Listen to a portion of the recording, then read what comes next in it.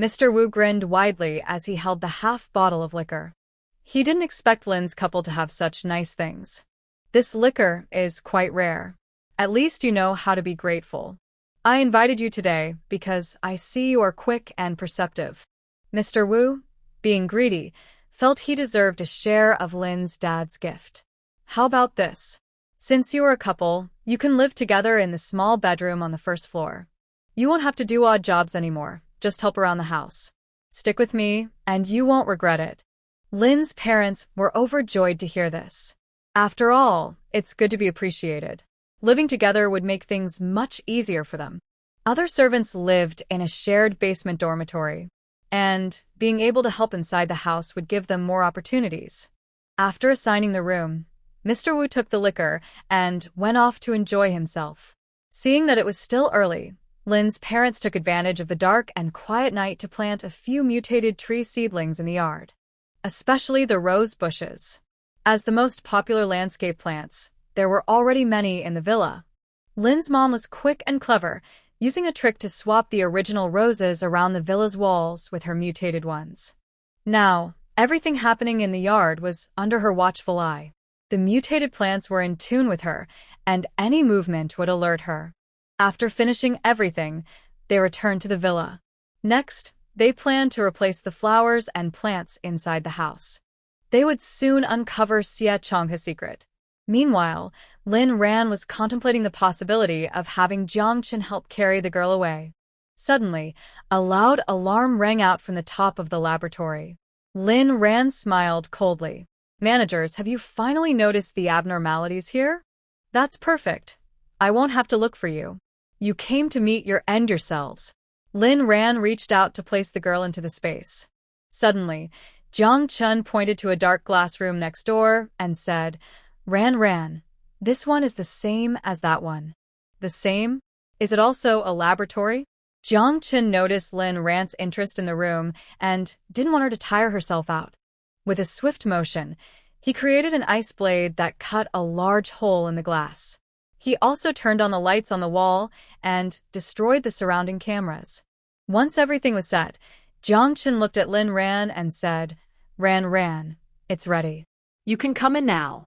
Rhan quickly placed the girl into the space and followed Xiaoxue into the next laboratory. This laboratory was much more interesting than the previous one.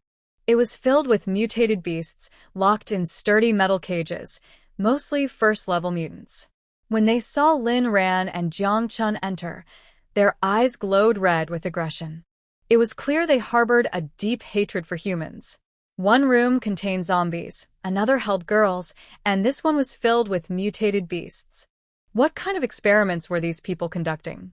Rhan looked at the other glass rooms, which were dark and unclear, but she knew they likely held the answers she sought. Rhan, do you want to see the other rooms too? Xiaoxue always seemed to know what Rhan was thinking. Rhan's eyes sparkled with interest. Yes. Bang! As soon as Rhan expressed her desire, Xiaoxue shattered a piece of glass. Whatever Rhan wanted, he would make it happen. After all, helping her with such small tasks was easy. Rhan, it's ready. Come in. Rhan stepped into the fourth glass room and saw various jars filled with formaldehyde solution and specimens of different mutated beasts. It didn't feel like a laboratory. It resembled a display room for specimens. Xiaoxue, open the next room. Okay. Xiaoxue used the same method to open the fifth glass room. The moment the door swung open, Rhan heard a familiar sound, a child's cry, which was actually the cry of mutated spiders. When Rhan turned on the wall light, she was shocked to see real children. These kids had large bellies, likely from eating something strange. They were bound with spider silk on the experiment table, unable to move. Some of the children were struggling and crying on the experiment table, their faces flushed with pain. Rhan also noticed that Xiaoyu, who had just been brought back by that water brother, was lying on another table. Her eyes were still wet, and when she saw Rhan, it was as if she had found a savior. Sister, save me. The spider is coming back soon, and so is that bad doctor. Rhan stepped forward with a dagger and cut the webs binding Xiaoyu. It seemed that a lot had happened to her while she was taken to this basement. As she untied Xiaoyu, she gently asked, Xiaoyu, what about the spider and the bad doctor? Where did they go? The bad doctor just ran away, and the big spider went out. Sister, please take me away. I want to find my brother. If they come back, we will be in trouble. Okay, I will save them, and we can leave together. After freeing Xiaoyu, Rhan turned to check on the other children. But as she turned, Xiaoyu tightly grabbed her wrist. Sister, you can't save them. They are about to turn into monsters. Turn into monsters? Seeing Rhan's doubtful expression, Xiaoyu explained, it's true. That bad doctor told me he wants to turn me into a spider too. He wants to put spider eggs in our bellies and make spiders live inside us, and us live with the spiders. He called it merging. Boom. Xiaoyu's words shocked Rhan to the core. No wonder those spiders had human heads. No wonder the cries they made sounded like children. No wonder they were desperately trying to catch kids. They were conducting this experiment. If they couldn't control the mutated beasts, they would make them coexist with humans. Animals have no feelings, but humans do. So, they wanted to create a group of mutated beast soldiers this way. Rhan could only think that the Peace Base was truly insane. No wonder the legends said that the new star Peace Base perished in the early days of the apocalypse due to the mutated beast army. It turned out that was not just a legend. The Peace Base was digging its own grave. Absolutely unforgivable. Seeing Rhan not moving, Xiaoyu thought she didn't believe her and cried out, Sister, I'm not lying. Each of them has such a big belly because they all have a spider egg inside. It's really a spider egg. I saw that doctor put it inside them. He originally wanted to let me go, but when he heard the noise outside, he ran away. Rhan gently touched Xiaoyu's swollen eyes and smiled softly. Sister believes you. But that smile didn't reach her eyes. In this laboratory, so many children were harmed by that scoundrel. Xiaoyu, when did that bad doctor leave? Where did he go? He left a little while ago, running out from there. Following Xiaoyu's finger, Rhan noticed a door. Jiang Chun, is there someone over there? Jiang Chun released his mental power, scanning 1 meter, 2 meters. 10 meters, 20 meters, something was approaching. Jiang Chun said in a low voice, Rhan, something is coming. Ah. It's back. Xiaoyu's face suddenly changed, pulling Rhan to run. Sister, it's Spider Mama coming back. Spider Mama? What is that? These children with eggs in their bellies are all her treasures. She wants to protect them. As Xiaoyu finished speaking, the children who had just been struggling on the bed suddenly burst open their bellies in front of Rhan. Then spider legs began to grow from their lower bodies. First 1, then 2, 3. The children screamed in agony, and Rhan felt a sharp pain in her heart. They were still children. Now they were suffering such torture. Rhan, I'll help you deal with them. Jiang Chen's palm gathered ice blades again, but Rhan couldn't bring herself to respond. It hurts so much. Sister, save me. Big brother, good person, please save me. Kill me, I've become a monster. Please kill me. Mom and Dad, I'm so scared. I don't want to become a monster. The air was filled with the children's cries of pain. They didn't want to become monsters, but once they were captured here, everything was out of their control. The knife in Rhan's hand hardened. She was determined to kill all these heartless scientific madmen. Suddenly, the ceiling above collapsed. A mutated spider, larger than the one they had seen before, burst out. It fell from the ceiling, taking up half of the laboratory. Sister, Brother Jiang, help. Lindsay, Zhang Huan, and Xiaoxue were bound by spider silk on the back of the mutated mother spider. Along with them was Xiaoxue, whose lower body had also transformed into a spider. Don't speak. Don't shout for help. You will stay here and play with me, Xiaoxue said fiercely. Rhan saw Lindsay being captured, and her grip on the knife tightened. It turned out this was the mutated mother spider. Its head wasn't that of a child, but a real woman. She had long hair and eyes that were frighteningly red. However, unlike her terrifying appearance, her expression was surprisingly gentle. Xiaoxue tilted her head and asked, Who are you? Why did you come here? Rhan replied softly, We are here to find someone. Who are you looking for? We are looking for two children, one named Xiaoxue and the other named Xiaoyu. Xiaoxue's eyes lit up. I am Xiaoxue. Sister, you found me. Rhan looked at the strangely behaving Xiaoxue and her expression darkened. That's great. The brother next to you and those two sisters also came to find you. Xiaoxue nodded. I know, so I had my mom capture them to stay and play with me. Now, sister, you stay and play with me too. Rhan's pupils shrank. Xiaoxue was indeed not in her right mind. The mutated mother spider's eyes suddenly glowed red, creating an eerie feeling in Rhan's heart. She felt the space in front of her twist. Jiangchen, who was once close, suddenly seemed very far away. Then the floor beneath her felt soft, like cotton, making her want to sink into it. Sister, don't fall asleep. That sounded like Xiaoyu's voice. Right, she wanted to take her away. Rhan tried to reach out to grab her, but the Xiaoyu who had been so close was gone. In her place was the mutated Xiaoxue. Sister, stay and keep me company. Without hesitation, Rhan threw a punch, shattering the Xiaoxue in front of her. Then, she took out a bottle of spiritual spring water and drank from it. Unexpectedly, this mutated mother spider had both spatial and hallucinatory abilities, which were quite rare. How wonderful! She would take both crystal cores without hesitation today. After drinking half the bottle of spiritual spring water, she used the rest to wash her eyes. The illusion created by the mutated mother spider became invisible to Rhan. The mutated mother spider stood in front of Rhan, while Jiangchen beside her looked dazed, as if trapped in an illusion. Rhan walked over and pushed Jiangchen a couple of times.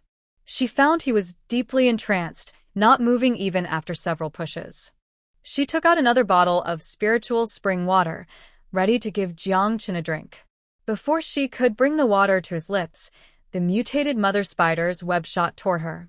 Rhan was worried that the mutated mother spider would hurt Jiangchen, so she quickly stepped in to fight.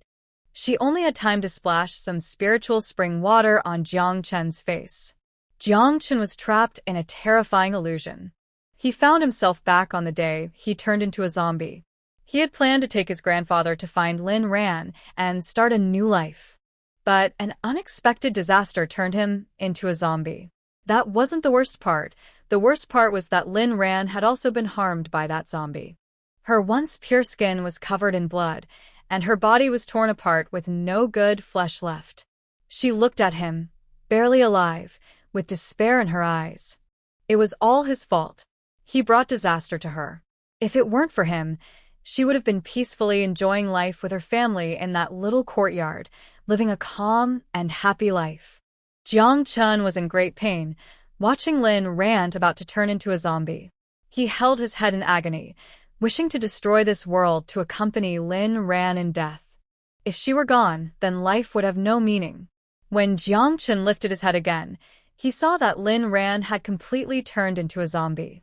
He looked at her, now walking awkwardly and looking hideous, and suddenly found the scene a bit absurd. Something was wrong. This was all too strange. Rhan couldn't possibly be this ugly. She was so strong, proud, and always beautiful. How could she allow herself to become such a monster? Suddenly, he felt a cool sensation on his face. Then everything around him changed. The terrifying sight of the zombie Rhan vanished.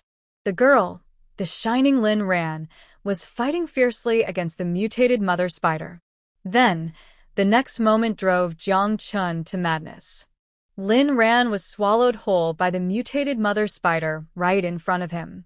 Rhan found it quite interesting to face off against the mutated mother spider. It could use spatial abilities so well, much better than her own limited use of them. It could distort space and switch locations, suddenly appearing behind you for a deadly strike. Rhan slowed down the pace of the battle, trying to learn more from her enemy. Suddenly, the mutated mother spider spat out a mouthful of venom at her. Taking advantage of her momentary daze, it tried to swallow her whole. There was no way she would let that happen. The moment the mutated mother spider opened its mouth, Rhan slipped into the space. Little did she know, this move nearly triggered a terrible storm of blood and chaos. Seeing Rhan being swallowed, Jiang Chen immediately stopped time. He then summoned a 2-meter-long ice blade and fiercely struck at the mutated mother spider. The poor mutated mother spider didn't even have time to react before Jiang Chen cut it open. But there was nothing inside. Nothing at all. Jiang Chen was careful not to use too much or too little strength. He was afraid that using too much would hurt Rhan, and using too little would mean he couldn't save her in time. The 2 minutes of stop time quickly passed, and Zhe was the first to awaken from the dizziness of the time freeze. At that moment, he saw Jiang Chen in a frenzy. The mutated mother spider was chopped into pieces, looking utterly tragic. Was he looking for his sister? Zhe suddenly realized his throat felt a bit hoarse from the overwhelming emotions he was feeling for the first time. One person could care so much for another. Brother Jiang was clearly out of his mind. But based on what he knew about his sister, she was likely hiding in a safe space. There was no way she could be eaten by the mutated mother spider. It was true that worry could lead to chaos. Jiang Chen couldn't find Rhan and felt an empty, terrifying space in his left chest. This emptiness made him want to do something violent to fill it. If something happened to Rhan, then no one should live. At that moment, Jiang Chen had never hated this world and humanity so much. Jiang Chen.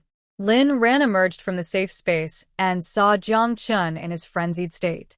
Jiang Chen didn't turn around. He heard Rhan's voice. But he couldn't believe it. He feared that the voice behind him was just an illusion and that if he didn't see her, he would truly go mad. Jiang Chen, what are you doing? Rhan shouted anxiously. She thought Jiang Chen hadn't come out of the illusion yet. Rhan took out some spirit water to give to Jiang Chen. But as soon as she opened the cap, she saw a shadow rushing toward her and then tightly embraced her. Rhan, it's really you. You scared me. I thought I would never see you again. Jiang Chen's voice was incredibly deep, leaving Rhan stunned. His arms were holding her with such force that she felt he wanted to merge her into his body. The air in her chest was squeezed out, and her bones ached a little. But for some reason, she didn't struggle. She could sense the choked emotion and grievance in Jiang Chen's deep voice. In the recent illusion, he thought he had died, right? That's why he looked that way. It turns out if he had died, besides his family, Jiang Chen cared for her deeply. So much, so that he was almost falling apart. Jiang Chen's hands trembled as he held Rhan, completely sure that the person in front of him was safe and sound. Her body was warm, and her skin was soft. Her breath was sweet. Rhan felt the man's trembling, and her heart suddenly ached. She then reached out and gently patted his back. Jiang Chen, I'm here. I'm fine. Rhan's actions and voice were like the best medicine, calming Jiang Chen's panic instantly. Then, something that had been empty in his left chest suddenly began to beat softly. From now on, he was no longer an emotionless zombie. He was the zombie king. The true zombie king. Much later, Jiang Chen would realize that the beating thing was his heart. A heart that beats only for Rhan. Hey, Brother Jiang, did you forget about us? My hands hurt. Please loosen the ropes. A slightly whiny voice came from the corner. Zhe initially thought the scene of the two embracing was quite touching. But after a while, he felt a bit uncomfortable. Brother Jiang was holding his sister for too long. Hearing Zhe's voice brought Rhan back to her senses, and she broke free from Jiang Chen's embrace. Cough, I'm fine, Xiaoxue. I'm coming to rescue you.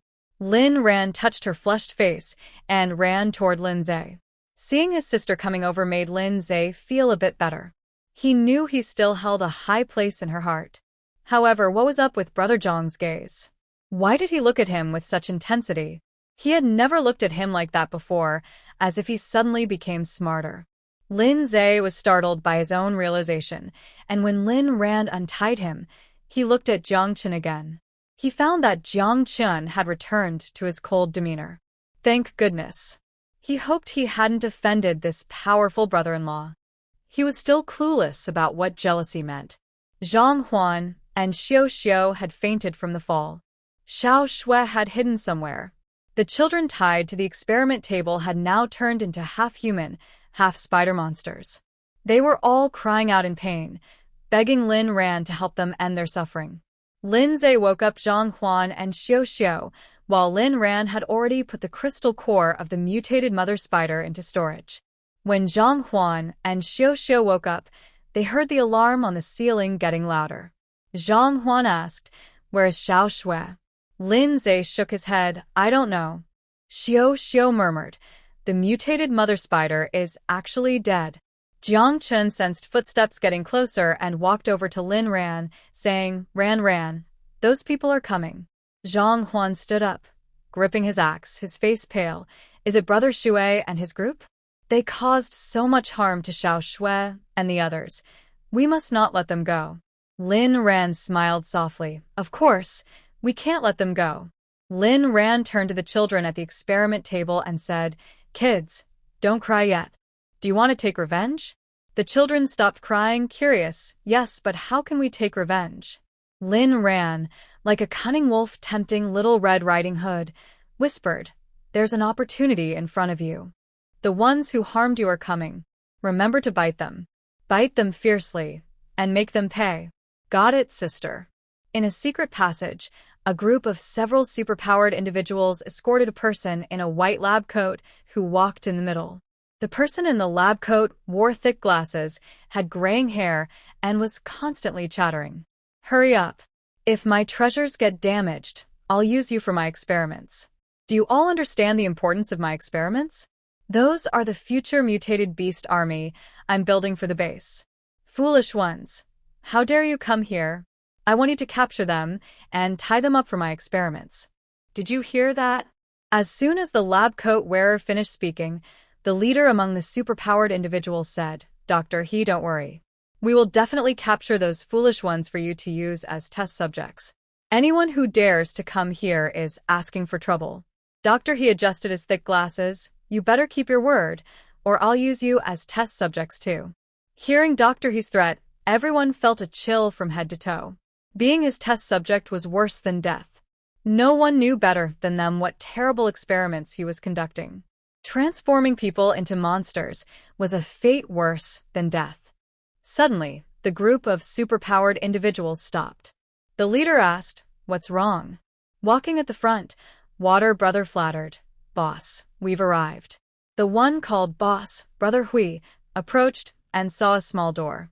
This was the secret passage to the hidden room. Outside was Dr. He's laboratory. He listened carefully to the sounds outside. It was quieter than he expected. Could it be that the intruders had already escaped? Brother Huey's eyes narrowed as he ordered, "Leave 2 people to protect Dr. He. The rest follow me." Bang! Brother Hui kicked the small door open, and the ability users rushed out. They entered the laboratory and found the mutated mother spider dead in the center. Its death was extremely horrific. Seeing the giant creature lying there, Brother Huey's heart raced. These people were capable of killing such a terrifying being. They must be formidable. Who could they be? "Ah, my little Xiu, you died so tragically. Who killed you? I will avenge you." Brother Huey's thoughts were interrupted by Dr. He's cries. He rushed over to the mutated mother spider and cried as if he had lost a child. Seeing the empty laboratory table, Dr. He was even more devastated. "Where have my precious children gone? Who stole my experimental treasures? Where did they all go? Come out, you cowards, face your death." Dr. He was furious, feeling as if all his hard work had been destroyed in an instant. How could it be so cruel? "So, it turns out these heartless experiments were done by you." Rhan slowly emerged from the shadows. She recognized this old villain. He was one of the core researchers from the institute back then. He had taken a lot from her and Jiang Chun. She didn't expect to run into an acquaintance here. Seeing Rhan step out from the darkness, everyone became alert. Was she the one who killed the mutated mother spider? "Did you kill little Xiu?" Dr. He glared at Rhan with hatred. "I did." Jiang Chun, following closely behind Rhan, answered first. Dr. He's eyes sparkled with malice. "You will pay for this." Capture them. I want to dissect them piece by piece. Yes. Rhan laughed. This old villain thought he could treat her like that again in this lifetime. With a cold gaze, Rhan shouted, "Children, your enemy has arrived. Attack." "Okay, sister." The children made sounds, and the ability users were horrified to discover that these half-human, half-spider creatures had been hanging from the ceiling, secretly watching them. Ah. One of the ability users was caught in toxic webs and instantly felt a tingling all over. The children, filled with anger, charged forward recklessly. "Don't touch my precious experiment." One ability user tried to strike the children, but Dr. He grabbed his hand. "Dr. He, they want to kill us." Pa. "Is your life more valuable than theirs? They are my future army of mutated beasts." Just as Dr. He finished speaking, a child jumped onto his back and bit his neck hard. Ah. "Help kill." Kill him. Dr. He screamed in terror as he felt the pain. Rhan found it amusing. To him, other people's lives didn't matter, but his own did. It was fine to bite others, but not himself. This old man was shameless and had double standards. Brother Hui grabbed one of the spider people and shouted, "Protect Doctor." He. Yes. The ability users were numerous and strong, but they couldn't withstand the children's furious attacks. The children wanted to drink their blood and eat their flesh. Brother Shui, hiding behind Brother Hui, swatted away one child, but another immediately jumped onto his face. With a bite, he took off half of his face. "Ah, my face. Someone help me." But now, everyone was too busy to help him. Standing next to Rhan, the little girl Xiaoyu, holding her hand tightly, saw this scene and gripped Rhan's hand even harder. That bad person finally got what he deserved. Seeing this, Rhan patted Xiaoyu's head. "Don't be afraid. Sister, I'm not scared. I'm happy. The bad guy got bitten. He totally deserved it." Hearing the satisfaction in Xiaoyu's voice, Rhan smiled. Good. In the apocalypse, one shouldn't have a saintly heart. This child was to her liking. The battle grew more intense, and as she watched the chaos in the lab, Rhan frowned. The children were still too small. It was easy for them to get hurt. "Jiang Chen, let's help them." Hearing Rhan's words, Jiang Chen's eyes softened. "Okay, how can we help? Let's release the other little ones so they can join in the fun." All right. Soon, Rhan and her group arrived at the glass room where the zombies were kept. Rhan and her brother Zhe worked seamlessly with Jiang Chen, each taking a few rooms and acting decisively. Zhe used his ability to unlock the door. Rhan summoned purple lightning from her palm and sliced through the glass wall, shattering it instantly. Jiang Chen lightly tapped the glass wall, which crumbled like snowflakes into dust. As the door lock and wall were destroyed, the zombies seemed to awaken, staggering out. They let out low growls, their grayish-white eyes scanning the surroundings. Releasing the zombies was intentional. Jiang Chen walked toward the group. The zombies parted like obedient students, creating a path for him. Jiang Chen gestured to the zombies, and they obediently followed him toward the laboratory. Outside the eerie underground laboratory, a group of zombies slowly approached. Their vacant eyes sparkled with life as they caught the scent of delicious blood from the lab. Their skin had faded, and their flesh had turned a dark gray. They let out excited growls and rushed eagerly toward the source of the smell. Brother Hui, holding two children, was about to restrain them on the operating table under Dr. He's guidance, waiting for them to lose their sanity and fully transform. But before he could act, he saw a large group of zombies charging toward them. "Oh, they released the zombies." Brother Hui shouted. "Brothers, deal with the zombies first." Got it. However, dealing with so many zombies was not an easy task. As they spoke, a zombie lunged at an ability user, biting at his neck with its foul-smelling mouth. The scent of blood was the best stimulant. The ability users, who had just gained the upper hand, were quickly thrown into chaos by the zombies. Nearby, a strength-type ability user tore a zombie away and slammed it to the ground. But while he dealt with one zombie, another rushed in and bit his leg. The zombies entered a frenzied killing mode. No matter how powerful the ability users were, They couldn't withstand the swarm of zombies. Zombies charged forward, biting at the ability users. Covered in sticky blood, the zombies feasted while the ability users suffered heavy casualties. Hiding in the back, Brother Hui and Doctor, he looked terrified. Brother Hui dealt with the two zombies in front of him and shouted, "Brothers, let's go for it. We need to break out." Lindsay saw this and sneered. What an idiot. Doesn't he want to die faster? Sure enough, the zombies that were eating turned their heads towards Brother Hui, their red mouths stained with unfinished blood and flesh. Who dares to disturb our meal? The zombie closest to Brother Hui lunged at him as if it saw a feast, ready to attack. Its rotten teeth aimed for the artery in his neck, blood gushing out. Brother Hui screamed in terror, his eyes filled with fear and despair. Seeing everything unfold, Doctor He felt a warm rush in his pants, his teeth chattering and legs trembling. Rhan said to Jiang Chun, "We have to deal with all the zombies. Leaving them is dangerous. These superpowered individuals are making things worse, and we can't let them off easy. As for Dr. He, even though he's done terrible things, I still have use for him." Jiang Chun nodded, feeling happy that he could finally help Rhan. He looked around. The superpowered individuals had been wiped out by the zombies, and it was time to clean up the scene. Jiang Chun summoned his power, forming an ice knife in his hand. Rhan, we can start now." "Okay." Rhan released purple lightning and struck the zombie horde. Lindsay, not to be outdone, charged into the zombies with his big knife, slicing through them as easily as cutting watermelons. Zhang Huan and Xiaoxue saw this and raised their axes. Finally, the axes had a purpose. Jiang Chun swiftly dispatched countless zombies, thinking that the more he dealt with, the less Rhan would have to face those rotten creatures and suffer. With many working together, in less than 2 minutes, the zombie horde was completely eliminated. Lindsay continued to attack the superpowered individuals, ensuring they wouldn't come back as zombies. The lab, which had been tidy when they entered, was now a mess, with dismembered zombies lying everywhere and blood splattered around.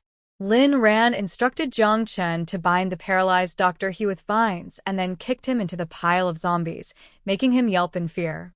Next, they cleaned up the scene and collected their spoils, the crystal cores. This time, they had a lot of loot.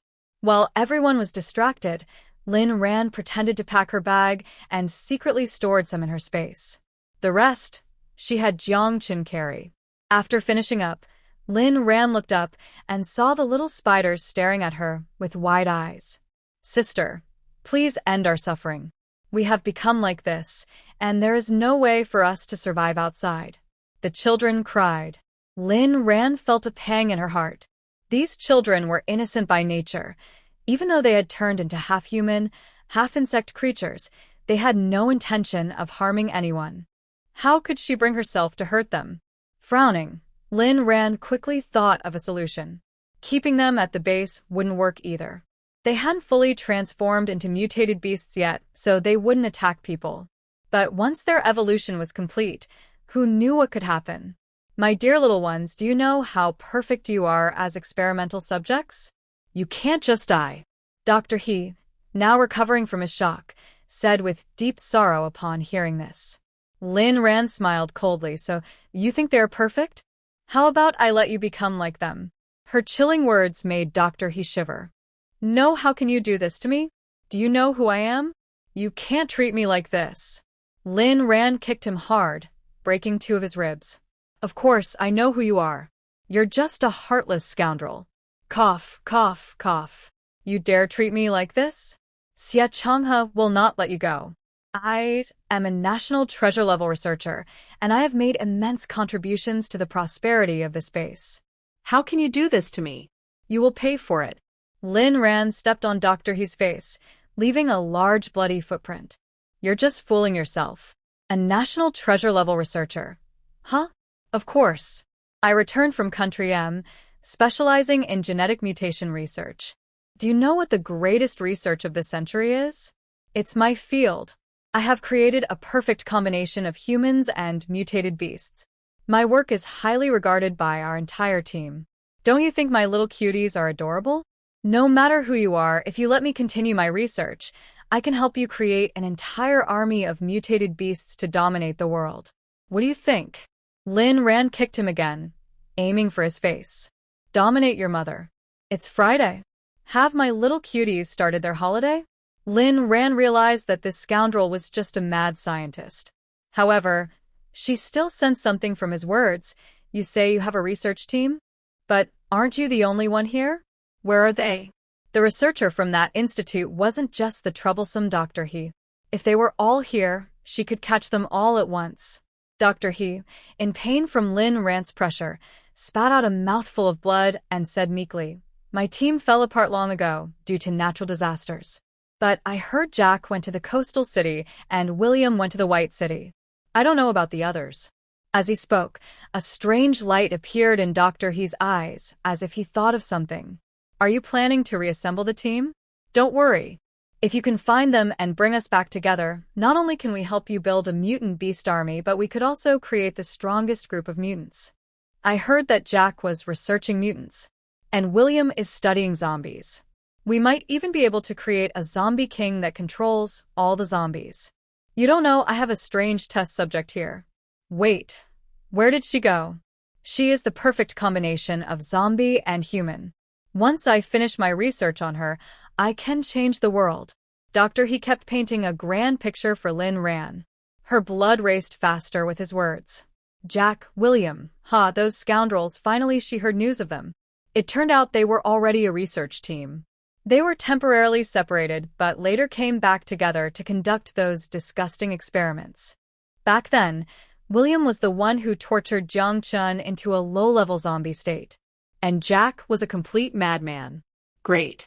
Now that she had their news, finding them was just a matter of time. Seeing Rhan silent, Dr. He cautiously asked, "Miss, don't you think my suggestion is wonderful?"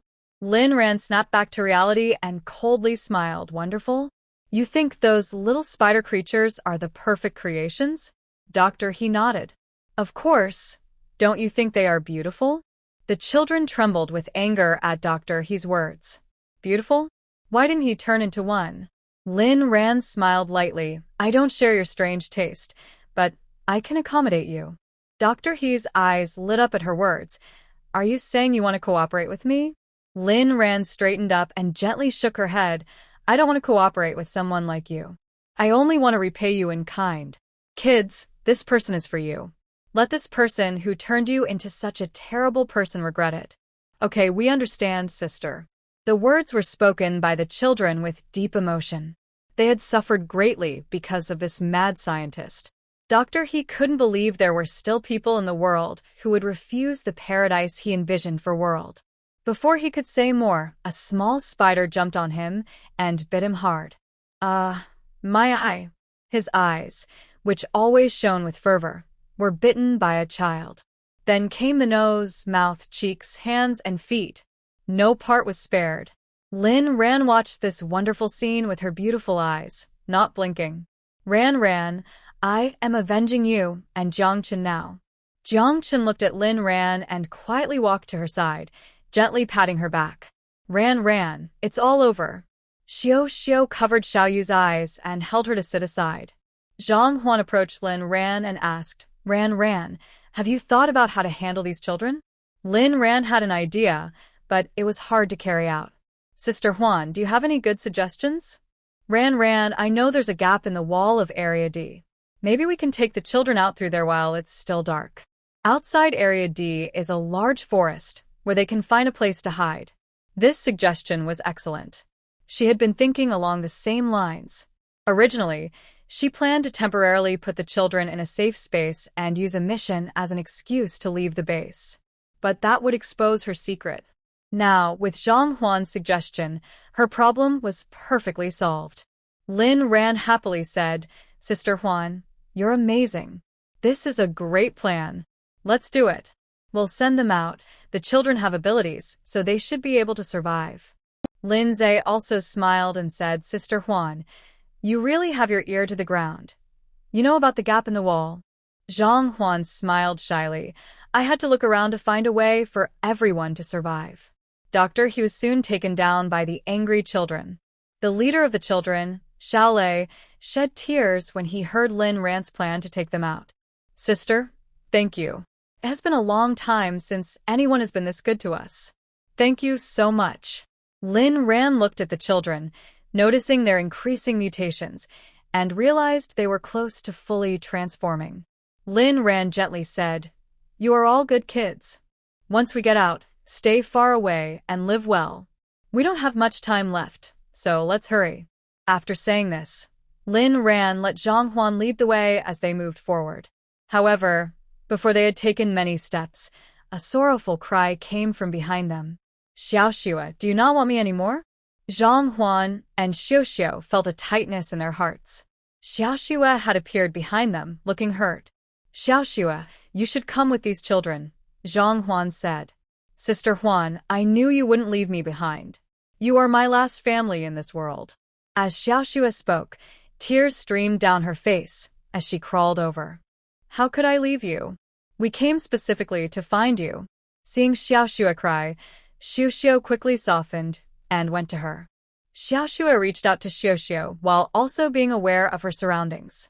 When she got close to Jiang Chen, she suddenly turned to face him and forcefully sprayed a stream of venom at his face. Jiang Chen was not someone who could be easily attacked. It was as if a transparent wall appeared in front of him, causing the venom to fall harmlessly to the ground, unable to reach him. "Xiaoxue, what are you doing?" Zhang Huan exclaimed, her face changing dramatically. Xiaoxue also turned pale, her mouth agape as she stared at the child who had suddenly attacked. "He deserves to die. He killed my mother, and I want him to pay." Dear readers, I am going to change the book title. Please help me come up with some new titles and leave a comment. The long underground corridor echoed with Xiaoxue's heart-wrenching cries. "I'll fight you." As Xiaoxue spoke, she extended her long, sharp leg like a scythe and charged at Jiang Chen. Bang! A purple lightning bolt shot from Lin Ran's hand, causing Xiaoxue to spit blood and fall to the ground. Xiaoxue. Xiaoxue gasped. "Sister Huan, Xiaoxue, this Xiaoxue is no longer the Xiaoxue you once knew. The old Xiaoxue was a pure and lovely child. The current Xiaoxue has completely mutated into a monster. Not only her body but also her mind. She has entirely lost her humanity." Lin Ran pointed at Xiaoxue and said to Zhang Huan and Xiaoxue, "She was different from these children. These children still have humanity. They disdain to associate with the mutated spiders, wanting to kill them. However, Xiaoxue has long accepted the enemy as her own, losing her humanity." Xiaoxue still feels some compassion. But Zhang Huan, realizing the situation, looked at Xiaoxue, who lay on the ground, no longer breathing, and said softly, "Yes, she has betrayed us and is no longer our Xiaoxue." Xiaoxue recalled the lovely child from before and nodded with difficulty. "Our Xiaoxue has long been gone." Lin Zhe glanced worriedly at the little spiders behind them and urged, "Sister, we shouldn't waste any more time here. Let's quickly get the children out." Zhang Huan wiped a tear from her eye. "Right, let's go. Those who have died are gone. We who are alive must continue to live well." After saying this, she tucked the axe at her waist, took off her thin shirt, and covered Xiaoxue's face. This was her last bit of warmth for Xiaoxue. Once done, she turned decisively and led the way toward the exit. The way out was much smoother than the way in. As they left, they encountered the crystal cores they hadn't collected. With the help of the little spiders, they quickly gathered all the cores. Just as Lin Ran and the others stepped out of the administrator's living quarters, another figure sneaked inside. Rong Han was sure his sister should be here. He had searched everywhere else in the base and found no trace of her. This was the only place he hadn't checked. Upon entering the building, Rong Han noticed that there was no one inside. This shouldn't be.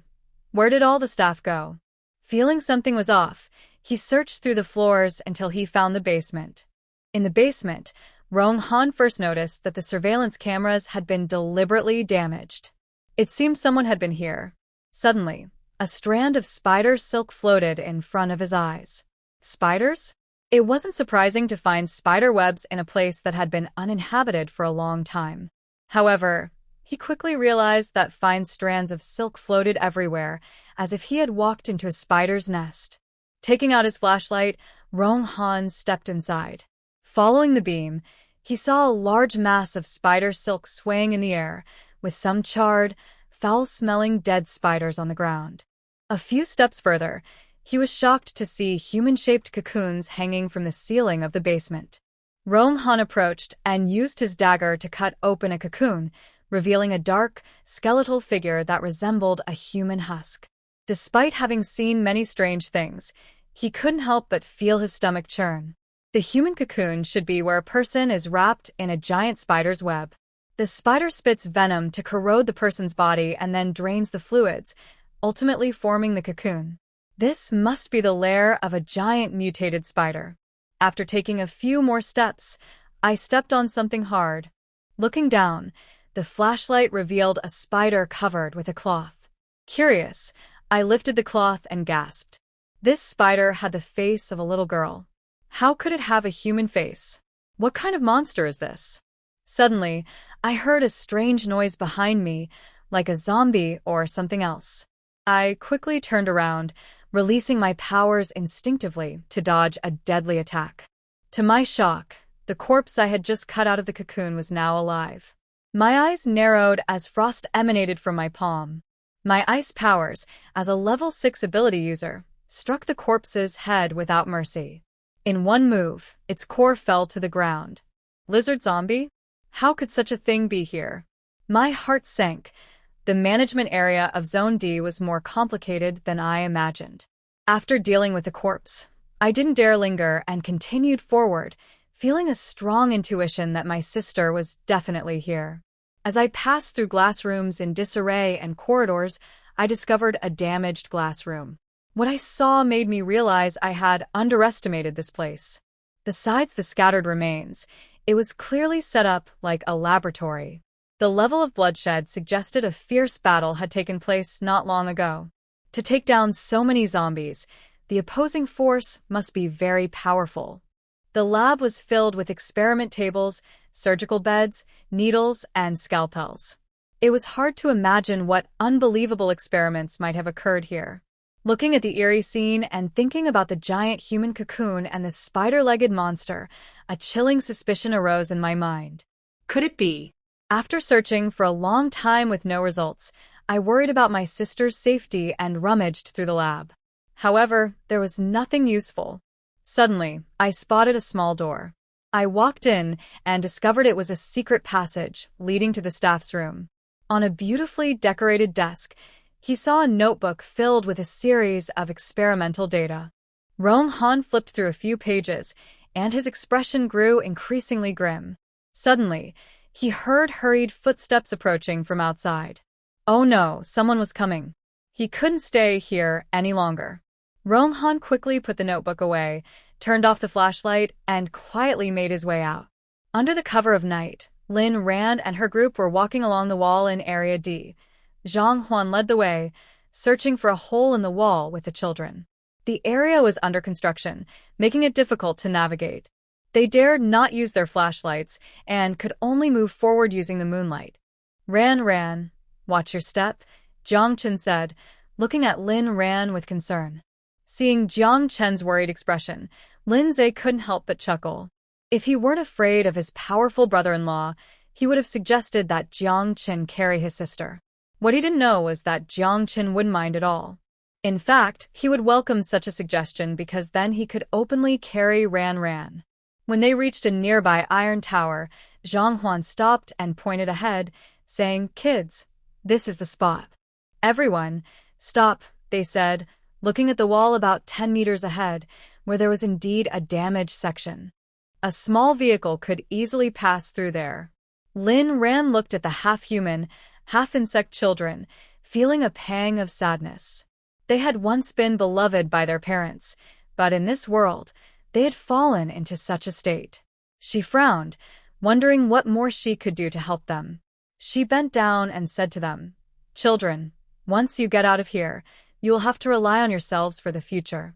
I hope you can stay united and strong.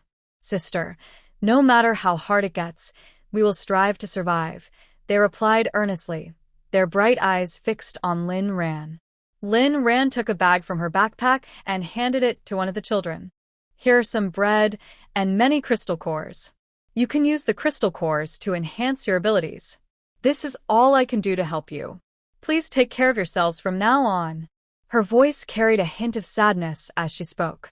She thought she had become cold-hearted, but she couldn't help but empathize with the children who were also used as test subjects. She just hoped they could live well with their friends. Zhang Huan came over to say goodbye to the children. Kids, be careful out there. Stay hidden in the forest and use your abilities to protect yourselves. I hope you all live well. I understand, sister. Big brothers, my name is Xiao Chong, and I will remember your kindness. My name is Xiao Ling. My name is Xiaoyu. My name is... Lin Rhan's eyes became a bit misty as she tried hard to remember the children's faces. Okay, I will remember. Quickly send the kids off, sister, so we don't have any more worries later, Lindsay reminded, observing their surroundings. Lin Rhan knew it was time to say goodbye. She forced a smile and made a cheering gesture to the children. All right, kids, you can set off now. Take care. Sister, brothers, your kindness will be rewarded. We will work hard to live on and repay you in the future. The children nodded in salute and began their journey. Lindsay watched the children leave, feeling a tightness in his heart. Sister, they are so young. Will they be okay out there? They will be fine. Xiao Chong, Xiao Ling, and Xiao Hu are all strong. They're good kids. Sister, do you think we will see them again? Hearing Lindsay's question, Lin Rhan sighed softly. Maybe we will. The world is both big and small. If there is a connection, they will meet again. Near the construction site by the wall of District D, Wu Zhiqing had traded for many good things at the black market today. He didn't expect such luck and was excited to enjoy a good meal with his brothers. Brothers, I'm back. I have good things today. Let's celebrate. Wu Zhiqing walked into a small makeshift area, smiling and calling out loudly. Dozens of young men rushed over. Wu Go, what do you have today? I met some good people today and got a lot of delicious food, Wu Zhiqing replied happily. In the eager eyes of the young men, he took out the instant noodles and sausages that Lin Rhan had given him. Wow. Wu Go, you're amazing. This is ham. Instant noodles, too. I'm so hungry. Let's cook it quickly. The young men hurriedly got to work. Some went to get a pot, others started a fire, and some fetched water. Before long, with everyone's efforts, the cooking setup was ready. Wu Ge, it's your turn now, please. Under the eager gaze of many eyes, Wu Zhiqing smiled as he walked to the stove and took out instant noodles, placing them into the pot. The young man closest to Wu Zhiqing was Yilon, who watched his every move intently. It seemed he could already smell the delicious noodles. In District D, where everyone was hungry, having instant noodles was a luxury. If only they could add a sausage, it would be an unimaginable feast. Go wash some vegetables to add in, Wu Zhiqing said, kicking at Yilon, who was almost drooling. Yilon dodged the kick with a grin and replied, Okay, Wu Ge, I'm on it. Another person chimed in, I'll help too. The aroma of the noodles filled the entire shantytown, and everyone was eager to work together to enjoy a tasty meal. Yilon quickly washed the wild vegetables they had found earlier and was about to hand them to Wu Zhiqing when two people suddenly walked in. When he recognized them, he realized it was the long-missed Li Xiang and Louisa. Yilon almost dropped the freshly washed vegetables in excitement. Boss, the boss is here, he shouted. With his call, everyone noticed Louisa and Li Xiang. Although the noodles smelled great, their boss had arrived. The pot, which had been crowded just moments ago, now had only Wu Zhiqing left. The young men quickly gathered around Louisa and Li Xiang. Boss, how come you have time to visit today? Li Ge, you look even more handsome after a few days. They greeted enthusiastically. Louisa, their former squad leader in the army, was truly their boss. Just came to see how you rascals are doing. Let me take a look. Wow, you all got so tanned. Louisa joked. We're doing well. We were already dark to begin with. Yeah, that's right, we were always dark. It was common for these young men to share good news and avoid worries, especially after the recent changes in their base's leadership. They didn't want to burden their boss. Wu Ziqing stirred the noodles with chopsticks and called out, "Boss, Li Ge, you came at the perfect time. Come join us for dinner. Tonight's meal is delicious instant noodles with sausage." Louisa patted Wu Ziqing on the shoulder and smiled. What a coincidence. We happened to bring some food, thinking it would improve the brothers' lives a bit. Li Xiang took out 2 large bags from his backpack and said, "Let's have a good meal and drink tonight." The boss also brought some food, which was great. "Is it New Year's today?" The young men leaned in to see what delicious items were in the bags. They were shocked when they looked inside. There were 2 bags filled with tasty treats: beef jerky, marinated chicken legs, spicy chicken feet, sauced beef, luncheon meat, some steamed buns, dumplings, bread, and even beer. "Boss, there are too many good things," Wu Ziqing said, feeling a bit shy. Louisa smiled brightly. "We are brothers who have fought together. We share a deep bond. No need for formalities among brothers." "Yeah, brothers, set the table. It's time to eat." Li Xian lauga. Soon, dozens of brothers sat at a makeshift table made of wooden planks. Each person had a bowl of steaming instant noodles with vegetables and ham in front of them. The table was filled with various delicious foods brought by Louisa and the others. They only had a few cans of beer, and without enough cups, everyone took turns sipping from the cans. Today, they enjoyed the most lavish dinner since the apocalypse began. After the meal, Louisa and Li Xiang pulled Wu Ziqing into a simple shelter. "Ziqing, how do you feel about our base now?" Li Xiang asked, leaning back casually. Wu Ziqing, recalling the tragic scenes he had witnessed recently, replied angrily, "The management is very dark, especially in Zone D. It's tough for people to survive. Murder, robbery, human trafficking, and disappearances are common. This base is rotten to the core." Li Xiang sighed. "Yes, the leaders only care about their own pleasures. Ordinary people are forced to sell their children for a few packs of biscuits. Many live in worse conditions than death. People are not treated with dignity. This is the apocalypse."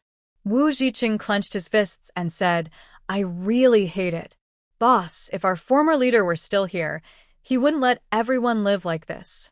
Upon hearing this, Louisa's expression darkened. Yes, if he were here, the peace base would not be in this state. After Wu Ziqing spoke, he realized he had said the wrong thing. How could he mention their former leader in front of the boss? What a mistake. Wu Ziqing felt a wave of guilt and lowered his head deeply. Suddenly, a strong hand clapped on his shoulder. "Ziqing, I wonder if you still have the courage to change the world?" "Change the world?" Wu Ziqing looked up in surprise and saw Louisa's eyes shining brightly. "Brother, are you saying?" Wu Ziqing quickly understood what he meant and widened his eyes in question. "Yes, that's exactly what I mean." With a confirmed answer, Wu Ziqing stood up without hesitation and declared boldly, "Brother, you know us well. We are your soldiers. We could do well on our own. We could find good places to live in areas ABC.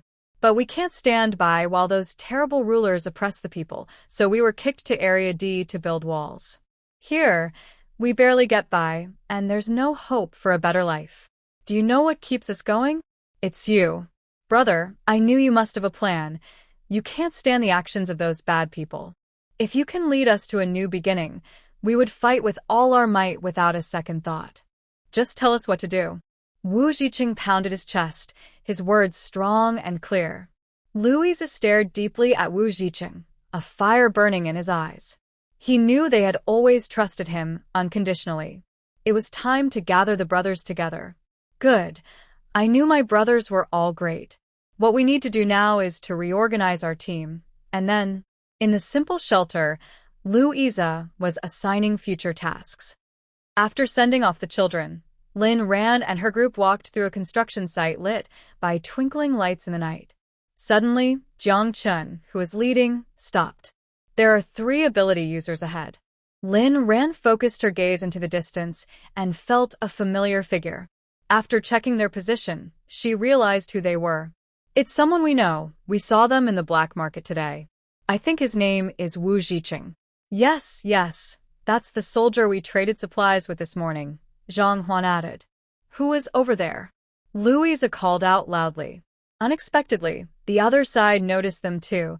The empty construction site offered no place to hide. However, being discovered wasn't a big deal. Rhan calmly said, "Let's go. It's a good chance to greet them." As she walked over, Rhan realized she recognized the other two people. They were Louisa and Li Xiang from the Red Flag team, who had recruited them that morning. Wu Zicheng was very happy to see them. He had just come out to see Louisa and Li Xiang off when he unexpectedly ran into Rhan. "Miss, what are you doing here?" Wu Zicheng asked as he approached.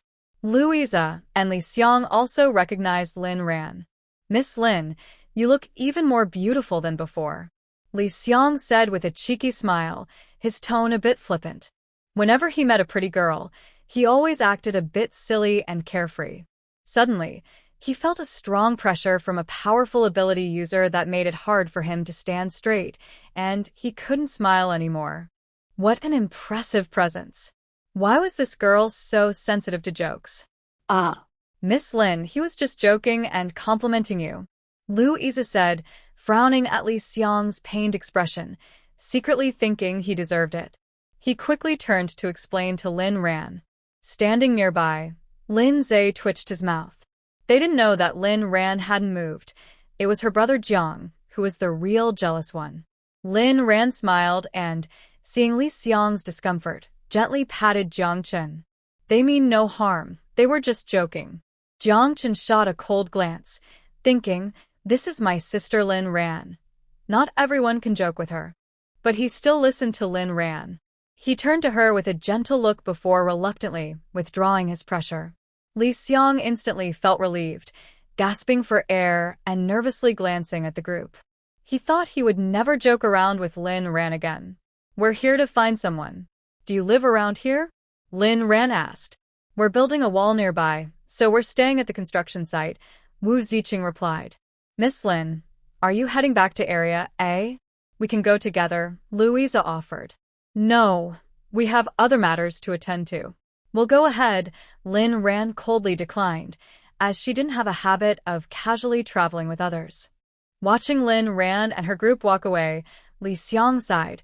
What a powerful ability. This girl is not to be messed with. Louisa shook his head, looking at his unreliable brother, and sighed.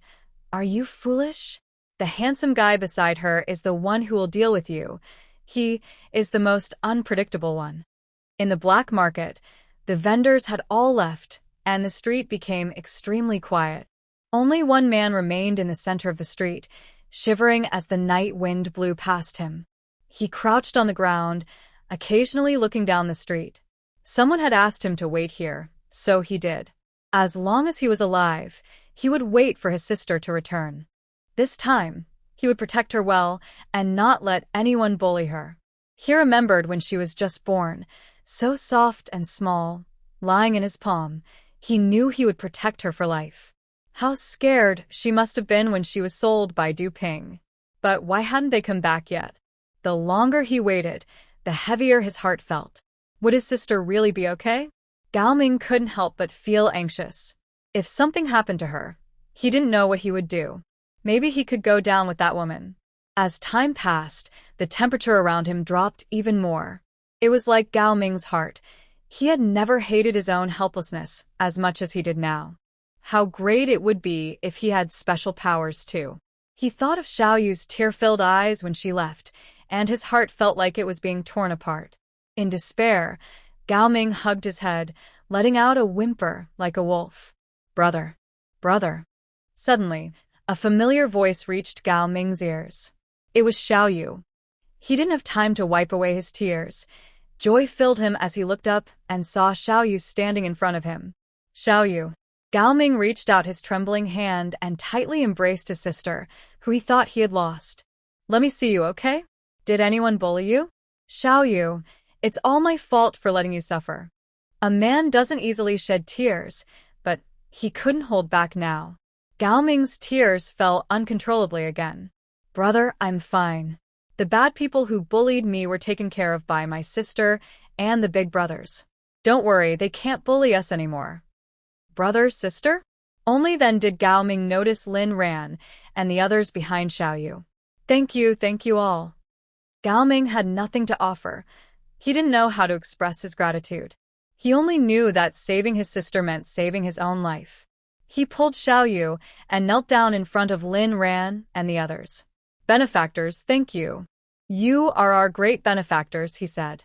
When Lin Zhe saw Gao Ming trying to bow, he quickly helped him up. There's no need for such a big gesture. I'm still young. He had heard that bowing to someone older could shorten one's life, and he couldn't accept such a grand gesture. After some effort, Lin Zhe managed to get Gao Ming back on his feet. Gao Ming continued to express his gratitude. Lin Ran watched coldly, thinking this person was much better than his wife. You don't need to thank us. Just take good care of Xiaoyu. That's more important, Lin Ran said. Hearing this, Gao Ming tightened his grip on Xiaoyu's hand and promised, I will. From now on, I will keep Xiaoyu far away from that woman, and she won't suffer anymore. Zhang Huan scoffed, I hope you keep your word. She bent down and looked at Xiaoyu. Do you remember what Sister Huan told you? If your brother isn't reliable, come find Sister Huan. Xiaoyu nodded eagerly, Sister Huan. I remember everything. Lin Ran gently touched Xiaoyu's soft face. And do you remember what Sister Ran said? Yes, I remember. I will keep the things Sister Ran gave me safe and live strong with my brother. Thinking of the girl in her space, Lin Ran didn't want to waste any more time. After giving Xiaoyu her advice, she said goodbye. That's good. You all should head back soon. We need to leave too. Okay, sister. Big brothers, goodbye. Benefactors, goodbye. The two waved at Lin Ran and the others for a long time as they watched their figures disappear. Xiaoyu, what did that Sister Ran give you? Gao Ming asked. Xiaoyu reached into her pocket and pulled out a handful of crystal cores. Brother, Sister Ran gave me so many crystal cores to help us find a way out. That's a lot. Gao Ming's eyes widened in surprise. They had truly met someone important. Xiaoyu, quickly put them away and don't let anyone see. I know, Sister Ran taught me. With these good things, you won't have to work hard anymore. Yes, we will plan carefully. When they reached the riverbank, the ferry operator was indeed still there. Just as they had said, they would wait for customers no matter how late it was. The people in District D really have a tough time making a living. Back in District C, they arrived at Zhang Huan's small yard. Lin Ran planned to give them some more crystal cores, but Zhang Huan firmly refused. We already have enough crystal cores, and you all are the ones doing the hard work. We can't take more from you. Seeing that Zhang Huan was adamant, Lin Ran didn't insist. All right, you all take a good rest. We'll come back to see you later. After Lin Ran said this, she had Lin Zhe drive them home. During this time, Lin Zhe had learned how to drive. Although he hadn't been on the road much, he managed just fine. Not long after leaving the yard, Lin Ran quickly released the girl from the space in the back seat. That was close. She almost exceeded the time limit in the space. The girl was still asleep, so Lin Ran gave her some spirit spring water. After drinking it, her complexion improved, and her breathing became steadier. While Lin Ran was busy taking care of the girl, she didn't notice Jiang Chen, who was sitting nearby, looking seriously at the girl. Jiang Chen instinctively felt a bit uneasy about this girl. As his heart resumed beating, his memories returned as well. He now clearly understood what he was. He was not the same as Lin Ran. He was a zombie, no longer human. And the scent from this girl was somewhat strange. It was like the scent of his kind. Jiang Chen's gaze deepened as he stared at the girl's sleeping face. At the moment he awakened, he had always thought he was special. The other zombies were all filthy and disgusting, like decaying corpses. But this girl had such a rosy complexion and elastic skin. He could even hear the sound of her heartbeat. She was much more natural than the fake zombie he had become. He knew he had a lot of power within him, and if he released it all, no one would be his match. But what about this girl? Could she be like him? Initially, Jiang Chen thought of taking advantage of her weakness to eliminate this uncertain threat. However, upon hearing her steady breathing, he hid the coldness in his eyes. He decided to let her be for now. He also wanted to be like her. He wanted to return to a normal appearance and be with Rhan, even if he was still a zombie inside. Before figuring out why she was so special, he decided not to act. After all, he would keep an eye on her. He doubted she would cause any trouble. Finally back at the villa in Area A, Rhan felt very tired after a long night and needed to recharge. As soon as she entered the house, De Huang rushed over, wagging his tail like a propeller and nudging his head into their arms. Okay, De Huang, good boy. Having ignored the little ones all day, Rhan generously gave them her affection, petting De Huang's head.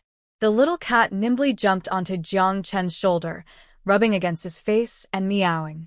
Ying, who had been sitting quietly, decided to join in when he saw De Huang and the little cat being so playful. He stretched out his long tail, reaching over De Huang's head to present it to Rhan, as if offering a gift. Rhan chuckled at the awkwardness of her chubby cat. However, she couldn't resist and pulled Ying into her arms, giving him a good petting. Good boy, I knew Ying missed me too. Lindsay, who had been the last to enter with his back, saw this harmonious scene, placed her on the sofa, and joined in the fun of petting the pets. Grandpa Jiang had already gone to bed, but was not sleeping deeply. Hearing the commotion, he quickly put on his clothes and came out. Xiao Rhan, Xiaoxue, you're back. Old Master Jiang's sleepy eyes brightened when he saw them. He knew these kids were fine. Xiao Rhan, Xiaoxue, are you hungry? Grandpa Jiang can make you beef noodles. Lindsay laughed. Grandpa Jiang, are you talking about the pickled cabbage beef noodles? Grandpa Jiang smiled shyly. If you don't like the pickled cabbage flavor, there's also braised flavor, which is pretty good too. Seeing the old man walk down the stairs with such energy, Jiang Chen felt a huge weight lift off his heart. Grandpa was recovering well, walking quickly and steadily. He had gained weight. His complexion was better. His voice was louder. It felt like returning to his childhood when he first came to the Jiang family. Back then, Grandpa was just as healthy and strong, supporting the little him who had lost his parents. Xiao, how about I make you braised beef noodles with 2 big Russian sausages? I promise it will be so delicious you'll be in heaven. Old Master Jiang remembered that Jiang Chen loved the Russian sausages Rhan gave him. He could eat one in just a few seconds, and they were incredibly tasty. Not receiving a response from Jiang Chen, Grandpa Jiang wasn't sad. He was used to it since Jiang Chen never paid him any attention. He took it as a given. Just as Grandpa Jiang turned to speak to Rhan, he heard a familiar voice. Grandpa, I want to eat. What do you want to eat? I want beef noodles with Russian sausage. What? Grandpa Jiang was stunned. Did Xiao Chen just talk to him? He looked at Jiang Chen in disbelief and saw him smiling. Grandpa, I'm back. Grandpa Jiang let out a short gasp and hugged Jiang Chen, bursting into tears. Xiao Chen, my Xiao Chen, you really came back. You really came back. Grandpa was so worried about you. This time, Jiang Chen didn't push him away. He wrapped his arms tightly around him and buried his head on Grandpa Jiang's shoulder, trembling slightly. It was the joy of reunion and the bittersweetness of being apart.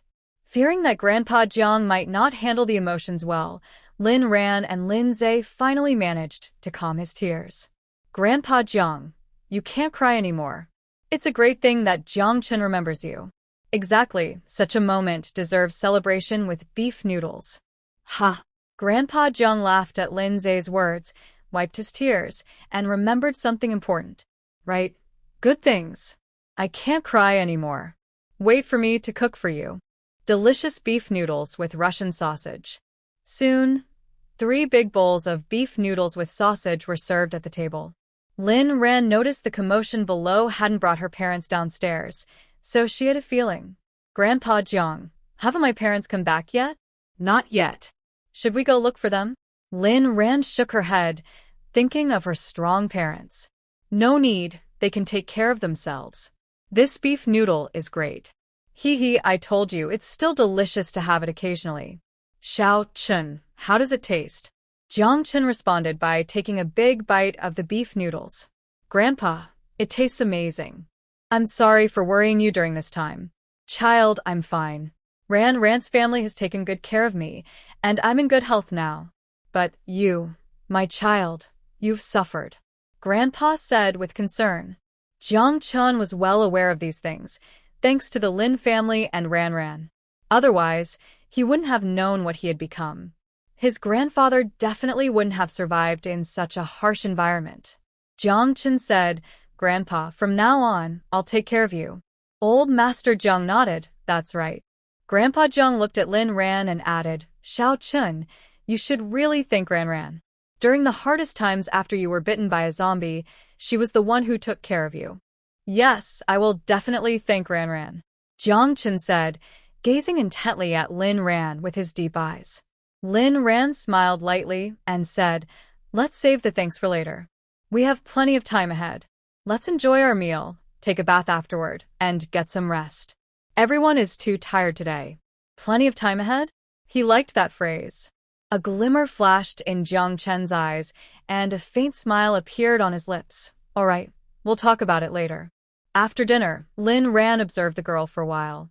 She was sleeping soundly on the sofa, and even with all the noise from dinner, she didn't wake up.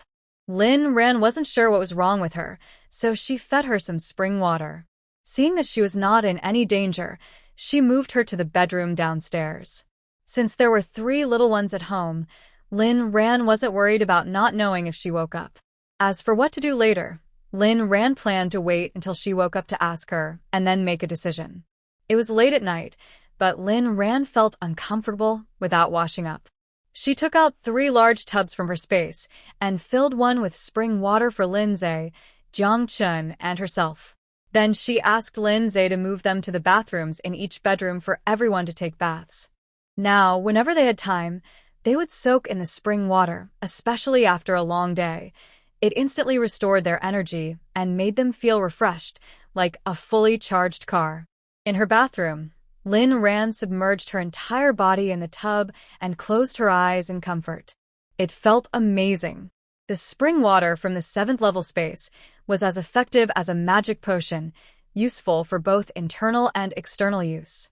As she enjoyed the nourishing water, Lin Ran reflected on the events of the evening. She had destroyed the laboratory, and Dr. He was dead. His mutated beast army had also been wiped out by her. In her past life, she had committed many sins, harming herself, Jiang Chun, and countless others, and she now knew the whereabouts of Jack and William, the ability users. If it weren't for the extreme cold approaching, Lin Ran would want to rush to their hideout and make those scoundrels pay. The apocalypse was already terrible, and now these people were making it even worse. What should she do next? Lin Ran sank herself into the bathtub, feeling the urge to sigh in comfort. The next step was, of course, to level up and work hard to improve her family's strength. With so many crystal cores available, it would be a waste not to enhance their abilities after all her efforts tonight. Moreover, this peace base was more complicated than she had imagined.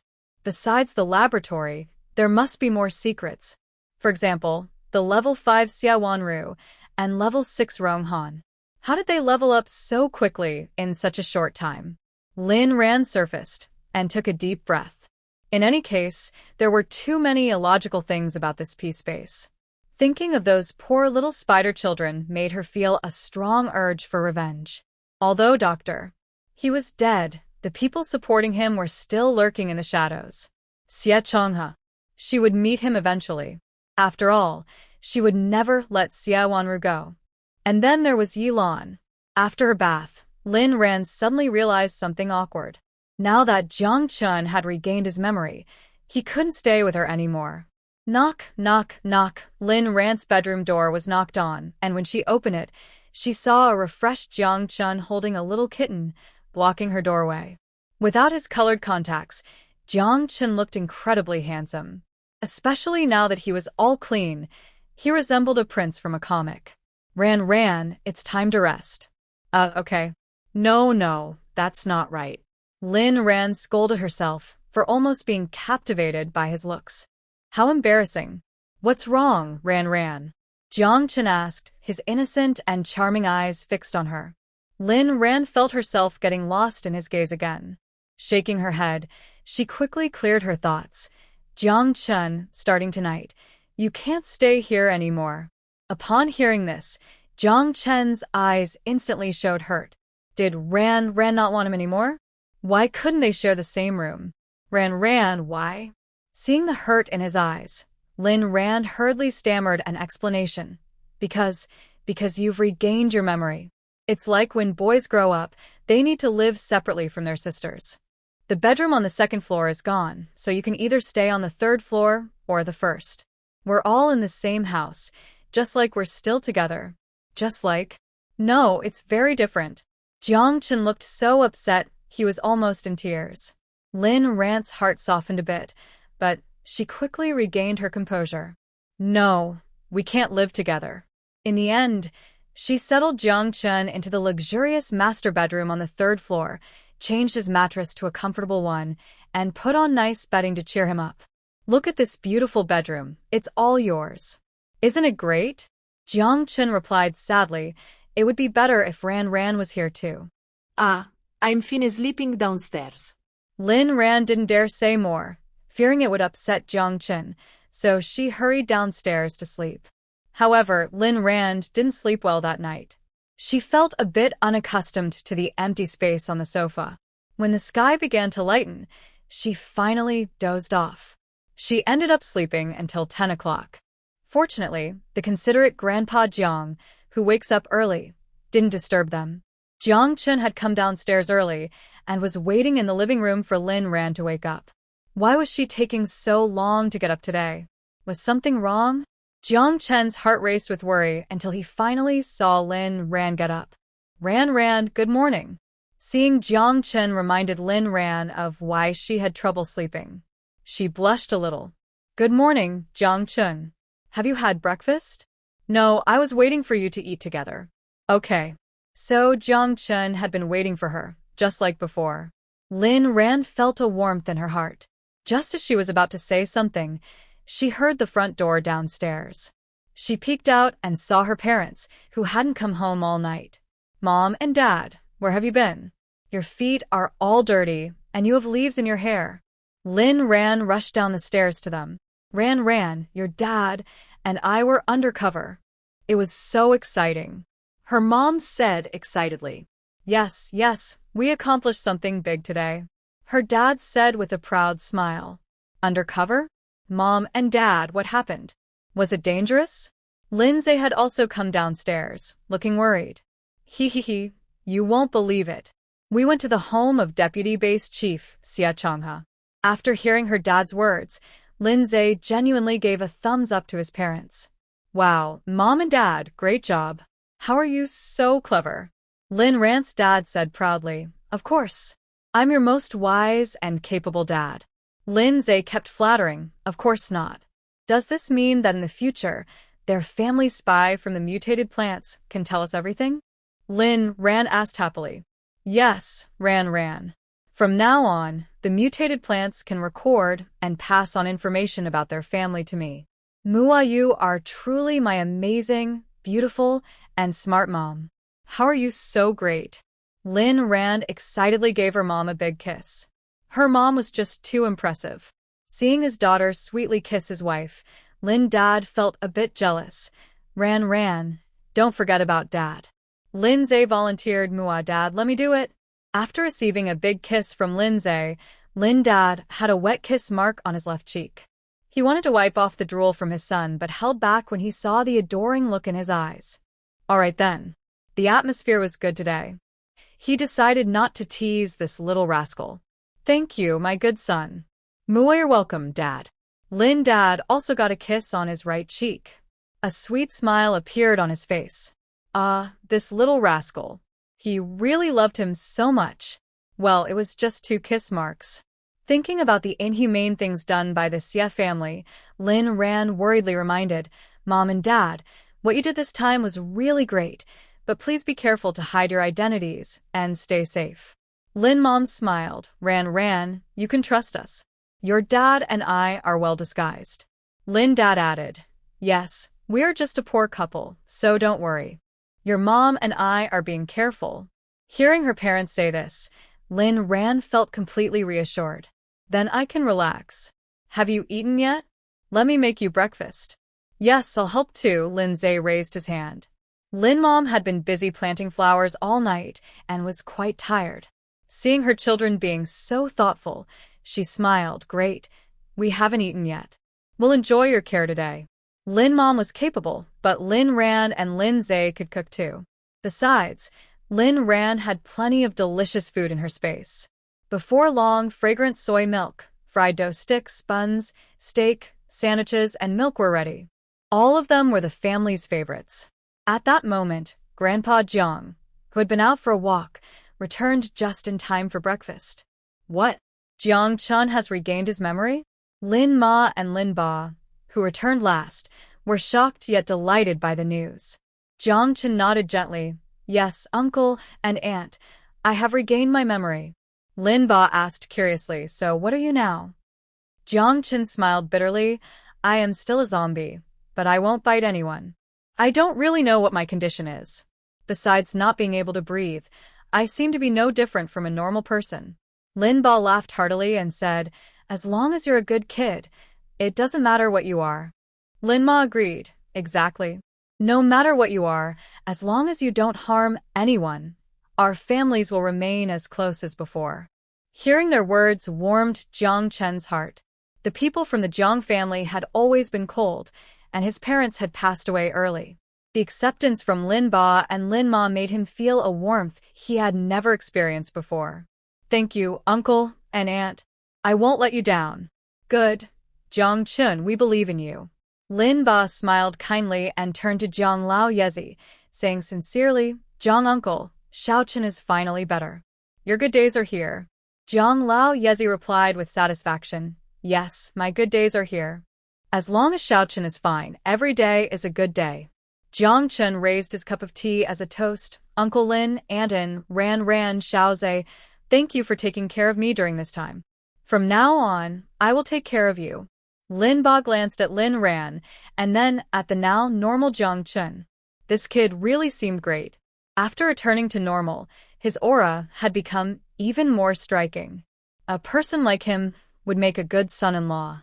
Haha, we've been together for so long. We are already like family. No need to be so polite. We will take care of each other.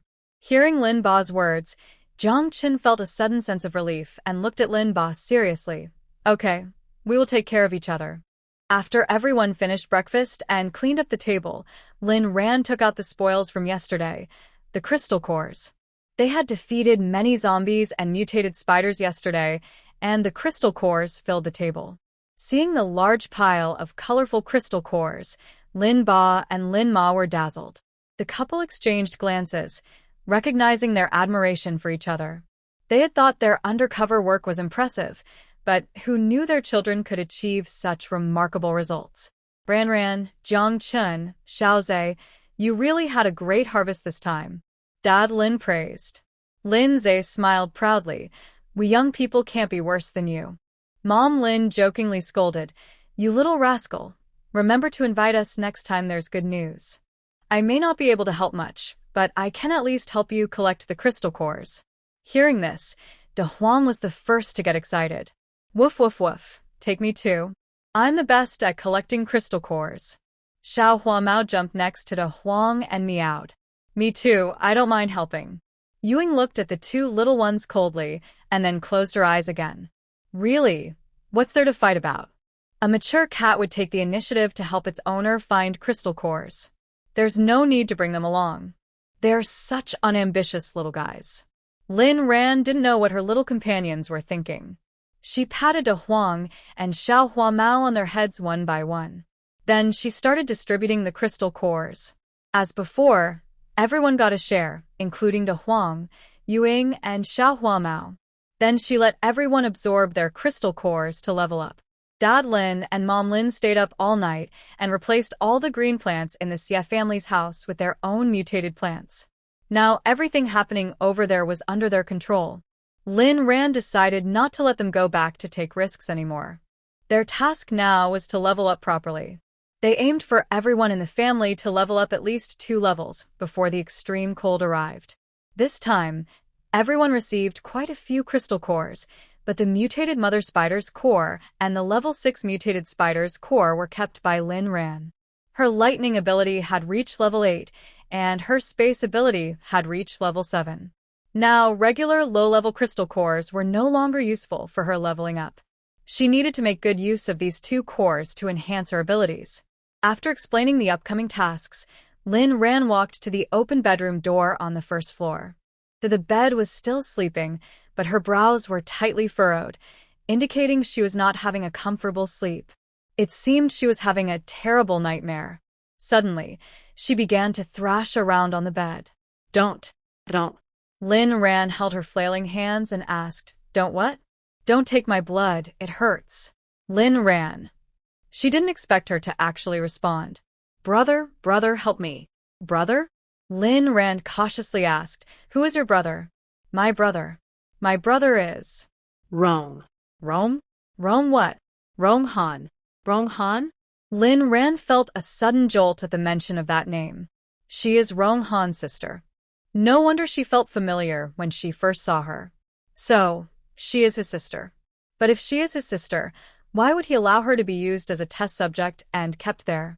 Moreover, he is with Sia Chonga. Does he know that his own sister has been captured by Sia Chonga for experiments? Or is he aware of everything happening? Rong Han seems to be a heartless and shameless person. Did he personally send his own sister to Sia Chonga's research facility? The girl trapped in a nightmare wonders if her brother in the dream will save her. Now, she has regained her calm. Rhan released her hand and remembered the Rong Han she saw in her past life. That man, like a lone wolf, charged into a horde of zombies, saved a base, and saved her. Then, he asked for nothing in return and left without looking back. Could such a proud and cold man really put his sister in such a situation? Rhan tucked the girl in with the blanket again. "Who sent you to the laboratory?" The girl, now in deep sleep, could not answer Rhan this time. Rhan sighed softly, "Sleep well. I will find out if he did this." If he did, she would not let such a heartless person go. If not, then he is just a tool to deal with Sia Chonga and his daughter. Rhan fed her some spiritual water and returned to her room to prepare for an upgrade. Just as she took out a crystal core, there was a knock on the door. Rhan opened the door to find Xiaoxue in a white shirt and dress pants. For a moment, she almost thought they had returned to their first meeting. Xiaoxue looked just like that, perfectly embodying the elite style. He really does look more charming in this outfit. Ahem, is there something you need? Rhan realized she was daydreaming again and felt embarrassed. Xiaoxue smiled, his sharp features softening his handsome face. He can finally smile freely now. With his heart beating normally, he is no longer the cold, zombie-like figure. "I just came to see you." See me? Rhan's heart raced uncontrollably. Hadn't they just seen each other at the dining table? Why does he want to see her again so soon? When Rhan asked this, Xiaoxue quickly replied, Rhan, actually. Cough, I want to watch TV with you." "Watch TV?" Rhan was surprised. "Sure, we can watch TV." Hearing this, Xiaoxue's mood lifted, and he looked visibly happy. He knew Rhan must have been thinking about him too. "Here's this pad for you. It has many of your favorite shows." After taking Rhan's pad, Xiaoxue felt a bit disappointed. Rhan, he didn't want the pad. What he really wanted was to be with her and watch TV together. "Enjoy watching. I need to go back and upgrade, see you tonight." After Rhan said this, she closed the door. Xiaoxue stood alone at the door with the pad, feeling down. Sigh, if only he had waited a bit longer to regain his memory. Rhan had first absorbed the crystal core of the mutated mother spider. In fact, she was very excited when she saw the mutated mother spider last night. This spider had rare spatial and hallucination abilities. Moreover, its level was quite high. With it, her spatial ability would surely upgrade faster. And the hallucination ability could charm Xiaoxue. With it, she wouldn't even fear the zombie king anymore. However, whether she could absorb it would depend on luck. Gain it, and I'm lucky. Lose it, and it's my fate. Rhan didn't dwell on it. She would leave it to chance. She focused and began to absorb the crystal core. The energy from the mutated mother spider's core was indeed extraordinary. After a short time of absorption, Rhan felt her blood flow quicken and her body filled with vitality. The energy from the crystal core continuously flowed into her body. The upgrade was ongoing. At the Sia family villa, in the study, Sia Chonga's angry shouts grew louder. Fat Wu stood outside the door, scared to death. His chubby face was filled with worry. He didn't know who had upset the deputy base leader, but they were all in trouble now. Especially the two people he had called back yesterday. He had no idea where they had gone. The deputy base leader had just smashed so many things in the living room, and he couldn't find anyone to clean up. This was going to be a big problem. When they returned, he would surely scold them. Useless, useless, you are all a bunch of useless people. In the study, Sia Chonga pointed at his subordinates and shouted angrily, wishing he could tear apart these fools. You couldn't even protect Dr. He, such an important person, and let him die in the lab? What use do I have in raising you? Huh. And where have all those mutated spiders gone? Who is responsible for this? You haven't even caught a glimpse of them. Hurry up and investigate. Find them. If you can't, you'll regret it. Even if I have to search the entire base, I want them found, and not a single clue should be missed. Under Sia Chonga's furious gaze, his subordinates lowered their heads, afraid to make a sound. Why are you still standing there? Can you catch anyone by just standing here? Why, yes. We will go right away. Hearing the command to leave, the subordinates hurriedly exited the study. Watching their backs, Sia Chonga's eyes turned red with anger. Useless, all of them. Last night, such a big incident happened in Area D, and these fools didn't notice that the lab surveillance had failed in time. By the time they went to check, all they found was the destroyed lab and the tragic scene of Dr. He. The worst part was that the first experimental subject and those mutated spider children had all disappeared. This lab was something he had carefully built over the years, investing countless efforts and resources. He never expected everything to fall apart overnight. He had planned to use Dr. He's work to create an unstoppable army of mutated beasts, further solidifying his power in the base. But now... Knock, knock, knock. The study door was knocked on again, and Sia Chonga shouted, "Who is it?" After a moment of hesitation, the voice outside replied, "Dad, it's me." Hearing his daughter's voice, Sia Chonga's tone softened. "It's Wanu, come in." Sia Wanu pushed the door open and saw the messy floor. She had just returned from a mission with a few members of the Eagle team and had already heard that something had happened at home. Now, it seemed the situation was even worse than she had imagined. Sia Chonga shook his head in despair at Sia Wanu. "Wanu, it's over. It's all over. Dad. After planning for so long and spending so much time and money, our greatest trump card has been destroyed." "What exactly happened?" Was it the lab? "Yes, that place. Wanu, I should have let you manage it sooner. Otherwise, we wouldn't have suffered such heavy losses." Sia Chonga slumped on the sofa, no longer the arrogant figure he once was, his eyes vacant. "Without the army of mutated beasts and Dr. He as our trump card, we will be at the mercy of the base leader from now on." Sia Wanu frowned upon hearing this, and a fierce look flashed in her eyes. Who did this? Could it be the base leader? Him? Sia Chonga was taken aback. "No, he wouldn't dare to provoke me. He's not much cleaner than I am." "Then who could it be?" "I don't know, I have no clues. All the surveillance equipment has been destroyed. Whoever it is, this enemy is too powerful." "Wanu, it seems we're going to lose to the base leader." "Are they really going to lose to the base leader?" "No, they haven't lost yet." Sia Wanu looked at the communicator on the desk and reminded him, "Dad, the destruction of the lab is indeed a huge loss. But we still have a trump card. Don't forget, Liang is coming back soon." A spark of hope suddenly lit up in Sia Chonga's eyes.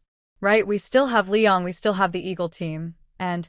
But in an instant, the light in Sia Chonga's eyes dimmed again. "Wanu, I forgot to tell you, Subject 1 is also missing." What? Subject 1 is missing? Does that mean Rong Han? Sia Wanu's words trailed off as they exchanged worried glances. Could Rong Han still help them if Subject 1 is gone? Would the Eagle team still be their Eagle team? Knock, knock, knock. The knocking sound came again. Sia Chonga jumped. Who is it? Deputy Base Leader, it's me. Deputy Base Leader, it's me. Captain Rong has arrived and wants to see you. Outside, Butler Wu spoke nervously. Rong Han? What does he want now? Does he know something? The father and daughter exchanged anxious glances. Dad, what should we do? Don't worry, let's see what he has to say. Wanru, you hide first. If he dares to act up, you just... As he spoke, Sia Chonga made a gesture, as if to strike. A fierce look flashed in Sia Wanru's eyes. Dad, I understand. After saying this, Sia Wanu pressed a button and quickly hid in a secret room. Once she was hidden, Sia Chonga stood up, straightened his pocket. Wu, let him in. Understood, Wu, let him in. Understood, Deputy Base Leader. Soon, Rong Han strode in, his tall figure imposing. At over 1.8 meters, he brought a strong sense of pressure to Sia Chonga. Sia Chonga looked up at the man before him. In just a few months, he had grown to a level that even Sia Chonga found intimidating. He is the fastest to upgrade in the entire base, second only to Lai Yang. His way of upgrading is different from Lai Yang's unconventional methods. Every level he achieves is earned through his own hard work. A person like him can be useful to himself. The position, but can he really be useful to himself? Sia Chonga collected his thoughts, a familiar smile appearing on his face as he kindly said, Rong Han, you came at the right time. This tea I brewed smells wonderful. Sit down and have a cup with me. On the tea table in front of Sia Chonga was his favorite tea set. Although the floor was a mess, it did not affect his good mood while drinking tea. Rong Han saw Sia Chonga's demeanor, his long eyelashes hiding his emotions, and sat down in a chair across from him. Rong Han, you are in for a treat today. This tea is exceptional. In today's world, as Sia Chonga spoke, he used a delicate wooden spoon made of redwood to scoop tea leaves into a covered bowl, then poured hot water from a kettle beside him. Soon, steam carrying the fragrance of the tea rose, filling the air with a delightful aroma. Come, try it. A cup of tea was placed in front of Rong Han. He picked it up, but did not rush to drink. Instead, he savored the fragrant aroma while observing the calm Sia Chonga. One must admit, Sia Chonga is quite a character. Even after causing such a big mess, he still has the composure to enjoy tea. This old man knows how to put on a show. He continued to talk about tea, showing no intention. Rong Han understood that Sia Chonga wanted him to speak first. Since that was the case, he decided to oblige. Deputy Base Leader, you have many important matters to attend to, so I won't beat around the bush. Rong Han set down the teacup and got straight to the point. Sia Chonga laughed. Rong Han, young people should not rush when tasting tea. It should be enjoyed calmly. Let's take our time. He pushed the teacup closer to Rong Han with a kind smile, fully embodying the role of a wise elder. Suddenly, Rong Han lost his patience for pleasantries. In this post-apocalyptic world, he had lost his parents, his family, and even his closest friends, all for the sake of his sister. But now she was also gone. What did he have left to care about? Rong Han did not take the tea, instead fixing a sharp gaze on Sia Chonga and said, Deputy Base Leader, I have already made the Eagle team the best in the entire base. I have fulfilled my promise to you, and now it's time for you to fulfill yours to me. Please return my sister to me. Sia Chonga's heart skipped a beat. Rong Han had indeed come for subject one. Did he know about what happened last night? Or was he the one responsible for it? A dangerous glint flashed in Sia Chonga's eyes as he said in a deep voice, Rong Han, you know your sister's situation is very complicated. I am not allowing you to see her for your own protection. After all, she is currently a zombie. No, she isn't. She hasn't mutated. Sia Chonga coldly smiled and looked at Rong Han cruelly. That was only because she hadn't mutated at that time. Do you know what she is like now? She is a zombie without humanity, only wanting to eat human flesh. She is no different from the ugly, disgusting zombies you see outside. I promise to help her return to normal. What's wrong now? Do you not trust me? Rong Han, you must understand, I am the only person in this world who can help your sister. It was the same old story, but this time, Rong Han no longer believed it. When I came to the peace base, it was my fault for not protecting my sister, which led to her being bitten by a zombie. However, she miraculously did not mutate. At that time, I was with Sia Chonga's team, and we witnessed my sister's unusual condition. I remember there was a middle-aged man with thick glasses and gray hair in our team who was very interested in my sister's condition. Sia Chonga called him Dr. He. Unlike others who were disgusted by my sister being bitten, Dr. He was much kinder. He carefully helped bandage her wounds and continuously checked her temperature, recording her physical changes. However, even though my sister did not mutate, she did not improve either. After a while, she even fell into a state of madness and unconsciousness. I had to knock her out. To avoid putting others at risk, I carried my sister away from the crowd to a place where there were no people. But Sia Chonga stopped me. His eyes shone with fervor as he told me that my sister had not turned into a zombie. She had only been infected with the zombie virus, and perhaps she had a unique zombie antibody in her body.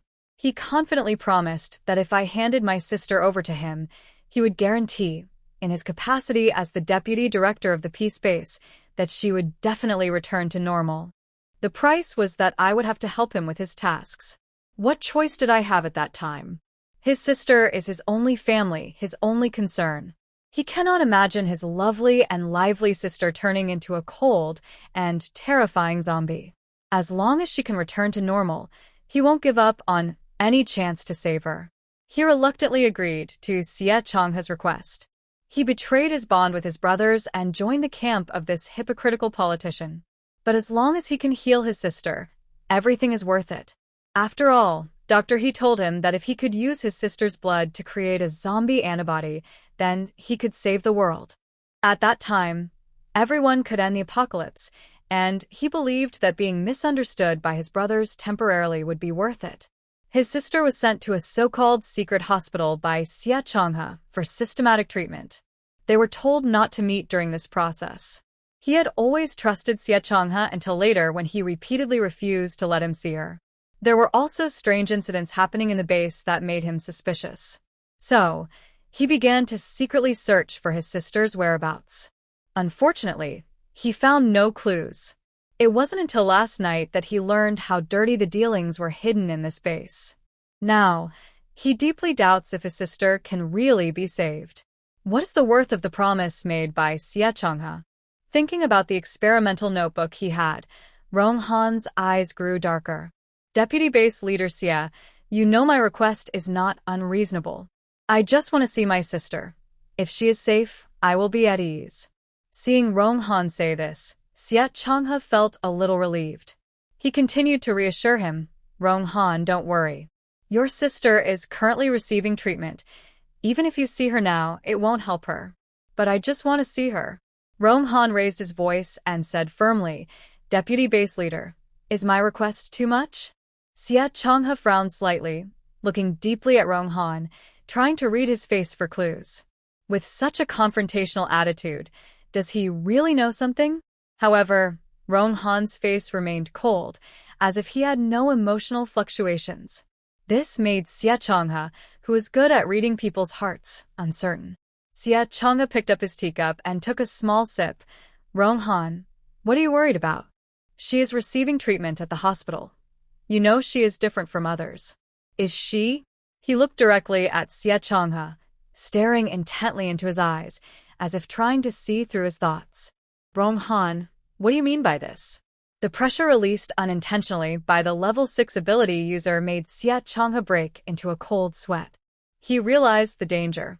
Rong Han removed the pressure, saying, Deputy Base Leader, even in a prison, there should be arrangements for visits. Please arrange for me to see my sister, now, immediately. Rong Han's tone left no room for doubt. It's not convenient right now, you know she is in a secret hospital. I must see her today, or our previous agreement will be void. The mention of the agreement sent a chill down Sia Chonga's spine. It also made Sia Wanu, who was hiding in the secret room, feel tense. Was Rong Han really planning to rebel? She gently raised her hand holding the gun, ready to act on her father's signal to take action against Rong Han. Sia Chonga looked at the tough man in front of him, knowing he had to give him an answer today. He was his most capable subordinate and his sharpest weapon. But he also knew that if not used properly, that weapon could hurt him. Sia Chonga changed his tone and said, "It's not a big deal. Rong Han, you are still too young and impatient. If you want to see your sister, I will arrange it. However, not today. Let me set it up for 3 days from now. After 3 days, I will arrange for you two to meet." Rong Han glanced behind Sia Chonga and noticed a flower pot that seemed to have an ability fluctuation behind it. He quickly realized that there were others present besides him and Sia Chonga. It seemed Sia Chonga had been cautious before he entered. Clearly, his sister was not in the hospital as he claimed. 3 days? Fine, he could wait. After all, he had been searching for so long. "All right, I will wait 3 days," he said before turning and leaving without looking back. It was a long time after Rong Han left that Sia Wanu finally emerged from the secret room. She was drenched in cold sweat, making Sia Chonga feel a pang of concern. "Wanu, is it hot in the secret room? Why didn't you turn on the air conditioning?" Sia Wanu shook her head. "No, Rong Han discovered I was hiding in there and used his pressure on me." "What? Is he that powerful?" "Yes, he is very strong." "Dad, why didn't you order me to kill him just now?" Sia Chonga narrowed his eyes. "Kill him? It's not that simple. It's too rushed. Besides, he came today insisting on seeing his sister, which means he doesn't know about the disappearance of Subject 1. That indicates he is not with the people from yesterday. So, now is not the time to kill him. Dad, 3 days from now, where are we going to find him a sister?" Sia Wanu felt a headache coming on. Rong Han was just too hard to trick. Seeing his daughter so anxious, Sia Chonga chuckled. "What are you worried about? We still have 3 days. If we find Subject 1 within these 3 days, won't that satisfy Rong Han? But what if we can't find her?" "Can't find her?" Sia Chonga suddenly let out a cold laugh. "Isn't Liang coming back soon? If we can't find her, we can just replace the leader of the Eagle team. If the knife won't listen, then it can be discarded." The energy from the mutated mother spider's crystal core was incredibly strong. By noon, Rhan had finished absorbing it. When she opened her eyes again, she felt as if she had just emerged from a pool of sweat. Suddenly, a fluffy creature rubbed against her leg. Looking down, Rhan saw that it was the newly awakened Yuing. "Meow Master, your mental energy is so strong. Did you level up again? It's great to have such a powerful master." Rhan felt her space and happily patted Yuing's big head. "Yuing, let's take a tour of my space." In an instant, Yuing and Rhan arrived in her space. Yuing looked at the large grassy area in the distance and felt even happier. How wonderful! It seemed like her backyard had gotten bigger. By the way, she wondered how the fish were growing. Speaking of which, she felt like having some fish and crabs. Slurp. Then Yuing trotted towards the fish pond. Rhan followed Yuing, now more focused on the changes in her space. She had successfully upgraded to an 8th level space. The total area had increased by a full 2 hectares from the previous 7th level space. Now she could be considered a big landowner. What surprised her even more was that the range of her pasture had expanded. Looking at the pasture that had doubled in size, Rhan felt a bit guilty about wasting land. Besides the mutated rabbits and chickens, she needed to add more animals to increase the diversity of species. When she had time, she would definitely catch more animals. The forest, which used to end after just a few steps, had also grown quite a bit. After walking for 20 minutes, she finally reached the end. On the forest floor, in addition to various mushrooms, there were also different herbs. Rhan spotted a plant with red berries and, out of curiosity, dug it up to find it was ginseng. The space produces valuable items. Moreover, this is ginseng. Her space is really becoming more impressive. Not only does it grow things well, but it can also produce good items for her. Rhan took a few steps and discovered more ginseng. She picked out the ones she liked and dug a few up. Looking at the plump ginseng roots in her hands, Rhan decided to go back and make ginseng chicken soup for everyone. After all, everyone has worked hard lately. Plus, she was genuinely happy today. Besides the space upgrade, she also learned the skills of the mutated mother spider, space distortion and space transfer. Her spatial abilities are no longer just a simple space, they are now a powerful ability. What made her happiest was that, in addition to her rapidly improved spatial abilities, she also gained a hallucinogenic ability. Although it's only level 1, it's still a hallucinogenic ability. If used well, even Jiang Chun could be enchanted by it. With the ginseng in hand, Rhan happily went to find Yuing. Yuing was busy catching a big fish in the pond and seemed very happy. Seeing Yu Ying's energetic appearance, Rhan suddenly realized that it hadn't been as sleepy these past few days. That's great news. Maybe Yuing has successfully leveled up. Since it loved eating fish so much, Rhan caught a few more from the pond to cook for lunch. Of course, Yuing would get some too. After catching the fish, Rhan also grabbed a few plump free-range chickens from the farm, planning to use them for ginseng chicken soup. The rapeseed flowers in the farm were blooming perfectly, and Rhan estimated that she would be able to harvest seeds for oil in a few days.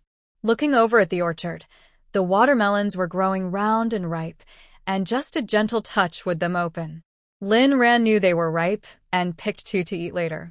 Then she looked at the loquats, cherries, plums, and peaches on the trees, all looking juicy and fresh. She picked a peach and tasted it. The flesh was soft and juicy. Rhan's eyes lit up. It was delicious.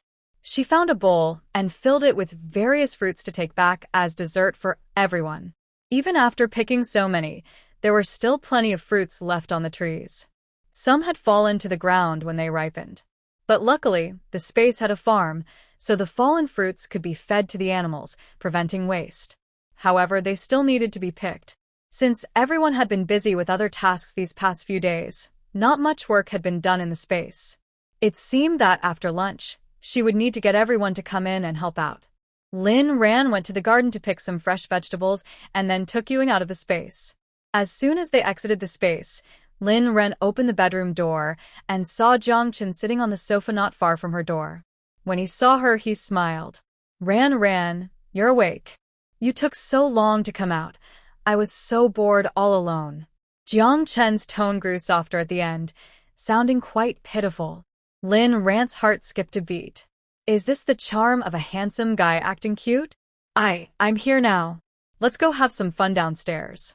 Rhan noticed that her usually sharp mind turned to mush whenever she was around Jiang Chun. She struggled to find the right words. Hearing that Rhan wanted to take him out, Jiang Chun's earlier disappointment quickly faded.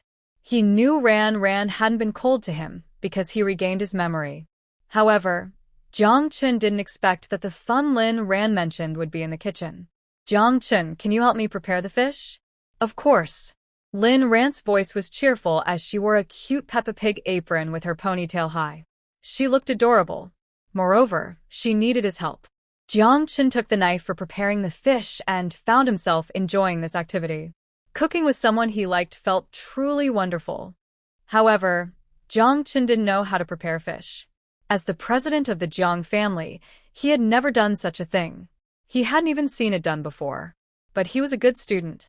Jiang Chun grabbed his tablet, looking for a cooking show. He quickly found a segment on how to prepare fish. Soon, several prepared fish were placed on Rhan's stove. Rhan was surprised by Jiang Chun's skills and decided to let him help with the chicken too. Great job, Jiang Chun. Can you help me with the chicken? Chicken? Jiang Chun looked at the few live chickens on the ground, his eyes widening. These fluffy creatures seemed a bit tricky. They looked harder to handle than the fish. But since Rhan asked, he was determined to do it. Sure, Rhan. You can count on me. With that, Jiang Chun opened the tablet again. He was determined to find a way to prepare the chicken in all those episodes. While Rhan and Jiang Chun were cooking, Dad and Mom were taking a nap. Zhe was in the bedroom, enjoying some spiritual spring water while leveling up. Grandpa Jiang had finished his training and was taking a rare moment to relax. He was sitting in the living room, happily watching TV with a big yellow dog on his left, a little cat on his right, and a cat named Moon sitting on his lap.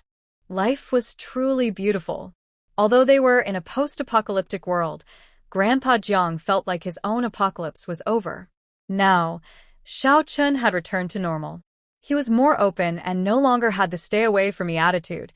He even started to pursue the girl named Rhan. He felt comfortable everywhere. The Lin family was truly their benefactor. Grandpa Jiang sat comfortably on the sofa watching Romance of the Three Kingdoms when he soon caught a delicious aroma coming from the kitchen. Rhan's cooking skills were impressive. She was such an excellent girl. It seemed Xiaochun needed to step up his game. Should he teach him some cooking tips later? While Grandpa Jiang was lost in thought, the kitchen was bustling with activity. Rhan used chicken from a free-range chicken, cutting it into small pieces. Soon, a fragrant kung pao chicken was freshly made. The vegetables were colorful, the chicken pieces were tender, and the chili oil was shiny. Xiaochun watched nearby, almost drooling. Rhan skillfully poured oil into the pan, added onion strips, garlic slices, and shreds to sauté. She then poured in the pre-mixed teriyaki sauce, and once it boiled, added slices of fatty beef. After it boiled, she turned down the heat and simmered it until the sauce thickened, then removed it from the heat. She blanched carrot slices and broccoli in salted water, using them as decoration around the dish. A delicious teriyaki beef dish was ready. Next, she took a piece of pork belly, cut it into small chunks, and briefly blanched it in boiling water. She heated oil in the pan, added sugar to caramelize it, then sautéed the meat until golden brown, adding cooking wine, oyster sauce, and other seasonings, stirring it a few times. She added water, brought it to a boil, then simmered it on low heat. After half an hour, the water reduced and a shiny, rich braised pork was completed. With Xiaochun helping, the cooking speed increased significantly. Most of the ingredients, except for dried chili and spices, came from their special space. Even the water used was from the spiritual spring in that space. The aroma of the dishes was so strong that it could be smelled hundreds of meters away. As soon as these dishes were ready, Lin Zhe and his parents upstairs were drawn in by the delicious smells. Not to mention, there was also fragrant ginseng chicken and spicy pickled fish simmering. This is their first time cooking with animals from the ranch. The smell is so good it could make the kids next door cry with hunger. In the neighboring villa, Louisa opened the window and stretched his nose to find where the delicious scent was coming from. Whose house is cooking? This is unfair. It smells amazing. Beside him, Li Xiang took a big bite of instant noodles and said, "Look at you. It smells good, but instant noodles aren't bad either. What do you know?" Louisa shook his red hair like an angry lion. "This can't compare to instant noodles. That's meat, real meat." Li Xiang took a box of luncheon meat from the fridge. "If you wanted meat, you should have said so. Here, take this." Louisa was frustrated. He didn't want that meat. Compared to the smell outside, it was nothing. Seeing Louisa's disgust, Li Xiang said, "What's wrong? You don't want this? If you don't eat it, I will. I gave away everything else to Wu Ziqing and the others yesterday." Louisa was losing it. "Can't you smell the delicious food outside? Come here and smell. I wonder whose life is so good. It's making me crazy." Li Xiang leaned in to sniff and said, "I can't smell anything." "How can you not smell it? I have nasal allergies, you know that." Louisa was even more frustrated. No one understood his sorrow. Who is cooking such tasty food outside? Seeing his friend like this, Li Xiang found it hilarious. He had never been this hungry before. Why was he so desperate this time? "Do you want meat?" "Yes, very much, extremely." Li Xiang laughed. "I heard there's a mission to go to the ranch for supplies. Should we take it? A ranch? That means there would be meat." Louisa's eyes lit up at the mention. "Yes, we should definitely take it. Hurry up and finish your instant noodles. Let's check the mission hall later." When Lin Ma and the others came downstairs, they saw a table full of food, and the aroma was irresistible. Braised pork, sauerkraut fish, kung pao chicken, teriyaki beef, sweet and sour pork, spicy beef slices, and a dish of stir-fried lettuce with mushrooms, along with ginseng chicken soup. The smell was intoxicating. Even Yueying and Da Huang were circling under the table, enchanted by the aroma. Sis, you're amazing. This table of delicious food is making me dizzy. Old Master Zheng laughed. Our Danyan is just skilled. I was in the living room earlier, drooling from the smell. Lin's mom looked at the delicious dishes on the table, feeling a bit puzzled. Did you make all this, or did you buy it from a restaurant? It smells amazing. She had never smelled such a strong aroma from food before. Mom, I made this with Zhangchen. It's definitely not store-bought, Lin said. Hearing this, Lin's mom smiled brightly. My dear Lin, you truly are my wonderful daughter. Your cooking smells even better than a restaurant's. Lin smiled lightly. It's not just my skill. I think the fish and chicken are the main reasons for the great smell. Most of the vegetables are from our farm. Now it made sense. Lin's dad felt excited upon hearing this. No wonder it smells so good. Lin, we should gather more ingredients for your farm when we have time. This looks delicious. In this post-apocalyptic world, there wasn't much entertainment left. If they couldn't pursue fun, what else could they chase? Lin's mom added, yes, we should go out and find more to improve Lin's farm. Lin nodded with a smile and took out a spoon to serve everyone a bowl of ginseng chicken soup. We can talk about that later. Let's eat first. The ginseng in this soup is also for my farm. Everyone should enjoy it. After serving the soup, Lin didn't forget the 3 little ones under the table. She gave each of them a big bowl as well. Good things should be shared. As soon as Lin Zhe heard that the ginseng was from Lin's farm, he quickly picked up his bowl and drank most of it. It was delicious. Not only was it tasty, but he also felt warm all over. It was like coming home from the snowy outdoors on a cold winter day and having a bowl of hot soup. It was truly different. Old Jiang drank a bowl of chicken soup and had an even stronger reaction than Lin Zhe. He felt a strange sensation in his lower abdomen, as if something was about to burst forth. After finishing the entire bowl of soup, his palms suddenly emitted a bright green light. Grandpa Jiang, what's happening to you? Lin Zhe, sitting closest to old Jiang, was startled. Who glows while eating? Old Jiang was also surprised. Why was he glowing? Seeing this, Jiang Chen, who was sitting next to Lin, hurried over to grab old Jiang's hand, nervously checking him. Lin's dad asked Uncle Jiang what's going on. Mom Lin. Yes, Rhan, is Grandpa Jiang okay? Has he awakened his powers? I remember your dad suddenly breathed fire back then. Lin Wan stared intently at Grandpa Jiang without responding. She didn't actually hear Mom Lin's words. She was extremely excited. Her heart was racing, and her eyes were fixed on the green light coming from Grandpa Jiang's hand. This green was not the kind associated with wood powers. It was a more comfortable, gentler green light. In her past life, she had seen such powers before. That person with this ability was loved by countless people. They easily took away the position she had worked hard to build at the Purple Light base and also took the place beside Yilon. They forgot how she had led them to establish that base amidst the zombies. They only remembered that person healing them when they were injured. That person was Luo Shing, whose power was known as the healing ability of the Mother of the Apocalypse. It was a unique power that every base dreamed of having, capable of easily winning people's hearts.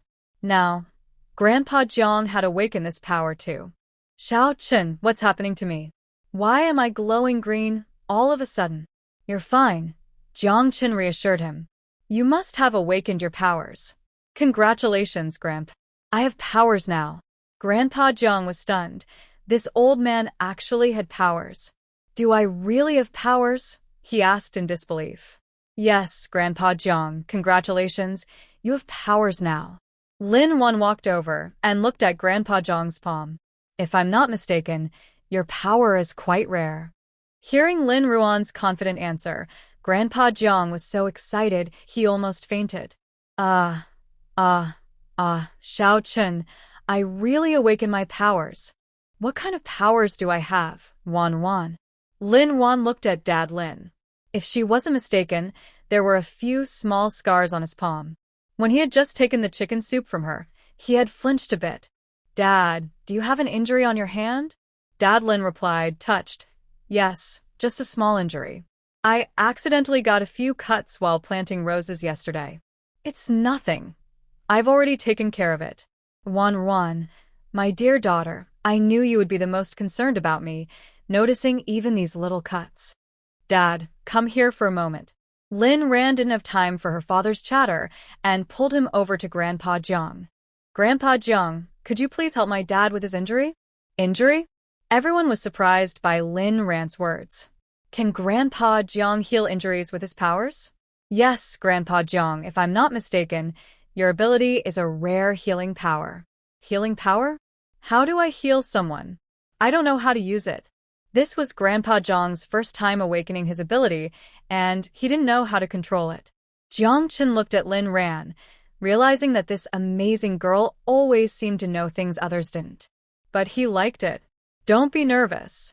Just quietly imagine the effect of your ability and what you want to do with it. Then," as Rhan slowly explained, Grandpa Jiang began to feel the energy within him. Then, a bright, life-filled green light started to shine from his palm. Dad stared intently at the green light in Grandpa Jiang's palm as it covered the two noticeable red scars on his hand. Next, a wonderfully comfortable sensation spread from his palm throughout his body. It felt like a gentle spring breeze, making him feel completely at ease. Soon, the green light faded away. Dad even felt like stretching, and his scars had completely healed. "Dad, your injury is gone," Zhe exclaimed excitedly. "This healing ability is incredible."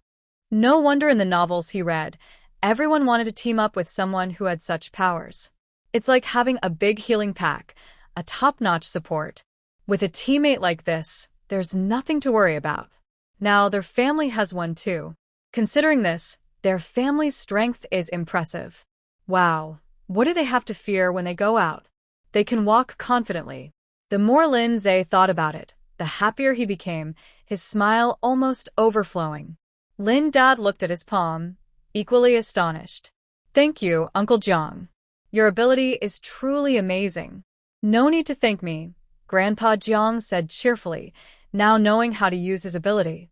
"If you want to thank someone, thank Rhan. If it weren't for her ginseng chicken soup, I wouldn't have awakened this ability."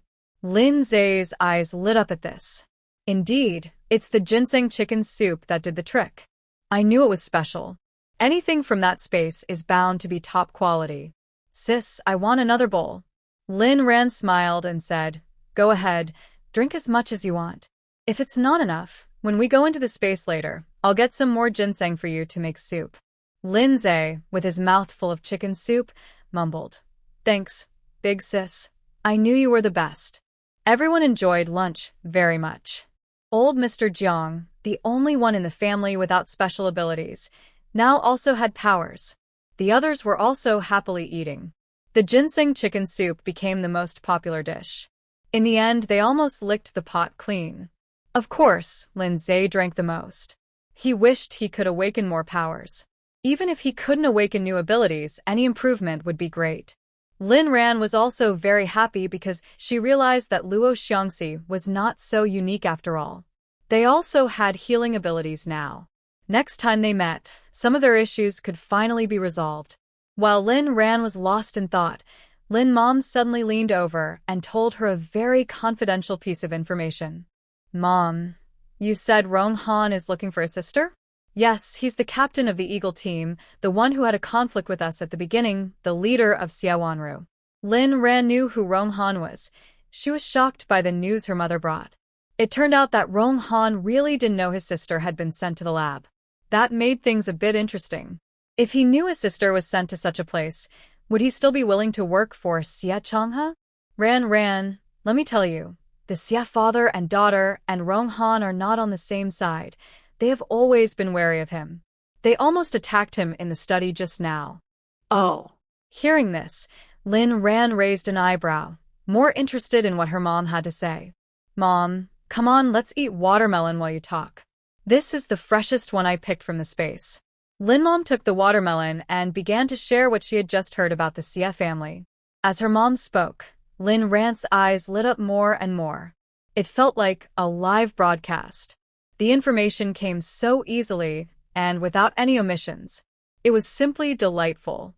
Mom, did you hear all this from the Sia family? Lin mom said happily, of course. Your dad and I are not undercover at the Sia family for nothing. There are mine informants everywhere in their house. Wu Fatty said Sia Chonga's study is the most confidential, so we replaced the plants in his study with our mutated trees. The things about Rong Han were heard by my ear-reporting spirit in his study. I see. Her mom is really amazing. Lin Ran leaned in closely, shaking Lin Ma's hand affectionately. Mom, you are so clever and gifted. The Sia family can't hide any secrets from us anymore. Lin Ma felt her daughter's affection and was overjoyed. It had been a long time since Ran showed such a little girl side. She was always so strong, like she could do anything, and was the pillar of the family.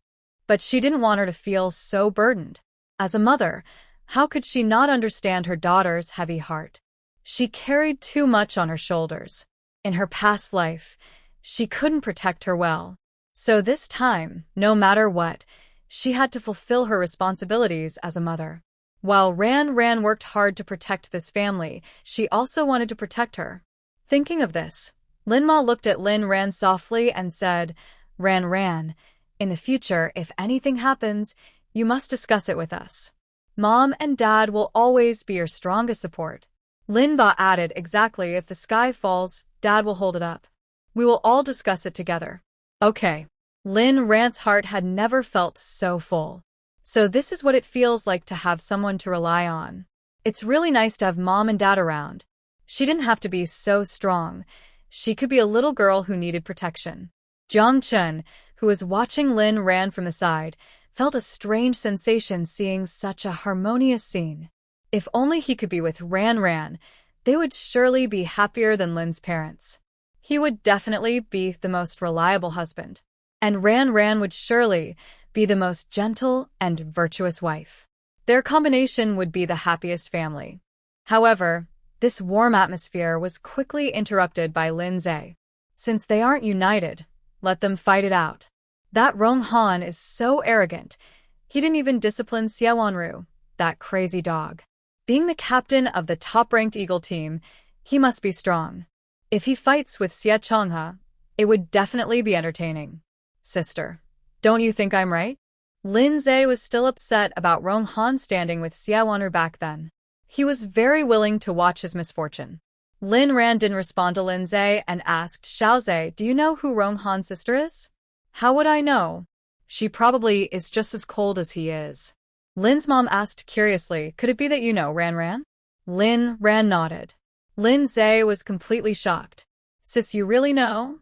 Yes, Lin Ran pointed towards the direction of the bedroom on the first floor. She lives right there. What? She's Rong Han's sister? How is that possible? Absolutely impossible. Now, the whole family was shocked. The girl living on the first floor was actually Rong Han's sister? Sis, if she is Rong Han's sister, how could she be locked in the lab? Didn't you say she was being used as a test subject? How could Rong Han's sister be a test subject? Lin Zhe simply couldn't believe that Rong Han's sister was locked in a lab.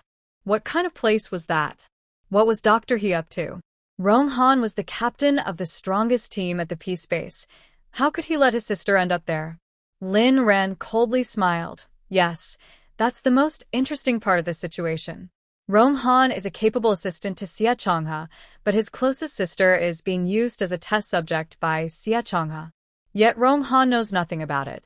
I want to see what Sia Chonga will present to Rong Han in 3 days. Upon hearing this, Lin Zhe found the situation even more entertaining. Exactly, it will definitely be interesting then. Let them fight. It would be best if Rong Han could take down the heartless Sia father and daughter. When Lin's mom heard this, she quickly shared the rest of the information she had just learned. They won't be taken down easily. Rong Han will be schemed against by the Sia family. Lin Zhe asked, what? Mom, what else did you hear? Seeing her clueless son looking at her, Lin's mom smiled mysteriously. Let Mama Lin explain it to you in detail. After listening to her mom's story, Rhan's interest grew stronger. The fierce sun was about to return. The Sia father and daughter had a hunting plan for Rong Han. And Yilon was going to visit the Sia family. Their team was gaining momentum. If Rong Han died, Sia Wanu would want Yilon to take his place. Interesting, very interesting. After Lin's mom finished sharing everything she had heard about the Sia family, Rhan already had a plan in mind. Sis, what should we do now? Are we just going to watch Rong Han get hunted? Rhan looked towards the bedroom on the first floor and gently shook her head. Of course not. How could I bear to let such a lovely girl lose her beloved brother? Being as kind as we are, we must step in to save him. Lindsay was so happy to hear Rhan's answer that his smile almost reached his ears. How fun. Really fun. He knew his sister was up to something. Such a great opportunity shouldn't be wasted. Then, sis, what should we do now? The Sia family is about to take action. What to do now? Rhan looked at the bright sunshine outside and said, let's go out for a bit. We've been at home all morning, and it's time to get some fresh air. Rhan took Xiaoxue and Lindsay out. Originally, Lin Dad and Lin Mom were supposed to come too, but to avoid drawing too much attention as a family, Rhan decided they should stay home and absorb the crystal cores. The main reason was the first floor, who had not woken up yet. Although she didn't know why she was locked in the lab, Rhan understood Dr. He well enough to know he wouldn't keep an ordinary person there. This girl definitely had something he wanted to study. Just like her, who had rare spatial abilities. So Rhan was worried that this girl might have some strange powers. If she woke up, there could be unexpected consequences. Grandpa Jiang had no combat abilities, being a healing type. As for the three little ones, even though they were incredibly strong, Rhan felt they needed her protection. It was better to have powerful ability users like Lin Dad and Lin Mom watching over the house, which felt like a ticking time bomb. They would leave the outside matters to them. Just as they stepped outside, they ran into two familiar faces. Miss Lin, what a surprise to see you again. The speaker was the red-haired Louisa, with Li Xiang smiling behind him. Hello, Captain Liu. After realizing he was in cahoots with Wu Ziqing, Rhan felt less hostility towards him. However, she didn't expect Louisa to be so friendly. As soon as he saw Rhan was willing to talk to him, he immediately became more enthusiastic. Miss Lin, did you happen to smell anything just now? Rhan asked. What smell? A wonderfully delicious meat aroma, Louisa said, looking blissful. Since the apocalypse, I haven't smelled such a delicious cooking scent. It was like chicken, fish, and beef, all kinds of meat. I tell you, that smell must be coming from one of our neighbors. I almost got lost in the wonderful smell. Which place is so extravagant? Li Xiang said, you really could have gotten lost in it. I almost embarrassingly went to their wall to sniff it. What are you talking about? I never did that. Well, you thought about it, but couldn't bring yourself to do it. Li Xiang, how could you tarnish my reputation? Rhan. The incredibly delicious smell of meat must be coming from their house. She knew the food would smell good today, but she didn't expect it to be this enticing. It almost made the neighbor, Louisa, drool. Looks like she needs to be more discreet in the future. Well, Captain Liu, you all enjoy yourselves. We'll take our leave. Wait, don't go. Seeing Rhan about to leave, Louisa instinctively reached out to stop her. As he reached for her, he felt a strong chill coming from the man beside Rhan. He quickly withdrew his hand. Louisa thought that the man next to Rhan was terrifying. His gaze made Louisa feel that if he dared to touch Rhan's clothes, his hand would be broken. Louisa considered himself one of the strongest in the base. But he didn't dare to act recklessly in front of this man. It was a natural instinct to yield to someone stronger. Captain Liu, is there something else? Rhan calmly stood in front of Jiang Chen, blocking Louisa's probing gaze. Louisa was taken aback, then quickly put on a gentle smile, as if nothing had happened, and got back to business. Nothing much, just a task related to the base. I wonder if Miss Lin is interested? A task? What kind of task? Rhan was curious about what Louisa would say that might interest her. Louisa smiled. Didn't I just mention the smell of meat? We have a task that involves getting meat? Yes, 100 kilometers south of the base, there's a large farm. With the apocalypse and all the disasters, everyone thought the animals there had perished. But a team recently passed by and discovered that there are still many animals there. Pigs, sheep, cows, you name it.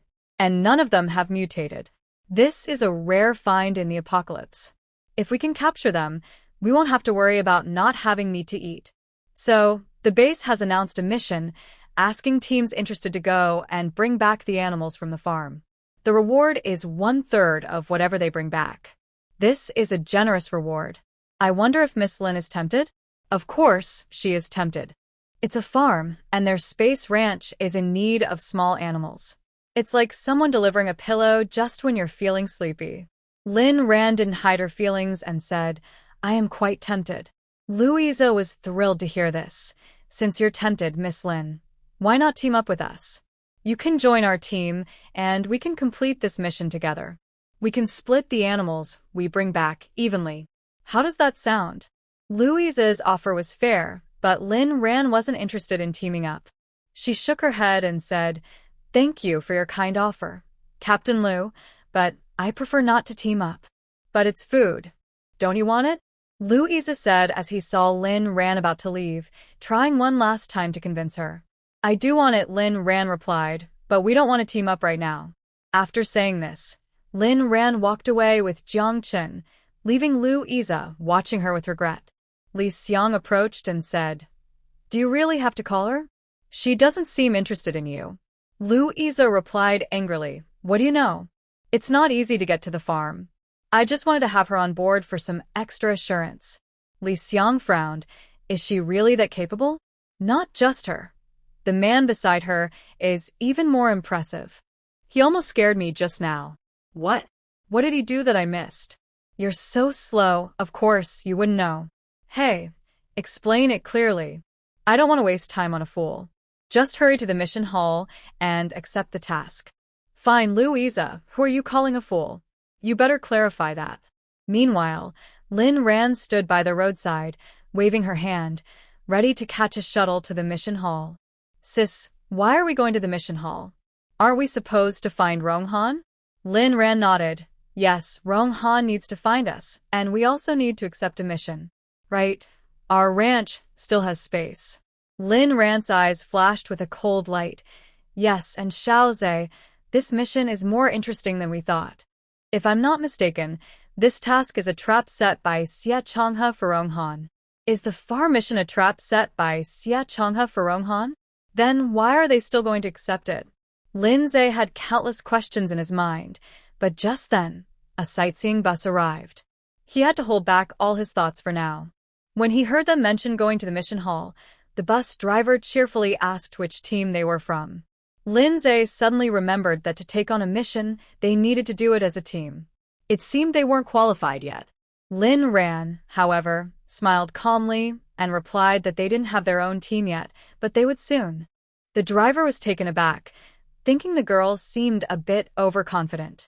Creating a team in this base wasn't easy.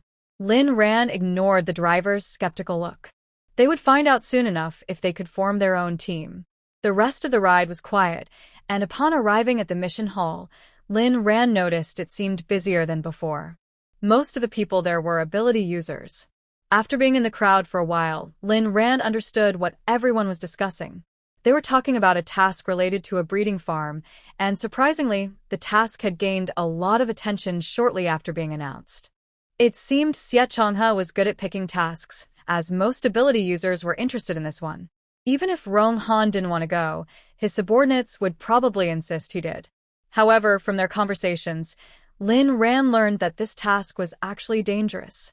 The breeding farm was located in the southwest of the base, and to get there, they had to pass through a densely populated county town where most people had turned into zombies. Additionally, they would have to go through a thick forest that had recently seen a rise in terrifying mutated beasts. Crossing that area to reach the breeding farm would mean encountering both zombies and mutated beasts, making it quite challenging. So, even though many wanted to go, they could only wait and see. They hoped that a few of the top 10 teams in the base would participate, allowing others to follow along and maybe benefit from it. However, no one from the top 10 teams had signed up yet. They did hear that Rong Han's Eagle team was very interested in this task. Even if other teams didn't go, as long as Rong Han did, they were willing to follow him, considering he was the strongest man in the entire base. Rhan's beautiful eyes sparkled with interest upon hearing this. Even before Rong Han appeared, news about him had already spread. Sia Chonga truly was a skilled politician. Hearing this, Rhan had a general understanding of the task at hand. She then led Jiang Chen and Lin Zhe out of the crowd and walked toward the office hall. Do you want to register a team? The clerk looked at Rhan and her companions, Jiang Chen and Lin Zhe, in disbelief. It seemed like everyone wanted to register a team these days. The three of them were quite attractive, but registering a team was serious business with strict rules. Do you know the rules for registering a team? Not everyone can just register a team now, the clerk said impatiently. Rhan raised an eyebrow. Of course I know the rules.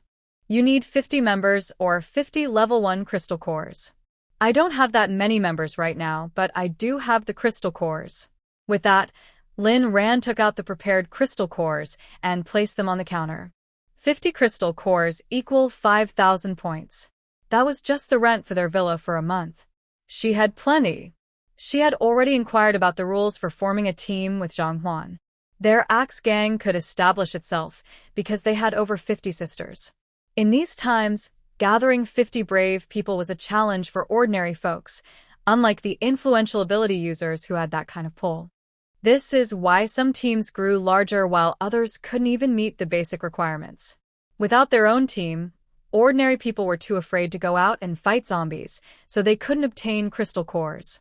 As a result, only a few teams came and went in this base, concentrating resources in their hands. Currently, Rong Han's Eagle team was the strongest, with a membership of over 1,000, most of whom were ability users. It was no wonder Sia Chonga was wary of Rong Han. If he didn't obey, he would be dealt with swiftly. The clerk was taken aback when Rhan easily produced so many crystal cores. He opened his mouth to say something, but thought better of it. A woman who could casually take out that many crystal cores was likely not someone to mess with. It was better to avoid trouble with someone whose background was unclear. He didn't want to end up like the clerk at the neighboring rental center, who had foolishly offended someone and was severely dealt with by Sia Wanu. No one knew if that clerk was even alive anymore. The clerk quickly processed Rhan's team registration without further comment. The paperwork is almost done. Just fill out this form, Rhan said. She took a look at it and saw it required basic information about the team. She filled in that she was the captain and the members were Jiang Chen and his family. As for the team name, what should it be? Sis, what should we name the team? Lin Zhe asked, frowning in frustration. Rhan turned to Jiang Chen. Jiang Chen, do you have any good suggestions? Jiang Chen paused for a moment, surprised that Rhan was asking for his opinion. However, he didn't have any good ideas. The name of his family company was simply Jiang Group, which was straightforward. They couldn't name the team after the Lin family. It would be overshadowed by others. Suddenly, a name flashed in his mind. Jiang Chen's eyes brightened. I can't think of a great name either, but how about calling it the Purple Light Team? Your ability is lightning, and when you use it, it emits a purple light that drives away darkness. Just like you, you're a ray of hope in this apocalypse. As long as you're here, you can always push back the darkness. So, what do you think, Rhan? Purple Light Team?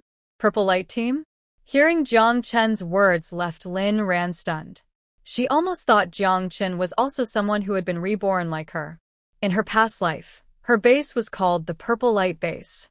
However, the name wasn't chosen because of her, it was because of Yilon. He said he was the light breaking through the night, aiming to shine in every corner of the apocalypse. He wanted his base to be one of the best in that world. She never expected that the establishment of this base also had her contribution. Rhan looked at Jiang Chen's serious expression and couldn't help but let her thoughts wander. So, the name Purple Light could be interpreted this way too. The person in front of her truly saw only her in his eyes, whether he had lost his memory or now. Was she really the light? The light breaking through the apocalypse? The hope? Was she his light, his hope? Lin Rant's heart suddenly began to race uncontrollably, and her cheeks turned red without her realizing it. Oh no! It seemed she had fallen under Jiang Chen's spell. To her, he looked perfect in every way. His fair skin and handsome face made her want to bite him. Lin Zhe, watching from the side, felt like he was going to be sick from the sweetness. Could these two please consider the situation? Why were they always showing affection everywhere? As a single guy, he really couldn't handle it. I originally thought my brother-in-law was a cold person, but I didn't expect him to be so smooth with his sweet talk. He even felt shy about it. Have you all filled out your forms? Seeing the people across from him frozen, the staff member impatiently urged them. Lindsay quickly said, "Yes, we've filled them out. Our team will be called the Purple Light Team." After saying that, Lindsay completed the information on the form and handed it to the staff member. Of course, it had to be called the Purple Light Team. After all, his brother-in-law explained it that way. His sister was his light, his hope. How could they not choose that name? Sure enough, Lin Rant's cheeks turned red, and she didn't say anything, accepting the name. Now, this purple light was because of her, breaking through the darkness for the one she loved. The staff member recorded the information, and Lin Rant's team was officially created. After receiving her captain's badge, Lin Ran prepared to take on the farming task. Unexpectedly, when she returned to the task hall, she ran into quite a few familiar faces. At the front of the task hall were Louisa and Li Xiang, who were accepting tasks. The people lining up behind them were also familiar, Yilon and Sia Wanu. It was surprising that Yilon was also getting involved in this task. It was becoming more interesting. A cold glint appeared in Lin Ran's eyes. The people she disliked were all gathered together, saving her the trouble of finding them one by one. Having tolerated them for so long, she had already grasped the main clues from the research institute. There was no need to keep these two around. Yilon and Sia Wanu didn't notice Lin Ran. Their attention was focused on Louisa. Sia Wanu glared fiercely at Louisa. This man had no manners and didn't even let her go first. He really didn't act like a gentleman at all. "Louisa, I was clearly here first. Why do you get to take the task first?" Sia Wanu couldn't hold back and pointed at Louisa, scolding him. Louisa chuckled. "You may have come first, but I was here to get things done. After all, I just want to take the task, while you have to wait for your brother Yi, haha." "What nonsense are you talking about?" Sia Wanu was infuriated by Louisa's sarcastic tone. "Wanu, don't be angry. Let's not stoop to their level." Yilon gently patted Sia Wanu's hand, calming her down. Feeling the warm touch on her hand, Sia Wanu blushed for once. "Brother Yi, I'm just mad that he's such a..." "It's okay, waiting a little longer means I can chat more with Wanu, which is nice. Speaking of which, we haven't really talked in the past couple of days." Sia Wanu hurriedly explained, "I'm sorry, Brother Yi. I've been really busy these past 2 days." "It's fine, I understand." Yilon said comforting words, but his gaze on Sia Wanu was intense. Standing not far behind them, Lin Ran was feeling quite disgusted by the two of them. She didn't expect Yilon to be so insincere. How did she not notice this in her past life? Back then, he was so proud and very few people caught his attention. She was only favored because of her rare spatial abilities. However, Lin Ran quickly realized the reason for his change. A big part of his transformation was due to her. In her past life, Yilon was a favored one, with plenty of resources and equipment. He had enough strength to stand above others. Now all those things had been taken away by her. To become stronger, he had to rely on others. Seeing Yilon act insincerely was quite satisfying for Lin Ran. Sia Wanu and Yilon were still flirting in front. Lin Zhe, watching from the side, felt a headache coming on. He leaned down and quietly told Lin Ran, "Sis, I just heard someone say that Yilon formed a bright squad with his bodyguards, and they're gaining momentum lately. I heard Sia Chonga is even considering having Yilon marry into their family." Bright squad, huh? In both his lives, Yilon still dreamed of being a beacon of light in the world. But who knows how long he can shine this time. Yilon and Sia Wanu were still being affectionate. Brother Yi, when it's time for missions, just stick with us. With our squad leading the way, you'll be safe. Yilon gratefully replied, Thank you, Wanru. But our bright squad won't hold you back. If you're in danger, we'll be the first to support you. No need, we can handle it ourselves.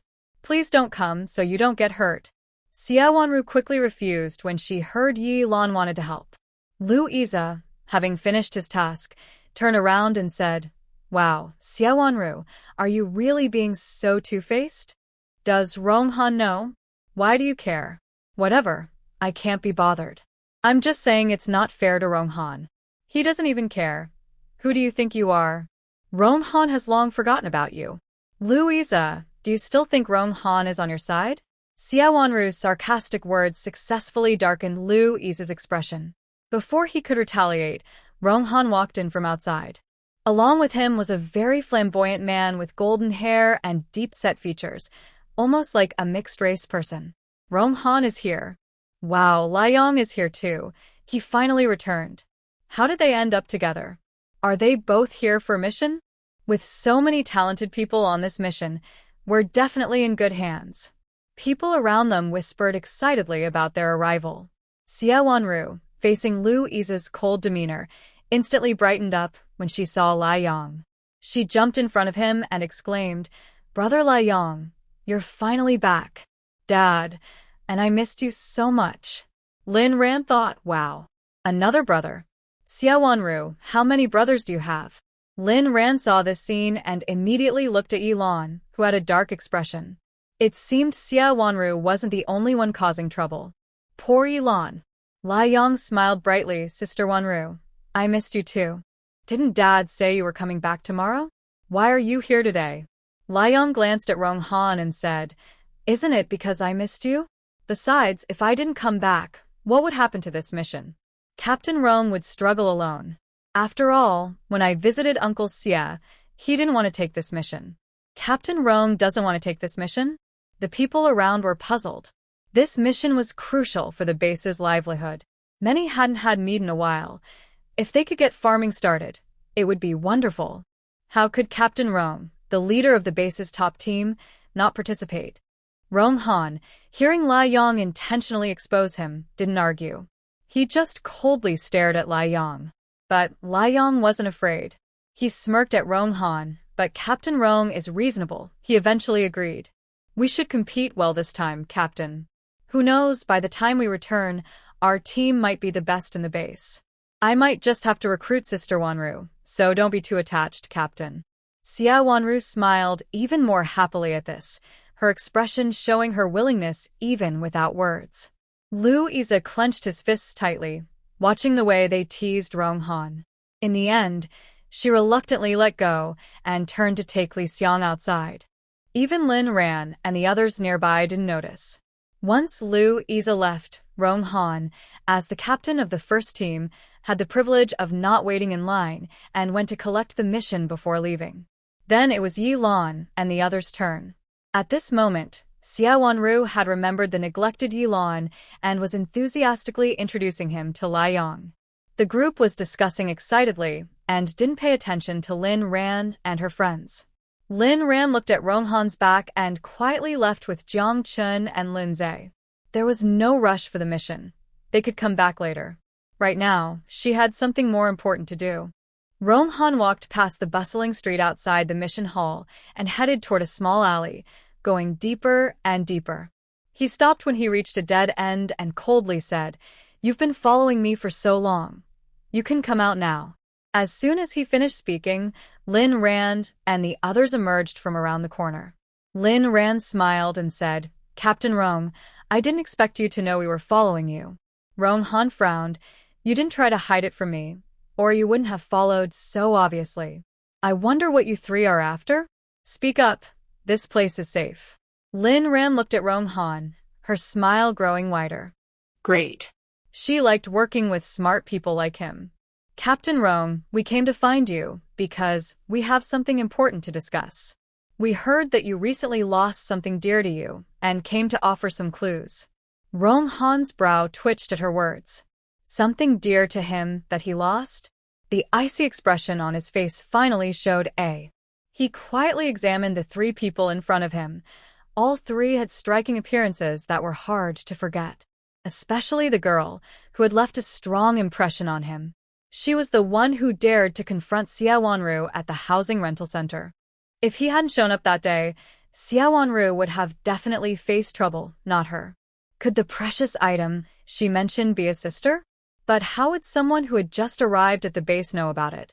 No, it was impossible for her to know. Rong Han regained his usual calmness. I haven't lost anything recently. I appreciate your concern, but please go back. Rhan didn't expect Rong Han to dismiss her so easily. However, she would make him come back to her later. Rhan chuckled softly. It seems we were mistaken. I heard that Captain Rong had an important relative go missing, but it seems it was just hearsay. Captain Rong, we'll take our leave now. After speaking, Rhan turned around with Jiang Chun and Lin Zhe without any hesitation, as if she had truly made a mistake. On the other hand, Rong Han was anxious. His family member was his sister, after all. These three people really knew where his sister was. Regardless of whether they knew or not, they couldn't leave. Wait. Please hold on. Rhan was not someone who would stop just because he asked her to. Seeing her about to leave, Rong Han disregarded his manners and rushed in front of them. Wait. How do you know I have a missing family member? Rhan looked at Rong Han's nervous expression and casually replied, Didn't I just say it? It's just hearsay. Rong Han's eyes showed disbelief, but he couldn't be sure how much they really knew. No matter how small the matter was, his sister's situation was serious. He had to lower his tone. I was wrong earlier. I'm sorry. Can we talk again? Seeing the proud Rong Han bow his head, a flash of light appeared in Rhan's eyes. All right, since Captain Rong is so eager to invite me, let's talk again. In the past 20 years, Rong Han had never been this angry. As Rhan spoke, he couldn't believe he had been manipulated by the Sia family to this extent. His sister had been taken to that terrible laboratory as a test subject. How could they dare to do that? If Rong Han had never been to the laboratory, it might have been easier to accept, but he had been there and knew how filthy it was. Moreover, he still had Dr. He's experimental notes in his possession. Before, he had doubts, but now he was 100% certain. Since they had deceived him to this point, he wouldn't hold back anymore. Once the anger in Rong Han's eyes calmed down, he looked at Rhan and asked, How can you prove that my sister has been rescued? Rhan took out a phone from her pocket. Although there was no signal, some functions still worked, like the camera. She opened a photo of the girl she had taken when she left, and Rong Han finally trusted Rhan completely. Why are you telling me this? And what do you need me to do? Rhan smiled and said, I dislike Sia Wanu and Sia Chonga. Since that's the case, the enemy of my enemy is my friend. I'm telling you this partly because I consider you a friend, and partly because I don't want you to be deceived by them again. Most importantly, can we cooperate? Cooperate? Yes. Don't you want to take revenge on those two ungrateful people? Rong Han looked at the girl in front of him, who seemed very interested, and suddenly found the situation amusing. Of course he wanted to. He wanted that ungrateful father and daughter to experience the suffering his dear sister had gone through. She was the one he cherished the most. The enemy of my enemy is my friend. If that's the case, working together was indeed a good idea. All right, it's a deal. Rong Han heard himself say. When he walked out of the alley again, there was no one behind Rong Han. He walked on the main road towards his team's base. Now, he had to pretend to be unaware and complete the farming task. This task was clearly set up by Sia Chonga to deal with him, and he had no intention of doing it. Since it was a bit far, he had to wait 3 days for Sia Chonga to take him to see his sister. But then, Liang suddenly appeared. His arrival disrupted Rong Han's plans, forcing him to accept the task. To calm him down, Sia Chonga even promised that he could see his sister once he completed the task. However, it seemed that his sister was no longer in his hands. He also couldn't expect to come back alive from this task. Besides Liang, who was watching him closely and was in cahoots with the Sia family, there must be a traitor in his team as well. But who could the traitor be? Rong Han returned to the team's base, which used to be a kindergarten and had a relatively good environment. Now it was their camp. As soon as he entered, someone ran over and greeted him warmly. "Captain, how did it go? Did you accept the task?" Rong Han looked at the person with a serious expression. It was Monkey, the second in command of the team. "Why, do you really want to take on this task?" Monkey shrugged. "Not really, it doesn't matter to me. Our team isn't short on food." "Then why are you so eager to ask?" Monkey replied, "It's those guys who asked me to come and check." "Captain, I'm not being nosy." "Oh, who sent you to ask?" Rong Han pretended to be casual. At that moment, someone walked out of the building. The person had a clean appearance and an air of intelligence. He was someone Rong Han thought highly of in the team, named Xiaoxue. Before the apocalypse, he was a graduate student and very knowledgeable. He could also endure hardships. "Captain, it's him," Monkey pointed. "This kid Xiaoxue has asked me many times." Yangshu? Rong Han remembered that he and Sia Wanu did not get along well. Could that person be him? After negotiating with Rong Han, Rhan went to the mission hall to accept a task. By now, Sia Wanu and the others had already left. Most teams had also taken on tasks, so she didn't have to wait in line. Once she accepted the task, Rhan didn't linger outside. She thought it would be better to go home and level up. She called a sightseeing car by the roadside, and the three of them headed home. When they got home, Rhan shared the details of the task, and the whole family was excited. Mom said, "We are members of the Purple Light team." Dad added, "That's great. It's just like playing games together as a family. I can't wait to start the mission." Old Man Jiang rubbed his hands together and said excitedly, Rhan, can I really join you?" "Of course, you can." Rhan replied with a smile. "You are now our strongest support. For the next few days, just focus on leveling up with the crystal core I gave you. When we go to the wild, there will be plenty of opportunities for you to help." Okay. I can heal and also use an AK to fight." Rhan, I won't hold you back." I believe in you." Old Man Jiang was thrilled to know he could join the mission, feeling energized. After chatting with Jiang Chen for a bit, he went back to his room to upgrade with the crystal core. Rhan then talked to her family about Rong Han before heading to the first-floor bedroom to check on Rong Han's sister. When Rhan entered, she saw that the bed looked healthier than in the morning, and her breathing had become steadier. It seemed that her life force was returning. But why wasn't she waking up yet? Perhaps during dinner, she could ask Old Man Jiang to try treating her.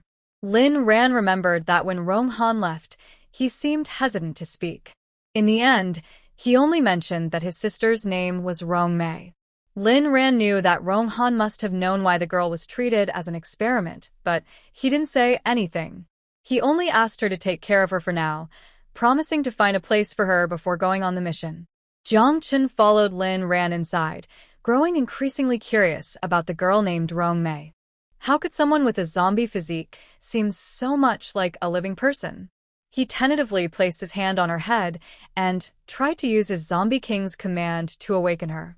If she was a zombie, she would respond to his command. Rhan was startled by Jiang Chen's sudden action.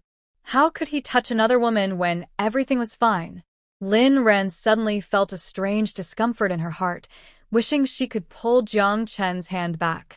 Just as she was about to do that, the commotion from Rong Mei caught her attention.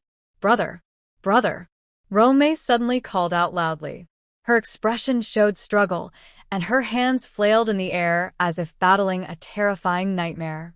Seeing this reaction, Jiang Chen knew his command was effective. He spoke softly, "Wake up." In the next moment, Rong Mei's eyes, which had been closed for a long time, opened. Was Jiang Chen so amazing that he had healing powers? Did he just touch Rong Mei's head and she woke up? However, her next action made Rhan dismiss that thought. She stood up from the bed, placed her left hand on her chest, and bowed to Jiang Chen. "Master, you summoned me? I want you to wake up and act like a normal person." Rhan was taken aback. "Master?" If Rong Mei called Jiang Chen master, did that mean she was a zombie? Rhan then noticed that Rong Mei's eyes were also red, just like Jiang Chen's. But she seemed more human. That warm, soft body, that steady breath, that strong heartbeat, she didn't look like a zombie at all. No wonder he wanted to capture her for experiments. She was truly special. Did Rong Han know his sister was a zombie? While Rhan was astonished, Rong Mei had already obeyed Jiang Chen's command, her eyes turning to the normal black of a human. She then smiled sweetly at Jiang Chen. Master, I am a normal person now. Rhan was shocked. Wow. This zombie has the ability to switch between two states? Very good, Rong Mei. In front of others, you must never reveal your identity as a zombie. From now on, live in this state like a normal person. Yes, master. I will live like a normal person. Jiang Chen. What exactly is going on with her? Watching the girl sitting at the dining table, eating diligently like a normal person, Rhan couldn't help but ask her curious questions. Jiang Chen looked at Rong Mei. She was acting so normal, it was almost unbelievable. She ate like everyone else and occasionally smiled at Ma, who was cooking for her. She truly was different. She should be a half-zombie. Half-zombie? Yes, after she was bitten, her transformation into a zombie suddenly stopped for some reason, so now she is a half-zombie. She has both zombie and human traits. Rhan felt like she had lived two lives and only now discovered that such people existed. Indeed, the world is full of wonders. But what caused her transformation to stop? Jiang Chen shook his head, indicating he didn't know. In fact, this was exactly what he wanted to find out. If he could discover the reason for Rong Mei's condition, could he also become a half-zombie? If he could have a normal body temperature and breathe, could he then embrace the beautiful girl in front of him? Since he regained his memories, he realized he was different from Rhan. He was a zombie, and even if he was a unique one, it didn't change the fact that he was still a zombie. What right did he have to be with someone like her? She was too wonderful, and the Lin family was too kind. So, he dared not express his feelings or get too close to her. If only he could return to a human state, then maybe he could dream of being with Rhan. Unfortunately, when he asked Rong Mei, she didn't know why her transformation had stopped. In fact, she had no memory of the time after being bitten. So now, the only lead was Rong Han. Perhaps the next time he saw him, he could find some answers. Lin's mom watched the girl eating happily and felt more and more pleased, serving her another big bowl of rice. Xiao Mei, eat more. Thank you, Auntie. Rong Mei politely replied. You're welcome. Enjoy your meal. Lin's mom looked kindly at the lovely girl, thinking how beautiful she was and how normal she seemed. She ate so well. How could Rhan say she was a zombie? Even if she was a zombie, it didn't matter. They had a zombie king in their family. But why was she so different from Jiang Chen? She seemed more human. Did that mean Jiang Chen could become like her in the future? As Lin's mom thought about this, her eyes lit up, and she ran to the yard to find her husband. She wanted to share this good news with him. Since Jiang Chen regained his memories, they had both worried about Rhan's future. Although Jiang Chen was a zombie, he was a good person. They are not closed-minded parents. They don't want to interfere too much in their children's matters. However, it's not true to say they don't worry. Now that they've seen such a lively zombie that acts like a normal person, doesn't that mean their previous anxieties have disappeared? If this isn't good news, what is? Lin's mom ran to the yard and saw Lin's dad and Lindsay, along with Grandpa Jiang, working on landscaping. They were going to be away for a few days, so they needed to bring their pets along. They couldn't leave the house without planting something to feel secure. What if Sia Wanu and the others caused trouble? So today, everyone took some time to work on the landscaping together. When Lin's dad saw Lin's mom come out, he smiled and called out, "You came at the right time. Come help give some life to the flowers and plants."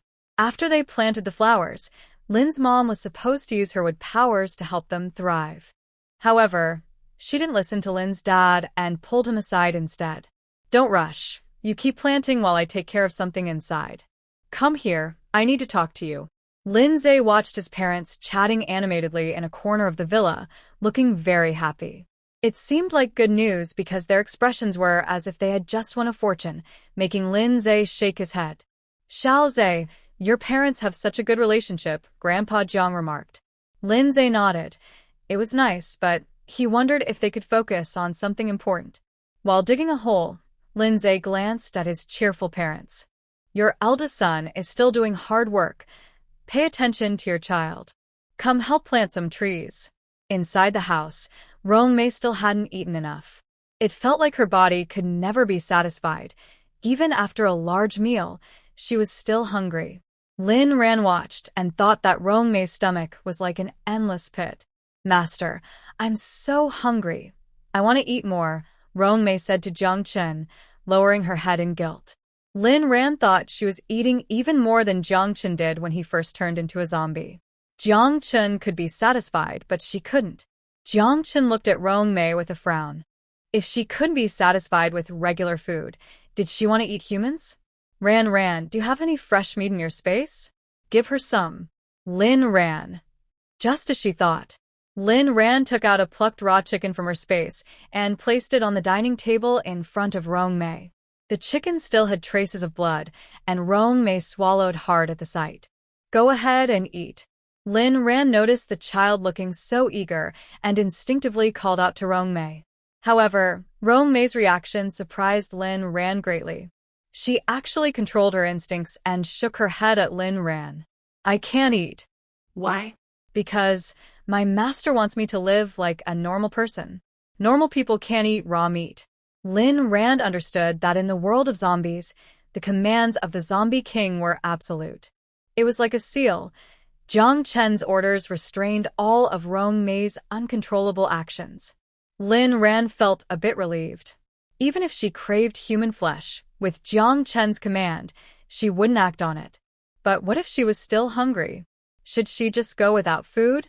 Rhan looked at Jiang Chen, unsure of what he would do. Would he order her to stay hungry, or allow her to eat raw meat? Fortunately, Jiang Chen's next words completely eased her mind. Rhan, do you have any level 1 crystal cores left? Give Rong Mei 2. Crystal cores? Right. Crystal cores are also a source of energy. If the zombies eat them, they might not crave raw meat anymore. Rhan quickly took out 2 crystal cores from her pocket and handed them to Rong Mei. Jiang Chen said, try eating this. Rong Mei looked interested in the crystal cores and swallowed one whole. Then she said she was full. Master, I'm full. Good. Now go back and rest. Think about the unusual things that have happened recently, and tell me this afternoon. Hearing Jiang Chen's command, Rong Mei turned and went back to the bedroom on the first floor, behaving even more obediently than a robot. Don't worry, Rhan. With me here, she won't be in danger. As if sensing Rhan's concern, Jiang Chen said seriously to her. Rhan certainly believed Jiang Chen's words and nodded in response, remembering something important in her heart. This was Jiang Chen's first visit to Rhan's bedroom since regaining his memory. He saw Ying sprawled out on his exclusive sofa, sleeping soundly, and his eyes narrowed dangerously. Ying, deep in sleep, seemed to sense Jiang Chen's hostility and opened her eyes to glance at him. After looking at Rhan beside him, she closed her eyes and went back to sleep. With her master present, she wasn't afraid, even if he was the zombie king. Did he dare to go after his master's beloved little cat? What a joke. Ying continued to purr softly, drifting back into sweet dreams. Jiang Chen. He suddenly felt a bit itchy in his hand. That clueless fat cat was so annoying. However, the next moment, Rhan's sweet voice made Jiang Chen's anger disappear instantly. Jiang Chen, this is for you. Jiang Chen looked down and saw Rhan holding a string of ancient Buddhist beads. It was the same string he had given her, returning what was borrowed. Rhan playfully winked and put the beads on Jiang Chen's wrist. No, this is a gift for you. Once something is given, it shouldn't be taken back. Jiang Chen said this as he tried to take off the beads to give them back to Rhan. Rhan quickly reached out to stop him. Seeing her stop him, Jiang Chen said, these beads and everything inside are all for you. Rhan, please don't dislike them. His tone carried a hint of grievance, surprising Rhan. Why would Jiang Chen feel so upset about her not wanting this? But it wasn't that she didn't want it. The beads had already chosen him as their owner. She couldn't open them anymore. Besides, It seemed inconvenient for Jiang Chun not to have a space. He would have to ask her every time he wanted something, which was a hassle. Rhan explained her reasons to Jiang Chun, and he reluctantly accepted. Jiang Chun looked at the beads on his wrist and felt a bit foolish. How could he forget about the ownership? He had confidently given the beads to Rhan, thinking that if he were gone, she could use the resources inside to live well with her grandfather. In reality, she wouldn't need any of those things. They had been using someone else's resources for so long, and thinking about how much he ate, Jiang Chun felt very embarrassed. What had he done to deserve such a wonderful person like Rhan? Rhan noticed Jiang Chun's gaze on her growing more intense. That burning look felt almost like it could scorch her. She swallowed slightly and shifted her gaze to his beautifully shaped lips. They looked so nice, and she imagined they would taste good too. Rhan, thank you. What are you thanking me for? Could thanking me lead to something more? Rhan's heart suddenly felt a flutter. Her eyes were fixed on Jiang Chun's lips, and the air seemed to be filled with a sweet atmosphere that made her feel warm all over. Thank you for always being so good to me and my grandfather. I want to give you everything in my beads. Everything for her? If she remembered correctly, there were 20 billion worth of resources inside. Rhan suddenly snapped back to reality and looked seriously at Jiang Chun. There are 20 billion worth of resources in there, you know. Jiang Chun nodded. I know. To be exact, it's 21.5 billion. Are you giving all of it to me? Yes, I'll put it all in your space. I'm not used to managing these things. At this point, Jiang Chun felt a bit guilty. It wasn't that he wasn't used to managing.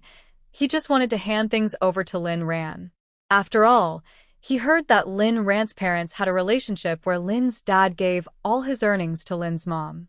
Lin's mom was responsible for looking beautiful, while he earned the living. In the Lin family, men weren't allowed to have too much money or possessions. So if he wanted to be like the men in the Lin family, he had to learn from Lin's dad.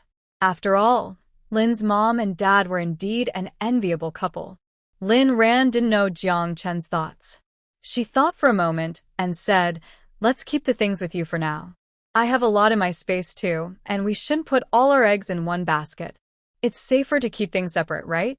Jiang Chun knew Rhan was right, so he decided to temporarily keep the beads. After all, what was hers was also his. If she wanted, he was always hers. Rhan handed the beads to Jiang Chun and wanted to continue absorbing the crystal core to level up. Now she was very interested in her illusion ability and wanted to enhance it further. However, this time Jiang Chun didn't want to leave. After finally returning to the bedroom, he was determined to reclaim his place. He repeatedly assured her that he would just sit quietly and watch TV, not disturbing Rhan while she leveled up. Rhan looked at Jiang Chun, who was promising and behaving like a little rabbit. She thought to herself, "It's not you disturbing me. I'm afraid I might lose control and scare you." But in the end, she didn't kick Jiang Chun out. He was just too charming to resist. She felt that after absorbing the crystal core, taking a break and looking at him was nice too. Thus, the troubles for Yu Ying began. It was sleeping soundly when suddenly a pair of big hands picked it up and placed it on Rhan's footrest. Miao Ying swatted at Jiang Chun, but when it saw his suddenly red nails, it got scared and shrank back. Being a mutated beast was nice, but it didn't want to become a zombie beast under the control of the zombie king in front of it. Then it would have to obey his orders. Being the master's little cat was the happiest. It hadn't even finished enjoying its fish treats yet. Seeing Yu Ying so sensible, Jiang Chun was satisfied and returned his hand to normal. This sofa was specially prepared for Rhan, made of high-quality genuine leather, and sitting on it was softer than cotton. He was in a great mood as he took out his pad and lifted it to look at Rhan, who was upgrading with her eyes closed. She looked as beautiful as a painting, with sunlight streaming through the thin curtain and gently illuminating her face. Jiang Chun thought that no camera could capture her beauty. He took out an Apple Pencil from his space and opened a drawing app to start sketching. He had learned illustration for a while before. It was his mother's hobby. Unfortunately, after they passed away, he hadn't picked up a pencil again. Perhaps it would be nice to revisit this hobby now. In the bedroom on the first floor, Rongmei was thinking about the task assigned to her by her master, trying hard to recall the special events that had happened recently. Her brow furrowed deeply as a shadow of a person became clearer in her memory. Then, her eyes turned a deep red, like blood. Rhan had been upgrading for 3 hours, and when she finally opened her eyes, she felt a bit discouraged. It was true that rare abilities like her illusion power were hard to upgrade. She had absorbed many crystal cores, but made no progress. She was still at level 1. Rhan felt that this ability was like a money pit. If it were another ability, absorbing so many high-level crystal cores would have led to an upgrade by now. However, if she could upgrade this ability, it would be incredibly powerful. This was her lifeline, and she was determined to upgrade it. Rhan took a gentle breath and slowly opened her eyes. Jiang Chun was still in the same position, sitting on the sofa, his bright eyes fixed on her, filled with admiration. Rhan noticed that every time she woke up, Jiang Chun was always the first to know. Rhan, you're awake, Jiang Chun said, noticing her gaze. For some reason, he suddenly looked flustered. He hurriedly put the pad away in his space and smiled at her. Rhan, are you thirsty? Do you want something to eat? Rhan thought, what was Jiang Chun just doing? Why does he seem a bit guilty? It felt like he was trying to hide something. Ahem, Rhan, how was the upgrade? It seems like there's some noise downstairs. Did Aunt Lin finish cooking?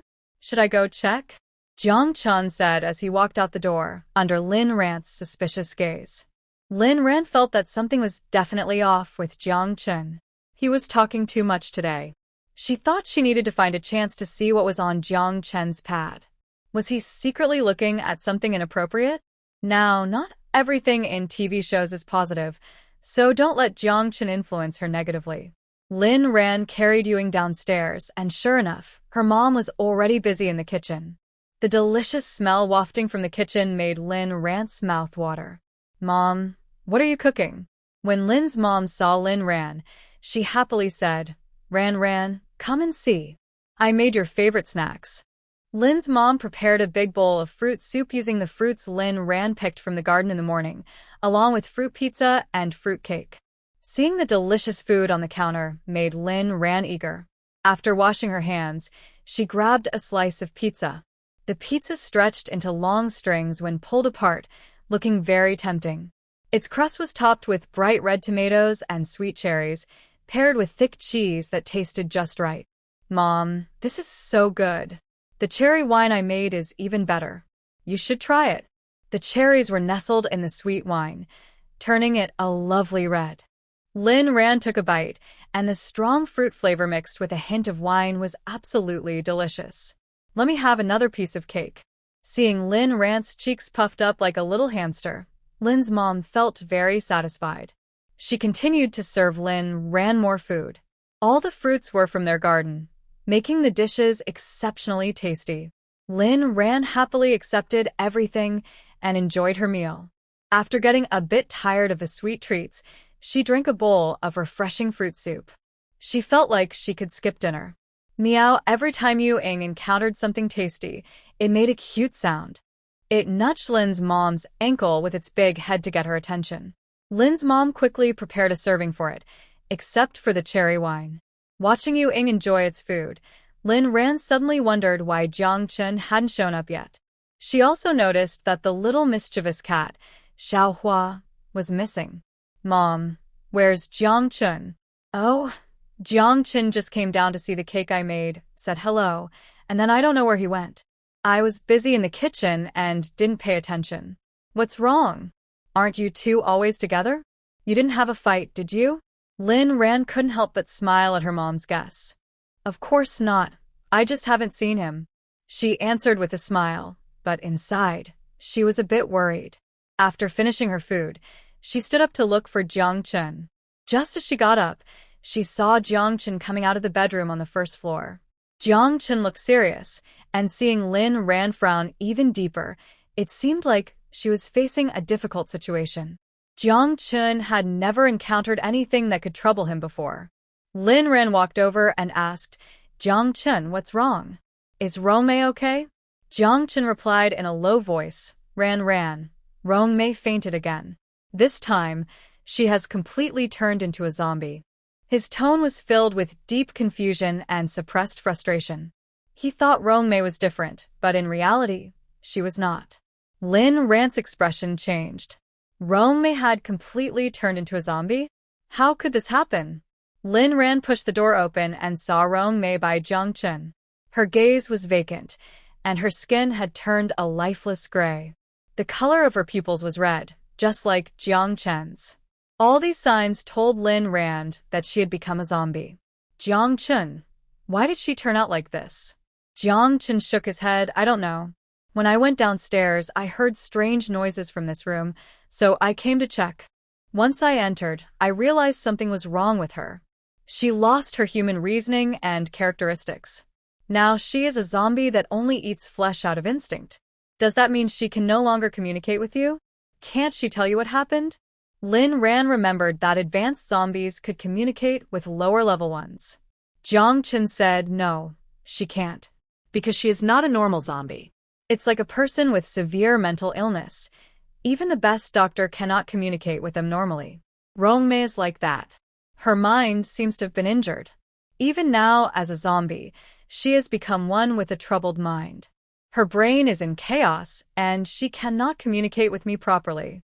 Right now, she is just under my pressure and won't move or bite anyone. No wonder Jiang Chen had to tie Rong Mei up. Lin Ran understood now. What kind of injury had her mind suffered to make her like this? Do you remember the command I gave her? Jiang Chen suddenly asked. Command? Yes. Lin Ran recalled that Jiang Chen had indeed given Rong Mei some orders. Jiang Chen continued without waiting for her response. I told her to go back to her room and think about any special events during this time. She wouldn't disobey my command, so even if she was very reluctant to remember those things, she would try hard to recall them. I suspect that during this process, she remembered some terrifying past events. Make her lose her mind and regress to a zombie state. Can you order her to forget those things? Jiang Chen glanced at the lifeless Rong Mei and said, I can, but I need to know what those things are. Ran, I want to see Rong Han. Jiang Chen wanted to see Rong Han, and Lin Ran knew why.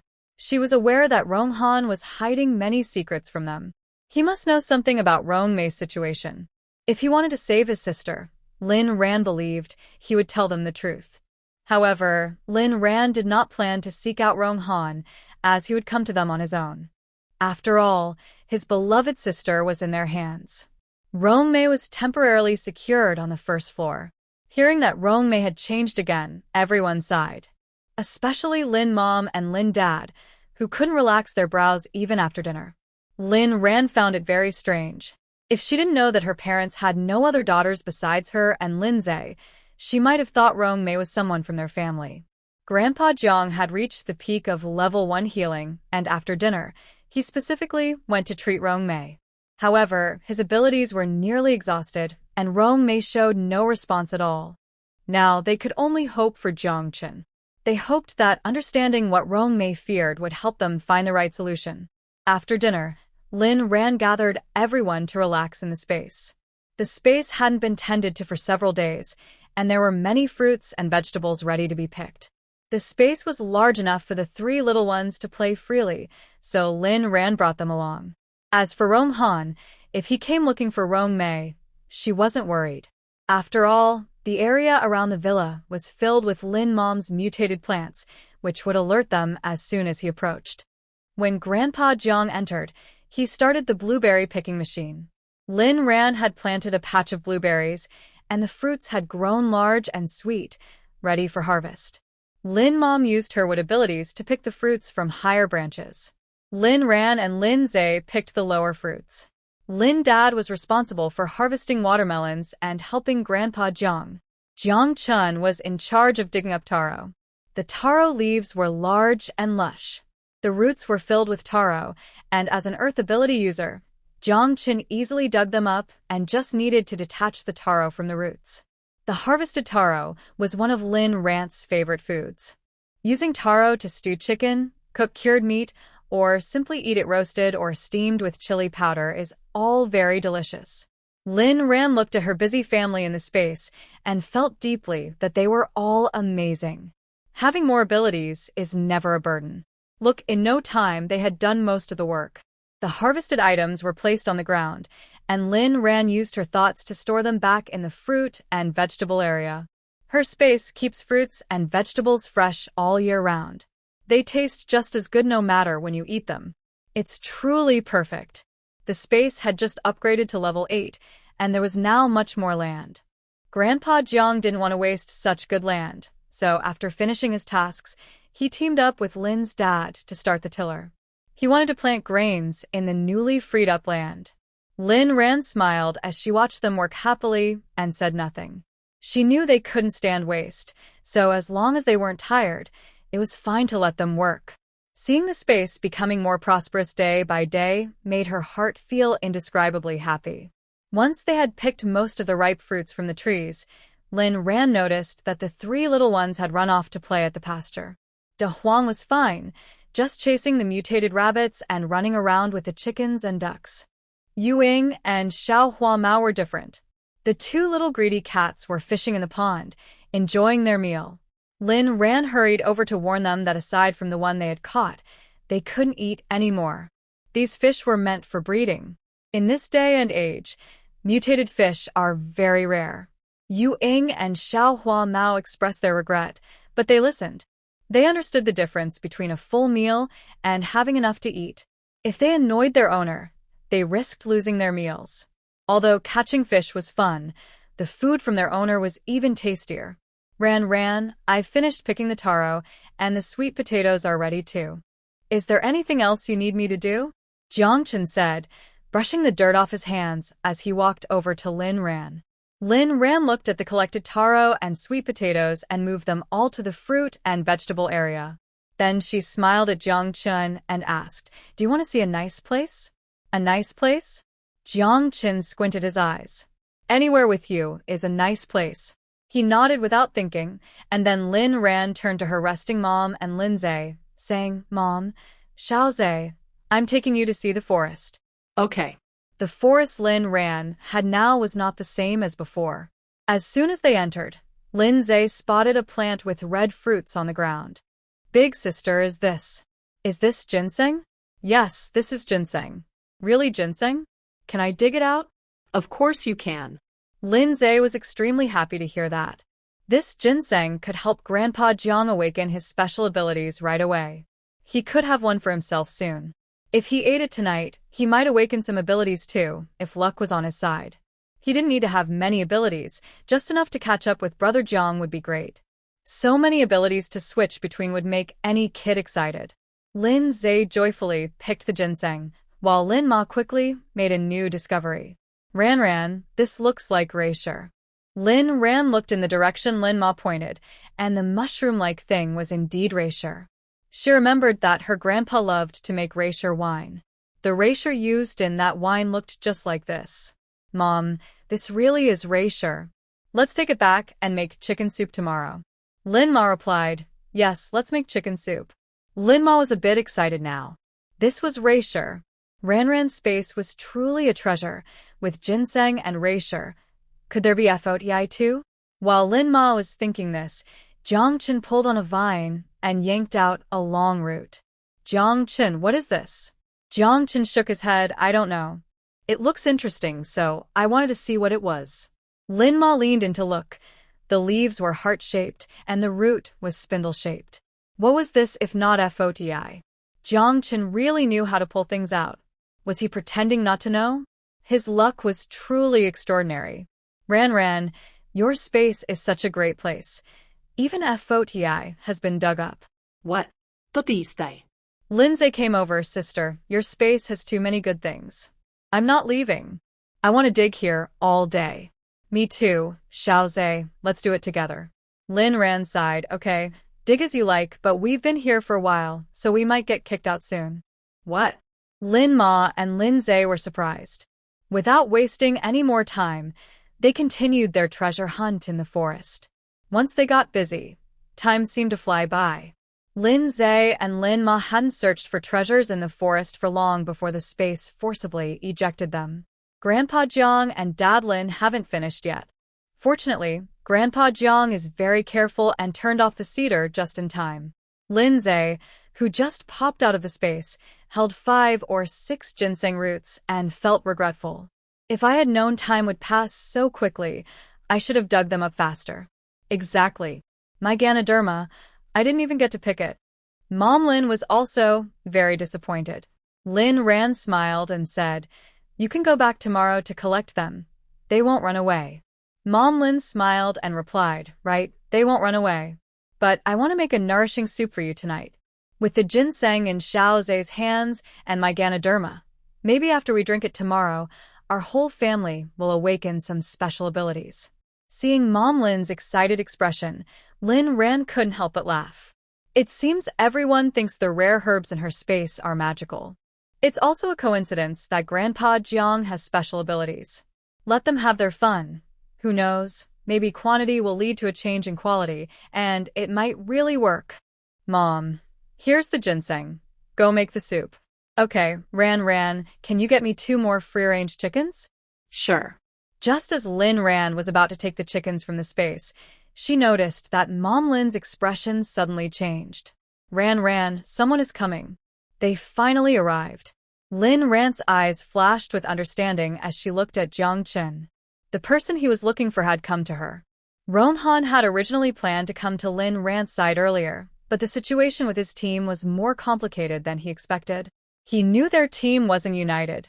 Sia Wanu's people were still inside, but he didn't realize he was one of them. That honest person had actually joined Sia Wanu's side, which Rong Han found amusing. He still wasn't very good at judging people. Fortunately, thanks to Lin Rhan and the others' reminders, he would never have suspected him otherwise. If he took such a team out to carry out the task specially arranged by Sia Chonga, even if Rong Han had 9 lives, he wouldn't come back. Fortunately, he could die, but what would happen to his sister? If she became like that, what would happen if she lost herself? Especially if she was taken to the research institute by those madmen. They didn't treat her as a person, they called her Subject 1. She was a test subject that could be treated however they wanted. Rong Han felt that even if he was going to die, he had to take his sister with him before he went. Otherwise, how pitiful would she be? Rong Han touched the pocket on his chest, where Dr. He's experimental notes were kept. Thinking about the part written about the first test subject made him tremble all over. Those actions were simply shocking. This base was not normal. Sia Chonga was not normal, and the base leader was even less so. There wasn't a good person among them. "Captain Rong, aren't you coming in?" Rong Han, filled with anger, was brought back to reality by a pleasant female voice. He realized he had been standing at Lin Rhan's door for quite a while. "If you don't come in soon, the neighbors next door will probably get curious," Lin Rhan said as she opened the door and walked inside. Hearing this, Rong Han quickly followed her in. On the way inside, Lin Rhan noticed that someone in the neighboring villa still had their lights on. Luckily, before Rong Han arrived, she had tidied up a bit, so she wasn't worried about being seen. Once inside, Lin Rhan's mother and the others listened to her and went back to their bedrooms to rest. In the living room, only Jiang Chen and Lin Zhe were present. Rong Han looked around the room, surprised by the decoration. The house was very lavishly decorated. However, right now, he was more concerned about something else. Where is my Mei? "Miss Lin, I want to see her first." "Captain Rong, she's here," Lin Zhe said as he opened the bedroom door. Rong Han looked toward the bedroom, his expression heavy as he walked in. Rong Mei was still, but when Lin Rhan saw her, she was shocked. Only a few hours had passed, and she felt that Rong Mei's condition had worsened, especially her skin, which had lost all elasticity and shine. Her eyes were frighteningly red. When they entered, Rong Mei, sensing their presence, couldn't help but let out a hoarse sound. Seeing his sister in this state was clearly something Rong Han hadn't expected. Even if he were blind, he could tell she had turned into a zombie. "Mei, your brother is here," Rong Han called softly. He reached out his hand to touch Rong Mei. When Rong Mei saw his hand coming, her red eyes suddenly froze. Rong Han's heart stirred. Did his sister recognize him? He tried to brush the hair off her face, but in that moment, Rong Mei's neck twisted at an odd angle, lunging toward his wrist to bite him. The attack came too suddenly. Rong Han didn't even have time to react as her gaping mouth came toward him. Rong Han forgot how to react. He finally understood why so many powerful people end up being harmed by those closest to them. He really couldn't escape it. Fortunately, at the critical moment, Jiang Qin gave Rong Mei another command, which stopped her attack. Seeing Rong Mei suddenly calm down, Rong Han breathed a huge sigh of relief. "Captain Rong, are you okay?" Lin Rhan squatted down and looked at the pale-faced Rong Han. Rong Han shook his head. "I'm fine. I didn't expect Mei to become like this. Thank you, Miss Lin, and thank you all for being willing to save her. If it were someone else, they would have treated her like a zombie." Rong Han's words were both probing and sincere. He suspected that he had known Rong Mei's identity all along and had deliberately tried to save her. However, Lin Rhan didn't mind. If a partner was too foolish, she wouldn't want to work with them. "Captain Rong, would you believe me if I told you that when we rescued Rong Mei, she was just like a normal person?" Just like a normal person? Rong Han certainly believed it. When he handed his sister over to Sia Chonga and the others, aside from her behavior being a bit zombie-like, she was just like any other person. Now, she was completely like a living zombie. "I believe you, Miss Lin. Why did Mei end up like this?" Lindsay said. "What else could it be? She must have undergone some terrible experiments in the lab. You have no idea. The lab where we found her was filled with zombies, mutated beasts, and even artificial mutated spiders. The experiments those scoundrels conducted were inhumane. If your sister wasn't turned into something bizarre, you should be grateful. If I were you, I'd tear Sia Chonga apart." "I will." What do you mean you will? Lin Zhe was taken aback. "I will tear Sia Chonga apart," Rong Han said seriously. His attitude left Lin Zhe speechless. At this moment, he finally found Rong Han somewhat likable. This was what an older brother should be like. If anyone dared to treat his sister like that, he would dig up their ancestors to punish them. Lin Rhan and Jiang Chun exchanged quick glances and then said, "Captain Rong, what do you want to do now?" "The mission in 3 days will proceed as you planned. We'll act as bait, and you just need to wait for the right moment to come out. But remember, I want Sia Wanu and Lai Yang's lives. He wants Sia Chonga to also experience the pain of losing a loved one." Rong Han's eyes, filled with coldness, glowed with a bloodthirsty light. Lin Rhan smiled with satisfaction. Very good. She was pleased with this partner. "All right, I will help you, but besides them, I want one more person's life." "Who?" Yilon. Who is Yilon? After a moment, Rong Han remembered who he was, Sia Wanu's latest love interest. Although he didn't know why Lin Rhan wanted to deal with him, he was happy to help her out. "No problem. Then it's settled. A promise is a promise." Lin Rhan and Rong Han discussed the details and finalized the plan before midnight. "Okay, we will do as Miss Lin says." Rong Han no longer had his guard up and said to Lin Rhan, "But there is one thing I need to ask of you for now." "What is it?" "I want to temporarily leave Mei with you. Mei is a zombie, and her identity makes things complicated for him. Rong Han couldn't keep her with his team or send her to other places he had in mind. After all, as a zombie, she is too aggressive and a big target. Moreover, with a traitor in the team, it became even more inconvenient for him to act. He couldn't keep her by his side until the mission at the breeding farm was over." "No problem, Captain Rong. Since we are teammates, I'm willing to help with this." Lin Rhan agreed readily, which made Rong Han feel a bit more genuine gratitude.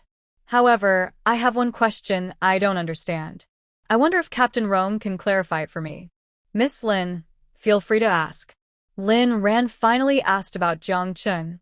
"I want to know what happened to Rong Mei that made her like this." Lin Rhan's words caused Rong Han's usually calm expression to change. This was the first time he had broken down since Rong Mei's incident. He clenched his fists tightly and said with difficulty, "We were on our way to retreat to the peace base, and our army was tasked with helping people evacuate.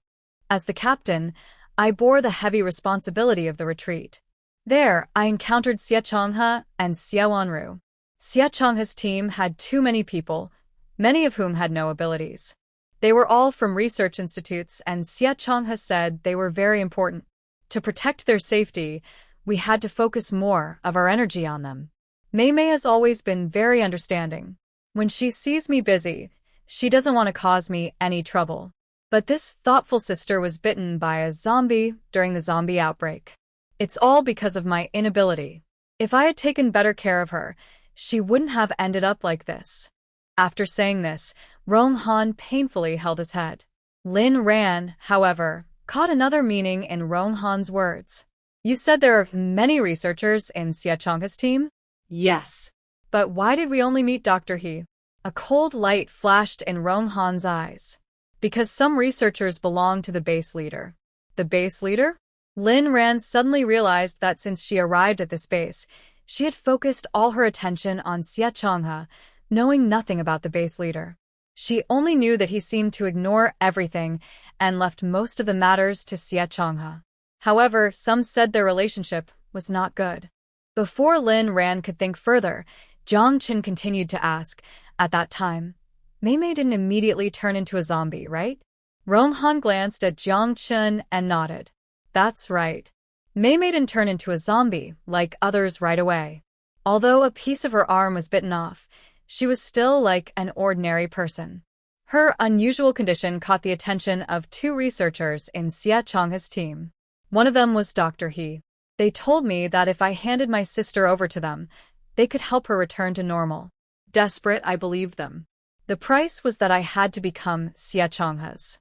Just as Rhan suspected, Rong Han had indeed been deceived by Sia Chonga. Was there anything else unusual that happened at that time? Rong Han thought for a long time. Were there any other unusual events? It seemed not. Besides his sister, she had been holding something tightly in her hand while she was unconscious, but that thing was gone afterward. After thinking, Rong Han decided not to mention this, considering it a minor detail. Seeing that Rong Han couldn't recall anything else, Jiang Chen said, I want to know, since you kept handing your sister over to Sia Chonga's people, why did you go looking for Sia Chonga to ask to see her? What made you suspicious? As Jiang Chen finished speaking, Rong Han looked at them strangely. Because I went to the laboratory you visited that night as well. Unfortunately, I arrived late. Rhan was surprised. Rong Han had also been there that night. I want to know where Mimi is hidden by them. I'm not a fool. Turning Mimi into an ordinary person is not easy. So, I have been searching for her, wanting to know if Sia Chonga and the others are lying to me. Who would have thought that on that day I didn't find Mimi, but I found this instead? After saying this, Rong Han took out a notebook from his pocket. This contains all the experiments conducted by Dr. He, as well as information about my sister. They referred to her as Subject 1, which is why I deliberately went to ask Sia Chonga for her. Jiang Chen stared closely at the notebook in Rong Han's hand, knowing that the information he wanted was definitely written in it. Rhan quickly noticed Jiang Chen's interest and politely asked, Can I take a look at that notebook? Of course, Rong Han replied, handing the notebook to Rhan. As she opened it, Lin Zhe and Jiang Chen leaned in closer. Rhan flipped through a couple of pages and saw an unexpected name. William. This person was the one who had been obsessively researching zombies in the past life, causing Jiang Chen to regress to a lower zombie state. Why is William's name here? Didn't Dr. He say he went to Baisher? But now, this notebook clearly states his name, and he is a co-researcher with Dr. He. Dr. He definitely deceived me. Luckily, he died early. Otherwise, I would have to deal with him harshly now. Rhan quickly flipped through the notebook, becoming increasingly alarmed. This deceitful person, Dr. He, truly tricked me. The frequency of William's name in the notes was absurd. He was involved in the experiments just as much as Dr. He. Rhan finally understood the reason behind Rong Mei's breakdown. It was William.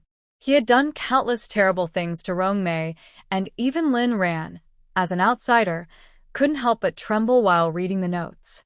She couldn't imagine how Rong Mei, still rational as a human, endured it all. Rhan knew William's methods. Even someone as strong as Jiang Chen had been forced into a lower zombie state by him. No wonder Rong Han was so irrational and wanted to confront Sia Chonga directly. Seeing his sister treated this way, how could he remain calm? Rong Han, do you know who this William is? Rhan asked after reading the notebook, voicing her confusion. Upon hearing that name, Rong Han's pupils shrank sharply. Yes, after Mei was bitten, the two researchers who were very interested in her were Dr. He and William. Is he the base leader's person? Yes, he is connected to the base leader. Moreover, he is the base leader's half-brother. Rhan did not expect Rong Han to bring such explosive news. William was actually the base leader's brother. This base must have more than just the laboratory in Area D. The Peace Base is even more corrupt and terrible than she imagined. In that case, the Peace Base could be eliminated. Rhan coldly remarked, "This base is rotten to the core." Indeed, it is rotten to the core. Rong Han's hand tightened and then relaxed. When he looked up again, his eyes sparkled with madness. "Miss Lin, are you interested in doing something big? If we can return safely this time, would you be interested in taking down the base leader? How about changing things up at this base? Taking down the base leader." Ah, interesting. Captain Rong, that is exactly what I have in mind. Not only should we kill the base leader, but we also can't let his crazy subordinates go. Right? Not a single one should be spared. Rong Han left in the early hours of the morning. They discussed many details together to ensure the mission's success. If they acted, they would do so in a way that left no chance for retaliation. After sending Rong Han off, Jiang Chun turned to Rhan. Rhan, now that we roughly understand the reason for her condition, do you want her to wake up? Jiang Chun was asking Rhan about Mei's situation. Rhan looked at Mei, who was in a zombie state, and nodded. Jiang Chun, let her wake up. Rhan actually already had an answer about Mei's situation, but it depended on her returning to a normal state. After receiving Rhan's affirmative response, Jiang Chun began to give Mei commands, essentially instructing her to forget all memories of William. As soon as Jiang Chun issued the command, Mei reacted extremely violently, her strength nearly breaking the ropes binding her. Then, she suddenly calmed down. Her blood-red eyes returned to normal, and the bulging veins and gray skin slowly faded away. This was truly miraculous. Rhan stared in amazement at the scene. Just as she thought Mei was about to become normal again, she fell back into a deep sleep. Rhan looked at Jiang Chun and thought for a moment before saying, "She must be too tired." After that, Jiang Chun fed Mei 2 more crystal cores. Even after eating, she still didn't wake up, but her complexion was much better than before. Rhan knew she was getting better and stopped worrying. She decided to let her rest and took the others outside to relax. It wouldn't be long before dawn. Rhan was too tired to move and just wanted to lie in bed. But when she thought about all the crystal cores she had stored, she felt it was a waste not to use the time to level up. She envied Jiang Chun, who seemed to level up effortlessly just by sitting there and eating. The crystal cores she gave him, aside from a few high-level ones at the beginning, were all for her. Rhan guessed that Jiang Chun must have other ways to enhance his abilities, or that the current crystal cores were too low-level for him to use. Standing in front of Rhan's bedroom door, Jiang Chun felt a bit guilty under her gaze. Why was she looking at him like that? Was she not going to let him in again tonight? He promised that if he went in, he would just sit on the sofa and watch TV with headphones on. Rhan, can I watch TV on your sofa like before? Jiang Chun blinked his big eyes, without his contact lenses. His long eyelashes framed his beautiful eyes, making it hard for Rhan to refuse him. But Rhan was not an ordinary person. She smiled at Jiang Chun and said no. With that, she closed the door in front of him. Jiang Chun stood alone at the door, feeling colder than he ever had. How could Rhan say such cold words? Her warm lips shouldn't be able to say something so icy. He felt so sad. Such cold words were something only soulless zombies could say. Frowning, Jiang Chun made up his mind to resolve Mei's issues as soon as possible. He had to uncover the secrets surrounding her so he could return to being a normal person. He needed to stand beside Rhan openly and honestly. He couldn't bear another day without being able to touch her. Lin Ran was completely unaware of Jiang Chen's thoughts outside. She returned to her bed, listening to the soft sounds of the moonlight. After turning over, she quickly fell asleep. Before falling asleep, she suddenly remembered something very important. However, feeling too tired, she decided to deal with it tomorrow. After all, there was still time. The next day, Lin Ran allowed herself to wake up naturally. By the time she got up, it was already bright outside.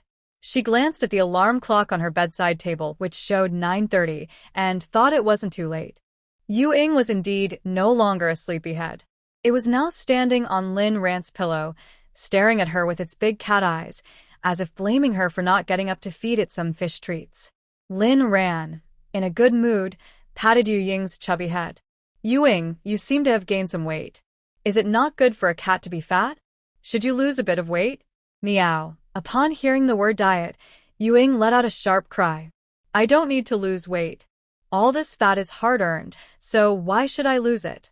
Seeing Yu Ying's fluffed-up fur, Lin Ran couldn't help but laugh.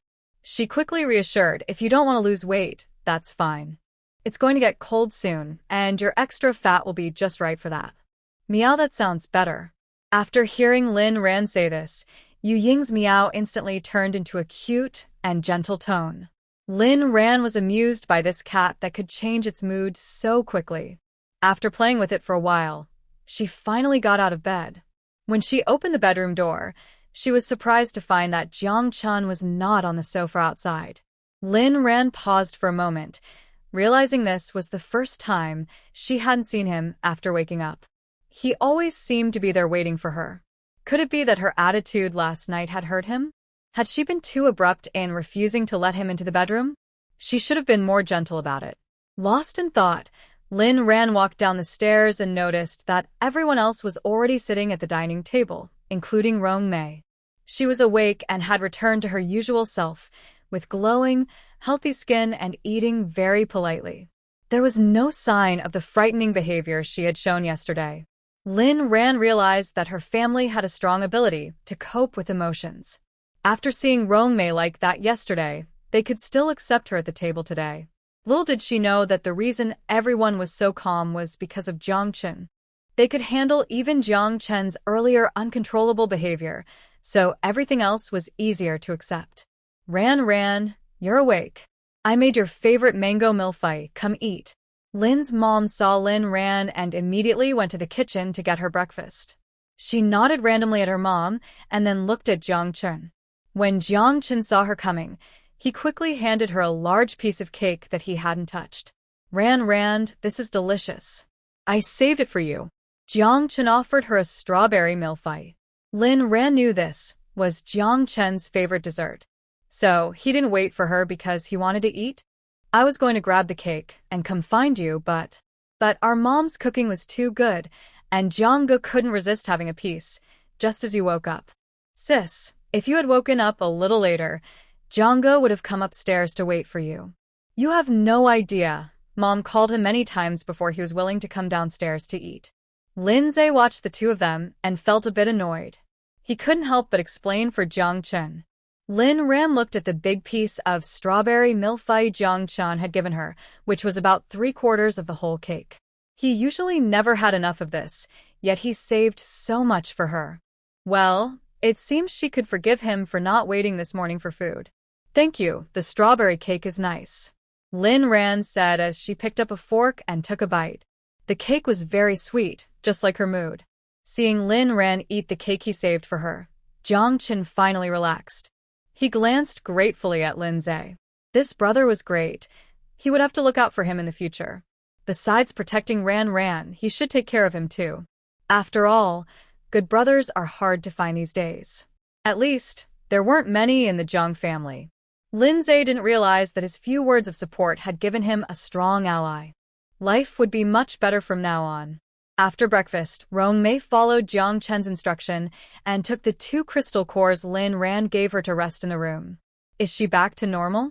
Lin Ran asked, watching Rong Mei's back.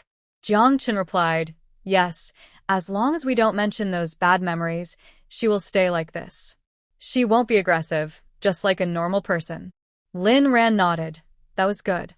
Now, she felt safe to place her somewhere else. Sis, should we go to the mission center today to get our travel gear? Lindsay asked. Last time they took a mission, the staff told them that all teams who received base missions could apply for some equipment, like vehicles, weapons, and food supplies. However, after completing the task, a portion of the supplies you receive will be deducted as an equivalent value. Rhan thought for a moment and said, "We can go take a look." She believed that if they didn't apply, it might raise suspicions among others. After all, they were a brand new team, unlike others that had experienced members with all the necessary equipment. They still needed to go through the required procedures. Moreover, she had a conflict with Sia Wanu, and many people would be watching her every move. It was possible that whatever she did would be reported back to Sia Wanu immediately.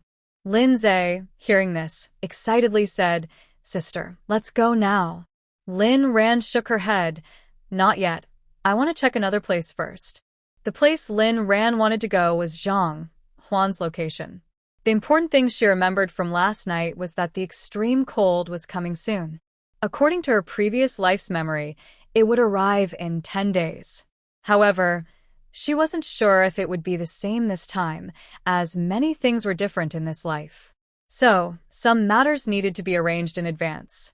Rong Han mentioned going to the breeding farm, and if all went well, he could return in 2 days. But there were zombies and a forest full of mutated beasts there, so it would take at least 3 days to come back. Although they could take action against Sia Wanu and her group early, she definitely needed to visit the breeding farm. After all, the livestock there was essential for her plans. If the extreme cold came and those animals froze to death, how could she expand her ranch? Therefore, this delay would extend their time away. Rhan was worried that if they didn't return in time, the extreme cold would leave Zhang Huan and the children in danger. So, she wanted to send some supplies over. Lindsay, hearing that Rhan wanted to go to Zhang Huan, eagerly offered to help drive. He enjoyed doing good deeds. Meanwhile, if Sia Wanu really was as Rhan suspected, aware of her every move, she would be furious. "What?" Sia Wanu screamed. "You mean that worthless woman is also going to participate in this mission?" "Yes, Mississippi, haha. That's hilarious. Truly hilarious." Sia Wanu laughed uncontrollably upon hearing the news. Rhan, you choose the wrong path when there's a way to heaven and force your way into. Since you want to get involved, don't blame me for sending you and Rong Han to meet your fate. Sia Wanu looked at the personnel configuration of Rhan's team, and her smile grew wider. With such a weak family, they dare to form their own team. It's really foolish. She, Rhan, is just a level 2 lightning user, and with these useless people, they will just be pushed around when they leave the base. She plans to take revenge on that annoying woman and throw her and her useless family to the zombies. No. Maybe there's a more entertaining way to make them suffer endlessly. Sia Wanu thought of a good idea and headed to Sia Chonga's study. Inside, Sia Chonga was leaning over, explaining something to Liang. Suddenly, Sia Wanu pushed the door open and entered. "Dad, brother Liang, I have something to tell you." Sia Wanu walked in with a bright smile. However, Sia Chonga was a bit displeased by his daughter's rudeness. "Wanu, how can you come in without knocking?" Facing her father's reprimand, Sia Wanu was not scared at all. She knew her dad was just pretending to be angry because Liang was there. Otherwise, he wouldn't hide anything from her. "Dad, it's because brother Liang is not a stranger. That's why I didn't knock." Sia Wanu acted like a little girl, and Liang couldn't help but laugh first. "Wanu is right. I'm not an outsider. Uncle Sia, please don't blame Wanu." Hearing this, Sia Chonga laughed heartily. He was very pleased with Liang, who he had watched grow up. Liang was much better than some others. "All right, since it's for your brother Liang, I won't blame you." "Thank you, Dad." "Thank you, brother Liang." Sia Wanu beamed with joy. "I knew you both cared for me the most." With Sia Wanu's presence, the cold study felt warmer. Sia Chonga smiled at his daughter. "Wanu, did you come in for something, or just to see your brother Liang?" Because of Sia Chonga's teasing, Liang's face turned a bit red. "Dad, what are you saying?" Sia Wanu pouted and insisted, "Brother Liang, don't listen to my dad. He's just joking. I actually have something serious to discuss." Liang looked at Sia Wanu acting cute and felt happy inside. "What is it, Sister Wanu?"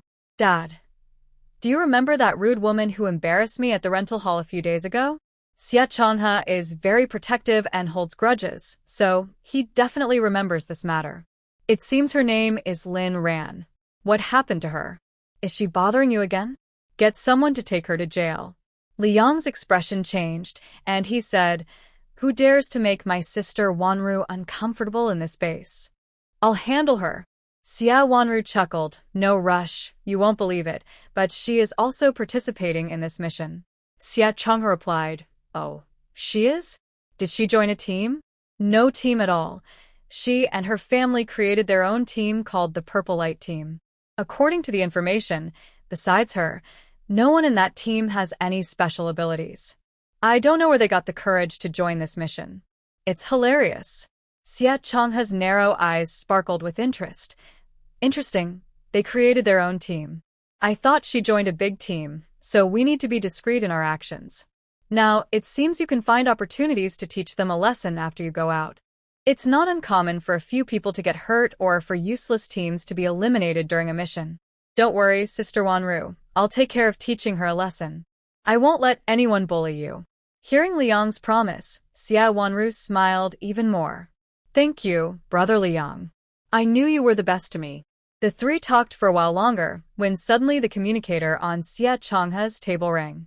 Sia Chonga glanced at the caller ID and answered the communicator with a serious expression. "Base leader, this is Sia Chonga." "Yes, he is with me. Can we delay the next experiment for a while? I'm worried about his health." "Okay, understood, base leader. I'll have him come over right away." After hanging up, Sia Chonga looked at Liang with a troubled expression. "Liang, the base leader is looking for you." Liang remained silent, and Sia Wanu spoke up first. "Why is he looking for Brother Liang again? He just recovered, and the base leader is always picking on him." "Wanu, stop." Liang quickly interrupted Sia Wanu. "The base leader values me. I'll go see what he wants." But "It's fine, it's just a blood test and an injection. I won't die," Liang said with a carefree smile. Sia Chonga frowned. "Liang, you can refuse." Liang shook his head helplessly. "How can I refuse? If it weren't for the base leader, I wouldn't have become this strong. Not everyone is as lucky as Rong Han, who can level up so quickly through their own strength. But Brother Liang, it will hurt a lot. It's fine, it will pass quickly. Once I become stronger, this plan will have a better chance of success, right? The base leader values me, so Wanu, it's better if you say less about it. We don't want it to reach his ears. That would complicate things." "I understand. Be careful, Brother Liang." "Okay." After their conversation, Liang left. In the study, only Sia Wanu and her father were left. Sia Wanu sighed. "I actually want to go too. Why didn't the base leader call me?" Sia Chonga glanced at Sia Wanu. "What kind of place is that? Don't get too close." "But it can improve our abilities." "It can improve abilities, but let's wait until their technology is more developed. We don't know what the situation is yet. They can't just upgrade you to level 4 abilities." "It's strong, but I'm still a bit worried." The base leader sent Liang there to test the serum. After all, such a powerful serum can only be handled by someone as strong as Liang.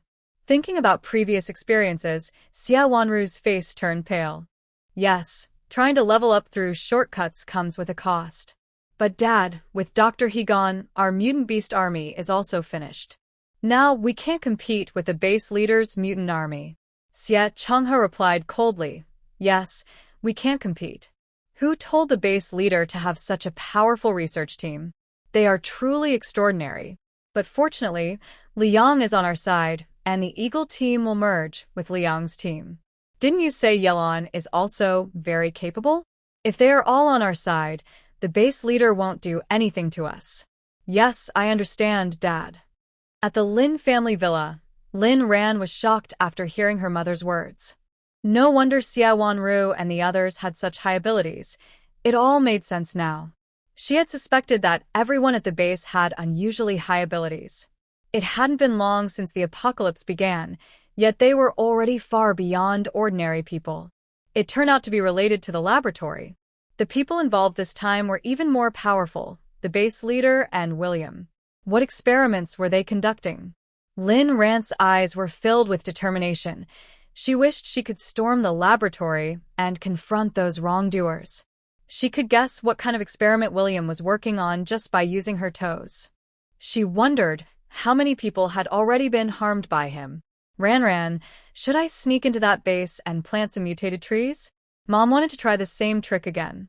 She could see that her daughter cared a lot about the laboratory. She wanted to help her. Upon hearing this, Rhan grabbed her mother's hand tightly. Mom, you absolutely cannot go again. You are lucky to succeed with Sia Chonga, but it might not be the same at the base. We don't know the base leader well and have no idea what kind of person he is. Since we've been here for a while, we haven't heard any information about him. This shows he is discreet and careful. Mom, promise me you won't take any risks. Rhan's tone and expression were very serious. Mom felt a tightness in her heart. Rhan, okay, Mom won't go. Still worried, Rhan advised, Mom, it's most important that our family is safe together. Everything else comes second, okay? You must not do anything uncertain. A warm light flashed in Mom's eyes. Her daughter had truly grown up. I understand, my Rhan. Mom won't do anything dangerous behind your back. We won't go. Hearing her mother's promise, Rhan finally felt relieved. She sensed that the base leader was not like Sia Chonga, who was useless. Overthrowing him would require careful planning. Some things cannot be achieved by one person alone. Rhan thought of Wu Ziqing and the others in Zone D. And those suffering poor people, when the extreme cold arrives, they will realize that only by relying on themselves can they survive. Rhan planned to visit Zhang Huan around noon. It was a good opportunity to bring them some delicious food for lunch. When Mom and Dad heard Rhan was going to see Zhang Huan, they also wanted to go along. They were very interested in the amazing girl Rhan spoke of, her axe gang, and the orphanage. Seeing that Mom and Dad wanted to go, Grandpa Zhang also expressed his desire to join.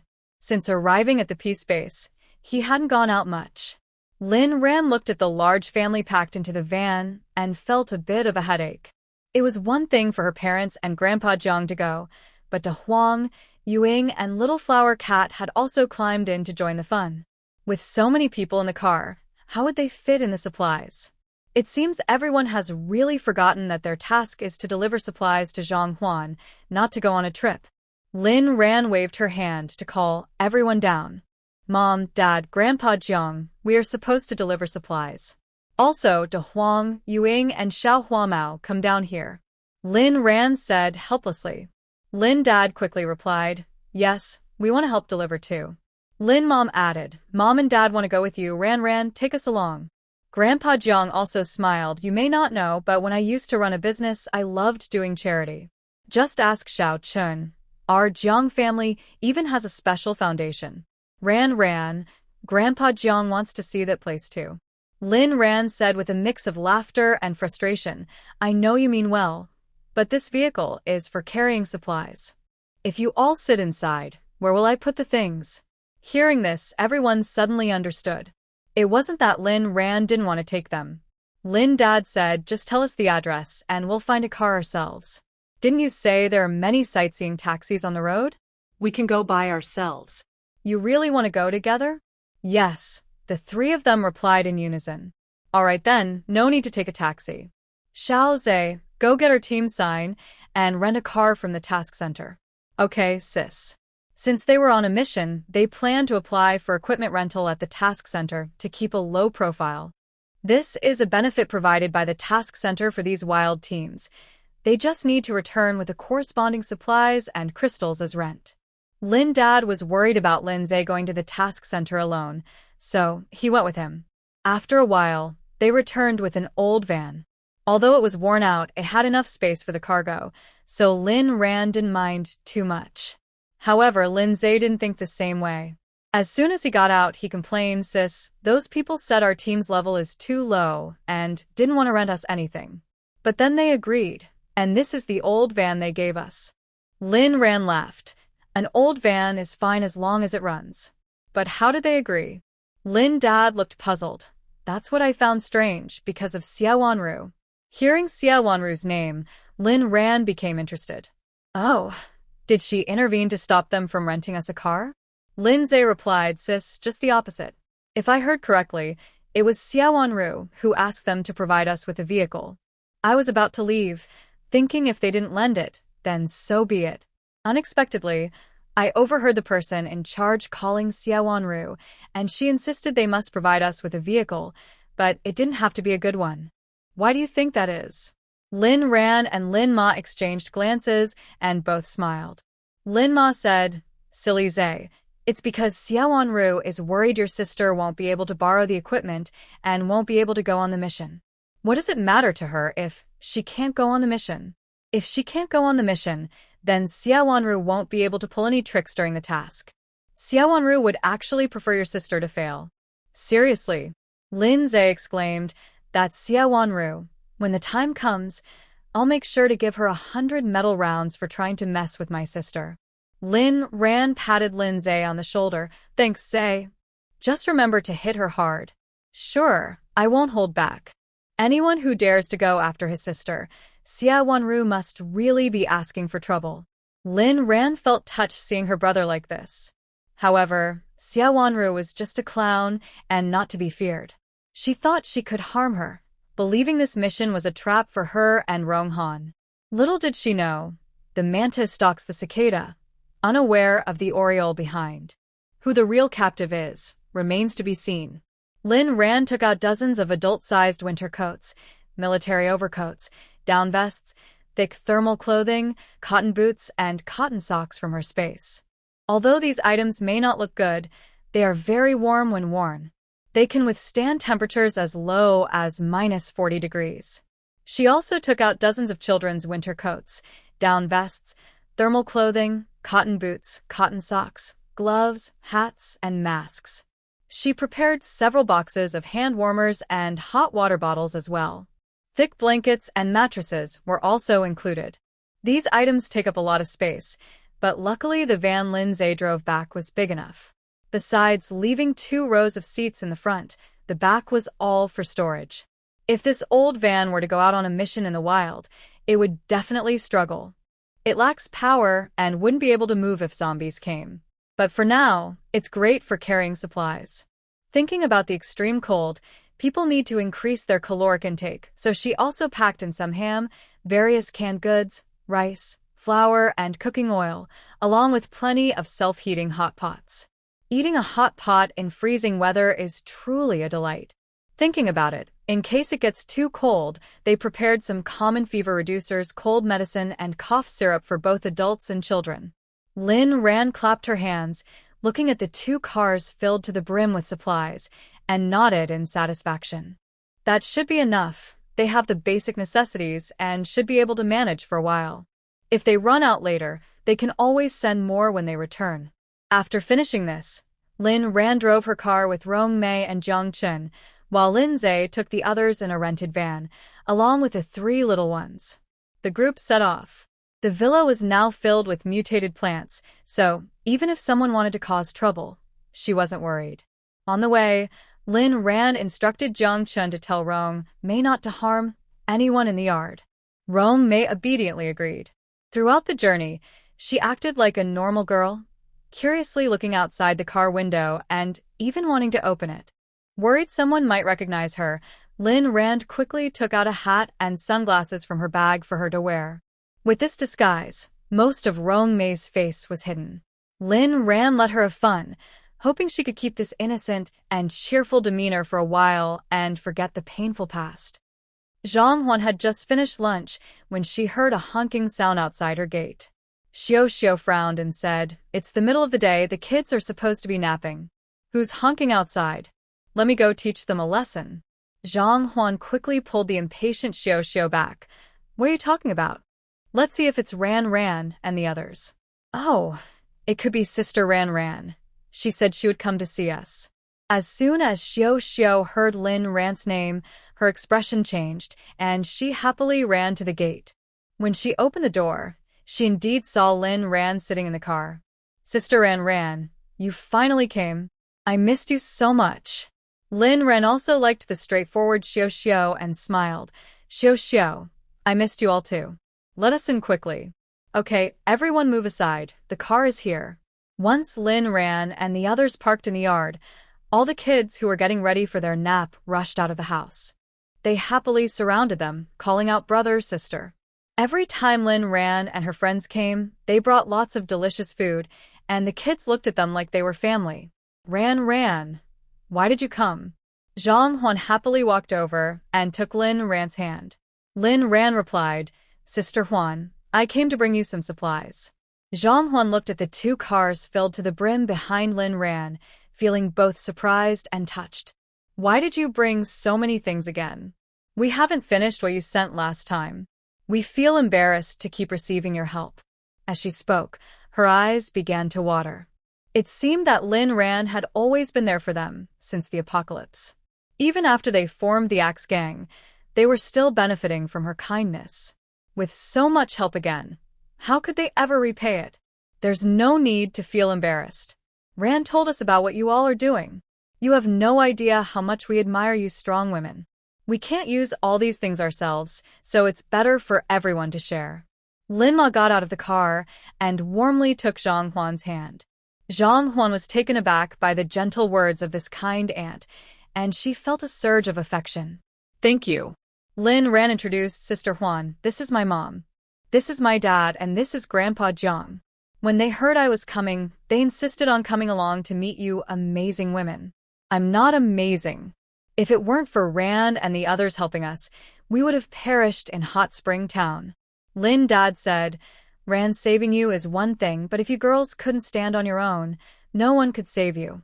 Zhang Huan, you all are doing great. Grandpa Jiang also came over and gave a thumbs up. To build a place like this in the apocalypse and take care of so many children, I truly admire you. There were so many children here, and they were all well cared for. Each one was clean and tidy, even if their clothes weren't the best. It was clear they were genuinely taking good care of the kids. In the apocalypse, just surviving is hard enough. To still think of helping the vulnerable, these women are truly remarkable. Thank you. Thank you for your recognition. Zhang Huan sincerely expressed her gratitude. She had always worked quietly from her heart, never thinking her actions were worthy of praise. But now, being recognized like this, especially by Rhan's family, filled her with indescribable emotions. Seeing Zhang Huan's eyes getting redder, Rhan quickly said, All right, let's stop chatting for now and help unload the things. There were so many items brought by Rhan. Everyone gathered around like it was a festival, carrying the supplies into the house one by one. Food and drinks, everything was taken off the truck, and the children watched with wide eyes. When they unloaded at the back, Zhang Huan noticed something was off. With a smile, Zhang Huan joked, Rhan, why are there so many winter clothes here? Did you find a winter clothing store while out in the wild? Rhan took Zhang Huan's hand and quietly said, Sister Huan, I heard a rumor that it will get colder soon, so I brought some warm clothes and medicine. You all should prepare too, and get some warm things. Zhang Huan wasn't sure about the rumor, but she trusted Rhan. There must be a reason for what Rhan said. Got it, Rhan, I will. Good, during this time, you all should go out less and stay home. Remember my words and prepare in case the weather changes suddenly. Rhan reminded again. Okay, I will, Rhan, thank you. By the way, I have good news. I absorbed those crystal cores and my abilities have greatly improved. Now I not only have speed but also awakened a power-type ability, both at level 3. Zhang Huan said excitedly, her eyes full of joy. That's great. Heaven rewards those who work hard. Sister Huan, everything you have today is from your own efforts. I have a gift for you. Rhan said as she pulled out a bag containing a level 5 mutated spider crystal core. Rhan, this is too precious. Zhang Huan was a bit taken aback, staring wide-eyed at Rhan. Sister Huan, please accept it. There are so many women and children here who need your care. You need to level up more to have enough ability to protect them. Zhang Huan paused, taking the crystal core from Lin Ran's hand. She opened her mouth, tears welling in her eyes. Ran, you are closer to me than my own sisters. If you ever need anything, just say it. I would go through fire and water for you without a second thought. Sister Huan, you're too kind. As long as you all can live well, I'll be very happy. Lin Ran smiled at Zhang Huan. Ran, I also have good news for you. Xiau, after moving the supplies, came over with a smile. Thanks to the crystal cores you gave me, I have now awakened a fire-type ability, and I'm at level 2. That's wonderful. I knew you were special, Xiau. Xiau, praised by Lin Ran, became even happier and said, Ran, I will work hard. Next time you come, I will definitely be even stronger. Next time we go out to play, I won't hold you back anymore. Okay, I'll be watching. Time spent with Zhang Huan is joyful. The children each hold a chocolate, chasing the moonlight, while the big yellow dog and the little cat play. Mom Lin sits in the yard, helping everyone mend the children's clothes. Dad Lin, Zhe, Grandpa Jiang, and Jiang Chun help wash the children's clothes and bedding. Everyone is indeed here to show their love. Lin Ran notices Rong Mei. She hasn't paid much attention to her since she arrived in the yard. She hasn't given her any orders either. Lin Ran sees that Rong Mei has been playing with the children. Her personality is gentle, and she doesn't mind the children's noise at all. When a child accidentally falls and scrapes their knee, she takes care of it. Lin Ran watches from the side and notices that she isn't attracted by the sight of blood to do anything bad. Even when a mischievous child climbs onto the wall and nearly falls, she is the first to rush over and catch them. She doesn't even care that her hand nearly gets injured. Just as Rong Han said, she is a kind girl. She is very caring, and the children seem to really like her. Happy times always pass quickly. After dinner, Lin Ran and the others have to say goodbye to the reluctant children. A few younger ones even cried with red eyes. They only stopped crying after Lin Ran promised to come back next time. When they stepped outside, it was already dark. The infrastructure in Area C is poor, with only a few scattered streetlights along the long road. Lin Ran drives her car ahead, with Lin Zhe following in a van. As they round a corner, Lin Ran sees a familiar figure again. This time she sees clearly. The person has just walked under a streetlight. Lin Ran immediately recognizes her. It really is Luo Shing. What is she doing here? Is Luo Xiangxi also here? Lin Ran slams on the brakes, opens the car door, and chases after her. Just like last time, she reaches a corner and Luo Xing disappears. Ahead is a neighborhood, and Lin Ran remembers this place. Luo Xing also vanished here last time. She must live here. Ran, what's wrong? Behind her is Jiang Chun, who has been closely following.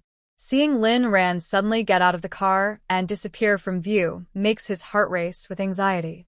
Nothing, I saw someone I know. Someone you know? Where? Jiang Chun looked ahead and found that there was no one around. They're gone. Lin Ran said, looking down. Shall I help you look for them? Lin Ran shook her head. No need, it's not urgent. We will meet again, eventually. After saying that, Lin Ran turned around and walked back. Yes. No rush. Once she finished dealing with Yilon, the next one would be Luo Xiangxi. One by one, they would all have their turn. In the C District residential building, Luo Xing climbed to the 10th floor with instant noodles she bought from the store. She was no longer just an ordinary person. Now, she was also a supernatural being. Though she was only a level 2 wood-type ability user, she could often do many things without relying on men. That feeling was great. She no longer had to sell her body. When she reached the door, Luo Xing didn't rush to open it. She pressed her ear against the door and listened for any sounds inside. Good, there were no strange noises. However, she opened the door very quietly.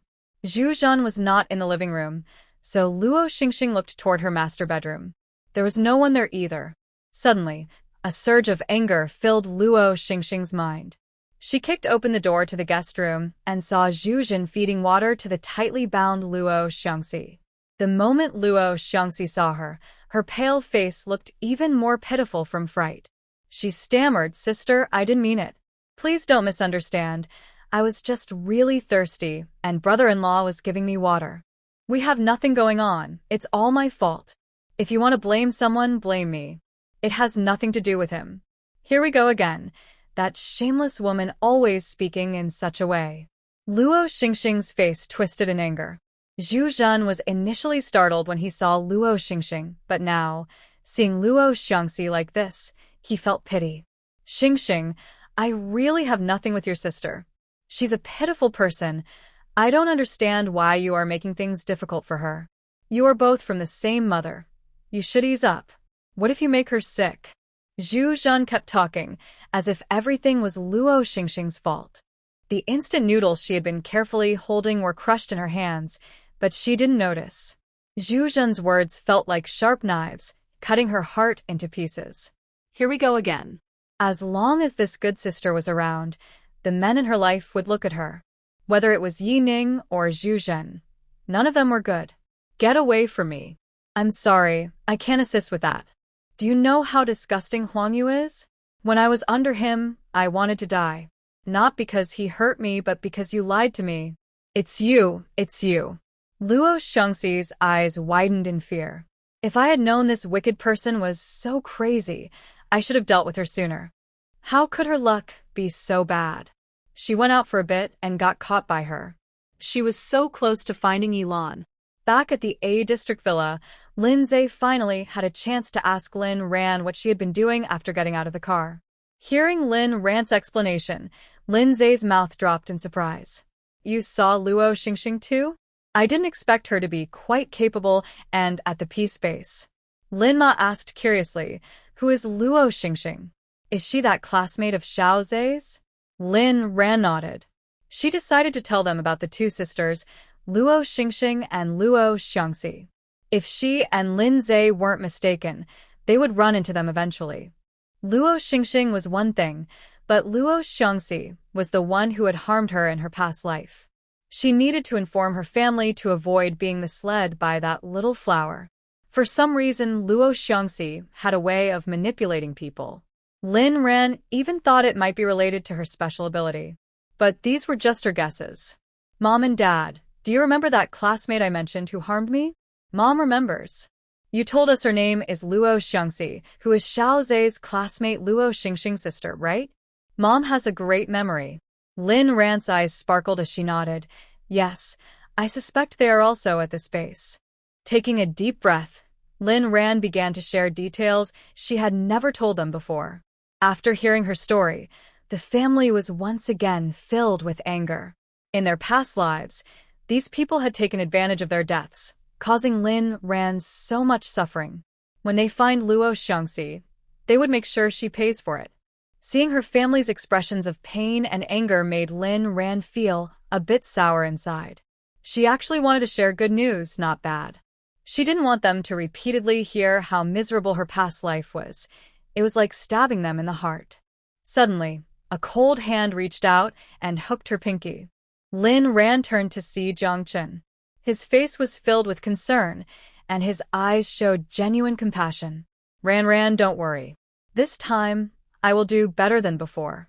I will never let you get hurt again. This time will be better. In fact, last time was already pretty good. If it weren't for him, she didn't know when she would be free from that dark laboratory. But such a promise was too beautiful. It felt like being carefully cared for and passionately loved. Jiang Chen's words made her heart race like boiling water. In his eyes, she seemed to see a blazing fire. It was the fire of freedom, the fire of redemption, and also the fire that made her heart flutter. She couldn't help but blush and her heart raced, like a person who was tipsy. Lin Zhe was the first to notice her unusual behavior. "Sister, why is your face so red? Are you feeling cold?" Jiangchen looked at her with concern and moved closer. Ran, are you okay?" Cough, I'm fine. Lin Rhan felt extremely embarrassed and hurriedly avoided Jiang Chen's hand that was reaching for her forehead to check her temperature. I'm fine. Maybe it's just warm. I'll go upstairs to change clothes." Lin Rhan almost fled, her heart in a whirlwind. Lin Zhe watched her, scratching his head in confusion. She isn't wearing much, but running that fast, she must be really warm. Lin Ma exchanged a meaningful glance with the worried Jiang Chen, amused. It seemed her daughter was shy. All right, don't worry about your sister. She has someone to care for her. Go take care of your own business.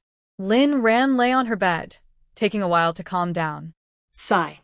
For someone who had lived 2 lifetimes, feeling this way was like a fire in an old house, dangerous and overwhelming. This was true heart-fluttering. In her past life, although she was with Yilon, they had never even held hands. She couldn't even remember why she agreed to be with him back then. Perhaps it was too lonely in the apocalypse. Maybe it was because they were equally matched. Everyone thought they should be together. But that wasn't true heart-fluttering. So when she was betrayed by Yilon and Luo Shing, she felt more anger and betrayal than jealousy or heartbreak.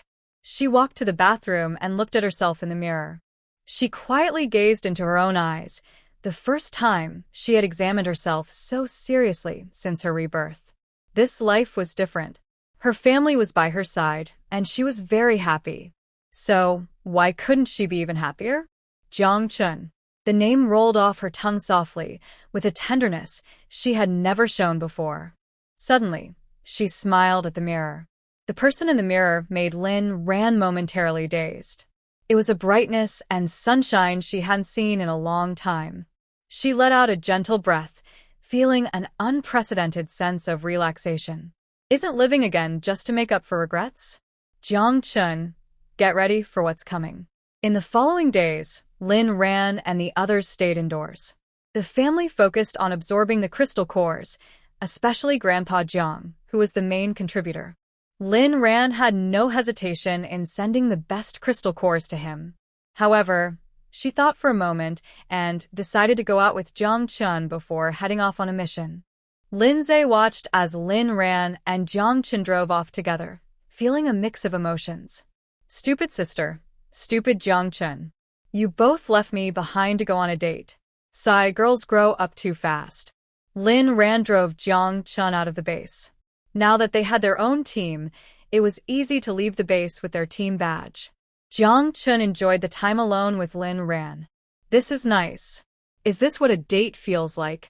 For the first time, they were alone without anyone else, not even the fat cat, Yuing, just him, and Rhan. This was their private space. Does that mean this is a date? Rhan took him out for a date, so does that mean she likes him too? Jiang Chen stared at Lin Rhan, who was driving, noticing her delicate white hands and her long, dark hair. He followed her shoulder-length hair to her elegant neck, then to her pointed chin and shiny, rosy lips. Her high nose and the eyes that always sparkled with determination, courage, and kindness captivated him. Jiang Chen felt that every inch of Lin Rhan's body perfectly matched his taste. She was so right for him. Or rather, every little thing about her was what he liked. Based on the dramas he had seen, they would soon go to a romantic place. Then they would stroll through a beautiful sea of flowers, and the young man would sincerely lower his head to confess to the girl he loved. After that, they would live happily ever after. But he wasn't a young man. He was a zombie. Why did it have to be this way? For the first time, Jiang Chen felt disgusted with his identity as a zombie. If only he could be like Rong Mei. Then he could confess to Rhan, and they could happily be together forever. Lin Rhan noticed that Jiang Chen was unusually quiet today. Though he was usually reserved, today felt different. Could he be shy? Is it because it's the first time going out alone with myself? Lin Rhan couldn't help but smile. She knew that Jiang Chen had a special feeling for her. Even though he hid it well, he treated her differently. He waited for her to wake up every day and said he would always protect her.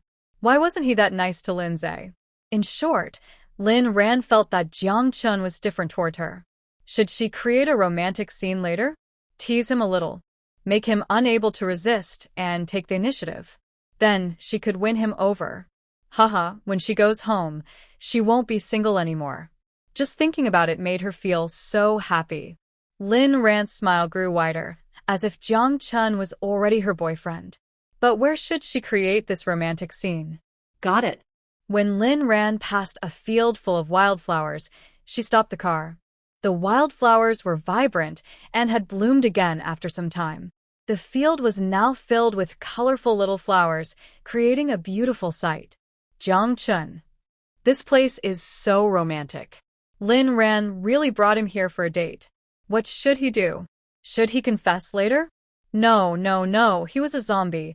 How could he think about someone as wonderful as Rhan?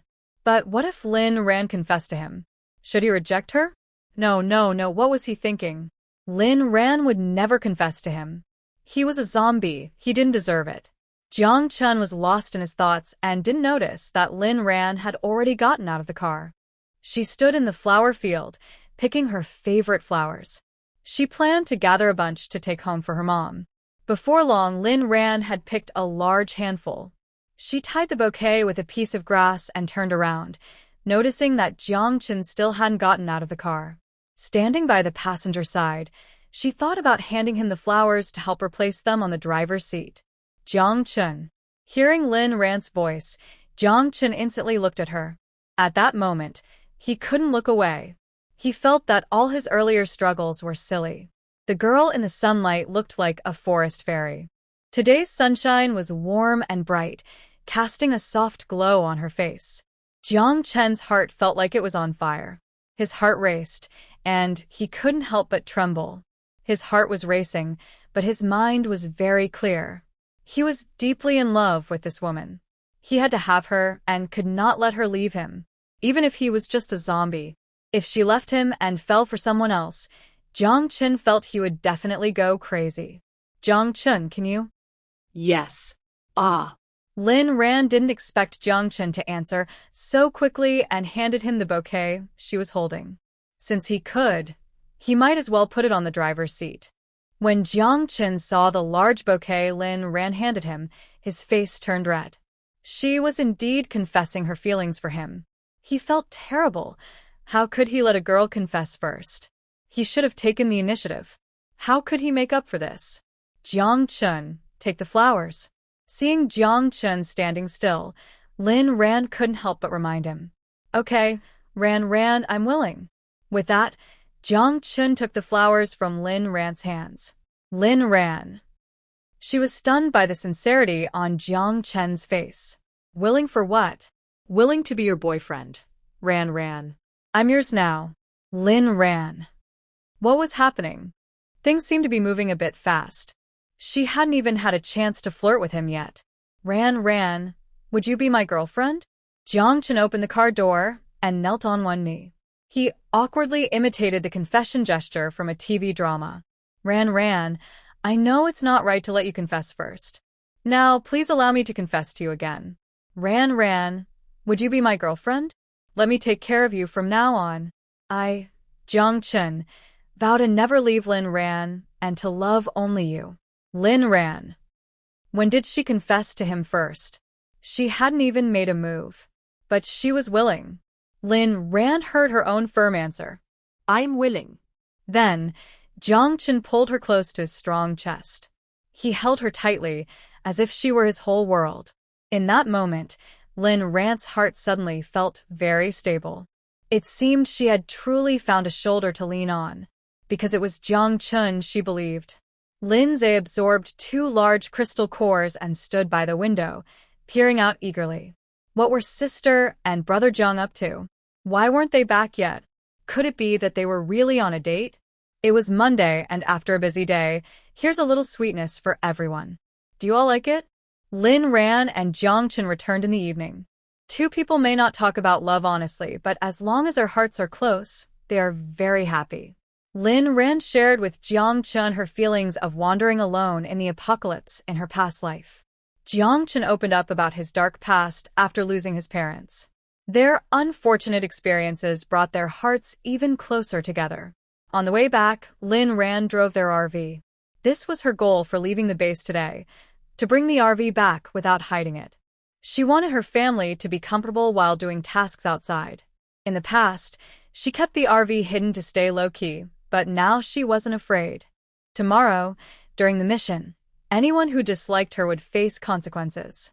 Rhan put the van into storage and took out the RV. When she returned to the base, her RV attracted a lot of attention. Some even waved at her, hoping she would stop and let them take a look. Rhan rolled her eyes at them and didn't even hit the brakes, driving away without a care. If someone got in her way, it would be their fault. She had no obligation to show it off, especially since she had her own team and didn't need to share her earnings. With her foot on the gas, she drove past the base entrance, without stopping. Jiang Chun watched Rhan's bold move with clear admiration. Rhan, you're amazing. You drive so well. Rhan smirked. Do you like it? Jiang Chen's face turned bright red at her teasing. Yes, I really like it. Seeing his reaction made Rhan even happier. She realized she enjoyed teasing Jiang Chen. This was what flirting was about. Finally, after a long wait, Rhan returned in the RV with a flourish. Sister, you're back. Lindsay exclaimed joyfully. He was relieved Jiang Chen hadn't taken his sister away. Yes, we're back. Jiang Chen got out of the car first, then reached out to help Rhan down. Lindsay was shocked. Ah. They're holding hands. Jiang Chen had indeed managed to win his sister over. Rhan hesitated for a moment at Jiang Chen's outstretched hand, but then happily placed hers in his. Since they had confirmed their relationship, there was no need to hide it anymore. She believed their parents would bless them when they found out. Lindsay watched in shock as his sister's hand was held tightly by Jiang Chen. It felt chaotic to him. Jiang Chen had really become his brother-in-law. Cease. Brother Jiang, what are you two doing? Rhan smiled and said, as you can see, we are together. Lindsay exclaimed, what? You two are really together? Hearing this, Lin Dad and Lin Mom rushed out of the living room. When they saw the two holding hands, their expressions changed dramatically. Jiang Chen carefully observed Lin Dad and Lin Mom's reactions, feeling anxious and nervous. In dramas, parents usually oppose their children dating, especially since Rhan is so wonderful and he is just ordinary. He's even like a zombie. Would Lin Dad and Lin Mom not like him? No, he needed to make a good impression. What should he do for their first official meeting? Oh right, greet them. Jiang Chen tightened his grip on Rhan's hand and confidently walked towards Lin Dad and Lin Mom, politely saying, hello, Dad and Mom. Rhan. Why did he call them Dad and Mom? Jiang Chen's progress was different from others. Lin Dad and Lin Mom. How did Rhan bring home such a big boy after just stepping out? Calling them Dad and Mom was too soon. Old man Jiang, who had come out last, just stepped into the living room and heard his little Chen calling them Dad and Mom. Then, he took a closer look. His grandson was impressive. He had even held Rhan's hand. Calling them Dad and Mom meant he was doing better than his own father back in the day. Haha, this is great. From now on, we are truly a family. Old man Jiang, the happiest person in the room, was almost laughing his dentures out. Good job, Chun. From now on, Uncle Lin and Auntie will be like your real parents, so treat them well. Jiang Chen replied, yes, I understand, Grandpa. I will take good care of Rhan and treat you like my own parents. Lin Mom laughed, haha, Chen is great. But calling them Dad and Mom is a bit early. Just call them Annie for now. Lin Dad added, yes, you should mix up the titles. Until you two are married, stick to the original names. Jiang Chen's greeting caught Lin Dad and Lin Mom off guard. They didn't know how to respond. They knew Jiang Chen was straightforward, but they didn't expect him to be so unconventional. Rhan was also at a loss whether to laugh or cry. Fortunately, Grandpa Jiang quickly understood the current situation. It seems that little Chun was a bit anxious. Seeing that Lin's parents were still adjusting, Grandpa Jiang immediately said, let's stick to the original plan. Little Chun, you need to show your best side from now on. Aim to get officially recognized soon. I understand, Grandpa. I will. Jiang Chun replied seriously, holding onto the warmth in his hands as if making a promise. Rhan went inside for a short while, and soon dinner was served. This meal was more relaxed than she had expected. Aside from Jiang Chen feeling a bit awkward as he tried to adapt his new role, he was quite attentive. Every time Lin's mom went to the kitchen to serve food or forgot to grab a spoon, he would rush to help. While eating, Jiang Chen kept an eye on his surroundings. Whenever Lin's parents needed anything, He would be the first to offer thoughtful assistance. He remembered what Lin Zhe had said. To be a man of the Lin family, one must be hardworking, able to handle both the living room and the kitchen. To gain the approval of Ran's parents, he had to be diligent. Grandpa Jiang watched Jiang Chen's performance and nodded in approval. Little Chen had indeed grown up and was working hard for his own happiness. Lin's parents, seeing Jiang Chen like this, slowly felt their discomfort about their daughter being taken away fade away. Jiang Chen was a good kid. As long as Rhan was happy and they loved each other, they would support them. Even if the other person were a zombie, what did it matter?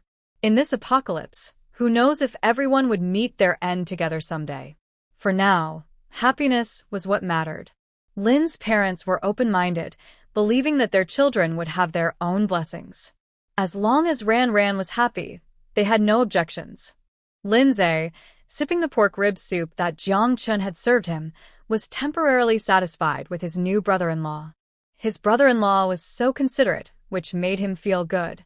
He could delegate more household chores to him in the future. Plus, he now had someone to look out for him when going out. That was nice.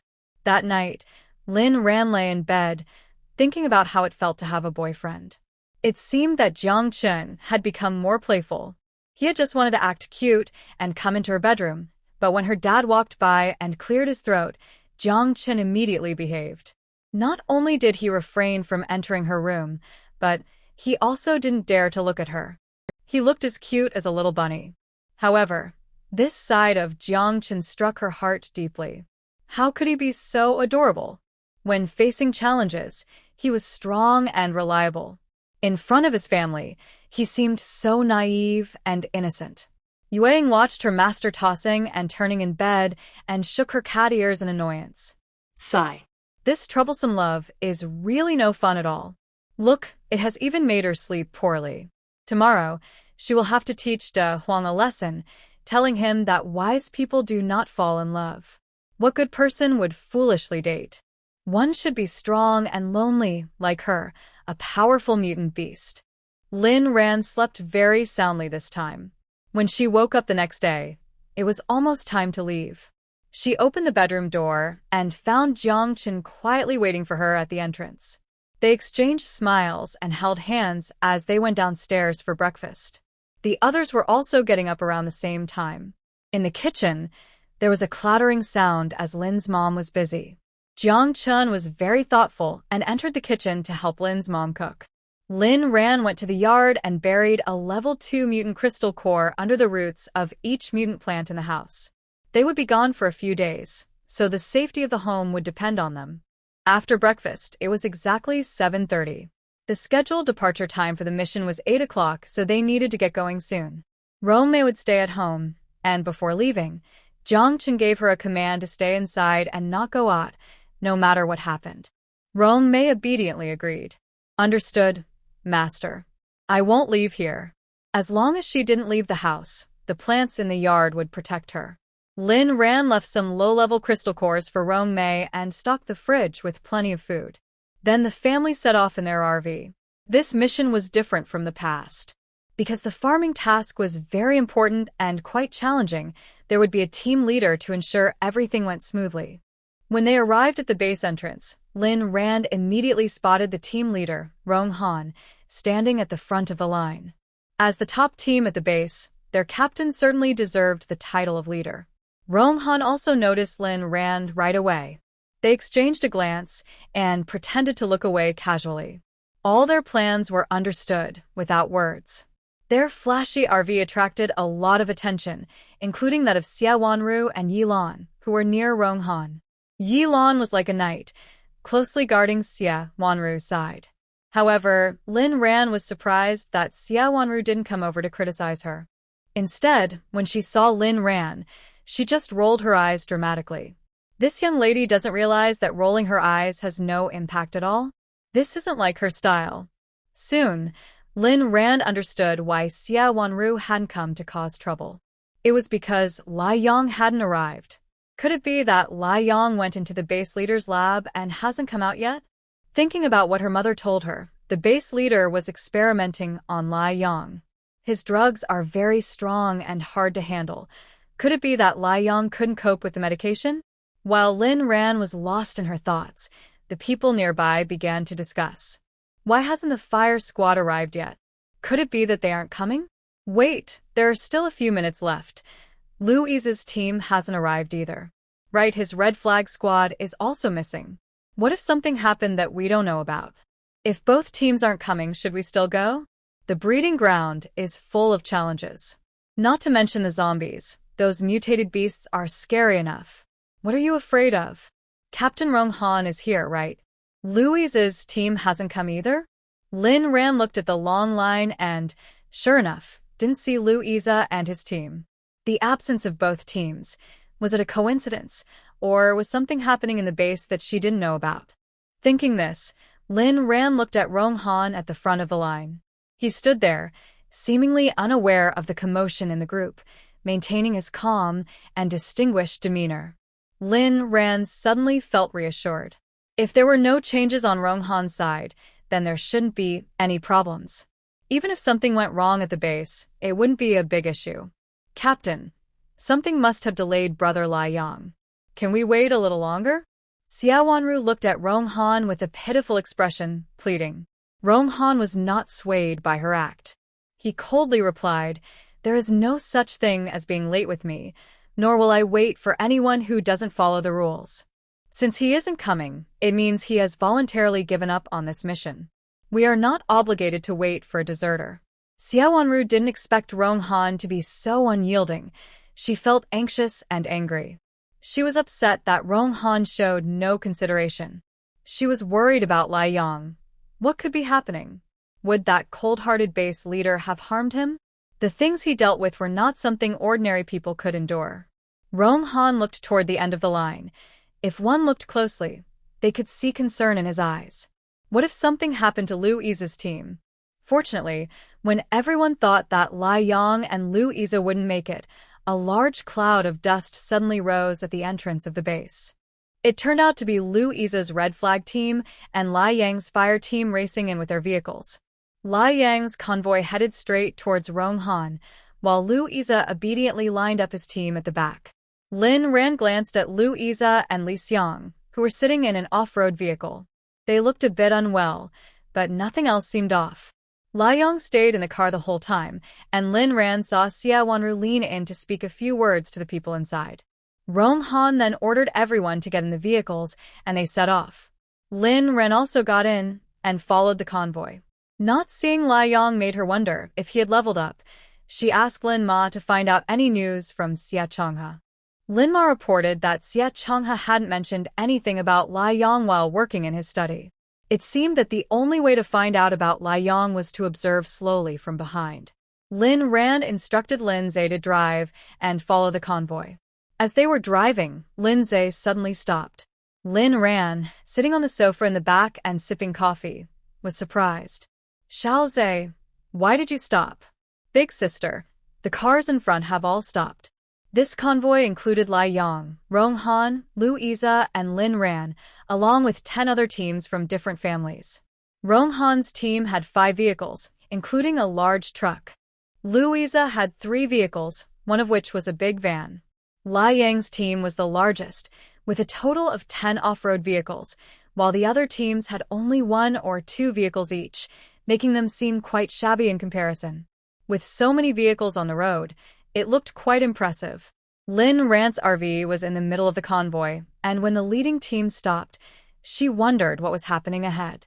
As the convoy remained still, Rhan and the others could only wait in their vehicles. "Big sister, should I go take a look?" Lindsay said impatiently, tapping the steering wheel. "Not yet, let's wait and see. Can't you see everyone else is staying in their cars?" All right. Lindsay looked out the window and noticed that no one had gotten out to see what was going on. Suddenly, a loud buzzing sound came from outside. Curious, Lindsay leaned out to look. But Rhan's expression changed dramatically upon hearing the noise. It sounded very ominous.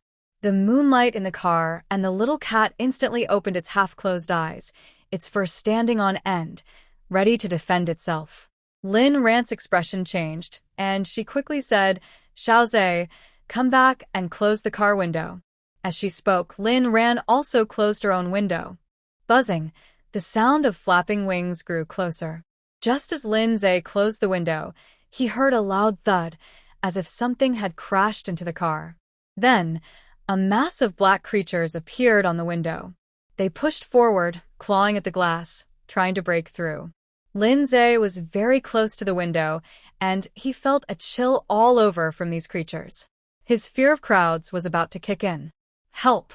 Sis, what are these things? Rhan looked at the creatures on the window but couldn't identify them. Then she heard the sound of glass shattering, followed by a series of screams. Some cars in the group had their windows broken. Rhan, those are bats. How are they out during the day?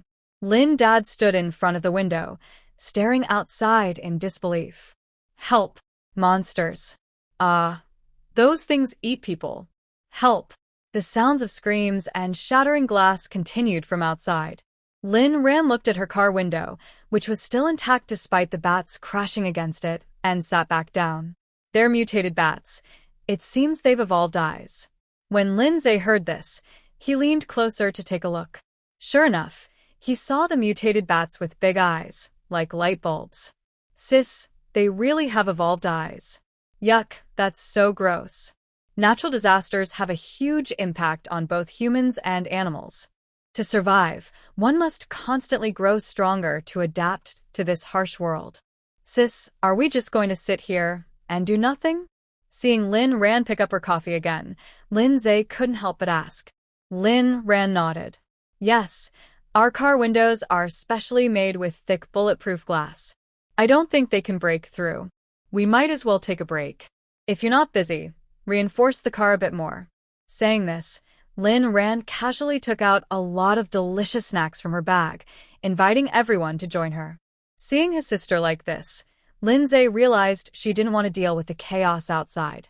After all, they were here for a big mission, not to do good deeds. Why should they get involved? If they couldn't handle these small mutated bats, it would be best for them to head back home now. Otherwise, when they reach the mutated beast forest, they might end up being completely devoured by the monsters inside. Lindsay stretched out his hand and used his metal ability to reinforce their RV. Then he sat on the sofa and picked up a piece of cake to eat. To be honest, the black forest cake is delicious.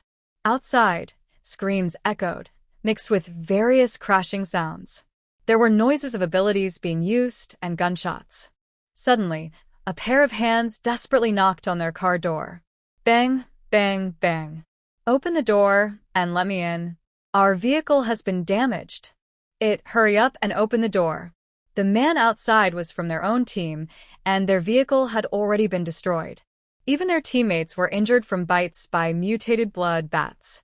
He just wanted to hide in a safe place. He had been eyeing this RV for a while. At the beginning of their journey, their team thought the person driving this RV was foolish. Who would take such a fancy RV on a mission?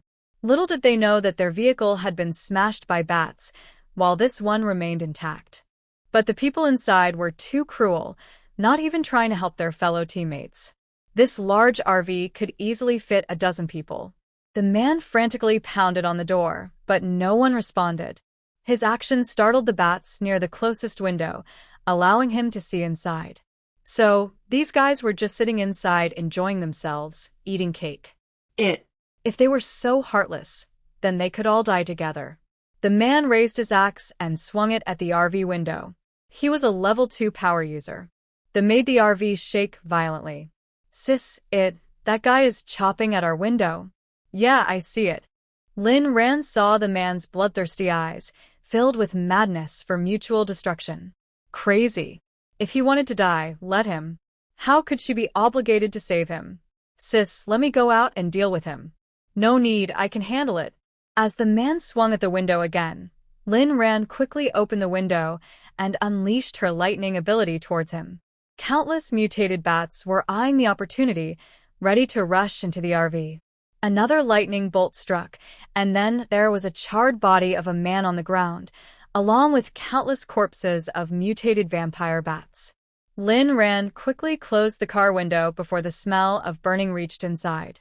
Rhan, your skills are really impressive, Lin's dad praised her. unable to hide his admiration. He had also wanted to get out and confront that person. He didn't expect Rhan to handle the problem so quickly. Rhan clapped her hands and smiled. No big deal. When can these bats leave? Lin's mom found the sounds from outside quite unsettling. It should be soon. Don't forget, we have a leader, Rhan replied. Not long after, someone approached them. A towering flame appeared, burning all the mutated vampire bats in the vicinity, including those around Rhan's car. Without the bats blocking the view, Rhan saw the blazing sun outside through the car window. A great fire surged in the palm of his left hand, consuming the monstrous creatures. For some reason, his skin looked unusually red, as if he had just walked out of a fire. This made him appear both like a savior and a creature that escaped from. Rhan remembered that Rong Han had mentioned the fire ability of the blazing sun was at the peak of level 5. However, it was clear that this towering flame was not something a level 5 ability user could produce. Had his powers really increased to this level? The crisis of the mutated vampire bats was successfully resolved by the appearance of the blazing sun. However, the losses for the team were severe. Rhan looked out the window and saw many people lying outside, some badly bitten by the bats, uncertain if they were alive or dead. Soon, Rong Han arrived. After speaking with the blazing sun, his expression was extremely grim. Then he glanced over at Rhan's camper. The blazing sun looked in Rhan's direction, making her feel as if she were ensnared by a venomous snake. The feeling she got from him now was very different from their previous encounter in the mission hall. Was it because of his sudden increase in power? The blazing sun coldly said towards Rhan's direction, "People in the car, shouldn't you come out?" Rhan knew she could no longer pretend to be dead, so she opened the car door and stepped out. Rhan walked while laughing. "Thank you so much, Captain Liang. If it weren't for you, we might have been in big trouble today. Your fire powers are amazing." Captain Liang ignored Rhan's gratitude and stared at her coldly, his words unkind. "So, you didn't die after all?" Rhan pretended to be clueless. "Of course not. We hid really well. If anyone was going to die, it wouldn't be us. But if you had come any later, who knows what would have happened. That mutated bat was so strong it almost wrecked our vehicle." Liang was taken aback by the woman pretending to be naive. Was that really what he meant? "I think if I hadn't come today, you would have been just fine. Your RV is very sturdy." "That's true. I was lucky to find this vehicle while out in the wild yesterday. Truly a blessing from above." Liang's face grew darker with Rhan's antics. He couldn't help but interrupt. "Enough. Let me ask you, as a member of a team, why didn't you let those outside get in? If they had boarded the vehicle, they wouldn't have died." "Oh, they all died." Rhan pretended to cover her mouth. "How tragic. But that person over there is still breathing, isn't he? Besides him, more than half are dead." Liang's face was turning furious. Was this woman really that clueless? "That's really unfortunate." Rhan sighed dramatically. "I'm asking why you didn't let them in. Just now, Sister Wanu saw someone knocking on the door. Instead of opening it, you struck him with lightning. How could you treat your fellow humans so cruelly?" It seemed he was defending Sia Wanu. Captain Liang was quite loyal. Rhan feigned a look of grievance. "Captain Liang, you misunderstood me. I wanted to save him. I saw all those bats outside trying to bite him, so I used my powers. Who knew he would run into my powers instead? If I had known, I wouldn't have tried to save him." The person in front of her was unyielding, and his words were sharp. Liang found himself at a loss for a comeback. Fortunately, Sia Wanu approached and said, "You claim it wasn't intentional?" Rhan blinked and replied without preparation, "Of course not." Sia Wanu's eyes glinted with coldness, looking as if she had succeeded in her scheme. "Then shouldn't you do something to make up for it?" Rhan glanced at the charred body on the ground and nodded. "I should make amends. I'll bury him myself." You. Sia Wanu was exasperated by Rhan's way of thinking. "I meant for you to take him back." Rhan paused, amused, and looked at Sia Wanu. "Sure, I can bury him here and take him back when I return." No. You have to take him to your car right now, Sia Wanu insisted firmly. She wanted to annoy Rhan today. This was her territory, and Liang was right beside her. Liang's abilities were impressive, and everyone could see that even Rong Han might not compare to him. With someone like him around, it would be easy for her to make Rhan do anything she wanted. Hearing Sia Wanu's words, Rhan smiled even more. This young lady was really trying to challenge her. How should she respond to that? Enough, Wanu, stop messing around. Before Rhan could get angry, Rong Han stepped in to scold her. Sia Wanu immediately protested. How can you let her off so easily for what she did? I feel uneasy working with someone so cold-hearted. Liang, don't you agree with me? These people deserve some punishment. This time, Liang didn't readily agree with Sia Wanu's complaints. Rong Han replied, stop causing trouble. Didn't you hear her say it was unintentional? Sia Wanu looked to Liang for support, but he stood there, frozen. She angrily walked over and shook Liang's hand. Liang, look, they're bullying me. Liang, who usually supported her, was not reacting as expected. Wasn't he supposed to show his affection for her? Rhan curiously looked over and noticed something was off with Liang. His hand was trembling as Sia Wanu shook it, and his face was turning redder. Seeing Liang's lack of support made Sia Wanu feel wronged. Suddenly, she felt Liang's hand was extremely hot. Just as she was about to say something, Liang whispered, Wanu, keep it quiet and help me back. Sia Wanu's heart sank. She knew the base's strong medicine wasn't easy to handle. Okay. She half-supported Liang as they walked away, giving Rhan a fierce glare before leaving. I will come back to see you later. I hope Miss Lin keeps her promise and buries him herself. Rhan smiled meaningfully and said, if Miss Sia is worried, why not stay and supervise? You are very welcome. Sia Wanu considered it, but the mission was more important. She could only roll her eyes at Rhan, say a few harsh words, and leave. Once Sia Wanu and the others left, Rong Han glanced at Rhan and asked, do you need help? Rhan shook her head. Thank you, Captain Rong, but it's not necessary. They had Earth-type abilities in their family, so burying someone was easy for them. Rong Han nodded, wanting to say something more to Rhan when another person approached. Louisa had been at the back of the team while Liang and the others did not go over. The vampire bats were dealt with by their own team. He came over to check on the situation ahead and to lend a hand. Seeing Rhan and Rong Han there surprised him a bit. Miss Lin, you are here too? Have you joined Captain Rong's team? Why did you join them? I must tell you, although they are the best team in the base, when it comes to unity, friendship, harmony, and democracy, our red flag team is the best. If I had known you were joining them, I would have done everything to get you on our team. What's so great about that ice mountain? It drives me crazy. Listening to Louisa's heartfelt words made Rhan both amused and warm. Louisa was indeed a true soldier, speaking of harmony and democracy with such strong values. If her main task this time wasn't to stir things up, she would have wanted to team up with him. As Louisa's complaints grew stronger, Rong Han's cold aura intensified. Rhan quickly explained, Captain Liu, you misunderstood. I am not on Captain Rong's team. Then what are you? I formed a small team with my family. I heard there would be food on this mission, so we came to take on the task. Upon hearing this, Louisa understood, but he felt no embarrassment towards Rong Han. Then you all be careful. Our team will join you later, and we can look out for each other. Rhan smiled and accepted Louisa's kindness. Based on the information she had shared, her small team couldn't really support Louisa's team. So, Louisa was indeed a warm-hearted person. Captain Rong, so many people are injured. What should we do now? Rong Han frowned and said, let's wait until they finish counting the results. Is your team okay?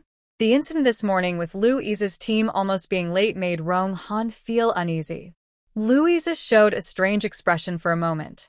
He hesitated and said it's fine. Everyone worked well together, and there were no casualties. Rong Han tightly clenched his hands and then relaxed them. What about the others? Louisa looked at Rong Han in disbelief. Was he actually concerned about them? Hadn't he already abandoned them? Louisa hesitated, unsure whether to share the details. Maybe Rong Han could help. Suddenly, a teammate ran over and said to Rong Han, "Captain, the casualty numbers are in." Out of the 14 teams that went out, 4 were completely wiped out, and 3 suffered heavy losses. Even though not everyone died, there aren't many left. Seeing someone approach, Louisa closed his mouth tightly. He was part of Sia Chonga's team, and some things were better left unsaid. Noticing that Louisa was silent, Rong Han understood it wasn't the right time to talk. He turned to the teammate and said, "Let's go take a look." As they left, Rhan looked at Louisa and tried to ask, "Captain Liu, why were you almost late this morning?" Louisa was taken aback for a moment before realizing Rhan was concerned about him. Remembering that Wu Ziqing and Rhan knew each other, he didn't hide the truth. "We almost couldn't make it. Do you remember Wu Ziqing from Area D?" Of course, she remembered. Rhan nodded. They ran into trouble. The base leader decided to capture many young men from Area D, and Wu Ziqing and his team were taken away, and we don't know where they are. Have you found them? Louisa smiled wryly. We've been searching since yesterday, but we haven't found them yet. However, we have some leads today. Now that you're here, will they? Louisa furrowed his brows and said, "There shouldn't be any problems. I left a few people here to help them. Miss Lin, you don't need to worry." Rhan nodded, no longer pressing for details. Although Louisa told her not to worry, he was clearly very anxious himself. Since this issue arose, he hadn't relaxed at all. It seemed something was happening in Area D that he didn't know about. Why was the base leader capturing young men? Was it for his experiments? Rhan thought about those terrible laboratories and wished she could finish her task quickly and return to put an end to those mad scientists. Louisa shared the same urgent desire to return as Rhan. He knew that the moment Wu Ziqing and the others went missing, he wanted to turn the base upside down.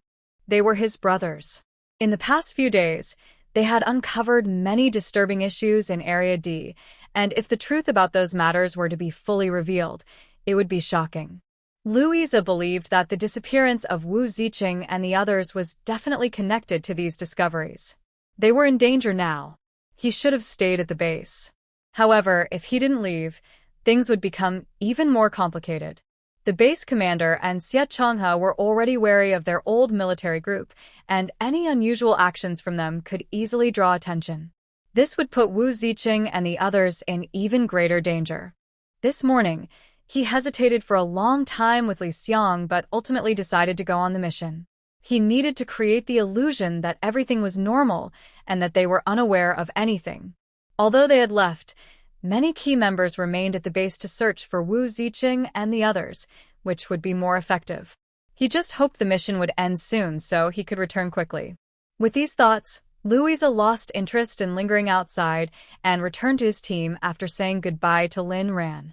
Seeing that no one was around, Rhan pulled Jiangchen aside and used her Earth-based ability to bury the person she had just defeated before returning to the vehicle to wait for Rong Han and the others to give further instructions.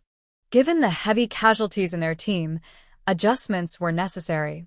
Before Rhan could finish her cake, the people from Liang came to collect the crystal cores of the mutated blood bats near their vehicle. She remembered how Sia Wanu had warned her not to touch those crystal cores, as they were the prey of her brother from Liang. Rhan smiled and agreed. She no longer cared for the crystal cores of first-level mutated beasts. Besides, if Sia Wanu and the others wanted to keep them, that was fine. In a couple of days, they would all end up in her hands anyway, saving her the trouble. Not long after the Liang team left, someone came to inform Rong Han of his orders. The monkey said to Rhan, "Captain Lin, you know the current situation of our team. Besides our few main squads, the other teams have suffered heavy losses. And this is just the beginning. We might encounter even more dangerous situations ahead. You might want to return to the base with them."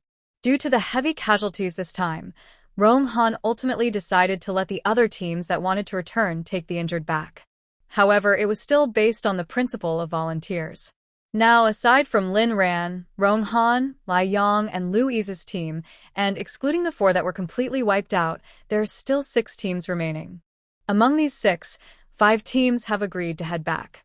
After all, it's better to stay safe than to risk encountering more strange monsters ahead. Who knows what dangers lie in wait? The monkey sincerely advised Rhan, hoping she would reconsider. Miss Lin, think of your family, and there's an elderly grandpa here who is already 50. It's better to go back. Old Master Jiang chuckled. Hey, I'm over 70. The monkey was taken aback. Over 70? He certainly didn't look it. Then you should really persuade your granddaughter not to go further. The road ahead is full of challenges. Old Master Jiang waved his hand boldly. What's there to fear about challenges? Challenges are meant to be overcome. When I was young, I loved overcoming difficulties, and the young ones should learn too. Rhan, keep going. Rhan smiled at the monkey and said, Thank you for your kindness, but as you heard, my grandpa doesn't want us to go back. We've decided to continue. The monkey sighed. All right then.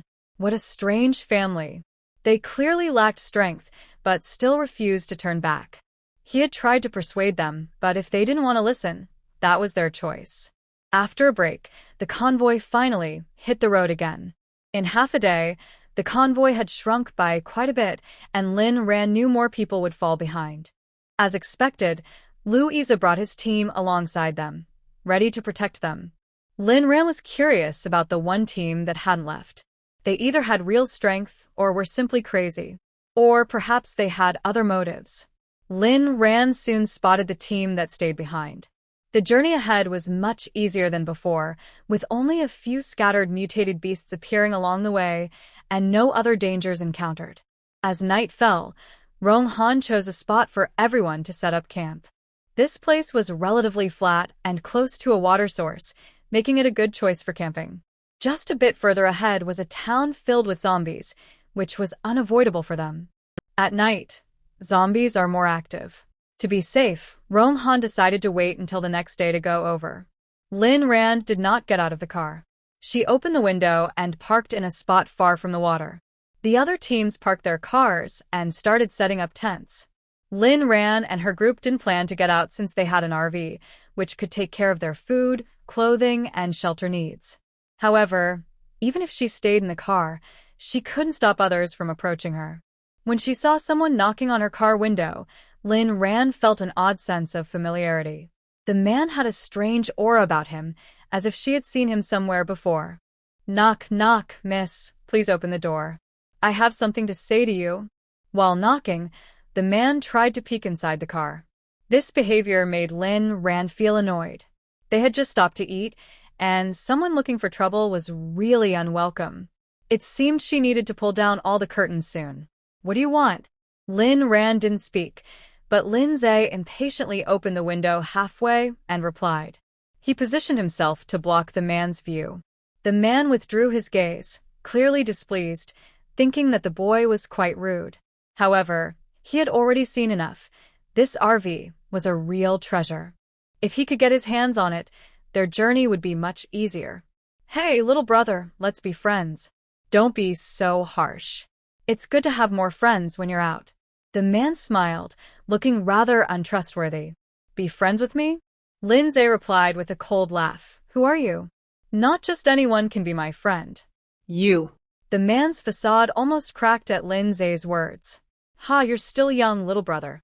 I'm Ma Xiaoyu, the captain of the kamikaze team. Now you know who I am. He introduced himself with an air of arrogance, which made Zhe's face twitch. Kamikaze team? Exactly. The man was extremely proud. Zhe replied, Never heard of it. What a joke to come here and show off. If it weren't for his sister telling him to keep a low profile, he would have loved to teach this guy a lesson. After saying that, Zhe was about to close the window. Ma Xiaoyu's expression changed, and he almost used his powers against Zhe. How dare this kid look down on him? He found out that apart from the female captain, the Purple Light team is made up of ordinary people. Even the captain is only at the second level of lightning abilities. He can't handle others, but dealing with this weak team should be easy. It's such a waste to give such a nice RV to a bunch of useless people. If they were smart and surrendered, they might be spared. Otherwise, he would kill all the men and take the women for himself. That woman looks somewhat attractive. Rhan had been watching this man's movements next to Lindsay. If he dared to act, she would make sure he wouldn't return. Suddenly, a bald man appeared behind Ma Xiaoyu. He tugged at Ma Xiaoyu's sleeve and said something, causing Ma Xiaoyu to put on a fake smile. He turned to Rhan and said, "This must be Captain Lin. This young man doesn't understand the rules, let me explain." Rhan smiled lightly, spit it out quickly. Ma Xiaoyu glared angrily, thinking how bold the Purple Light team was. Didn't they want to live? Before Ma Xiaoyu could get angrier, his sleeve was tugged again by the bald man. Ma Xiaoyu forced a smile and said, "I'll be straightforward, Captain Lin. Your RV looks nice, and I need your help with something." Rhan remained silent, watching Ma Xiaoyu, curious about what he wanted. "It's a bit chilly tonight, and one of our girls isn't feeling well. I'm worried she might catch a cold sleeping outside, so I'd like her to stay in your RV for the night. What do you think?" After saying this, he pointed behind him.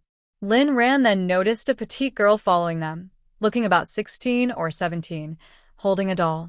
When she saw Rhan looking at her, she shyly lowered her head. Her innocent appearance could easily make people let their guard down and feel sympathy. However, Rhan was not an ordinary person. She had no sympathy. She didn't believe that someone who had survived in this harsh world was truly harmless. Wanting to get into her RV? What a foolish dream. If they were truly as weak as the information suggested, once she let them on the vehicle, her whole family could end up dead at the hands of this seemingly harmless girl. It turned out that Ma Xiaoyu had been lingering for so long just to target their RV. Rhan found it amusing. This kamikaze team had some bold ideas. Didn't they fear bursting from greed? Rhan withdrew her gaze and coldly glanced at Ma Xiaoyu, saying, "Not great. If you're not feeling well, just stay home. Why are you out? And whether she catches a cold is none of my business. She's not on my team." After saying this, Rhan ruthlessly closed the window. Then, she pulled the curtains to block the annoying outside view. Ma Xiaoyu was furious at Rhan's rudeness. He gathered his energy in his left hand, ready to strike at Rhan's vehicle. The bald man quickly stopped Ma Xiaoyu, saying, "Brother Ma, don't do it. Don't stick your neck out. It's best not to cause trouble right now. No way. They dare to treat me like this. I have to make that woman pay today and make her kneel before me. Just a level 2 lightning user. Why does she think she can act so arrogantly? Brother Ma, don't cause trouble, please. What are you two doing here?" Their loud commotion attracted Louisa. He looked displeased at the two men causing a scene in front of Rhan's vehicle, and his pressure bore down on them mercilessly. He had promised to protect Rhan and her team, and he meant it. The difference in power between abilities is vast. Even a single level can make a huge difference. Louisa was at a higher level than Ma Xiaoyu, and soon Ma Xiaoyu couldn't handle the pressure, turning pale and sweating. "Are you here to cause trouble?" Louisa asked in a deep voice. Ma Xiaoyu felt extremely frustrated. He didn't expect Louisa to protect this useless team. So that's why that woman was so bold. She had someone backing her. We aren't causing trouble, Captain Liu. We just wanted to be friends with them." Louisa sneered, "But it seems they don't want to be friends with you." With that, he increased the pressure even more. This kind of bully needed to be taught a lesson to understand fear. Ma Xiaoyu and the bald man were pressed to the ground. Seeing them in such a sorry state, a small girl who had been hiding behind them showed a hint of concern. She timidly pleaded with Louisa, "Captain Liu, they realize their mistake. Please let them go." Louisa then looked at the girl.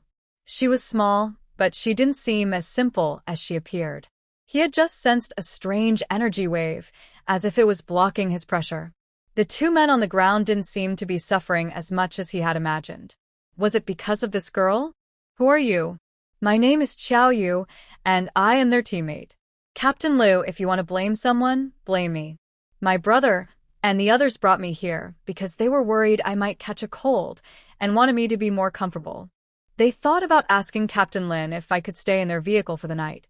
Who knew Captain Lin would be so unreasonable and even scold my brother, which made him angry. Xiaoyu's words were partly true and partly false. If Louisa were not very smart, he might have believed her. But he was not someone who only judged by appearances. If we're talking about looks, Rhan was 1,000 times more attractive than this girl. Louisa suppressed his doubts and pretended to believe her explanation. As long as they didn't cause any more trouble, he didn't want to deal with them. If they dared to act up again, he wouldn't let them off easily. Since you are doing this for your sister, I won't make things difficult for you. Now go.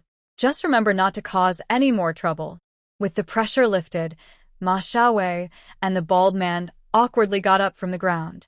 After promising not to cause any more trouble, they left with the girl. Once the three of them were gone, Rhan opened the car window again. Thank you, Captain Liu, for your help. You're welcome, Louisa replied with a smile. It was just a small effort. But the Xinfeng team managed to escape unharmed during the mutant bat attack at noon, which shows they are quite strong. If they come looking for trouble again, feel free to come to me. Okay. Thank you, Captain Liu.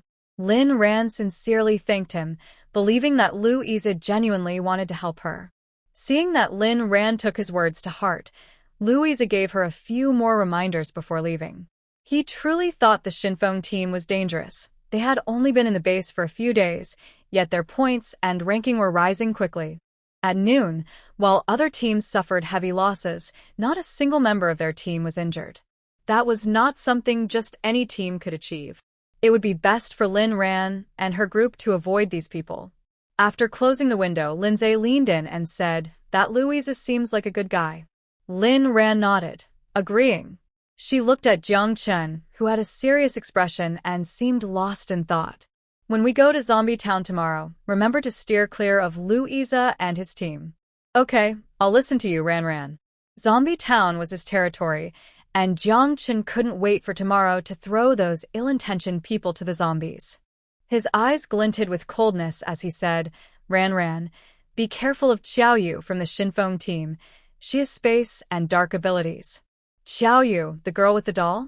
Space and dark abilities, how impressive. No wonder she feels so strange to herself. The space ability is rare enough. As for the dark ability, it's even more unusual that she has it. What kind of dark ability is it? Jiang Chen frowned. I'm not sure about that either. Just be careful around her. She doesn't give me a good feeling. Everyone nodded in agreement. Dad, the most optimistic, said, no matter how strong she is, we are invincible as long as we stay together as a family. Rhan, bring out some food. Dad is hungry. Mom rolled her eyes at Dad.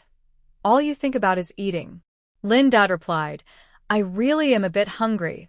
I hardly ate any cake at lunch.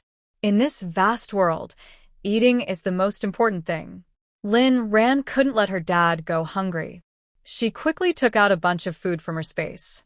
To avoid strong smells causing trouble, she brought out only pre-made, mild-flavored dishes: stir-fried beef, salt-baked pork, wood-ear mushrooms with meat, braised pork, steamed fish, and cold mustard greens, along with a bowl of rice mixed with corn.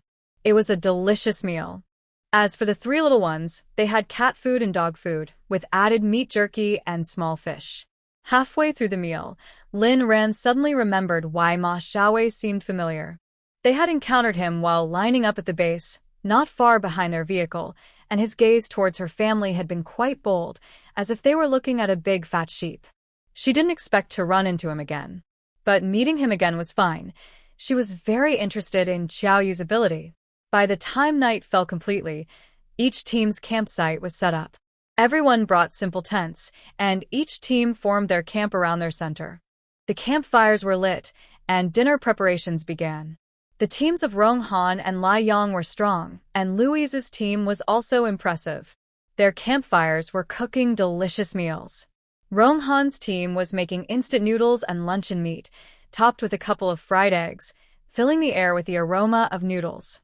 Liang's team had good food too. They even had a dedicated cook who made a large pot of rice and stir-fried potato slices with preserved meat. The preserved meat made the other teams envious. But the best was Louisa's team. He seemed to have a knack for it, whether intentional or not. Tonight's meal is hot pot. In the center of their camp, there is a big pot filled with spicy, hot pot broth that looks very tempting. Once the pot starts boiling, the mouth-watering aroma almost makes the nearby teams cry from hunger. Inside the pot, they are cooking seaweed, luncheon meat, sweet potato noodles, beef, crab sticks, beef rolls, various vegetables, and a few packs of instant noodles. The kids next door are almost in tears from the smell. Monkey from Rong Han's team, smelling the hot pot aroma from Louisa's team, suddenly finds his instant noodles unappetizing. This Louisa is really something, Monkey grumbles, glaring at Louisa's team.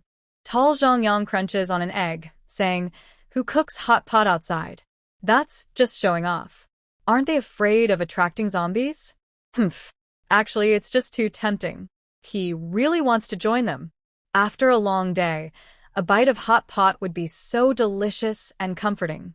If he can't have that, just a sip of the broth would be great. He wonders if he should go over and ask for a taste of the broth, but he worries about how Louisa's team would react. No, he can't be so desperate. That would be embarrassing for their captain. Darn it, Louisa is definitely doing this on purpose to show off. Monkey grits his teeth. I think so too. When we get back, I'm buying some hot pot ingredients to enjoy, Zhongyang replies. Not just to enjoy, I want to drink the broth and dip steamed buns in it. And the instant noodles should be cooked in that broth. It would taste amazing. The two of them feel worse as they talk, their eyes shining with hunger. Monkey looks around and notices everyone else looks just as miserable, which makes him feel a bit better. It seems he isn't the only one craving it. Not just his team, even the people from the nearby team look starved, which is quite amusing. Suddenly, Monkey spots a familiar figure in the nearby team.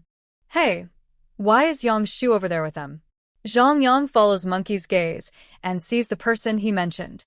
Though the person quickly disappears from view, Zhongyang recognizes him. That person always wears glasses and has a friendly demeanor. It's definitely that bookworm Xiaoxue. Why would he be with a fire team? Moreover, the person next to him is Chen Mo, a trusted aide of the Fierce Sun, right? Monkey, why is Xiaoxue over there acting sneaky with Chen Mo? Should we tell the boss? Upon hearing this, Monkey relaxed his furrowed brow and pretended to be indifferent. Why bother the boss with such a small matter? Maybe Xiaoxue is just catching up with an old friend. It's a small thing, let's keep eating. Once we're full, we won't crave the hot pot anymore. Zhang Yang's attention quickly shifted back to the food. Right, once we're full, we won't be tempted by others' bowls. Let's keep eating.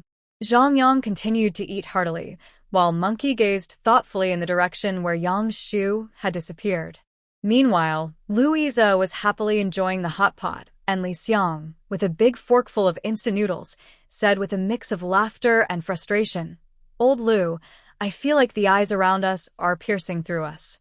Aren't you being a bit too flashy? Is it really necessary to have hot pot here?" Louisa slurped the sweet potato noodles loudly, clearly enjoying his meal. "I'm just making them envious. They usually look down on our team. When it comes to good food and benefits, we are the best. Brothers, is the hot pot delicious?" "Captain, it's super delicious. Absolutely amazing. I could drink the broth." Louisa looked at Li Xiang proudly. "How about that? If the brothers are happy, I'm happy." Li Xiang shook his head helplessly. This guy was too showy. But the hot pot really was delicious. Slurp. The instant noodles in the hot pot were so tasty. Rhan glanced outside through the window and thought her family was too low-key. These powerful teams were all so flashy, and some were even cooking hot pot. It made her want to eat too. What if later tonight, the family went to the space to cook a little hot pot? Once this idea popped into her head, Rhan felt it was very feasible. She had the ability to enjoy a hot pot anytime, anywhere. However, not everyone was having such a good time like the Shenfeng team. Their team had 2 vehicles and a total of 10 people. 5 of them were ability users, while the other 4 were skilled fighters. And then there was the mysterious Xiaoyu. She was their team's ace. As he smelled the delicious food wafting from the camp while gnawing on a compressed biscuit, Ma Xiaowei cursed in frustration at his own camp. If he had known the other teams were going to be so flashy, they should have brought more tasty food with them. Louisa is still cooking hot pot. Does he want to get in trouble for being so showy? Ma Xiaoyu felt more and more angry and said to Xiaoyu, "That arrogant Louisa. If it weren't for him, I would have dealt with Rhan. Maybe that RV and everything inside would already be ours. Why didn't you take action back then? If you had, Louisa wouldn't stand a chance against you."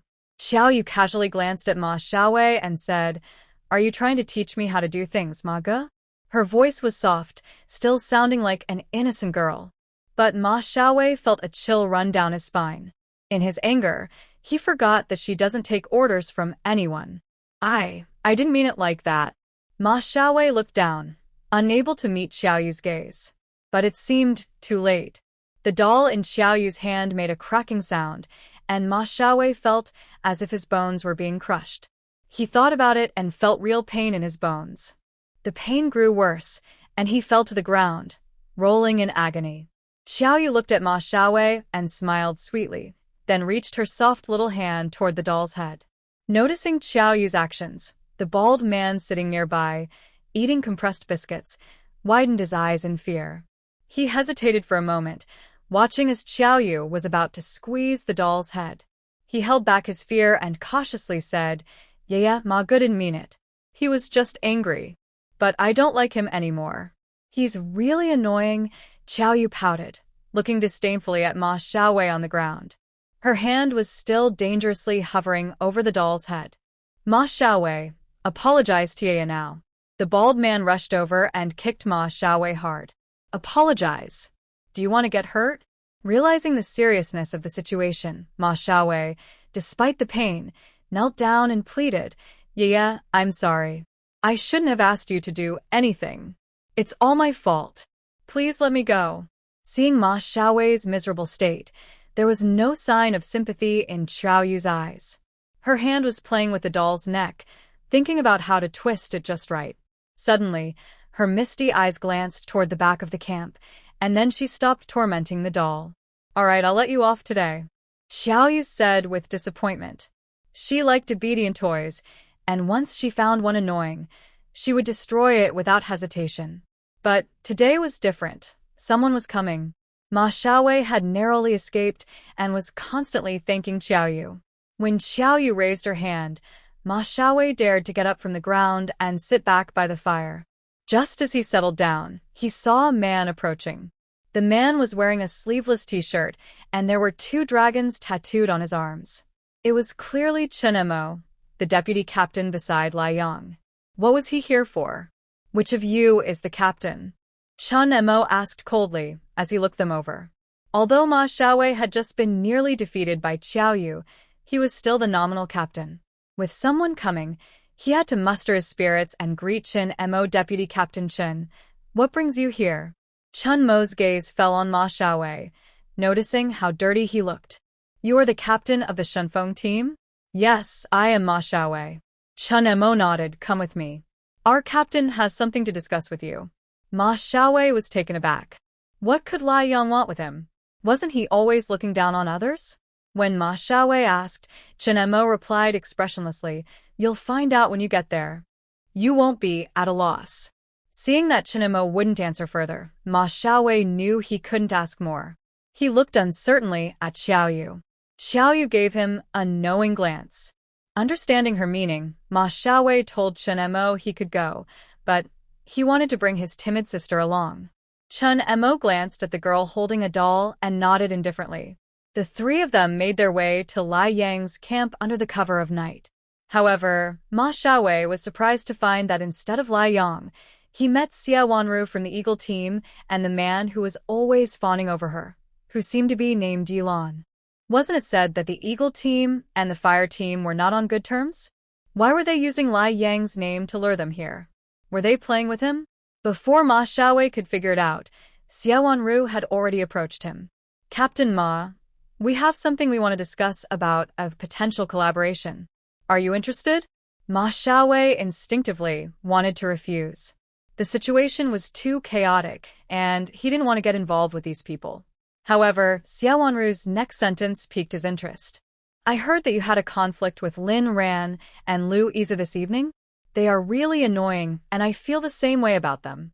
I wonder if you would be interested in teaming up with us to give them a lesson. If we succeed, that RV will be yours, and when we return to the base, I will give you many crystal cores and points. Is it really that good? Ma Xiaoyu glanced at Xiaoyu, who was happily playing with her doll's hair, and knew she was interested. Ma Xiaoyu smiled and said, "Since Miss Sia thinks so highly of our team, let's work together." Hearing the positive response, Sia Wanu smiled softly. Their smiles under the pale moonlight were a bit eerie. Sia Wanu opened her bright red lips and shared her plan. Ma Xiaoyu occasionally chuckled in agreement. Xiaoyu was captivated by the scene. Being the bad guy is great. You can take out those you dislike anytime. It seems she needs to change her doll tomorrow. She plans to take out many people. How many people from the Lin family were there? Never mind. It doesn't matter. She has plenty of dolls in her space. That Rhan is quite pretty. Maybe she should make her a beautiful doll to keep in her space. This idea made Xiaoyu's eyes light up. Her hands couldn't help but tremble with excitement. Yes, she would turn her into a doll. A doll made from such a beautiful person would surely be stunning. She couldn't wait for tomorrow. After Rhan finished dinner and had nothing to do, the family entered the space. After working for 2 hours inside, dinner was almost digested. Then they really had a small hot pot in the space. Everything was ready: stove, pot, gas burner, and ingredients.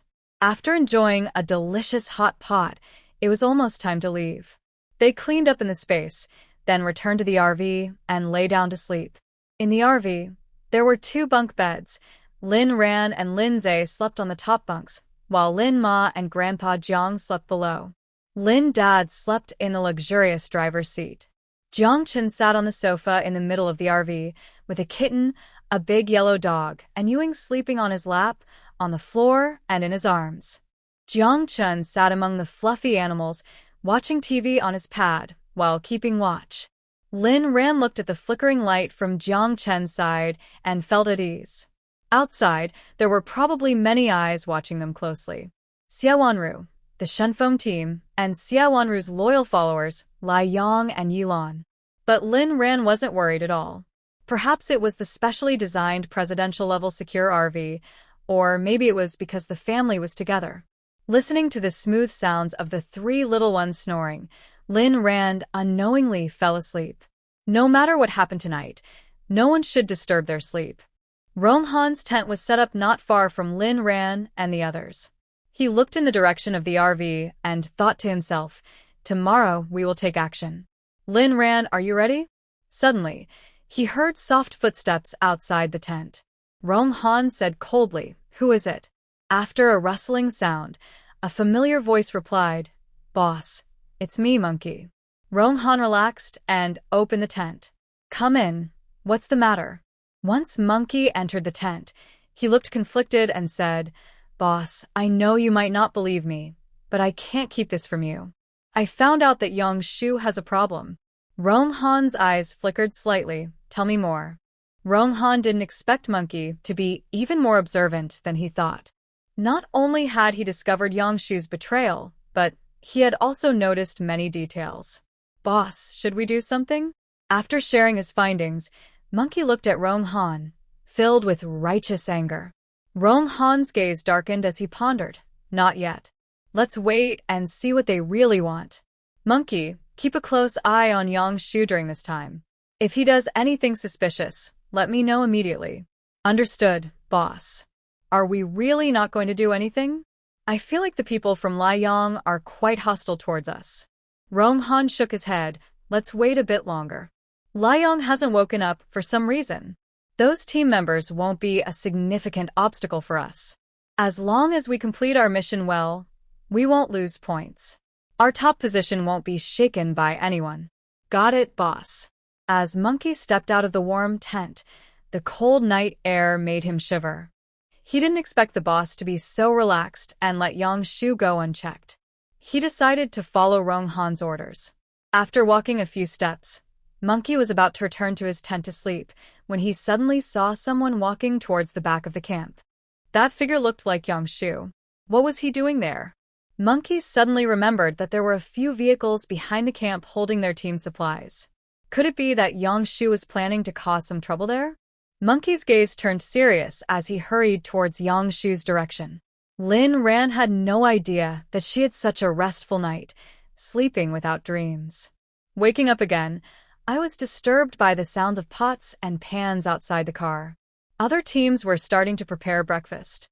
One by one, the family members woke up, had breakfast together, and then waited for Rong Han to give the order to head to the zombie town. However, after they finished breakfast, they still saw no one leaving. Rhan found it strange and opened the car door to take Huang for a walk and see if something had happened. She got out alone. Others wanted to join, especially Jiang Chen, but Rhan didn't allow it. She planned to keep her powerful items for later. As soon as Rhan and Huang got out of the car, they ran into Louisa. He wasn't surprised to see Rhan and asked, "Are you wondering why they haven't left yet?" "Yeah, I came down to check the situation and take my dog for a walk," she replied. Louisa glanced at Huang and immediately liked the little guy. They had raised military dogs before, but sadly, they couldn't bring them along when they retreated. This was a painful memory for Louisa. He reached out to pet Huang, who was friendly, and let him. The smell of this human wasn't bad, so he didn't mind the attention. "I didn't expect you to bring a dog on a mission," Louisa said. Rhan thought to herself, "Not only did I bring a dog, but I also brought 2 cats. A dog is family too. I can't leave him behind. It makes me uneasy," Rhan said, making Louisa feel even worse. He realized he should have done everything he could to bring those little ones along as well. At that moment, he felt even more fond of Rhan. Feeling warm inside, Louisa openly shared what he knew with Rhan. "I heard there was trouble with Rong Han's team. A traitor tried to burn their supplies last night and got caught. They're probably dealing with the traitor now, which is why they haven't left yet." Rhan already knew there was a traitor in Rong Han's team. He had told her before that it was safer to leave the traitor exposed for now. Why were they dealing with it again? She looked toward Rong Han's camp, and sure enough, it was in chaos. It seemed a lot had happened while they were sleeping that they weren't aware of. "I think having a big team isn't always good. You get both the good and the bad. Our group is the best. We're all trustworthy brothers," Louisa complained. Rhan didn't respond, and instead looked over at the nearby camp of the Blazing Sun. She just turned her head and saw a person at the edge of the Liang camp, looking at her with sharp, eagle-like eyes. She didn't know how long he had been staring. When Rhan noticed him, he didn't look away. Instead, he smiled at her boldly. Rhan suppressed her displeasure and asked, "Who is that person?" Louisa, hearing her question, turned to Sia Chonga. This guy wasn't staying with his leader and was staring at a girl so casually. Louisa frowned and said, "He's Chonga, the vice captain of Liang. Be careful around him. He can be crazier than Liang." Rhan met Chonga's gaze and coldly smiled. "What happened to Liang?" Louisa, not sure why, blurted out all the information he had just learned. "It seems he hasn't woken up yet. Maybe he upgraded too quickly, and his body is unstable. They said he vomited blood several times last night. Honestly, with a body like that, he shouldn't be out on missions. It would just hold everyone back. He even vomited blood. What kind of potion did that base leader create? Was its effect really that strong? But if Liang couldn't recover, wouldn't that make the upcoming missions easier?" While Rhan was thinking this, she suddenly noticed 2 more people next to Chonga. It was Ma Xiaowei and Xiaoyu, who caused trouble last night. The group was huddled together, whispering about something. However, their occasional glances at Rhan made her very uncomfortable, especially the strange girl Xiaoyu, who looked at her as if she were something amusing. Rhan took note of this and chatted with Louisa for a while longer until Rong Han finally ordered everyone to get on the vehicle and depart. Before getting on, Louisa worriedly reminded them, "When we reach the zombie town, don't get out of the car easily. They say there was some kind of festival going on, and many people gathered there. Now, everyone in that town has turned into zombies, and there are reports of high-level zombies appearing. It's very dangerous, so be careful and hide if you can." Rhan thanked Louisa for his concern and thought she would ask Jiang Chen to bring extra water for their team later. 10 minutes later, the team finally hit the road again. As Lin Ba started the engine, Lin Zhe curiously leaned over to Rhan and asked, "Sister, it's been 2 days. Why hasn't Sia Wanu come to bother you yet?" That's not like her. Rhan thought about Chen Mo and the others she had just seen and sneered. Maybe she has already taken action. You just don't know it yet. Lin Zhe was taken aback. Sia Wanu has taken action? How come he knows nothing about it? Curious, Lin Zhe was about to ask more when Rhan said to Jiang Chen, when we get to Zombie Town, I want the lives of the entire kamikaze team. Jiang Chen nodded. Okay, besides them, who else? Happy weekend, everyone. Upon hearing this, Lin Zhe was instantly captivated by his brother-in-law. Look how manly he is. If his woman wants someone's life, she gets it without question. Not a single word of doubt. Just one word. Pampered. And as if that wasn't enough, he even asked if there was anyone else she wanted. Who else could be more imposing? Lin Zhe sat aside, forgetting the question he wanted to ask. He felt like he was drowning in dog food. Rhan seriously considered Jiang Chen's question and smiled. For the others, let's stick to the original plan. By the way, there's a guy from the fire team named Chen Mo, the one with dragons tattooed on both arms. If it's convenient, take care of him too. I don't like the way he looks at me. Jiang Chen smiled indulgently. All right, I'll do whatever you want. As long as it's what Rhan wants, he is willing to fulfill it. Rhan's car followed behind Rong Han and Lai Yang's team, with Lin Zhe's team closely trailing them. At the very back was the kamikaze team. Zombie Town was only an hour away from where they camped, and the road was much easier than Rhan had expected. The group drove smoothly, steadily heading toward their destination. Hey, sis, is there any issue with Rong Han? After hearing the information Rhan gathered about Rong Han, Lin Zhe asked with concern. Why is what he's doing different from what we discussed? Rhan frowned slightly. I'm not exactly sure. Once we reach Zombie Town, I'll find a chance to ask him. Until then, let's stick to the original plan. Okay. In the off-road vehicle of Rong Han's team, Yilon was driving while glancing at Sia Wanu beside him, asking worriedly, Wanu, there won't be any problems with Liang, right? We're about to take action soon. Sia Wanu replied nonchalantly, there won't be any problems. Besides, we have the kamikaze team leading the way. Once the situation gets chaotic, we'll move. Knight was still worried and said, the Divine Wind Squad is only dealing with Rhan. Their Purple Light Squad is not a threat, but we are facing Rong Han. I'm afraid, without the help of the Sun Blaze, our squad. He feared their squad might not be a match for Rong Han. After all, Rong Han's strength was not to be underestimated. Sia Wanu understood Knight's concerns. She gently patted his hand, reassuring him, it's okay, Brother Yi. We can take action. Brother Sunblaze will never let me down. Sunblaze will never let her down? Knight glanced at the confident Sia Wanu, and then looked ahead. Sunblaze and Sia Wanu indeed had a good relationship, so since she said that, he could feel more at ease. An hour later, all the vehicles arrived at the entrance of the zombie town. Everyone stopped and waited for Rong Han to give orders. As the captain, he needed to create a unified battle plan. This town was built against the mountains, and they parked their vehicles in a flat area below. Everyone stood on the hillside, looking at the scene in the town. Louisa held up binoculars for a long time, feeling increasingly uneasy. Why can't we see a single zombie in this town? Is the information wrong? Rong Han remained silent, but he also had doubts. However, whether the information was correct or not, they had to move through. Everyone get in the vehicles. Don't covet the supplies in the town. Drive through at full speed. We will follow the same order as when we arrived. Our Eagle Squad will lead the way, and each team is responsible for their own safety. Let's try not to fall behind. Rong Han's command made everyone obediently get back in their vehicles. Rhan and the others did not get out, seeing the vehicles ahead start moving. They followed along. When Louisa set off, he specifically reminded Rhan not to get out of the vehicle. If anything happened, they should stay close to their team. Rhan appreciated his concern and agreed. thinking that they might need to protect him later. Once in the vehicle, Rhan took over driving and Jiang Chen sat in the passenger seat.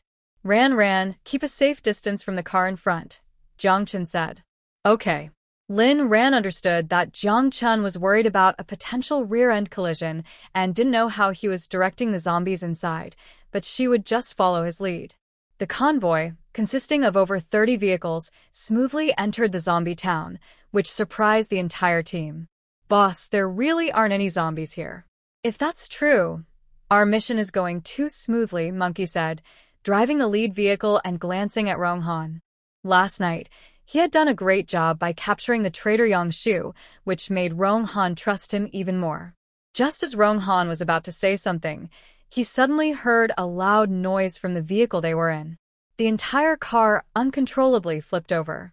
By the time Monkey realized what was happening, he was already upside down. Boss, it's my fault. I didn't drive well. It's not your fault. The tire blew out. Rong Han didn't look much better. He was hanging in the car, but thankfully the seatbelt kept him from getting hurt. Monkey was puzzled. How could the tire out when he had checked it before leaving? He wanted to say more, but suddenly he noticed Rong Han's face had changed dramatically. Quick, unbuckle your seatbelt and get out. Zombies are coming. Where did the zombies come from? There weren't any here. Monkey looked out the window and saw a large group of zombies pouring out from the buildings on both sides. There were hundreds of them, if not more, men, women, children, and the elderly among them. Some had their mouths open, some stretched out their hands, and some were even holding their own intestines, running toward them with wild gestures. Leading the pack was a male zombie in sneakers, likely evolved with speed abilities. He was running incredibly fast. His arm had been decaying for days, and white maggots were falling out of the wound.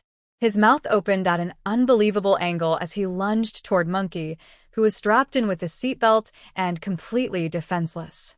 As the male zombie's foul-smelling mouth lunged at him, Monkey's hands were tangled in the seatbelt. Just then, in a critical moment, Rong Han activated his ice powers. An ice spike pierced through the male zombie's head. Thank you, boss, Monkey said gratefully. Stop talking and get out quickly. Rong Han cut Monkey's seatbelt and pulled him out. When Monkey looked back, he gasped. It was chaos. All the teams behind them were caught in a terrifying wave of zombies. Zombie Town was truly living up to its name. Not only was the monkey shocked by the number of zombies, but he was also terrified to discover that the reason their vehicle had a flat tire was due to a large number of nails scattered on the road. The monkey realized that there were high-level zombies among this group. They were in danger today. Because the lead vehicle had an accident, the cars behind it, which were closely following, also faced trouble and ended up in a pile-up. The already narrow road in the town was completely blocked by the accident vehicles. All the cars behind were forced to stop.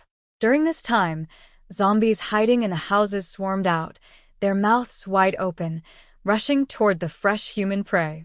A large group of zombies surrounded every car. Some zombies had hardened skin and nails that could easily tear through metal. The ability users inside the cars quickly realized they could no longer hide. They had to get out and fight the hungry zombies up close. Those with abilities were better off, but ordinary people without powers had no way to deal with the zombies at this moment. The bald member of the kamikaze team soon noticed that there were far too many zombies on their side. Captain, yeah, quickly protect everyone. Li Kai can't hold on much longer. Xiaoyu sat motionless in a battered car, seemingly unaware of the danger outside. Ma Xiaowei threw a fireball toward Li Kai's direction, knocking down a zombie that was lunging at him. Li Kai took the opportunity to slice down with his knife, decapitating the zombie. Why are there so many zombies?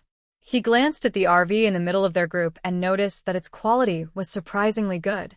The sharp nails of the zombies couldn't even scratch it. Unlike their own vehicle, which could only be described as a wreck. Ma Xiaowei felt a mix of envy and jealousy. He wished that RV were his. He had to get it. But just as he was distracted, a piercing scream reached his ears. Boss. He quickly turned to see that Li Kai's neck was tightly bitten by a zombie with a severed arm. Li Kai was done for. Then another team member, without abilities, cried out, Ah, ah. "Boss, help." Ma Xiaoyu frantically threw fireballs in their direction. Unfortunately, the zombie's skin seemed hardened. His fireballs only left large scars on them without killing them outright. Ma Xiaoyu quickly realized that he was no match for the horde of zombies. They were too many and too strong. As he watched his team members dwindle, with some even turning into zombies, he felt himself on the brink of collapse. The bald man, a powerful ability user, noticed that today's zombies were much tougher than usual. Their skin was incredibly thick. Seeing that Ma Xiaoyu was also struggling, the bald man desperately looked at Xiaoyu, who was calmly sitting in the car, and shouted, "Yeah? Are you just going to watch us die?" This time, Xiaoyu finally responded with a sweet smile. "Of course not. I'm testing you." "Testing us?" "Yes. How can you be my teammates if you can't even take down a few zombies? Let's play a game. If you can manage to kill 10 more zombies, I'll save you." "Yeah, we don't have the strength anymore. Starting now, count 0. The bald man and Ma Xiaoyu exchanged a glance, both filled with helpless despair. They knew the game had begun. They had to comply, otherwise, Xiaoyu wouldn't help them. Suddenly, Ma Xiaoyu felt a hand grab his leg. Looking down, he saw Li Kai's bloodied face. "Boss, save me. Get away from me. Go die." Ma Xiaoyu coldly threw a fireball at Li Kai's head, completely disregarding that he had been a loyal subordinate. Rhan, the kamikaze team, has 5 members left. Oh, now there are 4. Jiang Chun was reporting the situation outside to Rhan in real time, and she nodded to show she understood. The sounds of zombies howling and people screaming filled her ears. The zombies around them, under Jiang Chun's pressure, were clawing and growling near their car. Rhan could even see the fear on their stiff faces. Behind them, Louisa and his team were not troubled by many zombies. Louisa realized that as long as they stayed in the car, they seemed safe. He didn't quite understand why other teams were screaming in terror. Seeing that Rhan's car was safe and his own team was in contact via walkie-talkie, he felt reassured. He held back his curiosity and didn't get out of the car. After all, both Rong Han's and Lai Yang's teams were stronger than his, so there was no need for him to worry. As for the so-called kamikaze team, he didn't see them as a serious group and was even less inclined to help. Thus, while other teams were deep in trouble with zombies, Louisa and Rhan's team sat safely in their car. The monkey noticed that something was off with his leader. He had been saving people, but he only helped those who were usually the most loyal to him. He didn't care about the others. Especially when he saw Sia Wanu and Yilon's team being attacked by zombies, he just ignored it and went around. "Monkey, quickly hide in the nearby building," someone urged. "Wanu and Yilon's team are still over there, boss," the monkey replied, unwilling to leave. Rong Han, with a serious face, said, "You go inside. I'll handle this and save them. You need to protect Xiaoxue and make sure he doesn't die. We must find out who is behind him." The monkey looked at Rong Han, feeling conflicted, but saw him heading towards Sia Wanu's direction after speaking. Finally reassured, the monkey led a group of people toward a nearby building. Sia Wanu felt more helpless than ever. Her car had been closely following Rong Han's, and not only did it crash, but it also flipped over. After struggling to get out with Yilon, they were surrounded by zombies. Both of their powers were nearly exhausted, yet the number of zombies around them kept increasing. Suddenly, a zombie with rotten flesh lunged at her. "Ah, Yilon." Yilon barely threw a knife, stopping the zombie's attack. "Wanu, why is no one coming to save us? I'm running out of strength. Brother Yi, just hold on a little longer. Someone will definitely come to rescue us. Liang would surely come." Unfortunately, he was delayed, and instead, Rong Han arrived. Seeing Rong Han approach, Sia Wanu suppressed her smugness, thinking he had chosen not to help. To her surprise, he seemed worried about her safety and came over. However, before her satisfaction could last, Rong Han suddenly turned, gave her a mischievous smile, and then disappeared into a nearby building with a knife. Sia Wanu was left speechless. Did Rong Han know? Ma Xiaoyu and the bald man, using their last bit of strength, killed the 10th zombie. Just as Ma Xiaoyu was about to collapse, Xiaoyu in the car finally moved. When the next zombie, with maggots falling from its mouth, lunged at him, a wave of black mist surged out. Xiaoyu pulled Ma Xiaoyu and the bald man, rushing at high speed toward a building by the roadside. Rhan, the kamikaze team has 3 people left. They escaped to that red building across the street, Rhan said, following Jiang Chen's gaze toward the house. It was a 3-story small villa surrounded by a large group of zombies, banging on the door, trying to break in. Some zombies even stacked on top of each other, attempting to jump onto the building.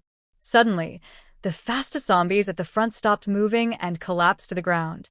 Rhan blinked, confirming she wasn't imagining things.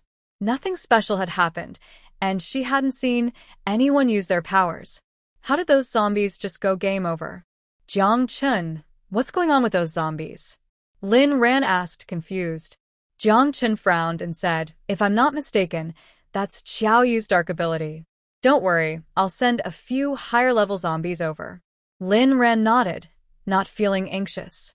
She just didn't expect Liang to be so calm and not take action. Was he planning to just sit there? If this continued, their team would be in big trouble. And what about his good sister, Sia Wanu? How long was he going to keep that card hidden? Jiang Chen, send more zombies to deal with Sia Wanu. Okay. Sia Wanu felt anxious and confused, having to deal with the endless zombies while also guessing how much Rong Han really knew.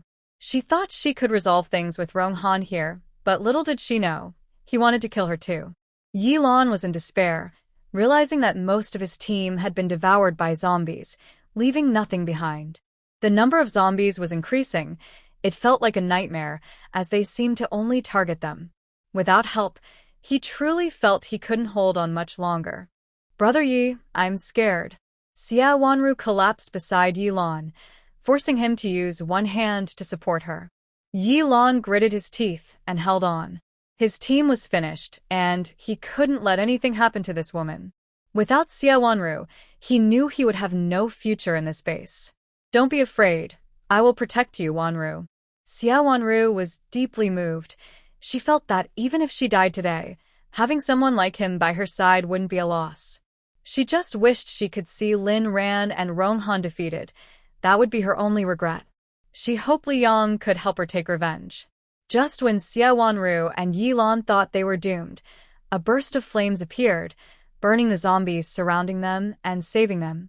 As the fire cleared, Sia Wanu saw Liang and Chen Mo rushing towards them. Liang, you finally came. Sia Wanu, feeling wronged, threw herself into Lai Yang's arms. Lai Yang felt the girl trembling in his embrace, and anger rose within him. It had been too dangerous. If he had arrived a moment later, Wanu would have been in danger. He had intended to wait a bit longer to let Rong Han lower his guard. Who knew he would almost lose Wanu? Wanu, where is Rong Han? Why didn't he protect you? Hearing Rong Han's name, Sia Wanu's expression changed dramatically as she complained to Lai Yang. He left me and ran away. What? Lai Yang asked. Brother Lai Yang, Rong Han knows. With Lai Yang's arrival, the situation changed again. He had taken out some zombies and brought Rong Han, Yilon, and a few survivors from his team to hide in a nearby building. However, the worst part was that during the retreat, he caused destruction, setting fires everywhere and damaging the vehicles of Luisa's team. Luisa was furious, cursing under his breath. Lai Yang is such a petty person. His team suffered losses, and he drags others down with him. Now, they couldn't hide in their vehicles anymore. Luisa quickly informed his team to take shelter in a nearby building. As they left, he kindly called Rhan and her group to join them. Although her vehicle was unharmed, he worried that if they left and something happened, he wouldn't be able to help. Rhan thanked Louisa and let them retreat first. After a while, to avoid standing out, Rhan led her family out of the vehicle. With everyone gone, they couldn't remain in the car as targets anymore. More importantly, some things could only be done outside the vehicle. Seeing Rhan and her family exit, several pairs of eyes hidden in the shadows lit up.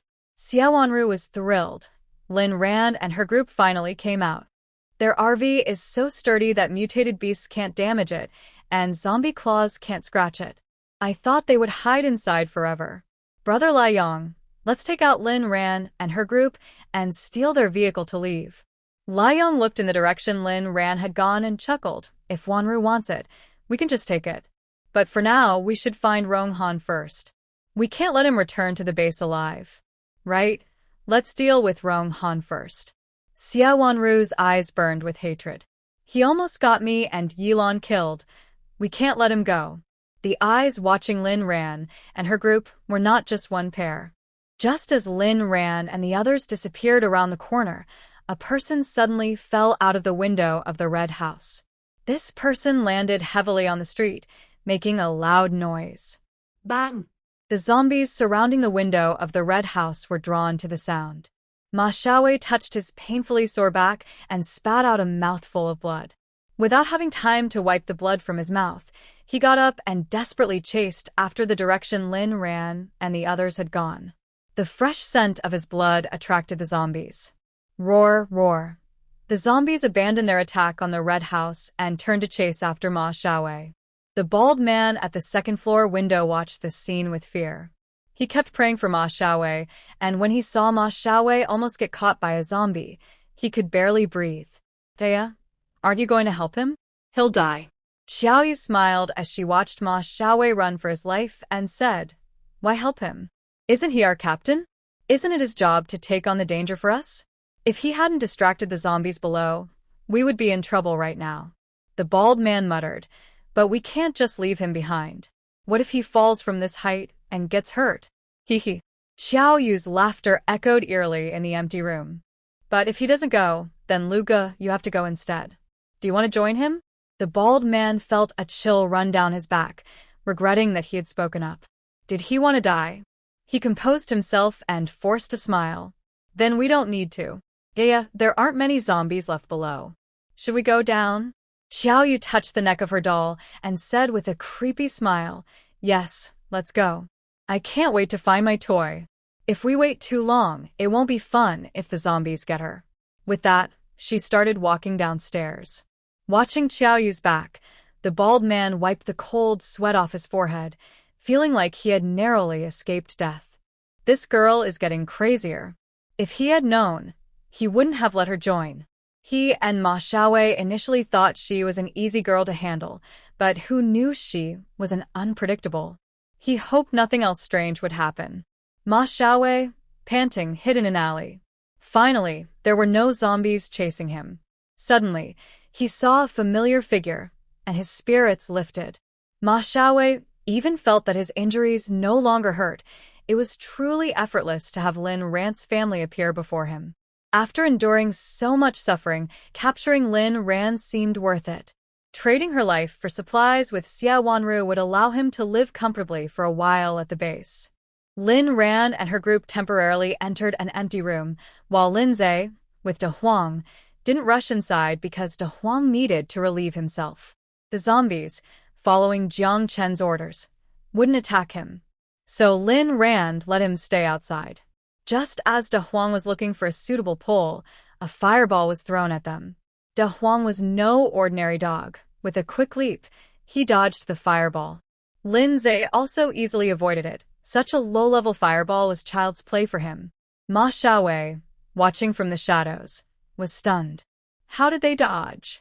Wasn't Rhan's family made up of ordinary people, except for her? How could they evade his attack so easily? Could it be that his injury had lowered his ability level? Thinking this was the reason, he looked up to try again. Could a level 4 fire user not defeat an ordinary person? But when he looked up again, Zhe was nowhere to be seen. Had he escaped? "Are you looking for me?" Just as Xiaoyu was in doubt, a cool voice reached his ears, startling him into throwing another fireball in that direction.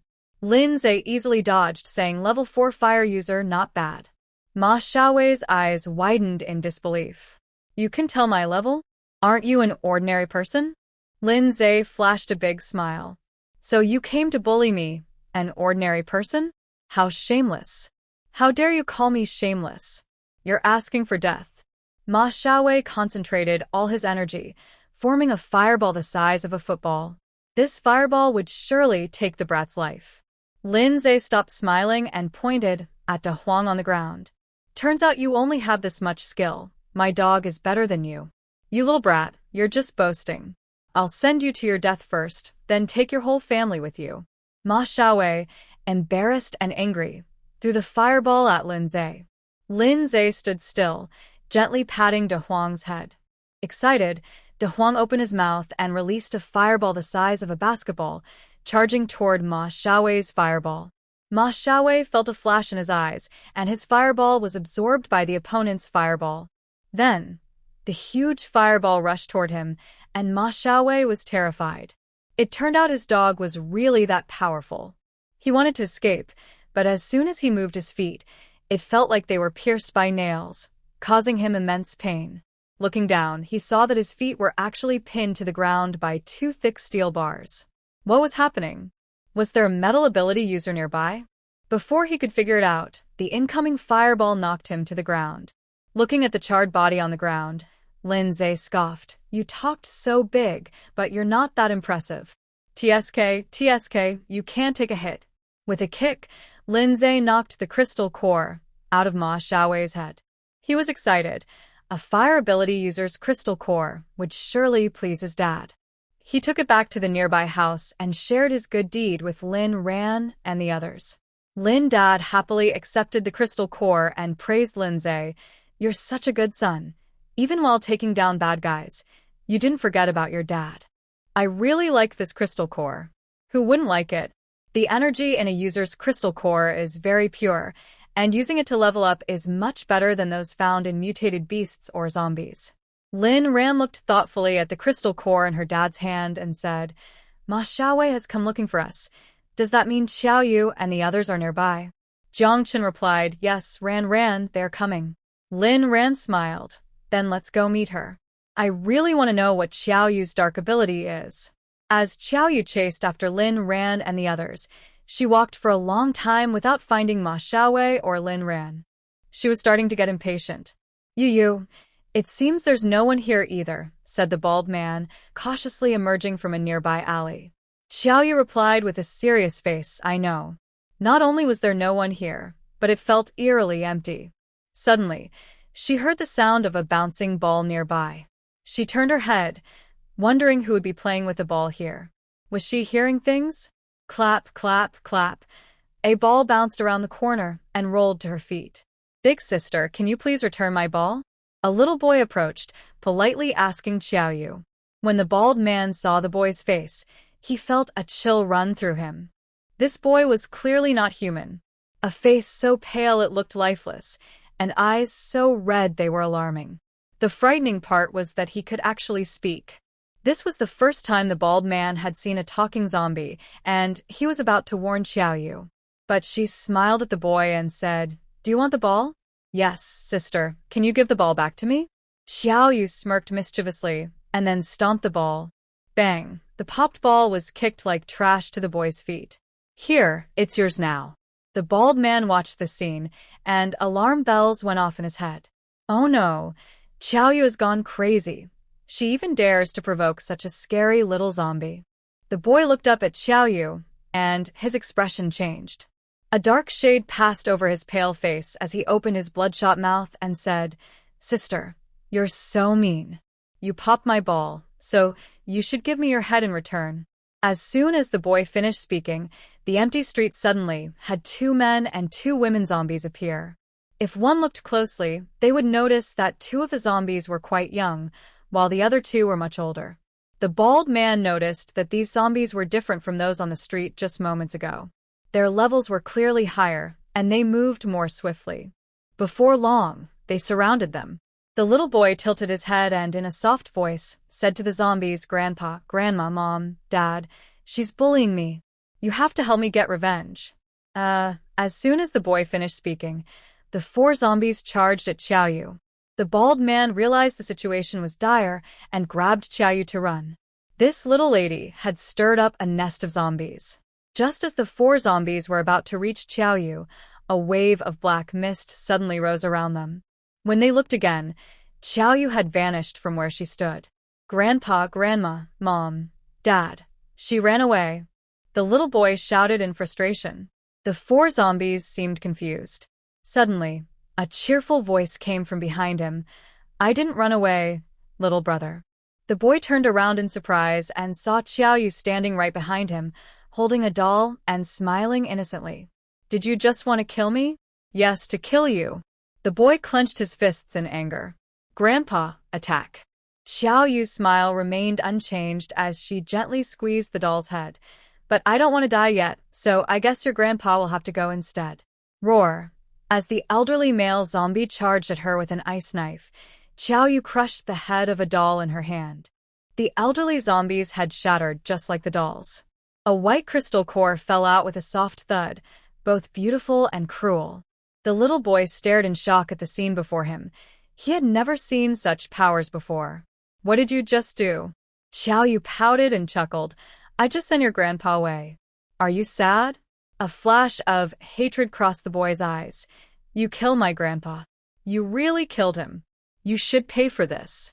Mom, Dad, Grandma, avenge Grandpa. Xiaoyu smiled and took out 3 more dolls from her space. Don't be sad. I'll send you to see him now. Before the 3 zombies could reach Xiaoyu, they fell to the ground again. Their heads shattered in the same way as the elderly zombie.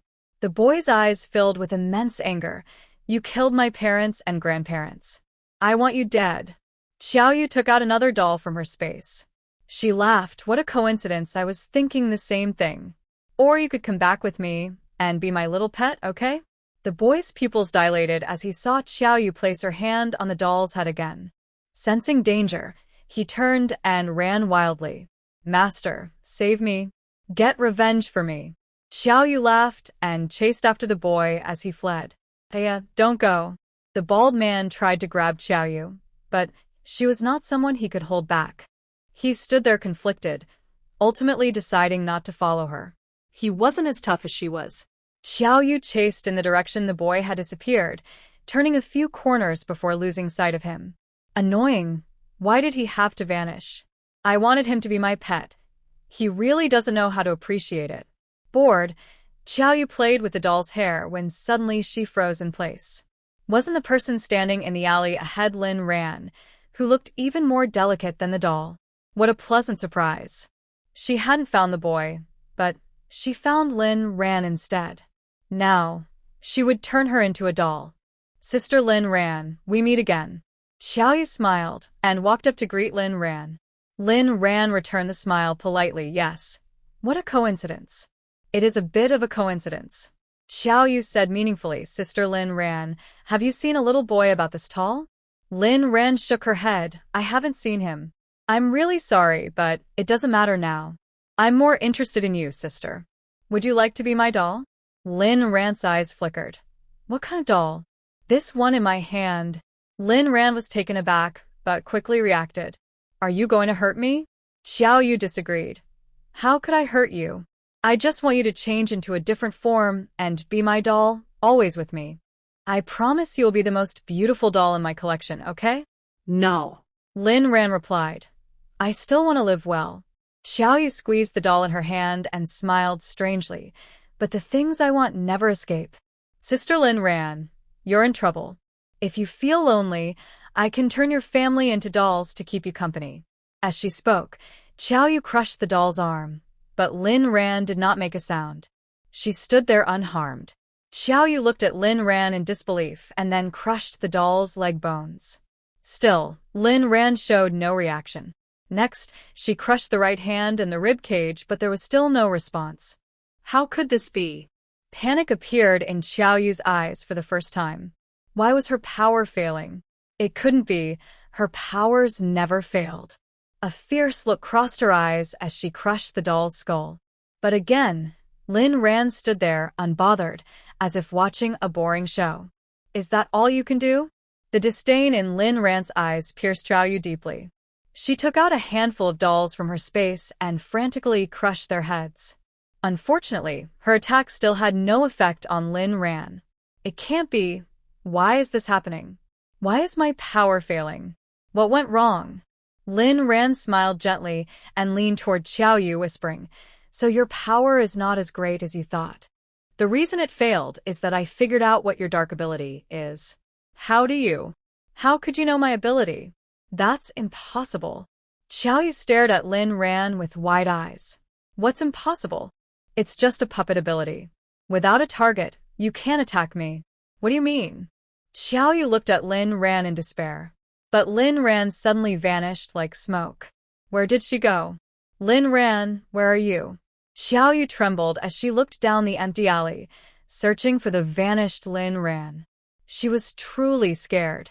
"I'm right here." Rhan appeared behind her. "This is an illusion. You can create illusions?" Xiaoyu finally understood why her powers had failed.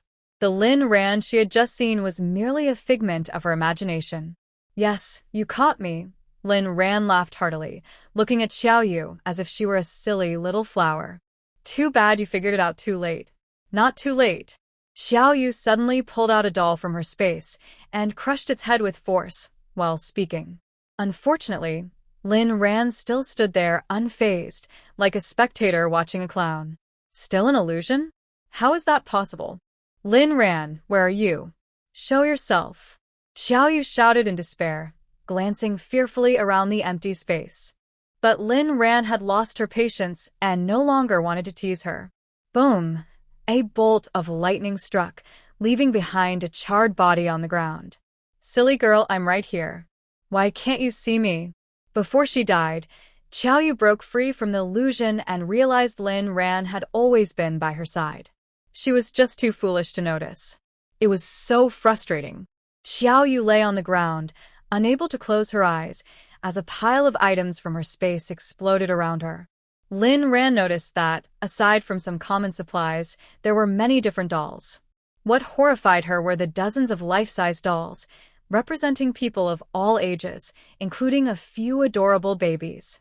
They were all victims of Xiaoyu, who had somehow turned them into dolls and stored them in her space. It turned out this was her twisted desire, to become a doll herself. Rhan instantly felt justified in wanting to kill her, wishing she could do it multiple times. It was truly disturbing. "Sister, that's great.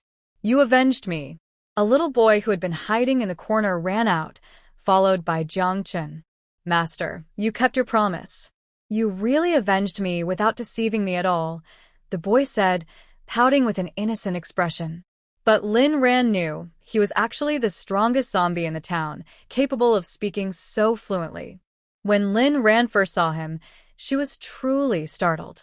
Her past experiences told her that only Chen was special like this. But it turned out that wasn't the case. Besides Chen, there were Rong Mei and this little boy. Rhan attributed all this to her lack of understanding. Most of her time had been spent living in a human base, and she had never deeply understood the unique group of zombies. It turned out that zombies could evolve and be so similar to humans. So similar that Rhan felt sad for the little boy's situation. "It's a pity your grandparents and parents were killed by her. We should have left earlier," she said. The little boy waved his hand dismissively. "They aren't my real family. After the apocalypse, I slept for a long time. When I woke up, my parents and grandparents were gone. I don't know where they went, so I just wait here for them to come back. It's too lonely here by myself, so I made a few zombies my family. If they die, I'll just find some more next time." "Sister, don't be sad." Rhan was speechless. Can it really be like that? She felt foolish for worrying. Children really do play pretend. Rhan picked up useful items from the ground and stored some in her space. She also took out Xiaoyu's crystal core. With two rare abilities, space and darkness, Rhan was quite satisfied with her collection.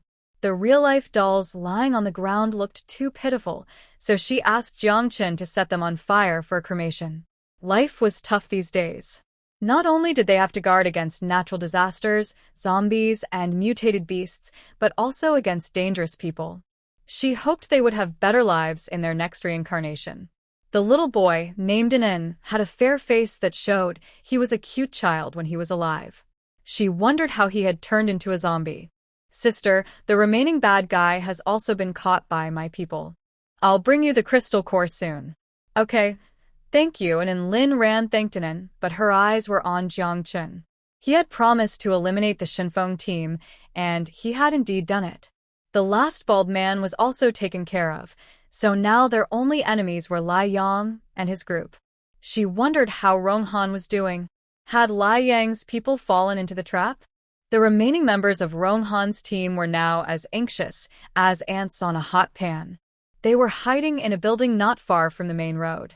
There were no zombies here, but they didn't dare to go outside. The monkey looked at Xiaoxue, who had his eyes tightly closed, trying to minimize his presence. Like this, no one will notice him. Monkey, what did the boss say he was doing? Should we go out and look for him? What if he can't find us?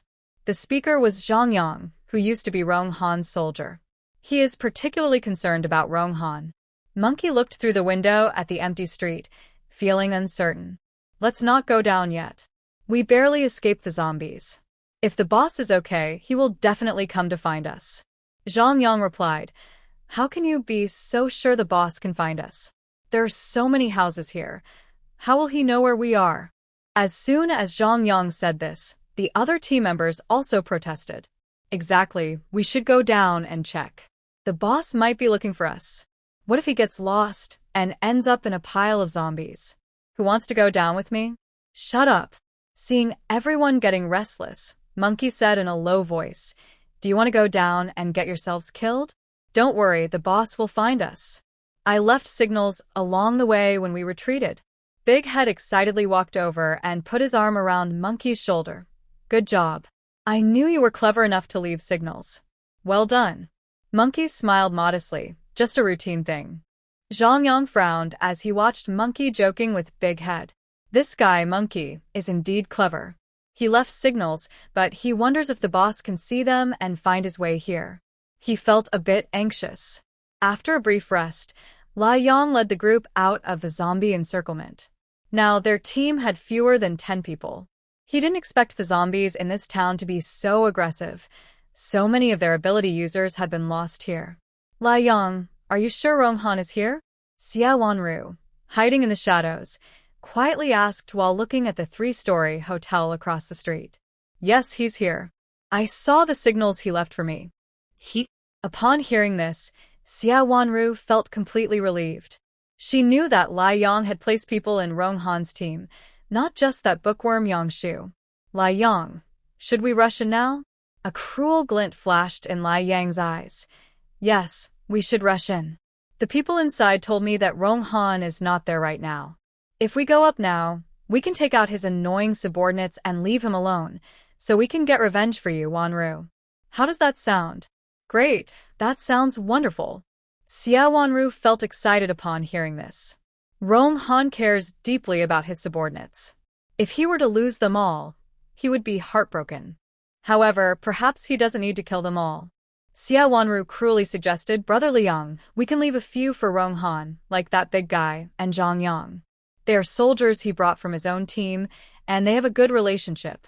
If we capture them, we can use their lives to force Rong Han to compromise. That way, we might not even have to kill him.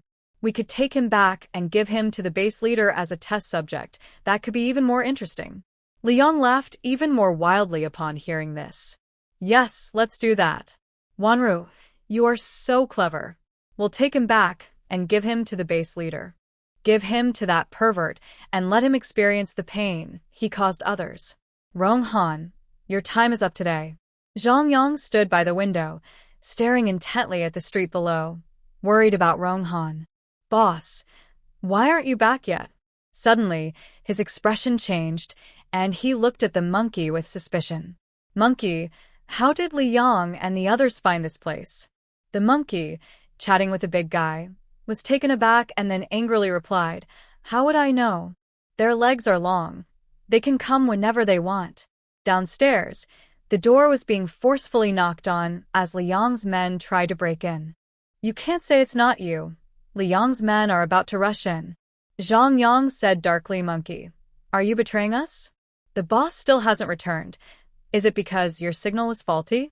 What problem could there be? Stop talking nonsense. Oh, I'm talking nonsense? I see that the signal you left wasn't meant for the boss.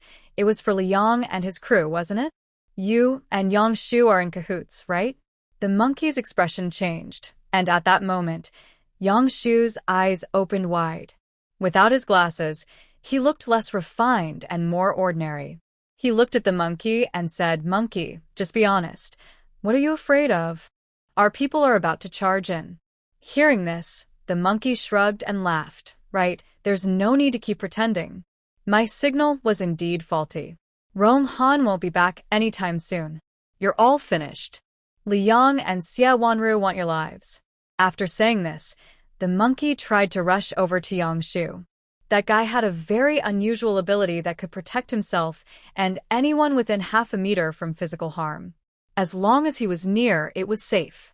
But just as he was about to move, he was grabbed by the big guy who had been sticking close to him and calling him brother. The fox's tail has finally been revealed. Big Head is a level 4 power user, and his hands squeeze the monkey's shoulders with a cracking sound. The monkey knows that the bones inside have already been crushed. "I thought you could pretend for longer. Do you really look down on us this much?" The monkey's eyes are filled with disbelief.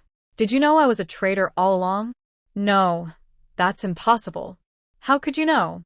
Zhang Yang replied, "We didn't know, which is why we waited for you to slip up. But you made too many mistakes, monkey. I noticed the signals you left a long time ago." What? "You knew about the false signals I left? What about Rong Han? Where is he? Did he find this place too?"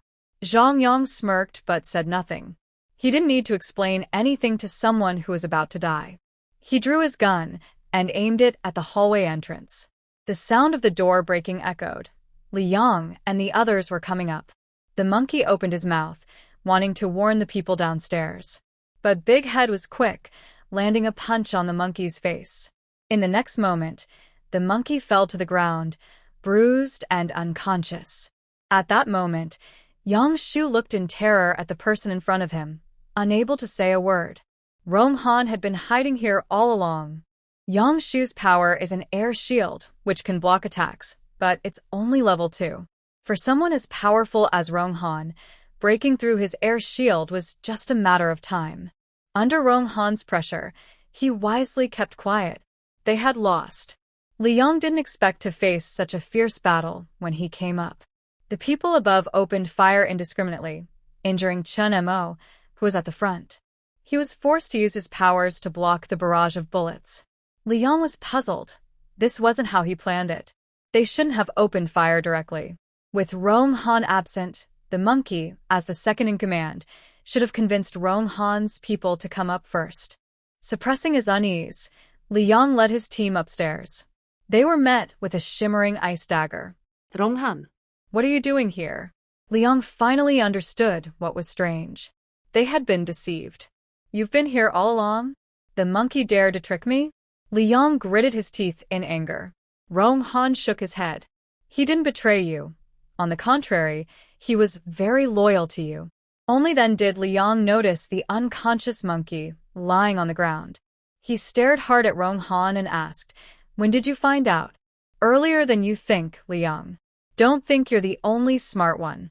Sia Wanu stood behind Liang, feeling angry as she watched Rong Han's calm expression. She casually glanced at Rong Han and his teammates, saying, "Wow, Rong Han, you knew this so early, and this is your plan? Capturing a few traitors, so what? Do you really think you can defeat our Liang brother with just the few of you?" Rong Han looked at Sia Wanu with a gaze as sharp as a snake. Compared to Liang, he hated Sia Wanu and her father even more.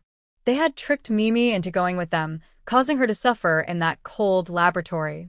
Startled by Rong Han's fierce look, Sia Wanu instinctively took a step back, then angrily retorted, "Rong Han, don't forget, your sister is still in our hands. For her sake, I advise you to surrender. It would save my Liang brother's powers." Rong Han coldly scoffed, "Is Mimi really still in your hands?" Sia Wanu froze for a moment, then shouted, "I knew it. The destruction of the D-Zone laboratory must be your doing. Rong Han, how dare you? Aren't you afraid that my father won't let you go?" Rong Han tightened his grip on the ice blade and said in a chilling tone, "Coincidentally, I'm not afraid at all. Not only am I not afraid, but I also plan to deliver a special gift to your father today, your head. Ah, Sia Wanu felt a flash of cold light and nearly got injured by Rong Han's ice blade. Yilon barely managed to block the attack just in time. The force was so strong that Yilon felt his hand go numb. If Rong Han attacked again, he wouldn't be able to withstand it. Luckily, Liang intervened. Liang's fire abilities erupted, aiming straight for Rong Han's face. As Rong Han dodged, Liang violently struck at his back, intending to eliminate Zhang Yang and the others. They had never encountered such powerful flames and were momentarily unsure how to respond. Fortunately, an ice wall rose just in time to block the terrifying attack. Liang laughed triumphantly. Rong Han, how long do you think your level 6 ice can protect them? I suggest you surrender, or I'll make sure they go down with you. Right now, I'm at level 7 peak. Liang brother, stop wasting time with him. Just kill them. Sia Wanu remembered the grudge of almost being disfigured and wished she could make Rong Han suffer greatly. The team members behind Rong Han gasped when they heard the level of Liang. He had actually reached level 7. That was a whole level difference. After reaching level 5, a 1-level difference meant a huge gap. Could their leader really defeat him? Zhang Yang urged, Boss, don't worry about us. We're not afraid to die. Yeah, we're not scared. Just go ahead and beat him up. Rong Han glanced at his loyal brothers and said, Who said you would die? Liang arrogantly replied, What? You, a mere level 6, think you can take me on? Rong Han looked at Liang, and for the first time, his usually calm eyes showed disdain. I might not be able to beat you, but they might. Ram? Liang asked, confused. Who? Rong Han picked up a knife and smiled lightly. Don't worry, they're coming. Who's coming? Liang quickly looked around but saw nothing unusual. Are you messing with me? Sia Wanu quickly added, Liang. Rong Han is just a petty person. Don't waste your breath. Just kill him. Liang replied, Aurig. Liang unleashed flames from his palm toward Rong Han, clearly furious. This time, the flames were 10 times more intense. He wanted Rong Han to know his strength.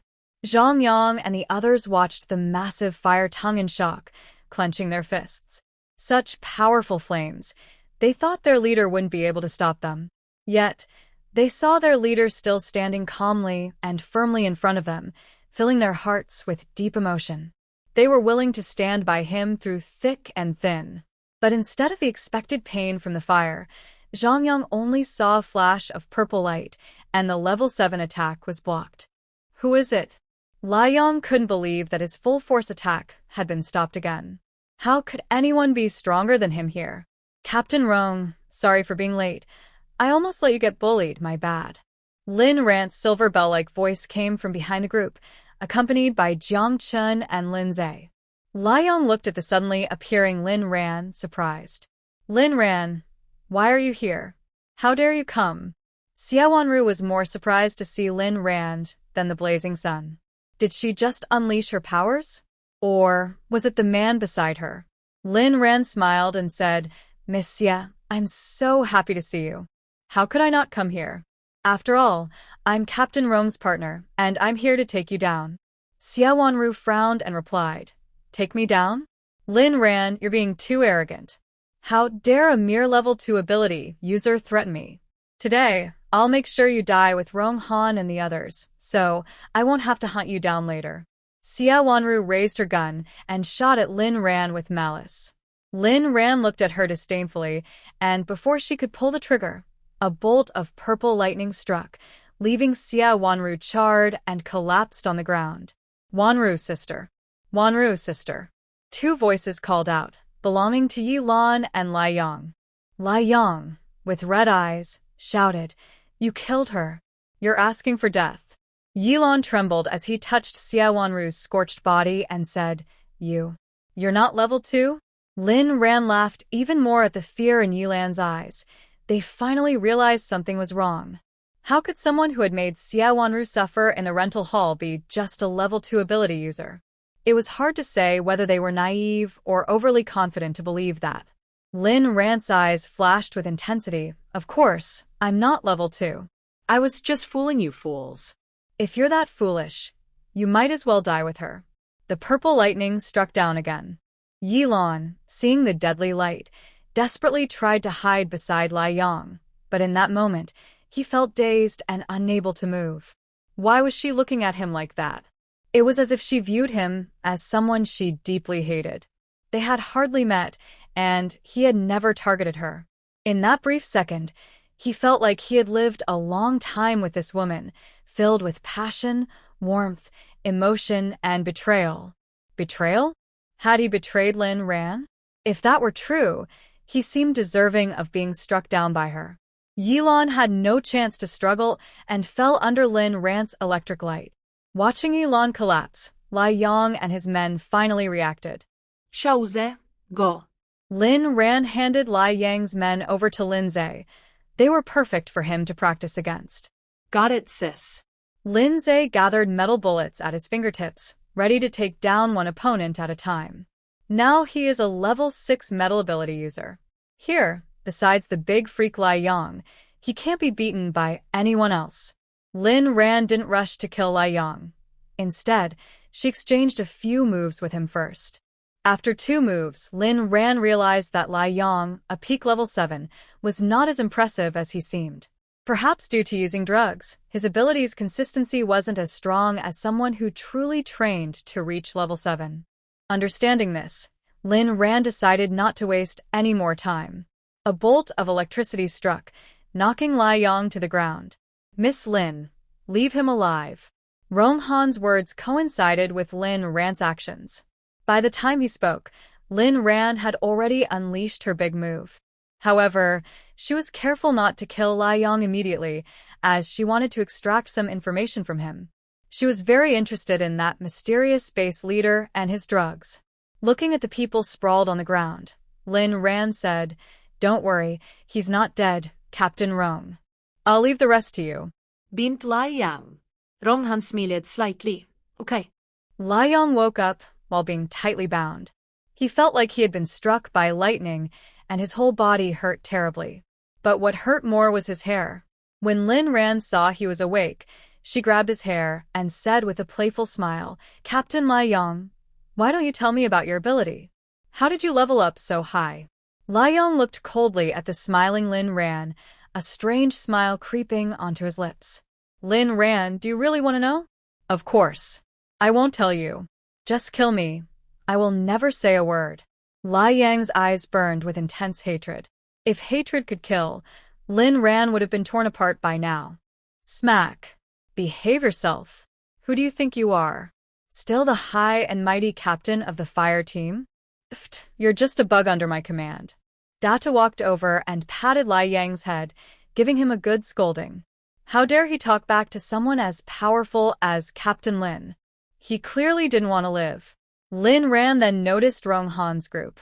When they made plans, Rong Han had mentioned that these brothers were the ones he trusted the most and would help when needed. It seemed like they were the ones. Feeling Rhan's gaze, Data grinned and said, "Captain Lin, just leave him to me. We're good at making him talk." Rhan looked at Rong Han, who nodded in response. "Don't worry, leave Liang to us, and I will make sure he talks." "All right, then I will trouble Captain Rong." Rhan handed Liang over to Rong Han, and they took him to another room. Once they left, only Rhan and the other 2 remained in the room. Lindsay looked at the person lying on the ground and said, "Sister, should we take their crystal cores?" Lindsay seemed eager to do so, and Rhan noticed he really wanted to. Rhan nodded, "Go ahead. The crystal cores should not go to waste." With Rhan's permission, Lindsay happily bent down to retrieve the crystal cores. Rhan stared at the lifeless bodies of Sia Wanu and Yilon, remaining still. Jiangchen walked over and gently held Rhan's clenched fist. Rhan, should I help Xiaoxue?" Sure. Rhan opened her fist and held Jiangchen's hand, saying to the 2 bodies on the ground, "But you have to leave these 2 for me. I will handle them myself." Sia Wanu and Yilon were her nightmares from her past life. In her nightmares, she couldn't defeat them, but now they lay dead at her feet. What kind of feeling was that? It was probably like finally lifting a heavy weight off her heart. Rhan extended her foot and struck the heads of both individuals, unceremoniously taking out their crystal cores. Sia Wanu's was a level 5 fire-type crystal core. Yilon's was a level 4 metal-type ability. In fact, Yilon would have awakened a powerful dark-type ability later on, which was why they had developed their base so well in the past life. Now, it seemed like killing Yilon was a bit premature.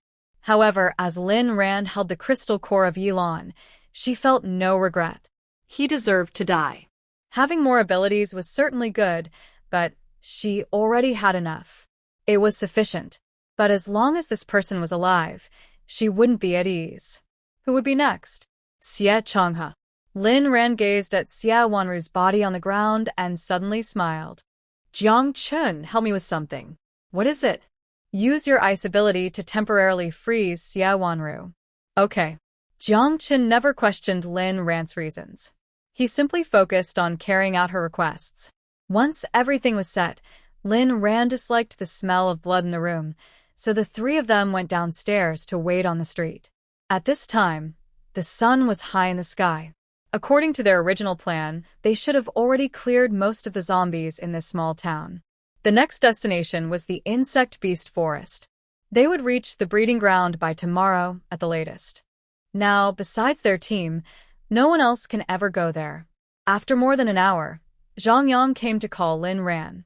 Captain Lin, the leader wants to see you. Rhan nodded. Did he call for me? Zhang Yang smiled. He's almost ready. You'll see when you go up. When Rhan went up, Lai Yang's face was pale. But apart from the charred injury he had just received, he didn't seem to have any other wounds. It seemed that Rong Han's subordinates were indeed skilled at extracting information. Huh. You heartless woman. Are you here to see my misfortune? Lai Yang glared at Rhan, his eyes filled with venom. Rhan smiled and nodded. Captain Lai Yang, you are very clever. I am indeed here to see your misfortune. Lai Yang was almost choked by Rhan's words. She truly was a heartless woman with a wicked mind.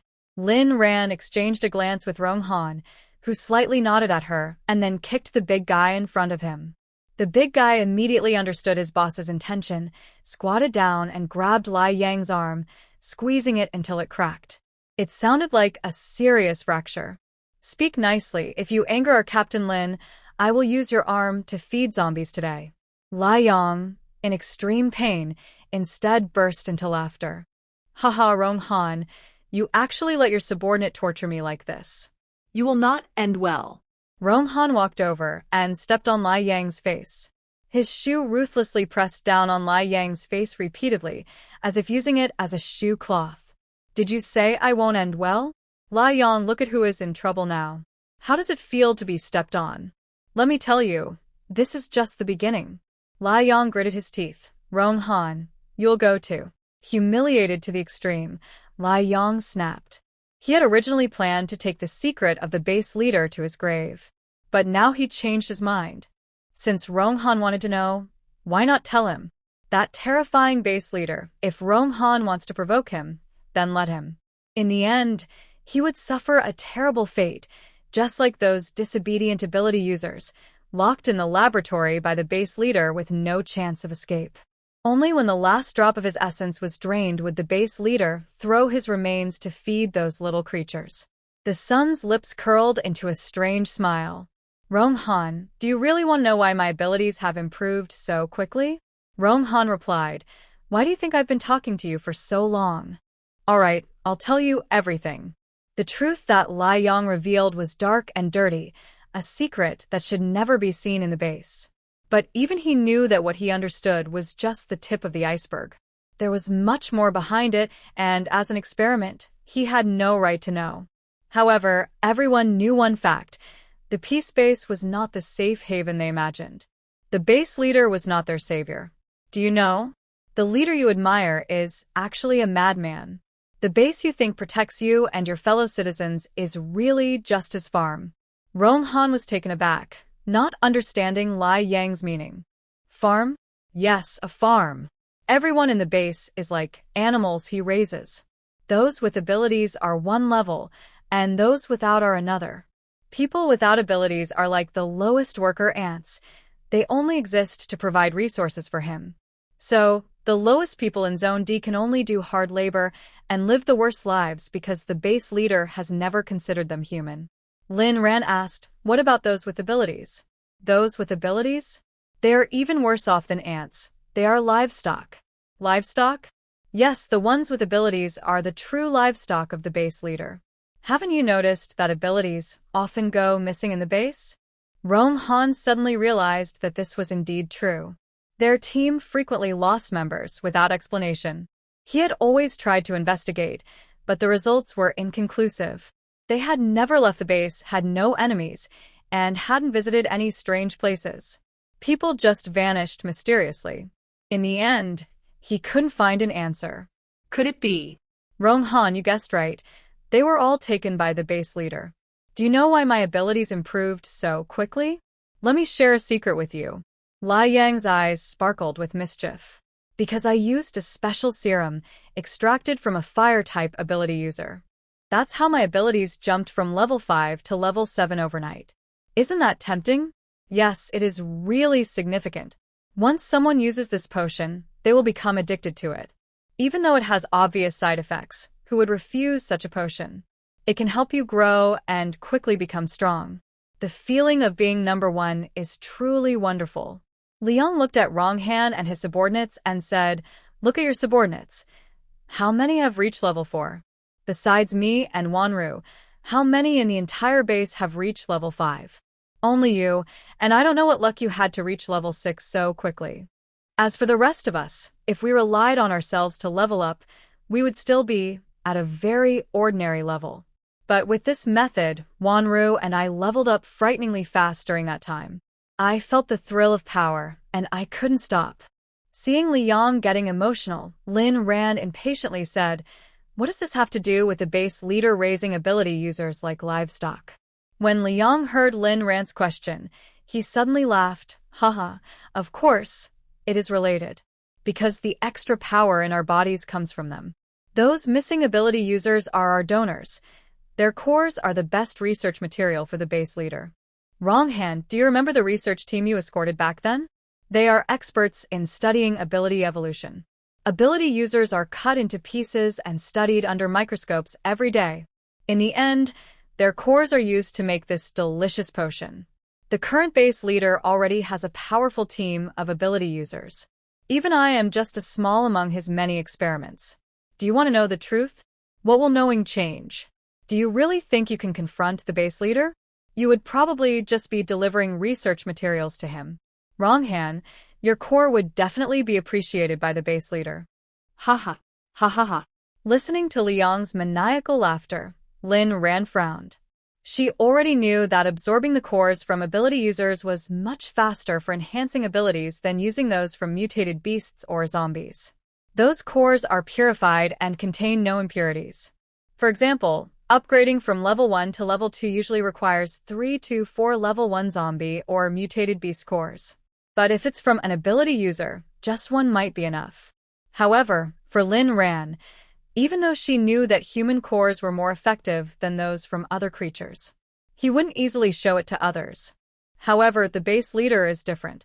He has even formed his own group of superpowered individuals through this method. It seems he is just as bad as Sia Chonga, both equally untrustworthy. They are not good people. When I return, I will take down his research institute. After Rhan realized this, she turned back to Liang and found him looking at her. Rhan, how is your power so strong? Liang asked curiously. Rhan smiled gently. Maybe I have a special talent like Rong Han. What a talent. You tricked me and Wanru badly. If it weren't for you, we wouldn't have lost so quickly. Wanru is dead, right?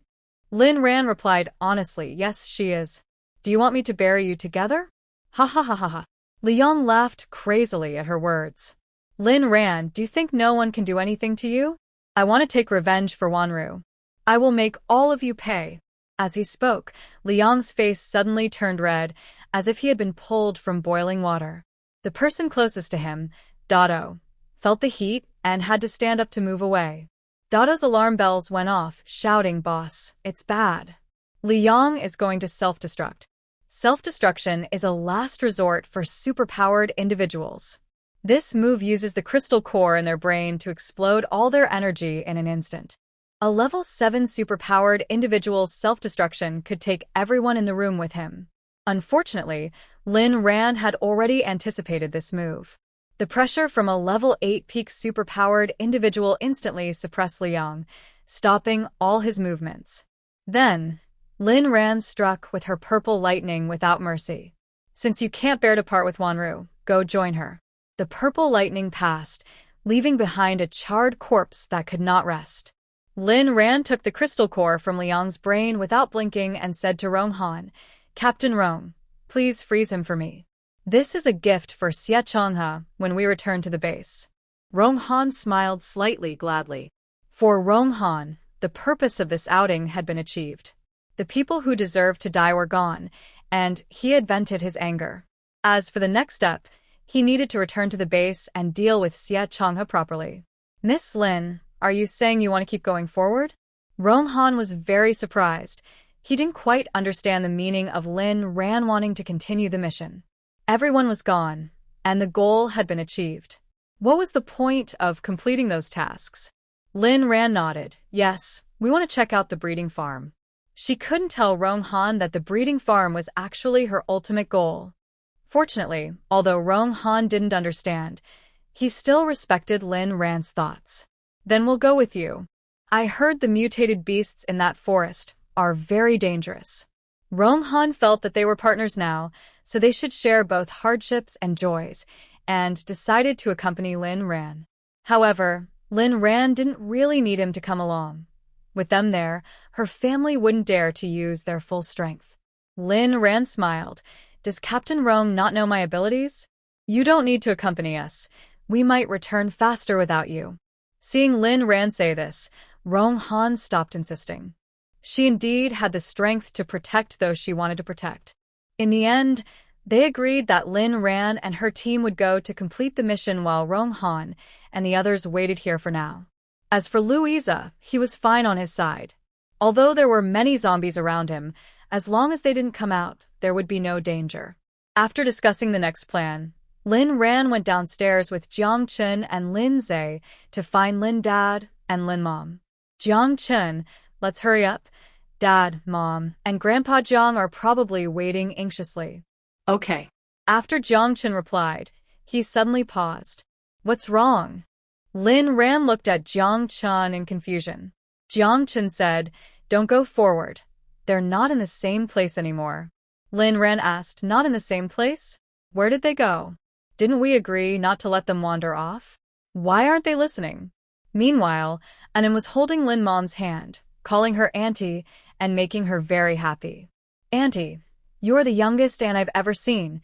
You look just as young as Sister Rhan. Are you really her mom?" Lin Mom's face was filled with smiles. "Of course. Anin, are you almost home?" "Almost there, just ahead. We have a very beautiful garden at home. Auntie, you will definitely like it." Anin added, considering the feelings of the two behind her, "Uncle and Grandpa will definitely like it too." Grandpa Jiang laughed. "Good, then let's go visit. Let Anin show us around." Sure enough, after walking a few steps, Anin pointed to a courtyard ahead and said, "We're here. This is my home. Come in and play." Anin opened the door, and inside stood 2 zombie bodyguards. Seeing Lin's parents, the zombies instinctively bared their teeth. However, under An's pressure, they trembled and stepped back. And An's face darkened as she said, "These are my guests. If you scare them, I will have to deal with you." Hearing her words, the zombies shook their heads in fear and quickly ran off to hide. Once the danger passed, An returned to her cheerful self. "Come in, let's explore our garden." And warmly invited everyone into the yard, and Lin's mom found herself liking it here too. And An's parents must have great taste. The garden was beautifully designed.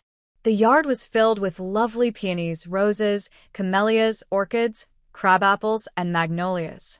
"Auntie, I knew you would like it here. Feel free to look around." Anin tilted her head with a big smile at Lin's mom. Lin's mom nodded and turned toward the back of the yard. After a few steps, she discovered that the view behind was even more beautiful than the front. The plants were lush, but since no one had tended to them for a long time, the weeds had grown quite tall. Perhaps because of her natural affinity for plants, Lin's mom was delighted by the sight. She even thought about taking a few beautiful plants home. Suddenly, she stepped on something hard. Looking down, she saw words written on it. When she realized what it was, she gasped and called Lin's dad over. "Honey, come here quickly." When Lin and the others arrived, they noticed something was off in the yard. Lin's mom looked at it and with a mix of curiosity, fear, and concern. Lin asked, "Mom, Dad, Grandpa Jiang, what are you doing here?" Jiang's sharp gaze turned to Anin, causing her to shrink behind Lin's mom. Seeing An's frightened expression, Lin's mom smiled and explained to Lin, "Anin said her home is nearby and has a beautiful garden, so we decided to come and play." Lin understood his mom's kind heart and glanced at the frightened Anin. He held back his words. Seeing that Rhan did not continue to press the issue, Lin's mom sighed in relief and said to Anin, "An, we need to talk to your sister Rhan. Can you go play for a bit?" Anin, who had been feeling the tension from Jiang Chun, immediately understood and ran off. "You all talk. Andy will go play and come back." Once Anin left, Rhan complained, "Mom, didn't we agree to wait at home? Why did you come out so casually?" Lin's mom knew her daughter was worried about them. She pulled Rhan close and explained, "Isn't it part of Xiao Chun's family? He can't harm us." Lin's dad added, "Exactly, he's part of Xiao Chun's family, so we can trust him." Hearing this made Jiang Chen feel much better. It turned out that Uncle and Andy recognized him. A smile appeared on his face as he looked at Rhan and said, Rhan, they're right. Don't blame them." Rhan responded. Jiang Chun had changed his stance. Lin's mom winked at Rhan mysteriously. "That's right, don't blame us, Rhan. Luckily we came here, otherwise, we wouldn't have discovered this. You'll definitely be interested in what we found, come see. What could possibly interest her here?" But since her mom said so, Rhan followed her. Rhan walked with Lin's mom to the backyard. Besides more flowers and trees, she didn't find anything special. Until Lin's mom pointed to something on the ground for Rhan to see. When Rhan saw what it was, she gasped in shock. It was a tombstone, clearly marked with the words, "Grave of Zhou Anin." "This is An's grave? Is he dead?" Zhe shivered nearby, trembling as he spoke. Lin's mom looked at her eldest son with disdain. He was too timid. "An was already dead, didn't you forget?" Lin replied. It seemed that way. Zombies were indeed the dead. However, Zhe quickly noticed something was off and shouted, "But why is there a small coffin buried there?" Rhan followed Zhe's pointing finger and was startled. Not far from the tombstone, in the garden, a small coffin was half buried. Most of the coffin was buried in the ground, and the lid was carelessly tossed aside, showing no signs of age. Zhe grabbed his dad and asked nervously, "What is going on here?" Dad patted Zhe's arm. "Don't be afraid, it's just a dead person." Zhe shook his head vigorously. "Dad, I'm not afraid of dead people, but I am afraid of ghosts." "Did Anin really crawl out of here?" Dad replied, "As far as I know, yes." Zhe jumped in surprise. "What?" He looked at his mom, hoping she would give him a different answer. To his surprise, Mom nodded and said, "Your dad is right. We just asked Anin. He crawled out from here and found that his parents were gone." The people outside became strange, and he didn't know who to ask, so he stayed here waiting for them to come back. Zhe asked, "So is he a person, a ghost, or a zombie?" Jiang Chun, being the kindest, patted Zhe's shoulder and reassured him. "Don't worry, he listens to me. I can tell you for sure he is definitely a zombie. A very high-level zombie." Rhan walked over to look at the small coffin, which was covered in scratch marks. The inside of the coffin lid had the same marks. Rhan said seriously, "If that's the case, Anin must have turned into a zombie after he died. Or maybe he was buried alive before he died." "But why?" Could it be that Anin had already turned into a zombie, and his parents cruelly sealed him in the coffin? Just then, Mom added, Anin said his parents were doctors and his grandparents were important figures in research. He had health problems since he was little, and his grandparents often took his blood, while his parents gave him various injections, saying they would make him better. But even after taking many medicines and getting many injections, he still felt unwell. One time, he was very tired and fell asleep. When he woke up, he found himself buried underground. By the time he dug himself out, his parents and grandparents were gone. So that's what happened. No wonder Mom and the others looked that way when they first came in. And Anne's background sounded a bit sad. But Rhan was more interested in Anne's family. This was just a small town, but the garden here was clearly not something ordinary people could own. Many of the flowers and plants were very rare, especially the orchids, which were not something just anyone could grow. Especially since their identities are a doctor and a researcher, Rhan couldn't help but think about it. Rhan's gaze suddenly fell on the two-story house behind her. Mom, have you been inside? Mom shook her head. Not yet. We were planning to take a look, but then you all arrived. Then let's go see it together. As soon as they entered the house, Rhan frowned. It was too messy, as if it had been ransacked. After looking around upstairs and downstairs, Rhan became more certain that the place had been robbed. Both the study and the room that looked like a lab were completely empty. Rhan turned to Jiang Chun and said, "Call Anin over. I think we need to ask him some questions." Jiang Chun nodded. "Okay, he's hiding in the yard." And then arrived quickly. Children forget easily, and he was no longer as scared when he saw Jiang Chun. He said to Jiang Chun, "Master, did you call me for something?" "Yes, Rhan has a question for you." Rhan squatted down and pointed to the room upstairs that looked like a lab, saying, "Anin, is this a lab? Who usually uses it?" Anin shook his head. Rhan, "This is not a lab." Not a lab, but there were clearly experiment tables and many test tubes inside. Anin took Rhan's hand and said, "Rhan, you want to visit our lab, right? I'll take you to play." Rhan was surprised that Anne's house also had a secret room. And Anne's hand moved to touch a frog decoration in the corner. A secret room appeared right in front of Rhan. Rhan, follow me. This was the entrance to a basement, and it was completely dark inside. The power in the entire town had long been out, so there were no lights. Anin, being a zombie, adapted well to the darkness. Rhan was not so lucky. Pulled along by Anin, she almost stumbled as she didn't have time to take out her flashlight. Fortunately, Jiang Chun's hand reached out just in time. "Don't be afraid, I'm here." Jiang Chun's voice was soothing, calming Rhan's heart. "Okay, I'm not afraid." Rhan said this with a blush, then took out a few flashlights from her bag and tossed them to Zhe and the others behind her.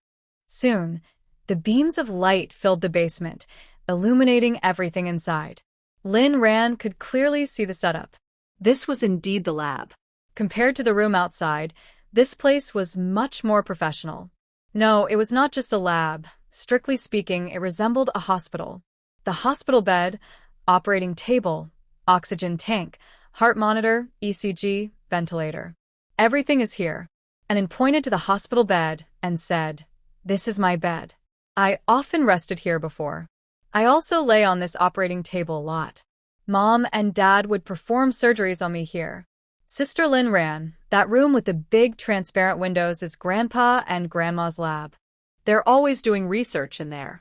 As Anin enthusiastically introduced the place, Rhan walked in with a flashlight. Rhan felt that the lab was equipped as well as the one she had been in before. There were so many complete items inside. What kind of people are in Anne's family? Suddenly, Rhan's attention was caught by several notebooks on the workbench.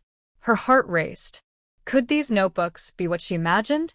She carefully picked one up and sighed in relief when she saw the big letters on the cover, Research Log. Rhan opened the research log, and Anne's background began to unfold. She learned about the origins of this place. Anne is the only child of the Zhou family, born after Zhou Xuejuan and his wife faced many hardships. He is also the most beloved grandson of Zhou Jiaming and his wife. Unfortunately, this child had a tough fate. During a prenatal checkup, a serious heart defect was discovered. According to the concept of healthy childbirth and the doctor's advice, they had to think carefully about having such a severely deformed child. This child would face very serious surgeries right after birth, or else he could easily die. Moreover, the success rate of such surgeries is not high. When the couple learned the results, their hearts were shattered. This child was one they had longed for. And Anne's mother was in poor health, and if they missed this chance, they might never have another child. So, the couple decided to take a gamble. Fortunately, Anin was strong. After being born, he underwent several major surgeries. In the end, the results were good, and Anin recovered. But misfortune did not leave Anin alone. When he was 2 years old, he was diagnosed with brain cancer. This type of brain cancer progressed very quickly, and even chemotherapy could not cure it. And Anne's parents felt their hearts breaking. As doctors who had saved lives their whole lives, they could not save their own child. Just when they thought Anin wouldn't survive, his grandparents, who were respected figures in the research institute, brought good news. They had come across a mysterious Project X. This project involved a virus called X, which was remarkable because it posed no harm to the human body and could effectively suppress the self-replication of harmful cells. In other words, it could treat viruses. However, Project X was not an official initiative of the Research Institute. It was introduced by an overseas organization that approached them, hoping to recruit Zhou Jianming and his wife. A plan then emerged. Zhou Jianming, being an experienced researcher, realized that this organization had ulterior motives. He initially intended to refuse their offer, but for the sake of his grandson, the couple pretended to agree. At the same time, they arranged for their son and daughter-in-law to find a secret location where they built a hospital and laboratory. While pretending to accept the organization's offer, they managed to extract some experimental data and samples. The family then went into hiding there to treat, and experiments showed that the X virus was indeed effective. However, the old man later discovered that while the virus killed harmful cells, it was also doing something else. It could replicate itself. The replicated cells would replace healthy cells in the host's body. In the experiments with a few rabbits, eventually their bodies were completely taken over by this virus. The virus caused the rabbits' eyes to turn red and made them aggressive, almost as if they were going mad. They even attacked each other. What frightened the old man the most was that when these rabbits attacked their healthy companions, those healthy rabbits would quickly become like the infected ones. This was a terrifying virus. Realizing this, they could no longer dare to use the virus to treat Anin. They would rather let the child pass away peacefully than accept him becoming a monster. They then began to actively research an antidote. However, creating an antidote was not easy, and by the time Anin's body was completely taken over by the virus, the old man and his team had only developed a slow-release agent that could only prolong the onset of the virus, but not create a cure. In the final entry of the research log, the old man wrote, "Fortunately, mine did not become that terrifying creature in the end. They would only be controlled by the virus, attacking others as if they were mad. My dear Anin, you will now rest underground, and Grandpa will always remember you. Forgive me and your grandma. Your mom and dad cannot be here with you anymore. They found our traces, and we must leave immediately. The worst situation we feared has happened. This virus has taken over humanity. These madmen, knowing the dangers of this virus, still let it enter the market. They will face consequences. And we are leaving. If the world stabilizes in the future, we will come to see you. Love, Grandpa." Rhan closed the research journal, feeling a storm of emotions inside. It turned out the zombie virus was deliberately released by someone. Moreover, this virus had already been discovered by people. Natural disasters had made survival difficult, yet they still chose to develop this virus. These people are truly heartless. Rhan's mind kept swirling with terms like the X virus, the X plan, and that organization. What was the name of that organization? Were William and the others connected to it? And weren't Anne's grandparents still alive? If they were alive and she could find them, could they continue researching the antidote? This journal contained a lot of research data, but unfortunately, Rhan couldn't understand it. If she could find them or a group of capable people in the future, could they create the antidote? Then Jiangchen could return to normal. Thinking of this, Rhan gazed intently at Jiangchen. If he could recover, that would be wonderful. Noticing Lin Ran's different gaze, Jiang Chen approached and took the research journal from her to read. Soon, Lin's father and the others came over to join him in reading. After finishing the entire journal, everyone's reaction was similar to Lin Ran's. They felt anger, helplessness, and confusion. The virus that turned humans into zombies was man-made. These scoundrels who harm their own kind should be exposed and forever marked in human history as a disgrace, Lin's father said through gritted teeth. Not to mention, just in this town, how many zombies are there? They were once living people, leading ordinary lives, with families they loved. But look at what this virus has turned them into, mere shells of their former selves. Indeed, these people are so innocent. Old Mr. Jiang sighed. Those who created the virus are more despicable than natural disasters. Xiao Chun, if it weren't for these people, you wouldn't have to suffer so much. Remembering how pitiful Jiang Chun was when he first turned into a zombie made Grandpa Jiang feel very sad. Those who maliciously created and spread this virus truly deserve severe punishment. Dad Lin sighed while holding the research journal. Ran, what can we do now? What can we do? Lin Ran knew that her dad and the others wanted to do something. But right now, there was really nothing they could do. Lin Ran looked at the complete lab equipment in front of her and the neatly organized research data in the cabinets, then glanced down at Anin, who was holding her mom's hand. Anin, can I take some of these things with me? Anin tilted her little head, thought for a moment, and replied, Sister Ran, even though Grandpa and Grandma really like these things, if you want them, you can have them. You can also take anything over there if you like. I used to be unhappy because when Dad and Mom were here, they spent all their time in this place and never took me out to play. My wish back then was for this place to disappear so they could spend more time with me and love me a little more.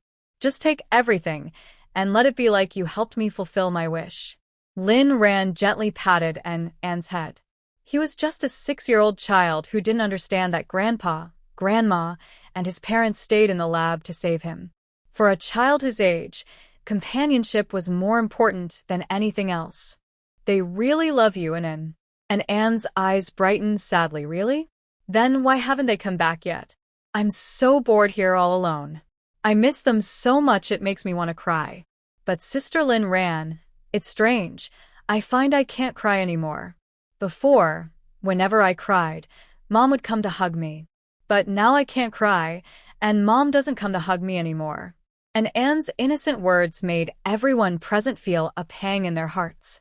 Lin Ran patted Anne's head and said, Don't be sad, Anin. It's not very safe outside right now, but once it is safe, they will come back. To be honest, Lin Ran wasn't sure if they could return. But she was at least conveying what Anne's grandpa had written at the end of the research journal. Looking at the messy scene in the house, it was clear that the organization had come looking for them. Fortunately, Anne's grandpa and the others had used a trick to create a fake lab in the house, which helped keep this place safe. But Anin's grandfather either escaped at that time or was captured by them. This is something Lin Ran doesn't know. Children's emotions come quickly and go just as fast. Hearing Lin Ran's words and being given a lollipop by Jiang Chen, Anin became happy again. With Anin's permission, Lin Ran waved her hand and stored all the equipment, instruments, and cabinets with experimental data from the lab into her space. She also collected items from another fully equipped medical room. Lin Ran knew that one day, these things would create great value when they met the right people. They might even change the fate of humanity. After collecting everything, it was already afternoon. Lin Ran had told Rong Han that they would return by tomorrow night at the latest. Otherwise, Louisa might take some action if he couldn't stand it any longer. Those zombies wouldn't really harm Louisa and the others, but if they rushed out and discovered what was happening here, she and Rong Han would be in trouble. So, they had to leave for the farm immediately. Anin stayed behind with Jiang Chen to watch over the zombies. After agreeing on a rough time for their return, Lin Ran led her family to an empty street and took out a 7-seater van from her space. They all got in the car and headed straight for the farm. Lin Ran found the van comfortable, especially since each seat had a massage feature. However, it couldn't compare to their specially designed luxury RV. Unfortunately, The RV was parked on the main road, so they couldn't drive it out openly. On the way to the farm, they had to make do with the van for now. Lindsay comfortably sat in the back seat, activated the automatic massage feature, and soon felt drowsy. He really fell asleep. After all, his older sister was driving, and Jiang Chun was in the passenger seat, keeping the family safe, so there was nothing to worry about. Lindsay woke up again when the big yellow dog lying at his feet startled him.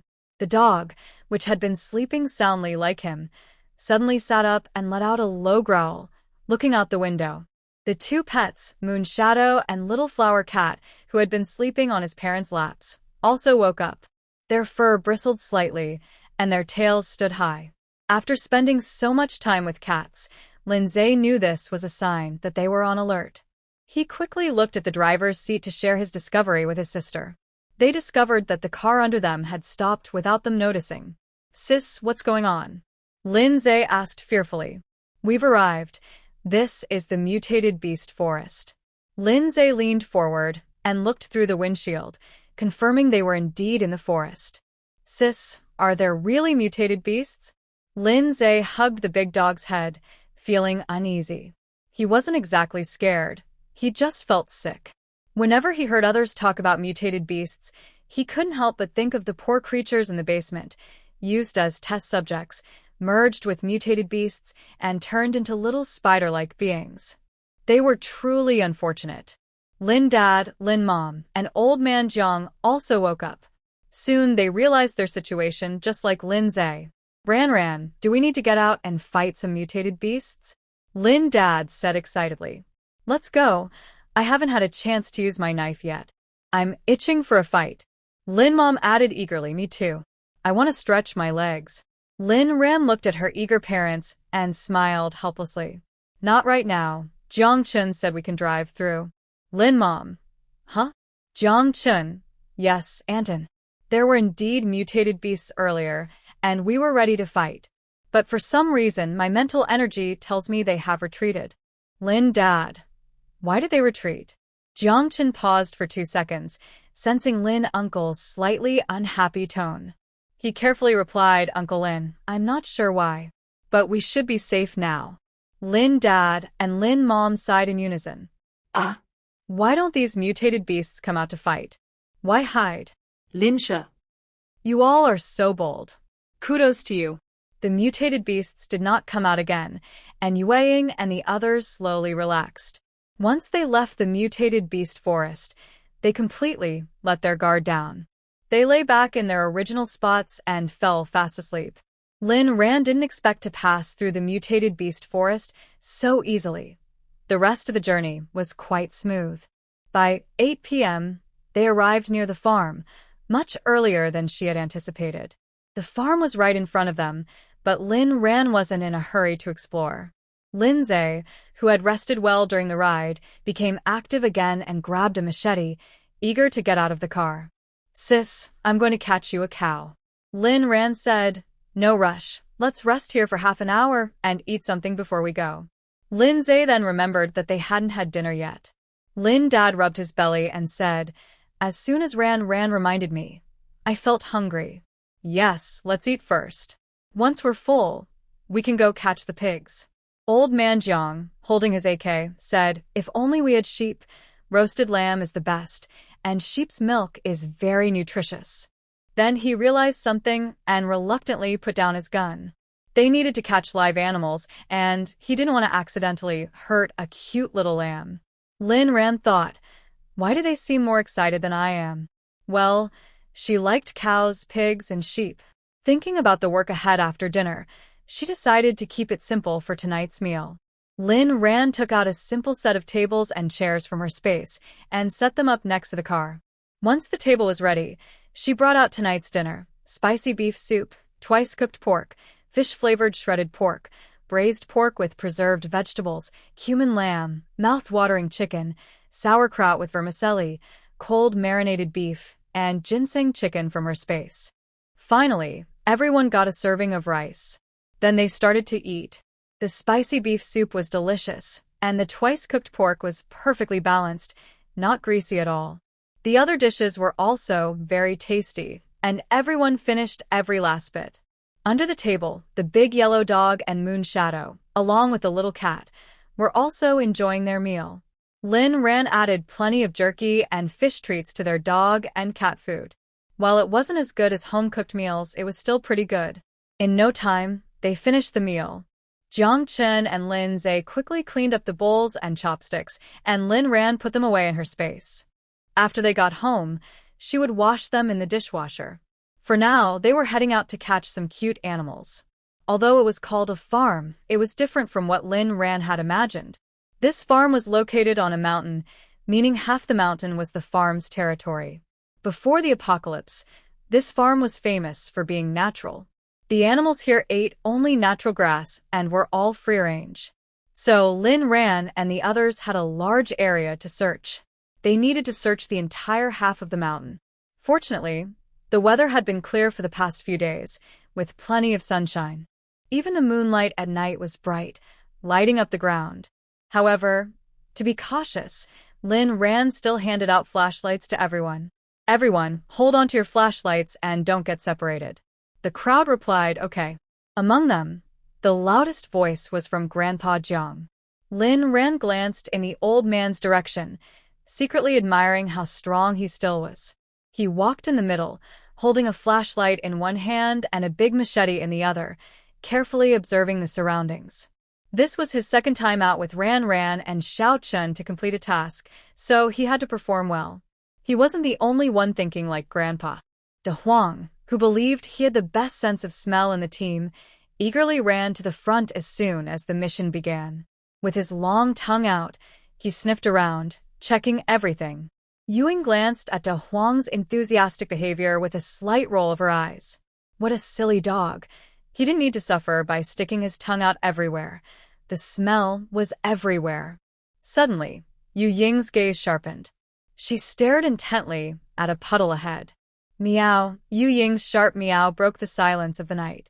Following her gaze, Rhan saw a dark object slithering out of the puddle like a snake, quickly moving toward them. Seeking death.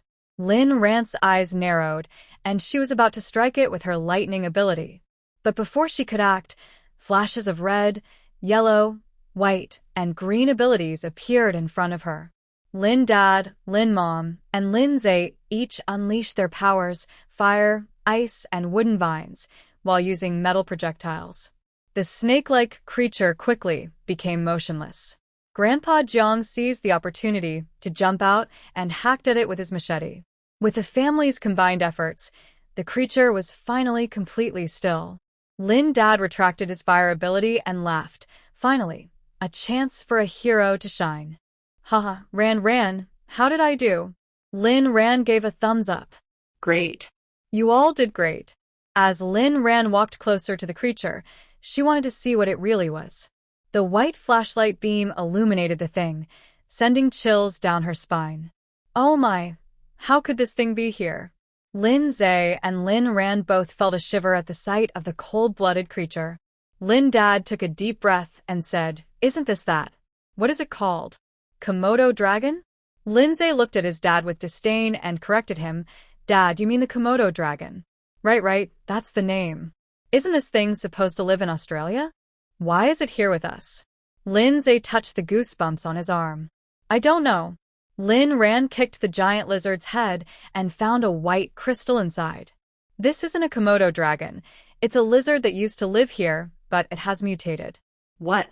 Lin Zhe felt even more uneasy. Why is everything mutating? This apocalypse is terrifying. Rhan looked around. It really is scary, especially seeing so many giant lizards. Xiaoxue, it's time to fight. Lin Zhe said, "Fight? There are so many? I thought there was only one." He turned around and almost bit his own tongue. This was too frightening. Indeed, there were many giant lizards. In no time, they were surrounded by these cold-blooded creatures. No way. They absolutely could not let them get close. The family unleashed their colorful abilities, making the giant lizards, who had never seen many people, flee in confusion. Yueying, the little cat, and the big yellow dog were their strongest allies. They didn't even need abilities. With one swipe, they pulled the crystals from the lizards' heads. Old Master Jiang was the best at finishing off the lizards. When he saw one was weak, he would rush in with his knife, coordinating perfectly with everyone. After dealing with the giant lizards, Rhan didn't mind their lower abilities. She collected all the white crystals. However, after gathering the crystals, Rhan felt a bit discouraged. Finding so many mutated animals right after entering, she wondered if there were any unmutated cows, sheep, or pigs left here. After finishing off the giant lizards, Rhan didn't mind their lower abilities. She collected all the white crystals. But after gathering the crystals, Rhan felt a bit down. Having found so many mutated animals, she seriously doubted the truth of the information. But since she was already here, it wasn't her style not to check things out. If there are some, great. If not, she would have to give Sia Chonga a good beating for his nonsense. How dare he play tricks on her? Was it fun? After eliminating the giant lizards, the path ahead was clear of strange creatures. However, the small animals Rhan was looking for still hadn't appeared. Suddenly, Xiaoxue came over and grabbed Rhan's hand. Rhan, there's something behind the hillside, Xiaoxue said. Rhan followed Xiaoxue's finger and saw a shady hillside not far away. It looked bare, and the path wasn't easy to walk on, surrounded by sharp rocks.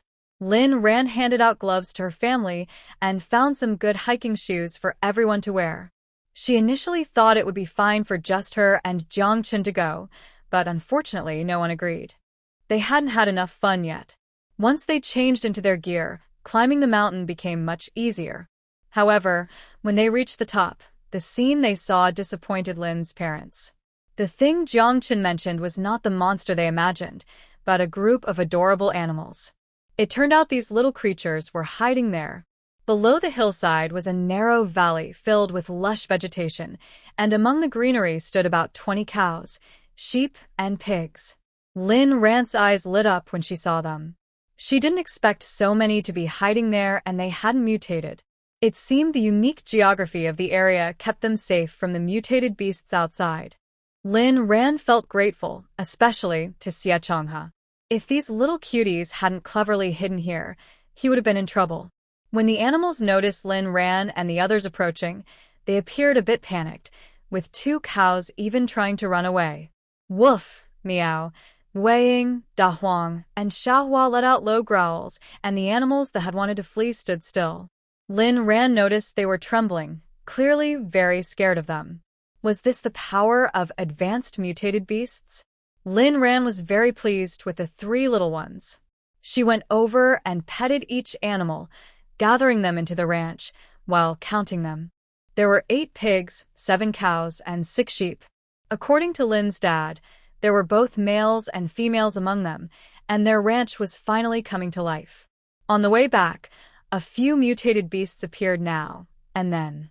Rhan and Xiaoxue stayed still, letting Lin's dad and the others handle them. She realized they had been eager to test their strength for a while.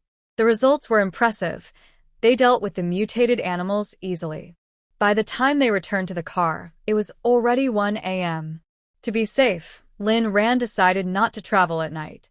The way back goes through the mutated beast forest. Although it was easy to pass during the day, who knows what it will be like at night? Maybe the animals come out only at night.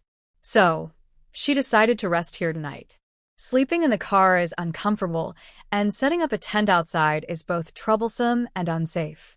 To ensure the family can sleep comfortably, Rhan decided to let everyone into her space. After all, her space can accommodate them for 5 hours of rest. After 5 hours, it will be 6 o'clock. By then, they can set off again, and it will be light outside. Everyone agreed with Rhan's suggestion. This was their first time spending the night in her space, and the family felt both curious and excited. Once inside the space, Rhan found an open area and provided everyone with a nice bed.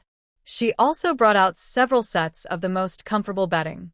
She had plenty of these items in her space, as long as everyone could sleep well. The environment in the space was great, filled with the scent of delicious fruits. The family was exhausted from the day's activities and fell asleep as soon as they lay down. Xiaoxue sat on the nearest sofa to Rhan, holding an iPad, but his eyes were on his beloved girl. A little cat lay beside him. Yu Ying and A Huang slept on their own little beds. Soon, various sounds of breathing filled the air. Thankfully, no one was snoring. As Jiang Chen listened, he felt himself getting sleepy. He suddenly remembered the research journal he saw during the day. If An's grandfather and the others were still alive, that would be wonderful. They might be able to find a cure for him. Then he, Anin, and Rong Mei could all return to normal. That would be great. And Anne's family, where are you? Louisa peeked through the window of the small villa, secretly watching the scene on the street. Why are these zombies so smart? We didn't make a sound, yet they still found us. Li Xiang looked at the horde of zombies surrounding them, feeling overwhelmed. Louisa sighed, I don't know. Maybe our scent is too strong. What should we do? Just wait to die here? Louisa looked at the quiet street ahead, which was just as silent as theirs. Aside from the occasional roar from the zombies below, there was no other sound. Why rush? Rong Han and the others aren't moving, and there's no action from Liang either. We can take our time. Louisa pulled the curtains shut and stepped back into the room. Li Xiang thought about it and agreed. After they hid here, they lost contact with the outside world. Rong Han and Liang seemed to be hiding on different streets. Only around noon did they hear some fighting sounds, but after that, there was complete silence. They probably hid just like us. Since that's the case, they should stay put. With so many people in both teams, no one is coming out to fight the zombies. Our small team needs to conserve our strength too. It's best to do nothing. Otherwise, why should we clear the way for them to fight zombies? Li Xiang took out a pack of food from his backpack and said, Here, everyone eat something. We are just surviving like them. The others quietly replied, okay. After waking up, it was already 6 o'clock. Rhan quickly took her family back to the car. After a quick breakfast, they hurried back. However, they didn't expect that even in their rush, they would encounter some unexpected trouble. On their way back, they passed through the mutated beast forest again. Once inside, the family widened their eyes, searching for mutated beasts, but aside from a few large, somewhat scary spider webs, they saw nothing. Do these mutated beasts know we are strong, so they are hiding? Lin Dad pondered, stroking his chin. Lin Mom shot him a glance and said, How could that be? Do mutated beasts have that ability? Lin Dad laughed, Hey, I'm just joking.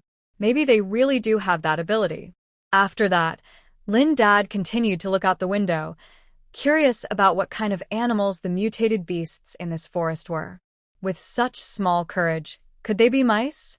No, that's not right. With spider webs around, could they be spiders? Those webs look so big, they must be huge spiders. Ugh, I hope they are not spiders. Until they left the mutated beast forest, Lin Dad still didn't know what animals were hiding in there. They were really well hidden. Watching the dust raised by the van, a strange mutated beast the size of a small car with a human head and spider body asked, Boss, are we really not going to say hello to Sister Rhan? Another human-headed spider, even larger than the small car, shook its head and replied, No, let's not. We look so scary right now. We shouldn't frighten her. Okay. But I think Sister Rhan wouldn't mind. Right, I think she wouldn't mind either. But I still don't want to scare her. With how we look now, I get startled when I see my reflection in the river. Xiaozheng, do you remember what you used to be like? Boss, I forgot. Xiaozheng, don't forget. Remember, we need to occasionally recall what we were like as humans. We are different from the mutated beasts. We cannot harm innocent people. We only eat the cruel animals. We are not like them. I understand, boss. I won't forget what I used to be. He understood the boss's meaning. Even though he knew they would always look this way, he must not forget their original human nature. If they forgot, they would truly become mutated beasts. They must live well. Maybe one day, Sister Rhan will need their help. Fortunately, they have strength now. Anin sat in an empty house across from Louisa. He had just found himself a grandpa and a grandma. The waiting was too boring. He needed to do something. These two zombies were about the same age as his grandparents and looked relatively clean. For now, He decided to let them be his grandparents. Anin directed the two zombies, who moved stiffly, to change into brand new clothes. Next, he needed to find himself a mom and dad. Anin had higher standards for choosing his parents than for his grandparents. However, before he could take action, he heard a loud noise outside. It sounded like it came from Louisa's side. Oh no. Could something have happened over there? If the boss found out he messed up, he would be in big trouble.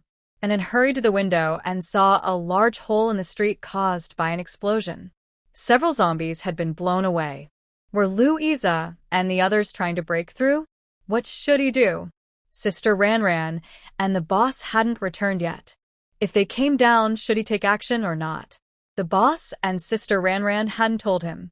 While Anin was in deep thought, he suddenly saw Louisa across the way signaling frantically. Did they notice him? That wouldn't be good. The boss had said never to let anyone discover his zombie identity. Anin quickly covered his face with his hands. Suddenly, he remembered that yesterday, out of curiosity about the boss's dark eyes, Sister Rhan had given him a pair of beautiful contact lenses. She had even sweetly put some rosy blush on his cheeks. So now, he didn't need to cover his face. In Louisa's eyes, he looked like a human. Louisa was feeling very anxious. What was wrong with this child? Why wasn't he afraid at all? Didn't he see the two terrifying zombies behind him? Was he foolish? Louisa was exhausted and needed to find a way to save the child. Just a moment ago, he had looked outside as usual and saw two zombies standing in front of the boy, looking menacing.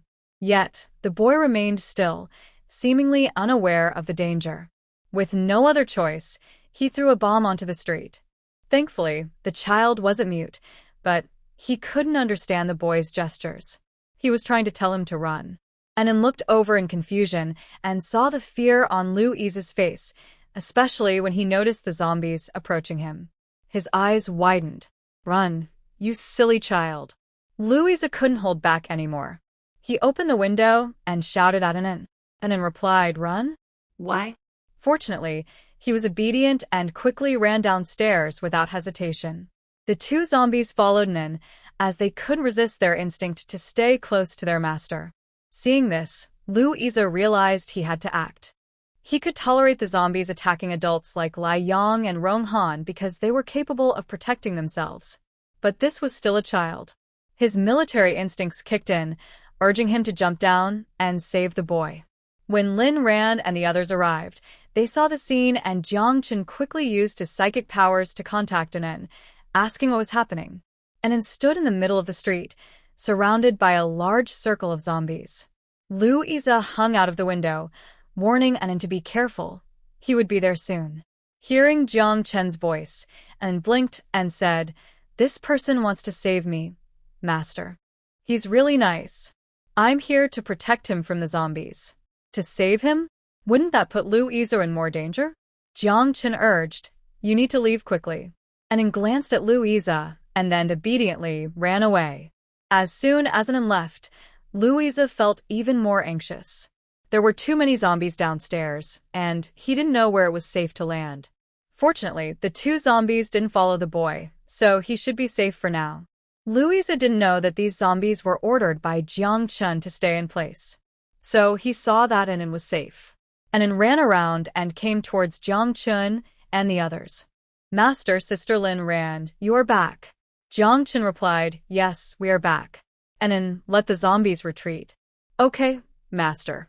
After saying this, Anin let out a loud roar towards the sky. Roar.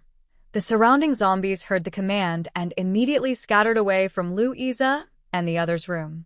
"Master, they have all left. What should we do now?" Jiang Chen said, "Let them hide in the house and not come out again." "Understood, Master." Anin roared again into the air. Louisa watched in amazement as all the zombies suddenly lost interest in them and left. "What's going on?" Li Xiang, who had been holding on to Louisa, was surprised. "Louisa, did you hear that sound just now?" "I heard it." Louisa jumped back into the house. "There are high-level zombies nearby." Li Xiang nodded. "I found it strange since yesterday. These zombies seem to just want to surround us, not harm us. This isn't something low-level zombies can do, There must be high-level zombies here. But why? Louisa shook his head while watching the zombies leave. I don't know, but one thing is clear. They don't want our lives. That makes things easier. Let's go find Lin Rhan, Liang, and Rong Han. I hope Lin Rhan's family is as lucky as we are. Anin shook his head and said, Sister Lin Rhan, Louisa, and the others have come out of the house. Lin Rhan put down her blush brush. Got it. Seeing An's cute appearance, Lin Rhan felt a surge of affection. She had just helped him with his makeup, and now he looked just like an ordinary child. Lin Rhan thought for a moment and said, Anin, do you want to come with us? Anin tilted his little head and asked, Go together? Where to? To my house. You can live with us, and we will be your family. Hearing Lin Rhan's words, An excitedly clapped his hands. That's great. I want to go with you. I like you all. I want Grandpa Jiang to be my grandpa and uncles and aunts to be my mom and dad. That's wonderful. When will we come back? Lin Rhan. Are you coming back? Yes, I'm going to stay with you for a few days, but I can't stay too long. I'm worried that if I stay too long, Grandpa and the others won't be able to find me when they come back. Lin Rhan gently patted An's head and patiently explained, An, when you come with us, you'll stay with us for a long time. My sister has a big villa, and after staying there for a while, we will return to our real home. There is a larger yard there with many flowers and plants. We can play there with De Huang Yuing and the little cat. Of course, we will all be with you. Anin. So, we won't come back, right? Lin Rhan looked at An's innocent face and told him the truth. Yes, Anin. If you want to come back, you can, but not too often. It's not safe here, and we need to go to another place. Then, sister, I can't go with you. Anin said firmly, I have to wait here for Grandpa and the others. They will definitely come back. If I leave, they won't be able to find me, and they will be worried. Sister, I don't want to make them anxious. An's words made Lin Rhan pause. An's grandpa must have loved him very much when he was alive. That's why he is so reluctant to leave. He prefers to stay here and quietly wait for their return. Although Anin is small, he is very determined, and Lin Rhan knew she couldn't force him. Then, Anin, take good care of yourself while you're here. We will come to see you whenever we have time. Anin nodded. Got it, sister. I'm very capable, and I will protect myself. Louisa and the others had already come out, and Lin Rhan's next step was to find herself hiding in the room. They had to say goodbye to Anin. When leaving, Lin Rhan gave Anin many contact lenses, eye drops, and blush. If someone comes and discovers you, and you can't escape, just pretend to be someone else, Lin Rhan advised with concern. Anin happily accepted the items. Got it, sister. I've already learned how to disguise myself. After saying goodbye to Anin, Lin Rhan and the others found an empty room to hide in. Jiang Chun had thoughtfully arranged a few zombies downstairs for them. Not too many, just enough for Louisa and the others to handle easily. As for Rong Han, they should be on their way back with the supplies by now. Louisa and the others first went to the street where the accident happened. It was a terrible sight, with bloodstains all over the ground. They searched many houses, but Rong Han and Liang were not there. They didn't even see many zombies. Louisa and the others were shouting for Rong Han behind them. Their voices echoed over the town, but no one answered. Eventually, Li Xiang broke out in a cold sweat. Could it be that everyone else was dead? Or had they already left? But the cars were still here. Where could they have gone? Louisa discovered Lin Rhan and the others' whereabouts 2 hours later. Li Xiang saw the zombies downstairs where Lin Rhan was and spotted Lin Rhan's face in the window. He quickly called for help to deal with the zombies and rescue them. Captain Liu, thank goodness you came. We've been surrounded by these zombies for over a day. It was terrifying.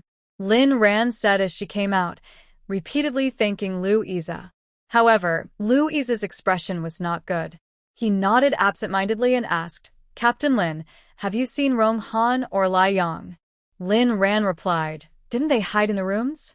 They were long gone by the time we ran out. Louisa nodded, knowing Lin Rhan was telling the truth. They had left later than him and had less information. Captain Liu, what happened to them? Did the two teams join forces and take out the zombies? Rhan asked. Louisa smiled wryly. I wish that were the case, but it doesn't seem like it. They are missing. Missing? Rhan feigned shock. How could they be missing? Did they go back to the base for help? Louisa replied, but the cars are still here. Then where did they go? Should we look for them again? Rhan suggested. Louisa shook his head. No, we've searched everywhere we could. We didn't see anything but corpses. Liang, Sia Wanu, and Rong Han are all gone. We can't do anything more here, Captain Lin. Let's return to the base. There are advanced zombies here, and I can't predict their actions. It's clear that if we don't leave, we'll be in danger. We'll report the situation truthfully when we get back, and they will send help. Louisa had more to say. Sia Wanu was the apple of Sia Chonga's eye, and her disappearance would surely cause trouble when they returned. But he could handle that. Rhan and the others didn't need to know. With many people, Louisa and his team cleared the cars blocking the road, opening a path back. This time, Louisa led the way while Rhan's car followed at the end as they headed to the base. Unlike their earlier journey, their convoy was much smaller now. Who would have thought that only a few cars would be returning? Rhan sat on the sofa, watching the small town fade away behind them. She waved goodbye to Anin, who suddenly ran onto the street to say farewell. Except for Ba, who was driving, the whole family leaned out of the window to wave at him. He, a small child, waved back with his little hand. Thankfully, their car was at the back. Otherwise, Louisa would have surely taken Anin back with them. Just earlier, he mentioned seeing a child and regretted not finding him. Rhan wondered how Anin was doing. She thought he could never imagine that the terrifying high-level zombie he mentioned was actually this cute child. Anin, I hope you can take care of yourself and wait safely for your family to return. After leaving the town, the road became much easier to navigate. They passed the spot where they encountered mutated bats last time, and once again faced a similar attack. There were several fire-type ability users in Louisa's team, and they quickly dealt with the threat. Before dark, they finally arrived at the base entrance. The people at the base were surprised to see them, as it seemed they had returned a day earlier than planned. Next came the routine check, just like when they entered the base, to see if anyone had suspicious bite marks from zombies. After a quick inspection, they entered the base again. Since they hadn't brought back any supplies from this mission, they didn't need to explain anything to the base's management. After greeting Louisa, Rhan and her family drove home. As for Louisa, Rhan knew it wouldn't be easy for him to leave. Given the serious situation, most of the team members from Rong Han and Liang had encountered problems, and both team leaders and Sia Wanu were missing.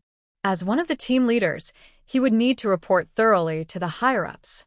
They were just one of the many small teams, and not many people paid attention to them. Rhan didn't want to draw any attention either. By the time they got home, it was already dark. Rong heard their voices and ran out excitedly. Master, you're back. Jiangchen replied, Yes, we're back. Rhan smiled and said, Mimi, did anything special happen while we were gone? Rong thought for a moment and replied, Yes, the day after you left, a few aunties wearing red armbands peeked into the yard and got a good scare from our rose bushes. Rhan chuckled at the thought. Those community aunties really can't sit still.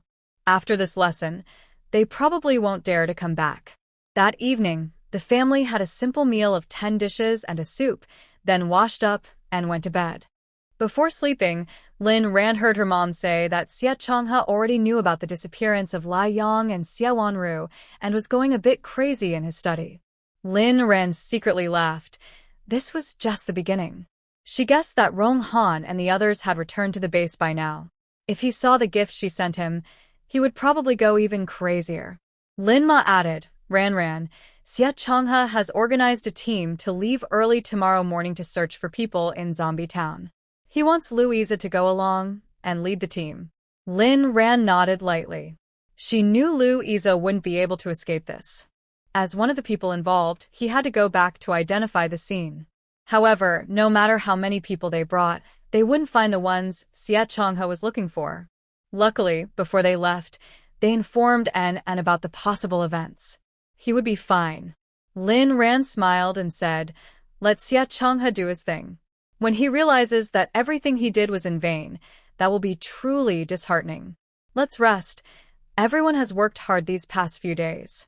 Ma replied, "Mom isn't tired. You are the one who has worked hard, so go to bed early." Okay. Rhan was indeed tired. This time, she had accomplished something significant by resolving her worries about Yilon and Sia Wanu. Next, she needed to deal with Sia Chonga and Luo Shing. She planned to visit that neighborhood another day. Luo Shing should be nearby. In Rhan's memory, the extreme cold shouldn't have arrived so soon. However, in the middle of the night, she was suddenly awakened by the sound of Yu-ing screaming. Rhan jolted awake and realized that the temperature around her had dropped significantly. The thin blanket was no longer warm enough, and she had goosebumps all over. She opened her mouth, and her breath formed white frost in the air. Unlike her previous life, the extreme cold had come a few days early, and even scarier, it arrived at night. Most people were asleep at this hour. How many would freeze to death tonight? Rhan hurriedly found a warm down jacket from her space and put it on. Watching the pitiful moon shadow beside her, Rhan quickly took out an electric heater, plugged it in, and turned it on.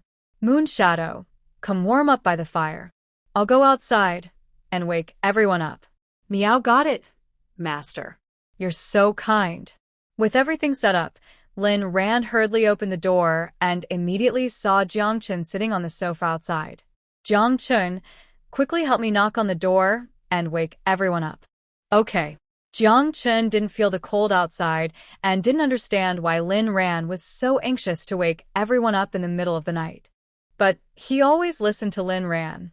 With Jiangchun's help, everyone was soon awake. Lin's mother came out, wrapped in a blanket. Rhan, it's so cold. What's going on?" Old man Lin hugged his arms, shivering. "This temperature drop is ridiculous. If you hadn't woken me up, I might have frozen to death in my sleep." Lindsay, wrapped in a blanket, complained, "Sister, is this what you call extreme cold? Why did it come so fast? Didn't they say it would be a few more days? Where's the heating pad? Hurry and give it to me." Lindsay knew he had died from the cold in his past life, so he was anxious to wrap himself up tightly. Meanwhile, Rhan had already taken out several sets of thick, warm clothing, down jackets, and thermal socks from her space. "Everyone put on these clothes first. It will be even colder soon." Okay. Except for Rong Mei and Jiangchun, everyone else quickly turned to their rooms to change. In just a short time, everyone felt the cold seeping in. Old man Lin even felt his hands stiffening from the cold, unable to hold his clothes properly. Jiangchun couldn't stand it and went in to help him dress. Rhan also went inside to put on her clothes. Once wrapped in the thick layers, she felt much warmer. But her exposed hands were still cold. Rhan knew that without a way to warm up, their hands would soon get frostbite. It seemed that cats were very afraid of the cold. Moon Shadow was pressing half of its body against the electric heater. Rhan suddenly remembered that she had a lot of pet clothes in her space. She found a few pet down jackets and picked the largest size for Moon Shadow to wear. Then she went out and dressed the little cat and Big Yellow in jackets as well. Big Yellow was very large, and the pet down jackets in her space were no longer enough for him. So Rhan found an adult military coat for him to wear. Don't say it's quite suitable. The family got dressed and gathered again in the living room on the second floor. But the temperature had dropped significantly, and Lin's mom, who was already afraid of the cold, was still shivering in Lin's dad's arms. Rhan quickly took out several electric heaters and a small heater from her space. She called everyone to help find outlets, plug them in, and turn them on to the highest setting, finally feeling warm again. Lin's mom sat in the middle of the heaters, her frozen hands slowly warming up. She sighed and said, Rhan, we prepared so well, yet we're still this cold. What about those who are asleep? Yes, what will they do? In the apocalypse, ordinary people's lives are truly cheap. Lin's dad sighed. It's so hard to survive. By tomorrow morning, most people in this base will probably freeze to death. Rhan looked out the window, where snowflakes were already falling. Xiaoyu was sticking warm packs on himself one by one. Yes, it's a pity we can't do anything. We can only hope everyone can take care of themselves. Rhan looked at the small heater swaying and said, maybe we can do something. At least we can wake them up. She wasn't so great as to save everyone, but she could give a warning to her kind without exposing herself. 5 minutes later, 2 drones with small speakers flew into the air. They flew south and north, broadcasting the popular song Little Apple loudly. That night was unforgettable for everyone. They were awakened by the loud sound of "You are my little apple" outside the window. Those who were disturbed from their dreams initially wanted to curse at the noisemaker. Suddenly, they realized the temperature outside had dropped sharply. Their hands and feet had become frozen. If it weren't for that sound waking them up, they might have frozen to death in their sleep. Once everyone understood this fact, they were all drenched in cold sweat. Then came the gratitude. From that day on, the song Little Apple was called a divine song by them. Later, it even became the anthem of the entire base. Compared to the base managers, this song was their savior. After sending out the drones, Rhan had Jiang Chun and Zhe operate the machines. She still needed to make some preparations on her end. Starting from Grandpa Zhang's bedroom, Rhan asked her parents for help to take out thick wool blankets, down comforters, and a set of soft bedding from the storage space, replacing the old, thin beddings. Next, she laid down a thick wool carpet on the floor. She also placed 4 electric heaters around the room, all directed towards the bed. Then, she replaced the thin curtains with the thickest, windproof ones. Once everything was done, the room was finally ready. Then it was time for her parents' room, following the same steps as before. However, Rhan was smarter this time. Before entering the next room, she had the cold-resistant Rong may take an electric heater inside and turn it on early. By the time they entered, the room was already warm, making it more comfortable to work. After setting up everyone's rooms, Rhan finally relaxed. Her mom worried, Rhan, we finished upstairs, but what about downstairs? Living in a villa is comfortable, but the downside is clear. The space is too large and drafty. Rhan replied, don't worry, there's a fireplace downstairs, and I have plenty of charcoal in storage. I'll light the fireplace, and the whole room will be warm. She got to work, having Rong Mei move a few small heaters downstairs to warm up the living room. Once the temperature was bearable, Rhan went down.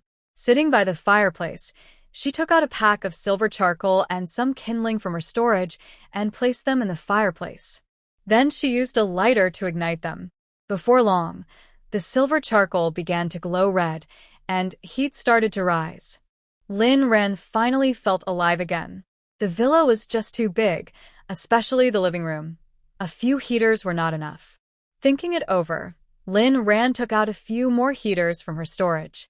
She found the installation instructions on her tablet and set up the exhaust pipes, then lit the fire as she had done before.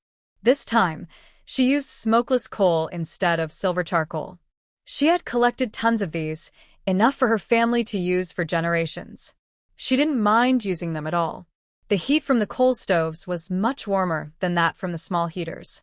As they all started burning, the temperature in the entire villa finally rose. Rhan rubbed her hands together, relieved that she was no longer shivering. Then she led everyone to lay down thick wool carpets on the first floor as well. After changing the curtains to thick ones that block the wind, Rhan finally sighed in relief. Rhan, look at the heavy snow. Lin's mom pointed in surprise at the large snowflakes outside the window. She stared blankly at the snow and said, Rhan, how did our family survive without these things in our past life? Rhan was momentarily taken aback by her mom's question.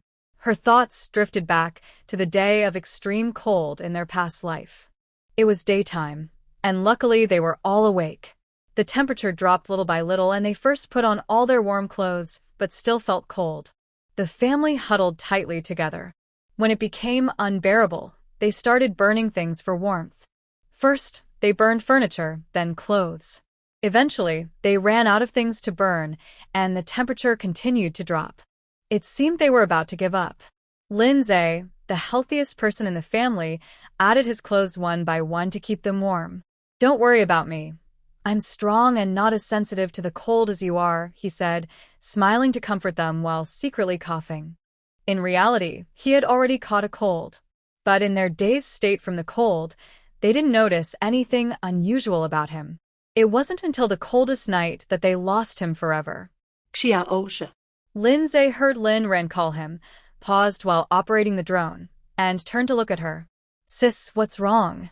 In response, she handed him a thick down jacket. "I think you need to wear one more layer." Only then did she feel at ease. That night was destined to be sleepless. Lin Ran looked at the thick layer of snow on the ground and glanced towards the Yuzhe family's house, just a wall away. Their lights were off, and she wondered if they hadn't returned. Fortunately, all the other visible rooms had their lights on. It seemed everyone else was awake. Lin Ran was really worried about Yuzhe and asked her mom, "Mom, was there anything that happened at Sia Chonga's place after I went to sleep yesterday? It seems like Yuzhe and the others haven't come back yet." Her mom replied, "It would be strange if they returned." Sia Chonga was very anxious and wanted them to set off immediately. Yuzhe and the others were left there on standby. Thankfully, the order to depart was intercepted by the base leader. He was furious at the time and almost smashed the flowers we planted in his room. Now it seems that Louisa and his group are lucky. If they had really rushed out overnight, they would probably be in serious trouble by now. Linma has a good impression of Louisa. He is a kind-hearted young man with the spirit of a soldier. It's rare that, after the apocalypse, he hasn't become corrupt like those in power.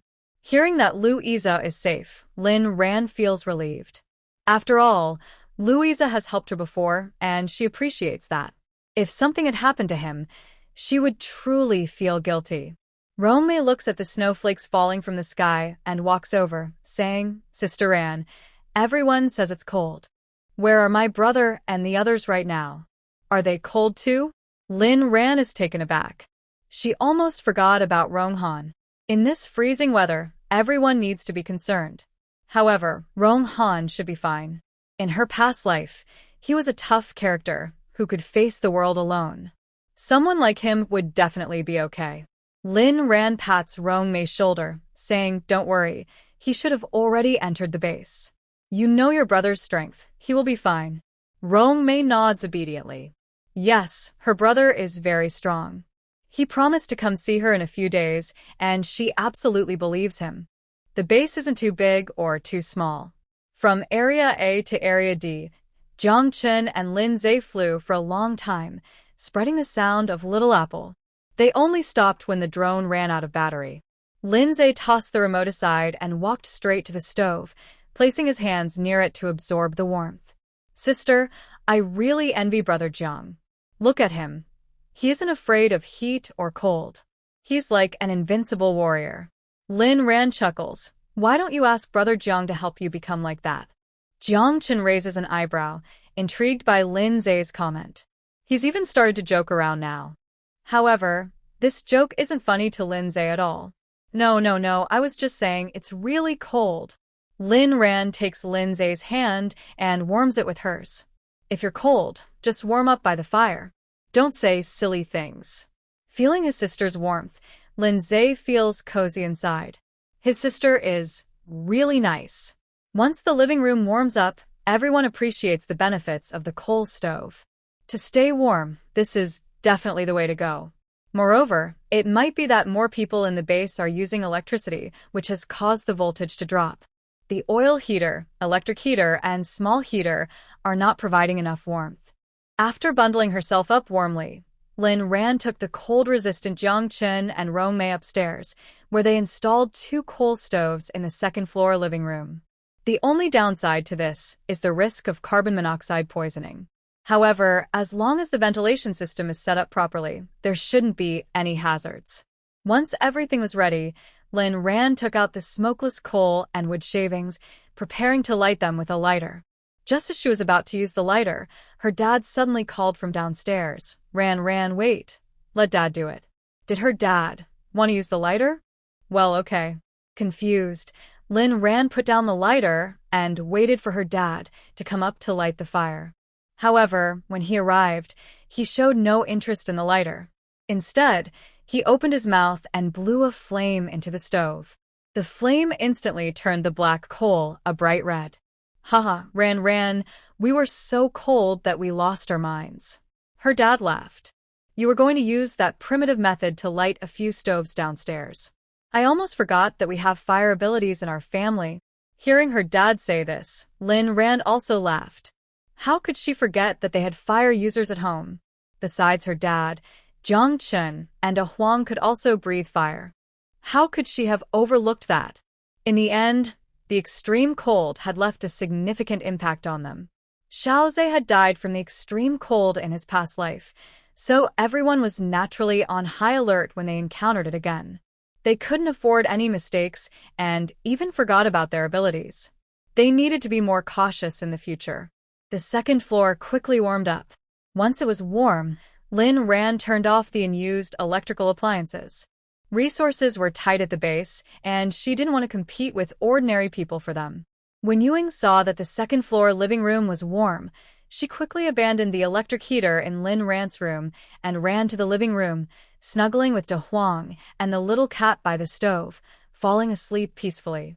Seeing this, Rhan understood that Ewing disliked her cold bedroom. After thinking for a moment, she decided to install stoves in several bedrooms as well. She carefully set up the ventilation system and took precautions against carbon monoxide. Rhan then asked Jiang Chen to light the coal stoves. Once the stoves in the bedrooms were also burning, the entire villa became warm. At that moment, a faint light appeared on the horizon. It was unclear whether it was the reflection of the snow or if the sky was simply brightening. Looking at the time, it was 5:15 a.m., and it was really getting light outside. The long, tough night was almost over. I wonder how many people had trouble sleeping that night. And this was just the beginning. The temperature would drop even lower later.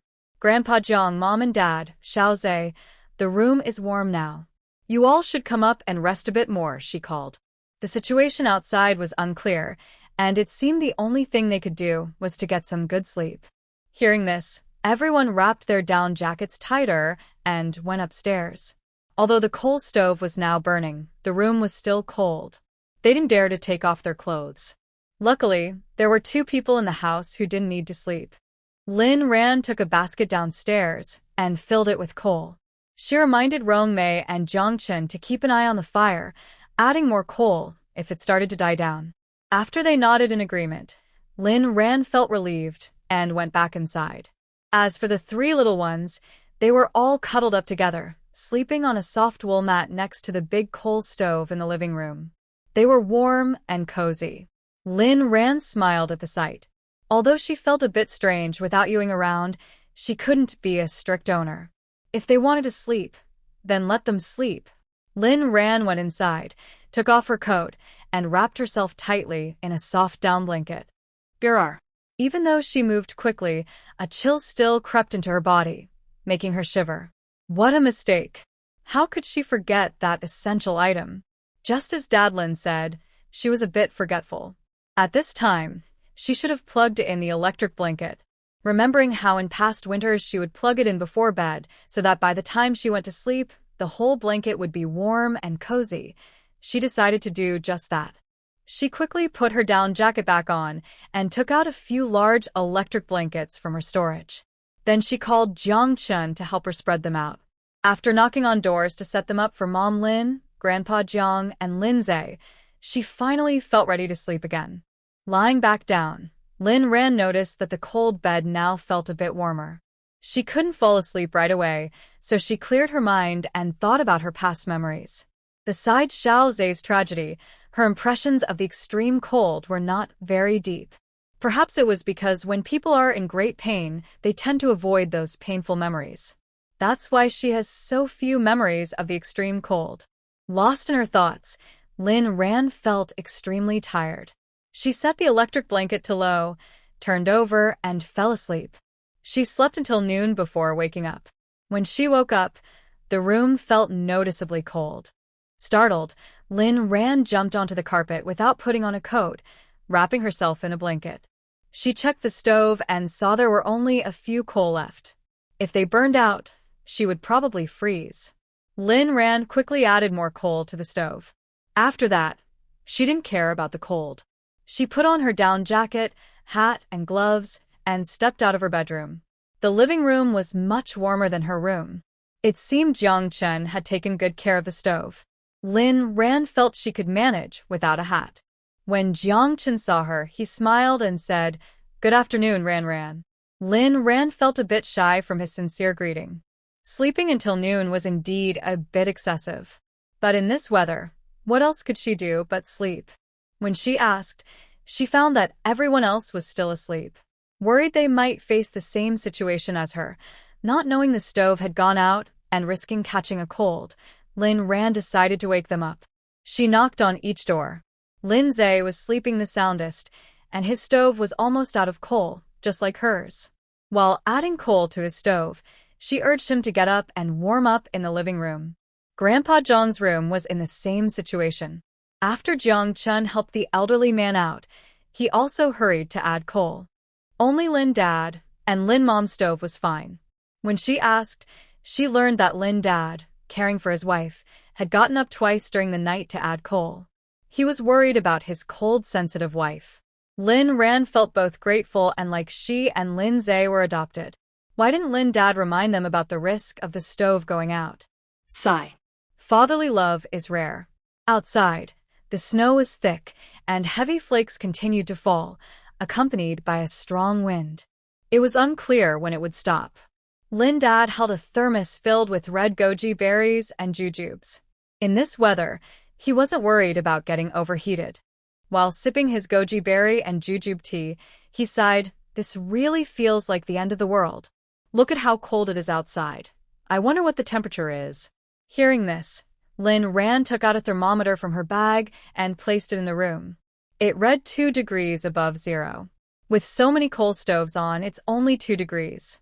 They can't imagine how cold it is outside. Curious Dad wanted to put a thermometer outside. But when he got to the window and opened it, he couldn't handle it. The outdoor temperature was unbearable for humans. Just reaching out his hand could cause frostbite.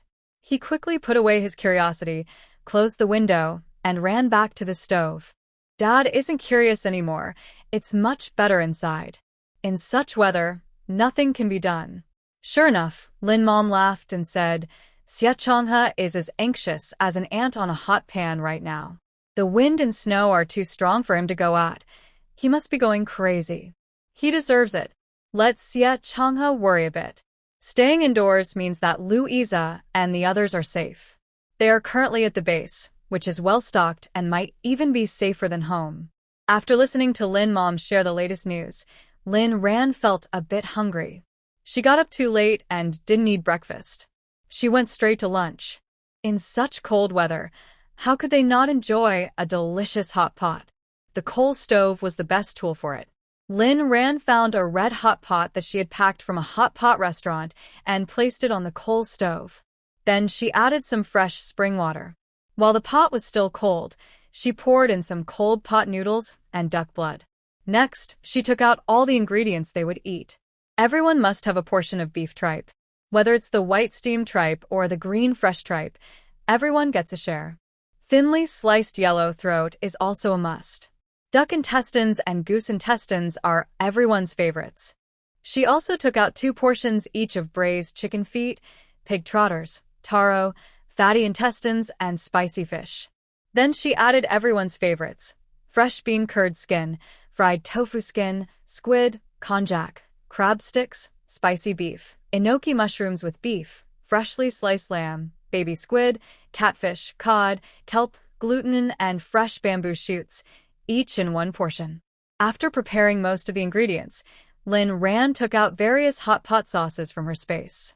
Cilantro, chopped green onions, minced garlic, small chili peppers, fish mint, sesame seeds, Sichuan pepper, black pepper, peanuts, oyster sauce, sesame paste, chili powder, sesame oil, and vinegar. These sauce bowls cater to both northern and southern tastes, and everyone can mix them according to their preferences. Of course, if you want, you can mix both flavors in one bowl. Lin Zhe mixed 2 bowls, claiming he would enjoy both flavors at once. Rhan, unlike Lin Zhe, only preferred the cilantro oil sauce. However, she didn't reject the sesame sauce from the north. So, she prepared 2 bowls of different flavors. Anyway, there would be lamb later, and she wanted to dip it in the sesame sauce. A bite of tender lamb wrapped in sesame sauce. Who wouldn't be tempted by that aroma?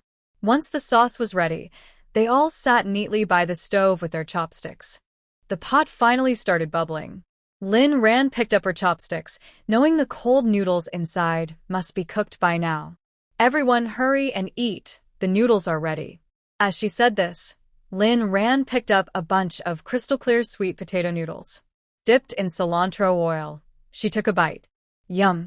They were indeed cooked perfectly. Seeing Rhan like this, everyone quickly raised their bowls and started eating. The chewy noodles slid down their throats, accompanied by a spicy kick. The chill from just getting up vanished in an instant, replaced by the warmth of the hot pot. Indeed, winter and hot pot are the best match. After finishing the noodles, it was up to everyone how they wanted to eat. Dad, a meat lover, grabbed a plate and tossed in various beef, lamb, braised chicken feet, braised pig trotters, braised ribs, taro, fatty intestines, and more into the hot pot. Rhan loved tripe. She picked up a large piece and placed it in the hottest part of the pot. Lin Zhe was even faster than the others, quickly adding a big piece of goose intestines. Goose intestines taste best with chili powder, Lin Zhe said, smacking his lips. By the way, sis, can we have some fried rice? This fragrant and spicy hot pot goes perfectly with fried rice. Rhan gave Lin Zhe a thumbs up. That was a great idea. How could she have forgotten about fried rice? She hurriedly took out a big pot of fried rice from her storage, freshly made by the chef just moments ago. It was still steaming when she brought it out. Jiangchen stood up and served everyone a bowl of rice. Rhan took hers, placed the tripe on top, and enjoyed a bite of fried rice with a piece of tripe. The taste was simply amazing. In no time, the meat and vegetables Dad added were almost ready. The first to cook were the tender beef and lamb. Rhan didn't hold back and quickly grabbed a large piece of beef. This time, she didn't put it on the rice but dipped it in the sauce. The flavor of the beef combined with the rich sauce was incredibly delicious.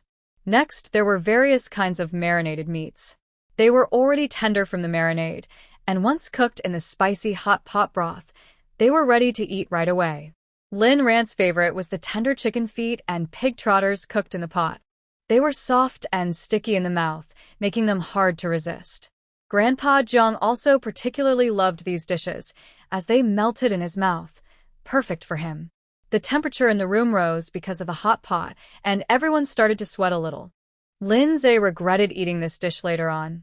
If he had known, he wouldn't have put so many heating pads on himself. It felt like a waste. Louisa's situation was not as easy as Rhan's. After returning yesterday and reporting to the manager, Sia Chonga rushed over like a madman, grabbing his collar and demanding to know why Sia Wanu hadn't returned. He looked so fierce that anyone would think he had harmed her. Luisa also wanted to know why Sia Wanu was missing, but he wasn't her team leader or the person in charge of this mission, so Sia Chonga couldn't blame him. If it weren't for his concern for her, Luisa would have wanted to knock some sense into him. Fortunately, after a while, Sia Chonga calmed down, but he kept shouting Rong Han's name, which made everyone uncomfortable. His tone and expression were not like he was addressing a subordinate, but rather like he was confronting an enemy who had harmed his family.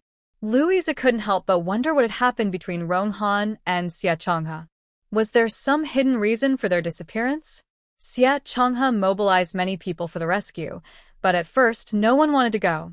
So many had been lost in the zombie town, and it felt ominous. Even the top teams from the base had faced trouble there, making everyone hesitant to participate. Then Sia Chonga offered a generous reward, one that many found hard to refuse. It was enough that if they succeeded, they could live comfortably without ever needing to leave the base. By evening, nearly half the base's teams had signed up. Seeing that enough people had gathered, Sia Chonga wanted them to set off that night. As someone who had been to the zombie town, Louisa naturally had to lead the way. However, the situation at night was uncertain, and the roads were not safe. Louisa was unwilling to set off at that time. He didn't want to risk the lives of these people for Sia Wanu. Sia Chonga was nearly driven mad by Louisa's refusal to go. He threatened not to use him and to take people on his own. Fortunately, in the end, the base leader sent someone to stop Sia Chonga's reckless actions. Since they weren't leaving at night, Louisa had to set out with them again. Sia Chonga wouldn't let them go back. He wanted them on standby at all times and arranged dormitory accommodations for their team in the base's office hall. A group of people felt wronged sleeping on the bunk beds in the base, and in the middle of the night, they were awakened by the awful sound of Little Apple. They realized that the temperature around them had dropped to an extreme level. Louisa looked at the heavy snow falling outside and broke into a cold sweat, relieved they hadn't set out overnight. Otherwise, it would have been disastrous. He forced the duty officer in the base's office hall to open the storage room and took out spare blankets and winter clothes, saving everyone from freezing. However, the wind and snow outside were too severe, and Louisa knew they couldn't go out now. With such heavy snow, he would never return to Zombie Town, no matter how much Sia Chonga pressured him. Besides Rong Han and the others, there were many other matters he needed to consider here. First, he had to find out the whereabouts of Wu Zhiqing. Where had they gone? This was his top priority. Although he couldn't go home due to the heavy snow, it was a good thing for him, because it meant others couldn't come here either. He looked at the duty officer shivering in the corner and realized this place now belonged to him. It held most of the base's secrets, and he needed to uncover them all. First, he wanted to know what the most mysterious base leader was up to.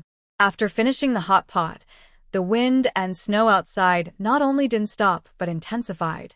Rhan tightened her clothes, recalling the situation from her past life. Such heavy snow had continued for 3 whole days before stopping. "Sis, don't go near the window, come back quickly."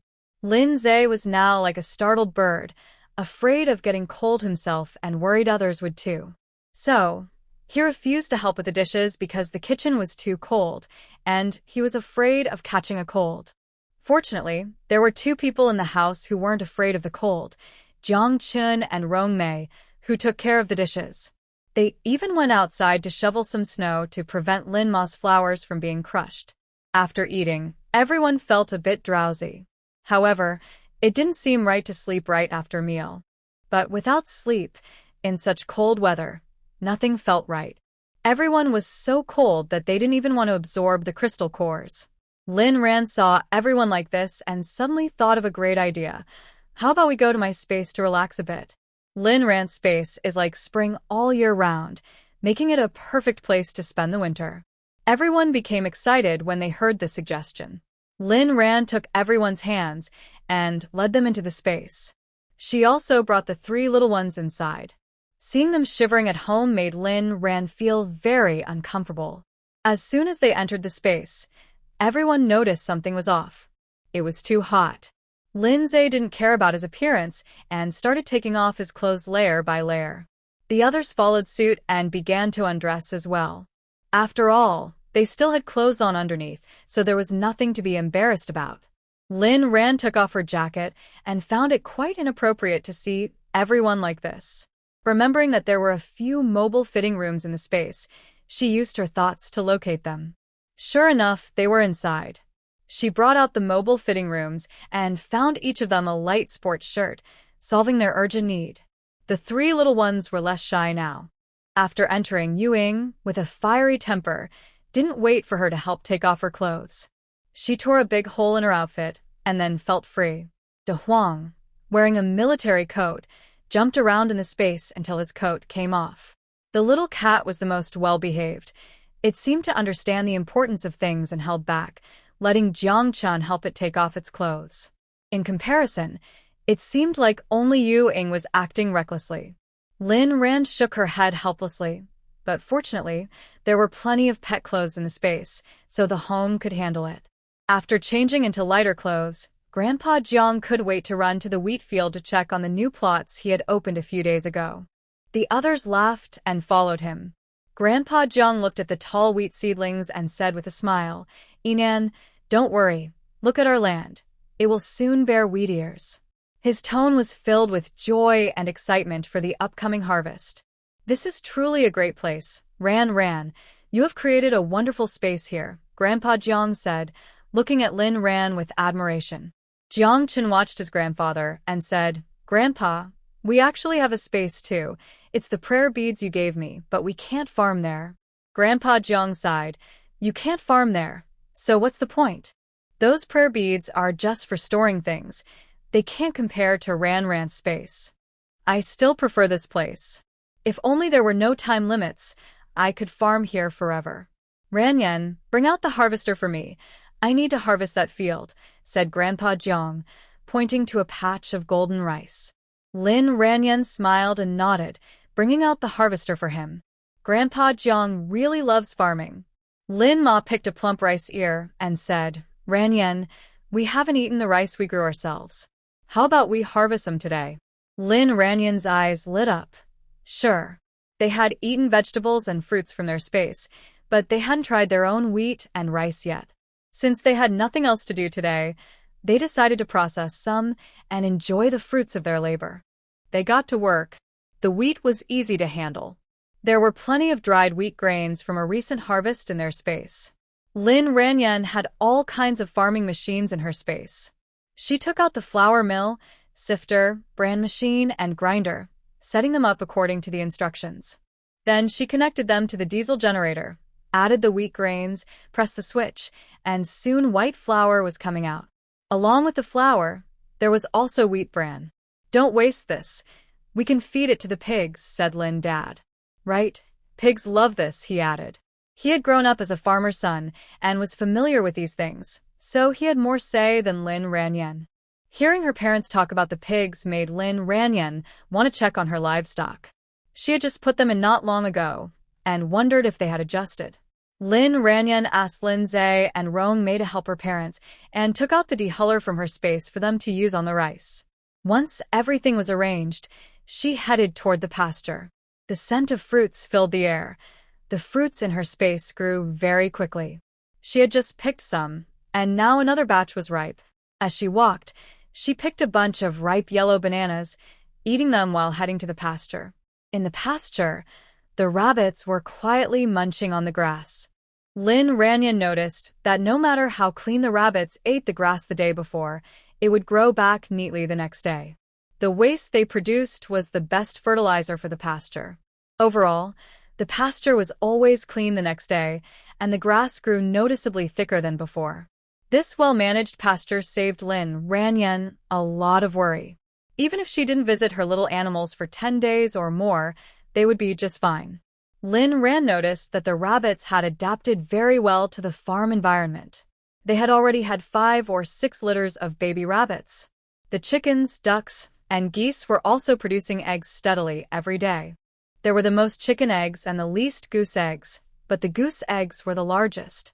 However, raising chickens, ducks, and geese was a bit more complicated than raising rabbits, as they needed to be fed daily, and their eggs had to be collected on time. Looking at the cows, sheep, and pigs they had just brought back, the cows were eating grass in the pen, swaying their tails, and they weren't afraid of people anymore. They had clearly adapted to this place. The sheep were doing well too.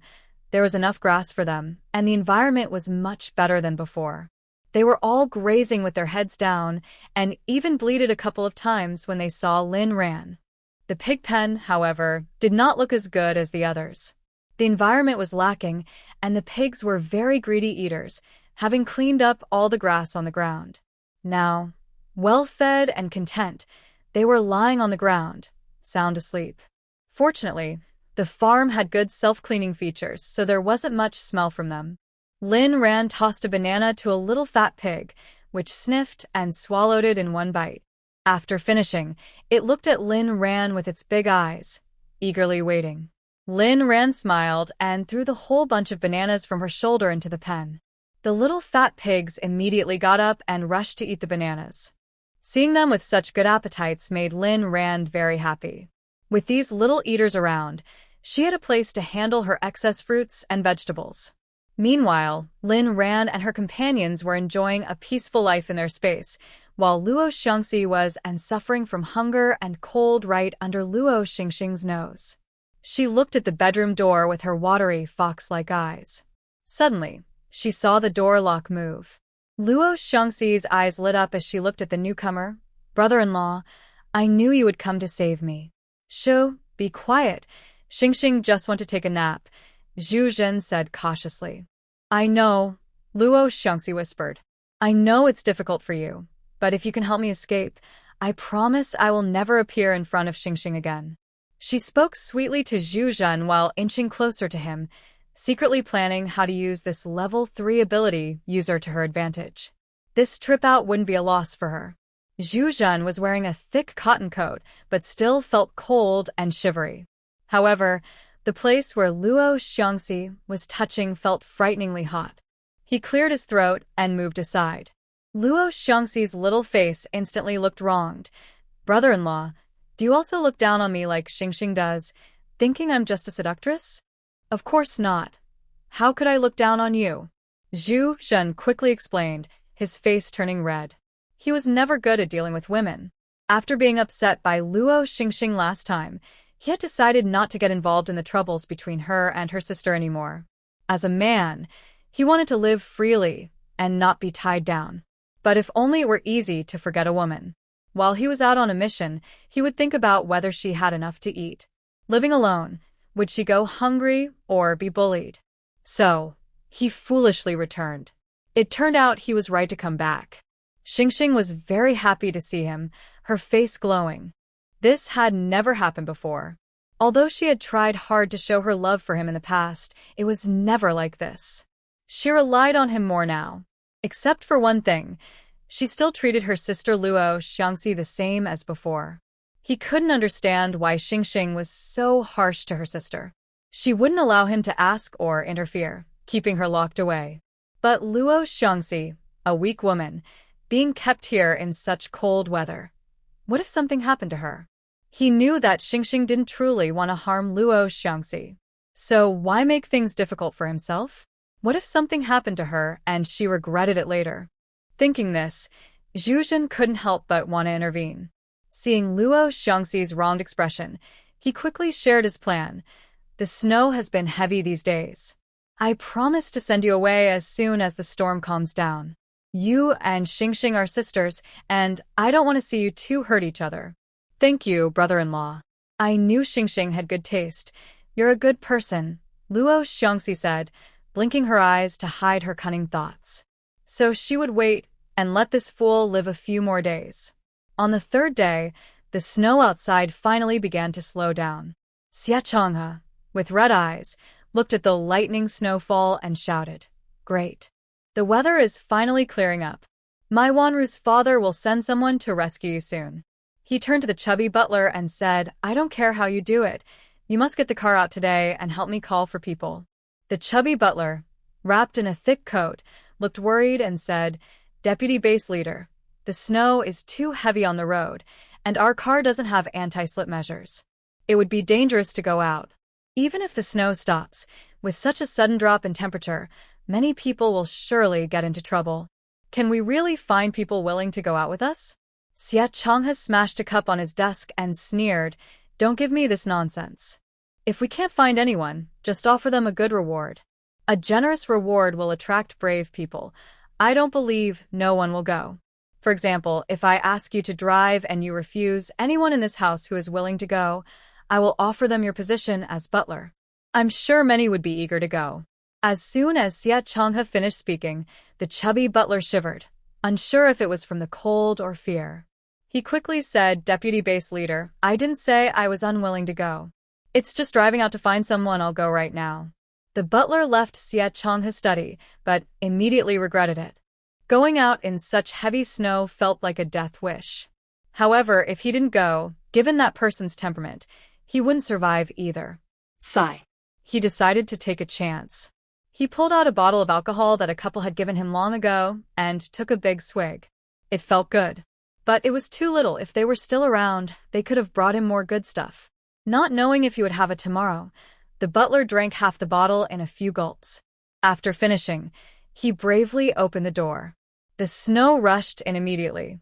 The butler shivered and felt the warmth from the alcohol leave his body. He felt a chilling draft piercing through him. His hands and feet quickly became stiff, and he thought it wasn't good. He wanted to go back and put on more clothes.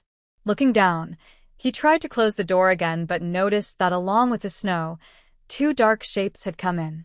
One of them wasn't dark. It looked golden. The butler bent down to examine these strange shapes and saw that the golden object had a pair of eyes staring right at him. He jumped back in fright and shouted, "Help! A ghost!" Sia Chonga was leaning on his desk, pressing his head, which was pounding with pain. He hadn't slept for days, and with the drop in temperature, he seemed to have caught a cold. But how could he rest when his daughter had been missing for a day? What happened in the zombie town? Did they harm Rong Han? That kid shouldn't be a match for Wanru and Liang. Where did things go wrong? Why did Louisa return safely while Wanru and Liang did not? Rong Han, what on earth have you done? Sia Chonga, he felt a splitting headache and suddenly heard a commotion outside. He angrily thought, what's all the noise outside? Throw those noisy people out to freeze. His shout was interrupted by the sound of the door bursting open.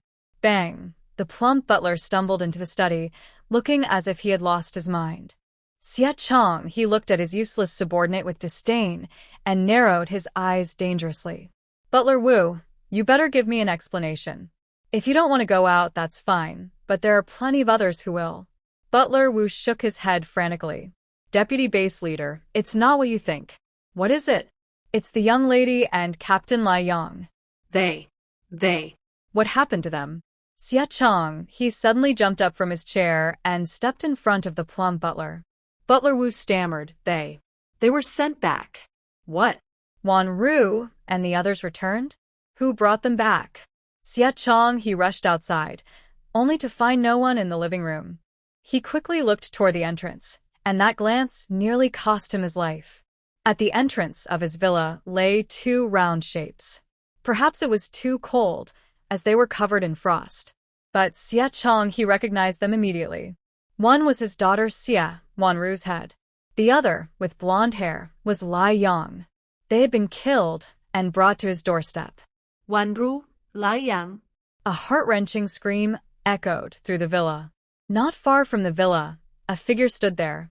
Hearing this, he smiled with satisfaction. Sia Chonga, do you like our gift? You finally understand this deep pain. Rong Han, I will kill you. The sound of a hellish hunting dog echoed in Rong Han's ears once more. He smiled even wider. Sia Chonga, it seems you're not foolish after all. You realized it was my gift. I'm here waiting for you. Let's see who kills whom first. During this time, despite the freezing weather outside, Rhan's family was living quite comfortably. The day after the extreme cold began, the base lost power. Rhan knew that this power outage made life even harder for those outside. With such a heavy snowstorm, it would be impossible to restore power quickly. Fortunately, they used a coal stove for heating and could spend 5 hours a day in a cozy space. They had enough supplies, so even when the temperature outside dropped below -50 degrees, it didn't affect them at all. Yes, Zhang Chun went outside in the morning and measured the temperature. It had reached -58 degrees. In meteorology, this is classified as extreme cold. What does that mean? Rhan remembered a science writer saying that if you spit while walking down the street, the spit would freeze in midair before it even hit the ground. In some places, like Norilsk in Russia, it stays below -50 degrees for a period each year. During that time, people don't go out unless it's really important. They have heating year-round, so they are quite comfortable at home. Even when they go out, they wear enough warm clothing to avoid frostbite. But for the people at the base or ordinary folks after the apocalypse, they lack heating and sufficient winter clothing. It's common for them to suffer from frostbite or even freeze to death. Fortunately, the snowstorm finally stopped after 3 days. At this time, someone came to visit their home. When Rong Han arrived, Rhan was preparing to absorb the crystal core she got from Xiaoyu. She was very interested in Xiaoyu's dark-type abilities, especially since she also had a rare space ability. Rhan was increasingly realizing the benefits of the space ability. The whole family could stay inside for 5 hours each day. If it continued to upgrade, it would mean they could spend even more time in there. So, if any scary emergencies happened, the whole family could temporarily hide in the space. However, Rhan hadn't finished her preparations when her mom knocked on her door. Rhan, Rong Mei's brother is here. Rhan looked at the thick white snow outside and couldn't help but admire Rong Han for being brave enough to come out in such cold weather. He must be worried about his sister. Rhan nodded. Her mom then told the mutated trees outside to let Rong Han in. The mutated trees had now reached level 3 and were very resilient. Even though it was very cold outside, the trees only lost their leaves. They were not harmed at all. The first thing Rong Han did when he entered was give Rhan, who opened the door for him, a large bag of clothes. "What is this?" Rhan asked, looking puzzled. Rong Han replied, "These are winter clothes. The temperature has dropped a lot these days, so you should wear them." As soon as he finished speaking, he noticed that Rhan was already wearing a warm, lightweight down jacket. The room was also quite warm, with a fireplace burning in the living room and several coal stoves. The floor was covered with fluffy carpets. This family did not seem like they were in need of clothes. Compared to their situation, his bag of clothes felt a bit lacking. Rong Han instinctively took the clothes back from Rhan. "You seem to be fine.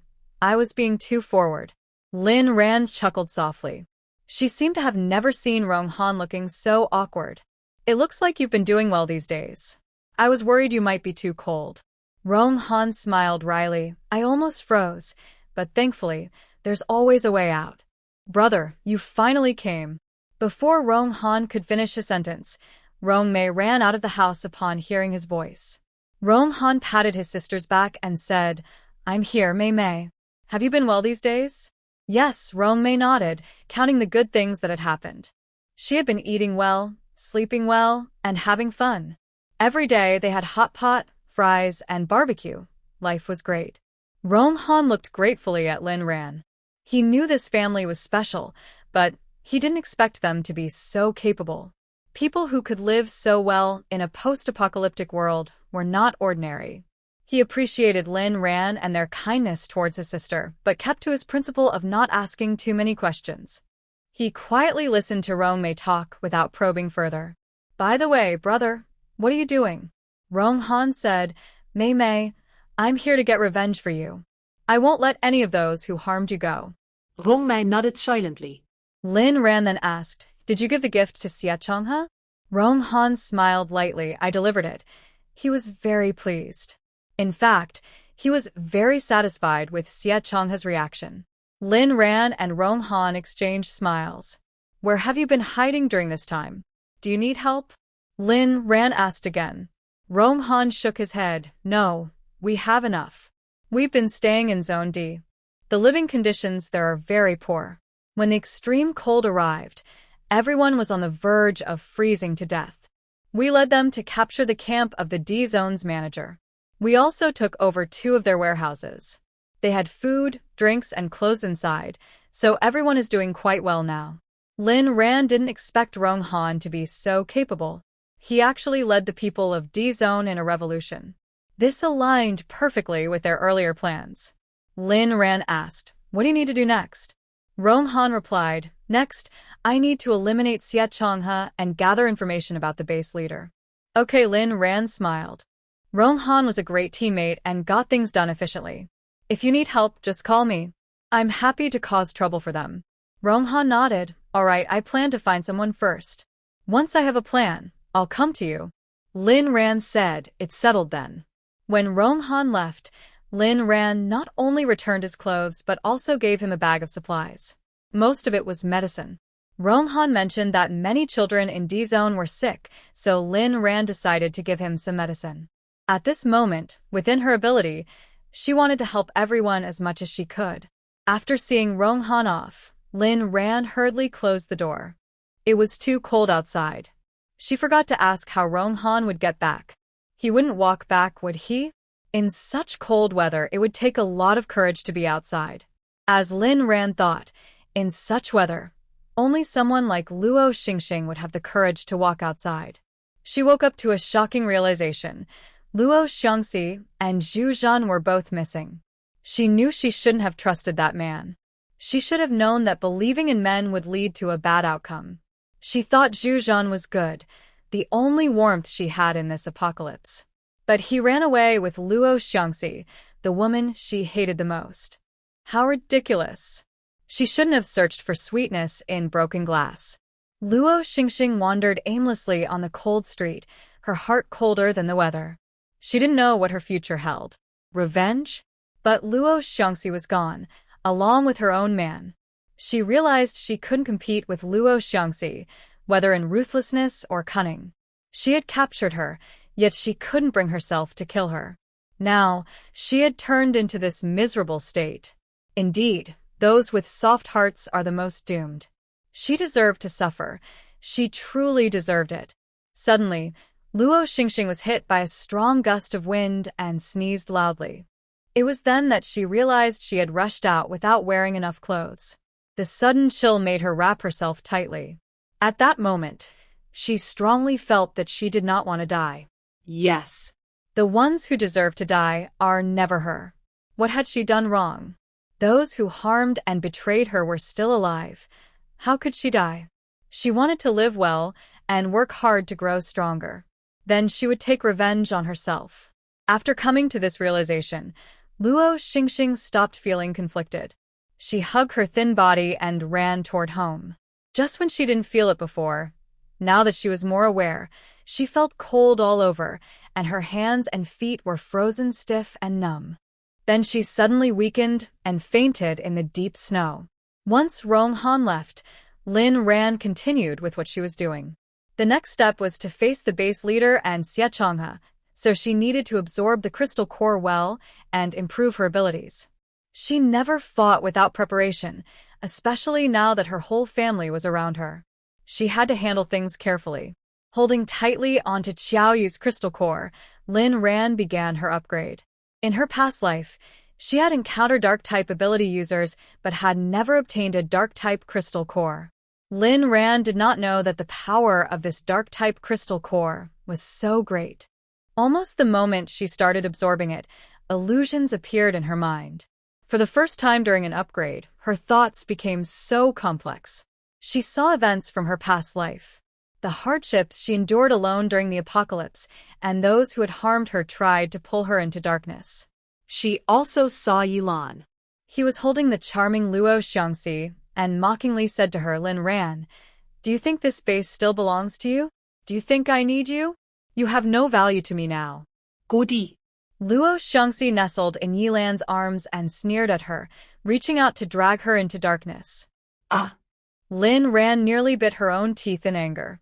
She bit her lip tightly to wake herself up. She couldn't go crazy. She absolutely couldn't. This was all fake. Everything was in the past. Yilon was dead. His head had been cut off by Rong Han. She would never be betrayed by them again. She must not fall into the illusion, or else this crystal core would not belong to her. Lin Ran bit her lip tightly, resisting the terrifying illusion. Until her lip bled, a faint glow slowly disappeared from her palm. She just woke up again. When Lin Ran opened her eyes, she realized that this crystal core belonged to her. Her space ability upgraded from level 8 to level 9. She also gained Xiaoyu's dark ability, puppetry. She touched the cup of water nearby. If she wanted, she could shatter the cup and cause someone to be severely harmed at the same time. This is the power of puppetry, a dark ability. Lin Ran slowly set the cup down. This ability is truly frightening. As long as the opponent's ability is weaker than hers, they are doomed. Fortunately, when she met Xiaoyu, her ability was stronger. Plus, she had an illusion ability. She could see what Xiaoyu's dark ability was in advance. Otherwise, it would have been too dangerous. This ability is almost like a trump card. She needs to use it wisely. In the future, besides her space ability, she should prioritize upgrading this ability. Without hesitation, Rhan wiped the blood from her lips, took out several level 5 crystal cores from mutated spiders, and began to absorb them. At the very least, she wanted to upgrade this dark ability to level 5. However, while this dark ability is powerful, it also consumes a lot of resources. When Rhan went out for lunch in the afternoon, she had indeed leveled up. Her dark ability became level 2, but she had almost used up all the level 5 crystal cores she collected last time. While eating sweet and savory ribs, Rhan looked enviously at Xiaoxue. If only she could level up just by eating like him. It seemed that any energy entering his body could be converted into abilities. So even though Xiaoxue rarely absorbed crystal cores, his abilities were the strongest. He and Ying were like bugs in this post-apocalyptic world. How did he have such a physique? Rhan, why are you looking at me? Is there something on my face? Noticing Rhan's expression, Xiaoxue asked cautiously while wiping his face. Rhan shook her head. No, I was just wondering how you're so unique. Xiaoxue instantly understood her words. The person munching on the sweet ribs blushed. For Rhan, he was indeed unique. Hearing such words from her made them sound so nice. Seeing Xiaoxue turn into a lovesick fool, Rhan looked away and continued eating. Some things are just unattainable. Without crystal cores, she would have to earn some. Since the snowstorm had stopped, maybe she could go out tomorrow and take a look. After finishing her meal, Rhan pulled her whole family back into her space again. After upgrading to level 9, everyone can stay inside for 6 hours now. Along with the space upgrade, a larger ranch and more land were given as a bonus. A fish pond also appeared automatically next to the ranch, right beside the pond she had dug out. This is great. Just a few days ago, she mentioned that the pond she dug was too small and needed to be expanded. Now it saves her some trouble. The happiest person with a larger space is Grandpa Jiang. He looked at the new land that came as a reward and pulled Rhan to get the tiller for him. He wants to plow and cultivate the land. As long as he's around, no inch of land in Rhan's space will go to waste. So, everyone started plowing again. Rhan and Xiaoxue went to the fish pond and moved some of the small fish fry from the old pond to the new one. Then they went to the ranch to feed the animals some food and water. They also collected some eggs from the chickens, ducks, and geese. Rhan never collects all the eggs. She always leaves some behind to let them hatch into chicks, ducklings, and goslings. The chickens, ducks, and geese have been doing well, and now several nests of chicks, ducklings, and goslings have hatched. Rhan woke up early. After breakfast, she bundled up warmly to go out. Sister, where are you going? Take me with you. Zhe, her little brother, always wanted to tag along. However, Rhan didn't really want to bring him. It wasn't that he was a bother, but it was too cold outside. She was worried he might get cold, especially with the shadow of her past life. If he caught a cold just from going out with her, she would never forgive herself. Xiaoxue, just stay home and rest. It's too cold outside, Rhan advised gently.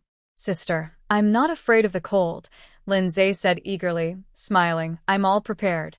He then opened his down jacket to show Rhan his preparations. Underneath his jacket, he had lots of heating pads. Rhan asked, aren't you afraid of getting too hot? With several heaters on and dressed so warmly, wasn't he hot? Zhe wiped the thin sweat from his forehead and said, I'm afraid of the cold, not the heat. Sister, can I go out with you now? Rhan replied, no, it's fine for me and Chonga to go out. Before the extreme cold passes, you shouldn't go out unless necessary. No way, sister. You can't treat me like this. You're being too bossy. Mom and Dad, can you help me? Why is my sister like this? Zhe really wanted to follow Rhan and was using a cute act to persuade them. Mom came over, disapprovingly looking at her eldest son and said, Xiaoxue, do you really want to go out? Yes, I do. Zhe blinked his starry eyes, hoping his mom would speak in his favor. But to his surprise, Mom didn't support him and instead poked at his heart, saying, aren't you afraid of getting cold? Do you even remember what happened last time? Zhe was taken aback, then opened his jacket and said, of course I remember. Why else would I wear so many warm packs? Mom, sister, I really know what's good for me. I take good care of myself. But if I let the fear from last time keep me from going out, that wouldn't be right. We have to face the things we are afraid of. If we keep avoiding them, what's the point of living again? Sister, don't you think I'm right? Lin Zhe's words struck a chord with Lin Rhan. Yes, if we keep avoiding things, what's the point of living again? Lin Rhan looked at Lin Zhe seriously, surprised he could say such things. She had always seen him as a child to protect, but, without realizing it, he had grown up. Lin Rhan looked at Lin Zhe and asked, "Do you really want to go?" "Yes, I really want to go out." Lin Rhan nodded, "Then wrap up warm. It's not that warm outside." "Yay, long live my sister."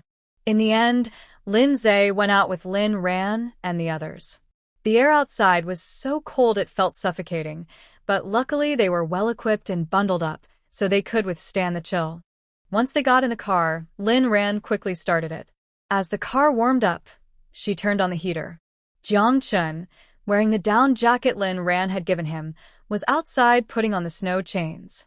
Lin Rhan gave Jiang Chun the jacket not because she was worried he would be cold, but because she was afraid someone might notice something was off if he went out like that. When Jiang Chun got in the car, Lin Rhan let him take the driver's seat. "Jiang Chun, you drive." She didn't want to stretch her cold hands yet since the heater hadn't warmed up. Jiang Chun smiled affectionately. "Okay." Lin Rhan planned to check on Zhang Huan and the others first. The extreme cold had lasted for a few days, and she was worried about how they were doing. Although she had given them plenty of supplies before going to the zombie town, there were so many children there. She was worried that the children were weak and couldn't handle the cold weather. If they caught a cold or had a fever, it would be bad. Jiang Chun drove slowly out of the villa area. Before leaving, Lin Rhan noticed that the neighboring villa where Louisa lived had shown no signs of activity for a while. They probably stayed at the base during this time, and now that the snow had stopped, they would likely be back soon. When their car reached the main road, Lin Rhan noticed that, besides them, there were still some people out and about. However, there were hardly any shops left open along the road. Pedestrians hurried along the sidewalk, while cars with snow chains, like theirs, moved slower than the people. Lin Rhan quickly understood why so many people were out. The extreme cold had come suddenly and many households didn't have enough supplies. Now that the blizzard had stopped, they had to brave the biting cold to find food.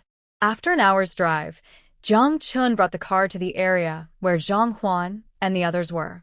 When they knocked and entered, Lin Rhan was surprised to see someone she didn't expect at all. Everyone was thrilled to see Lin Rhan and the others. Rhan, what are you doing here? It's so cold outside." Zhang Huan, wrapped in a military coat, ran out excitedly and grabbed Lin Rhan's hand. "We were worried about you, so as soon as the snow stopped, we came to check on you," Lin Rhan replied. Zhang Huan said, "We're all fine. When the extreme cold hit, we were woken up by the little ones outside. We quickly put on the thick clothes you sent us, and that kept us from freezing." Rhan, thanks to you, I can't imagine what would have happened if you hadn't sent those supplies. Lin Rhan smiled and said, "I just got lucky." "I think it's your good fortune, Sister Huan. How are the kids? They're okay, right?" "They're all fine, except for a few of the youngest who had slight colds. I gave them the medicine you sent. Now they're doing much better." Lin Rhan felt relieved. "That's good. I have some more supplies in the car that we won't use, so I brought them for you since you have a lot of people." Seeing the car full of supplies made Zhang Huan's eyes well up with tears. In this harsh world, Lin Rhan was one of the few who treated them this way. She even thought that if her own family were alive, they might not have done as much as Lin Rhan did. In her past life, had she saved Lin Rhan's life? Lin Rhan smiled and didn't pay attention to Zhang Huan, who was tearing up. She directed everyone to quickly move the supplies inside. It was too cold outside. She wanted to go inside the house earlier. Lin Zhe was helping everyone too. Just as he lifted a bag of rice, he heard a familiar voice. "Linsha." "Is that you?" Lin Zhe turned towards the voice and widened his eyes in surprise. "Luo Shing, what are you doing here?" Luo Shing smiled awkwardly. "It really is you, Lin Zhe. I can't believe you're alive." Lindsay frowned. This woman still didn't know how to speak properly. Rhan, who had been standing next to Lindsay, noticed Luo Shing as well. She opened her mouth and asked, Luo Shing, where is your sister, Luo Xiaoxue? Upon hearing Luo Xiaoxue's name, Luo Shing's eyes darkened. She looked at Rhan and sneered, she ran away with my man. Luo Shing was rescued by Zhang Huan. Yesterday, she fainted in the freezing cold and almost froze to death. Fortunately, Zhang Huan saw her lying alone on the ground and brought her back. Otherwise, she would have certainly frozen to death. When she woke up yesterday, she had a fever and Zhang Huan took care of her. After being deceived and betrayed, Luo Shing felt a deep sense of reliance and gratitude towards Zhang Huan when she learned that this place was established to help women and children. Now that she saw Rhan and Lindsay coming to help Zhang Huan, and knowing they had a good relationship with him, she felt less guarded. So, when Rhan asked about Luo Xiangxi's whereabouts, she could respond with self-mockery. Zhang Huan heard what Luo Shing said and walked over to pat her shoulder. Just focus on taking care of yourself. A man who betrays you and a sister who betrays you are not as important as your health. Luo Shing didn't answer and just looked down. Lindsay observed her and asked in surprise, how could your sister take your man? Weren't you too close? Luo Shing smiled coldly. Close? When was that? Ever forgotten? Now, I just want to make her pay. Lindsay. From what he heard, their relationship seemed quite strained. Zhang Huan said, Xiaoxue, did you know Xing before? Lindsay nodded. We were classmates. I see. It looks like we've moved most of the things. It's too cold outside. Let's talk inside. Zhang Huan invited everyone in. The power was out and the small heater couldn't be used. Fortunately, Zhang Huan found some firewood and there was a bright fire burning in the middle of the room. A group of women gathered around the fire, and although there were many people in the room, it wasn't too cold. Rhan, come sit here, Xiaoxue said as she saw Rhan enter, standing up to offer her the best spot close to the fire. Rhan waved her hand. No need, I brought a hot water bottle, so I'm not cold. When Rhan got out of the car, she had filled a hot water bottle for both her and Lindsay, so it was indeed warm enough. Zhang Huan noticed that Rhan and the others had something to discuss with Luo Shing, so he took them to the innermost room. This room was Zhang Huan's bedroom, and there was a small fire burning in the middle. The flames were small and looked like they might go out soon. Zhang Huan quickly added more firewood and called Xiaoxue over to help make the fire bigger. Hearing this, Xiaoxue ran over and blew a stream of red flames, reigniting the nearly extinguished fire. After getting the fire going, she proudly said to Rhan, I'm now a level 3 fire ability user. I can tell you that we don't even need firewood to cook anymore. With my ability, the food will be ready in no time, saving us a lot of firewood. Rhan liked Xiaoxue's bold personality and smiled. I didn't know fire abilities could be used like that. You've worked hard. Here, have a piece of chocolate. Xiaoxue's eyes lit up at the sight of the chocolate, and she gratefully accepted it from Rhan. She really liked Rhan for always being so generous. Once Xiaoxue left, the others sat by the fire. The flames were strong, and Rhan placed the warm water bottle on her stomach. After feeling a bit chilly, it was very comforting. Luo Shing, how have you been living since the apocalypse? How did you end up here? Lindsay broke the silence first. Luo Shing felt a bit dazed at Lindsay's question. How had she been living? Every second felt like. Perhaps it was the pressure of recent times or the hardships she faced. For some reason, hearing this question from Lindsay, a classmate she hadn't been close to, made her open up about her experiences. When she mentioned how Luo Xiangxi had tricked her into being bullied by that Huang Ge, everyone in the room clenched their fists. Your sister really isn't human, Lindsay said through gritted teeth, then glanced at his own sister. They both had sisters, but look how good his sister was. Luo Shing forced a smile and continued sharing her experiences. To survive, she got involved with Zhang Daming and then with Zhu Zhen. Zhu Zhen treated her well, making her feel like she had found support. Little did she know they ended up at the peace base, where she awakened her special abilities and discovered Luo Shing. She wanted to take revenge on Luo Shing, but in the end, she found herself unable to do it. Luo Shing was much harsher than her and even secretly took Zhuzhen away. "I'm just a big joke," Luo Shing said, her voice filled with bitterness. "Lindsay, do you want to laugh at me? I used to naively report you. Looking back, it's so ridiculous. Go ahead, laugh as much as you want. I'm just a joke." As she spoke, Luo Shing couldn't help but burst into laughter, though it sounded bittersweet. Lindsay looked at her with complex feelings, realizing how hard it must have been for her to get this far. Being deceived and betrayed by those she trusted most, every step she took felt like walking on thorns. Now that he thought about it, aside from her bad temper, she didn't seem to have made any major mistakes. His dislike for her was simply because she was Luo Shing's sister. Lindsay said, "Don't say that. It's not easy for anyone to be here now. There's nothing funny about your situation. I actually admire you. The fact that you've made it this far is impressive. If I were in your place, I might not have survived." Hearing Lindsay say this, Luo Shing gritted her teeth and replied, "Yes, it's a miracle I've lasted this long. I can't die. Who will take revenge for me? Why does Luo Shing keep hurting me? Do you know where Luo Shing and the others went?" Rhan suddenly asked. Luo Shing looked at Rhan and said, "Actually, my sister really disliked you. She said you were always bothering Yining, which was annoying." Rhan frowned, about to respond, but Luo Shing continued, "But I like you because you're sister, Huan's benefactor.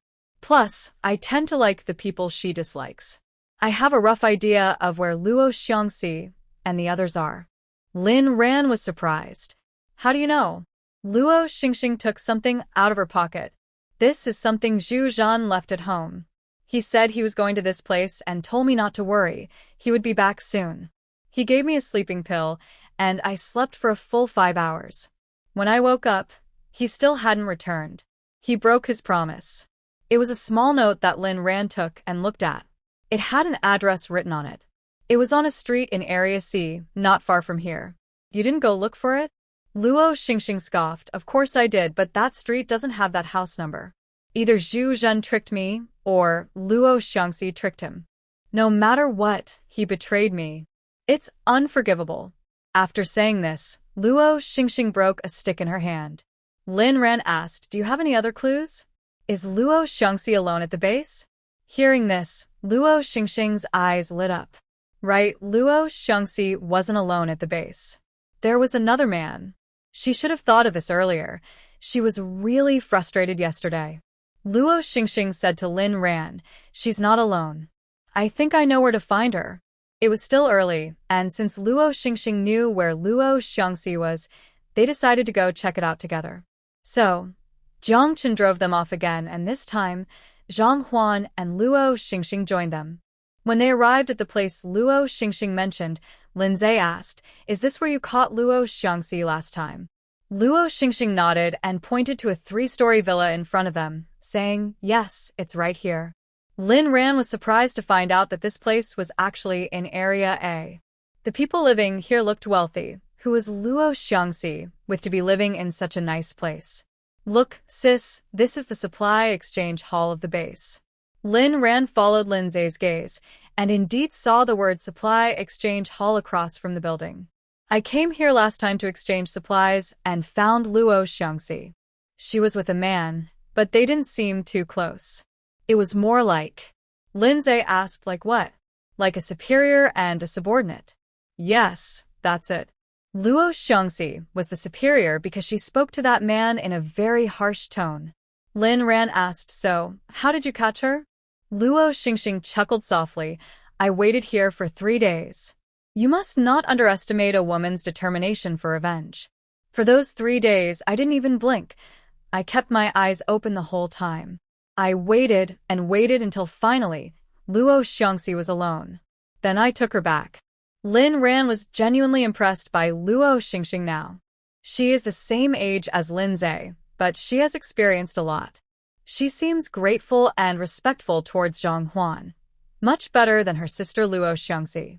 Rhan asked, so you watched for 3 days and didn't notice anything else?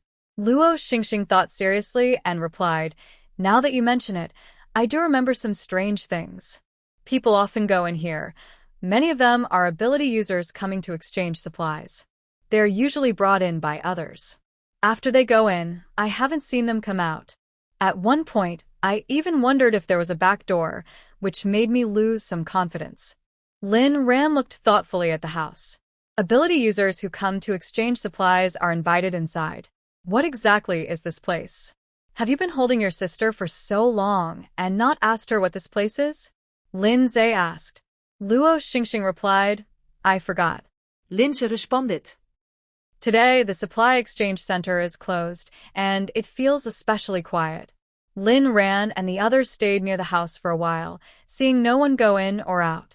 Sis, what should we do? Should we sneak in and take a look?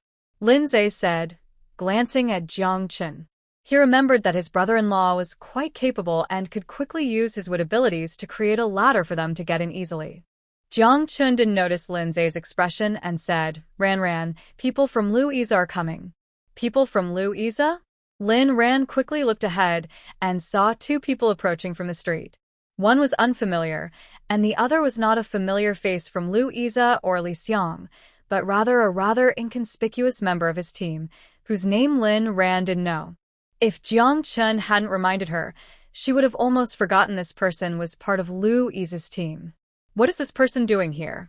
Are they going to the small villa, or the supply exchange center? Soon, Rhan found out the answer. The unfamiliar man opened the door, and the person from Louisa stepped inside. Then the man followed him in. He really went to the small villa. What is this place, and what is he doing here? Most importantly, does Louisa know?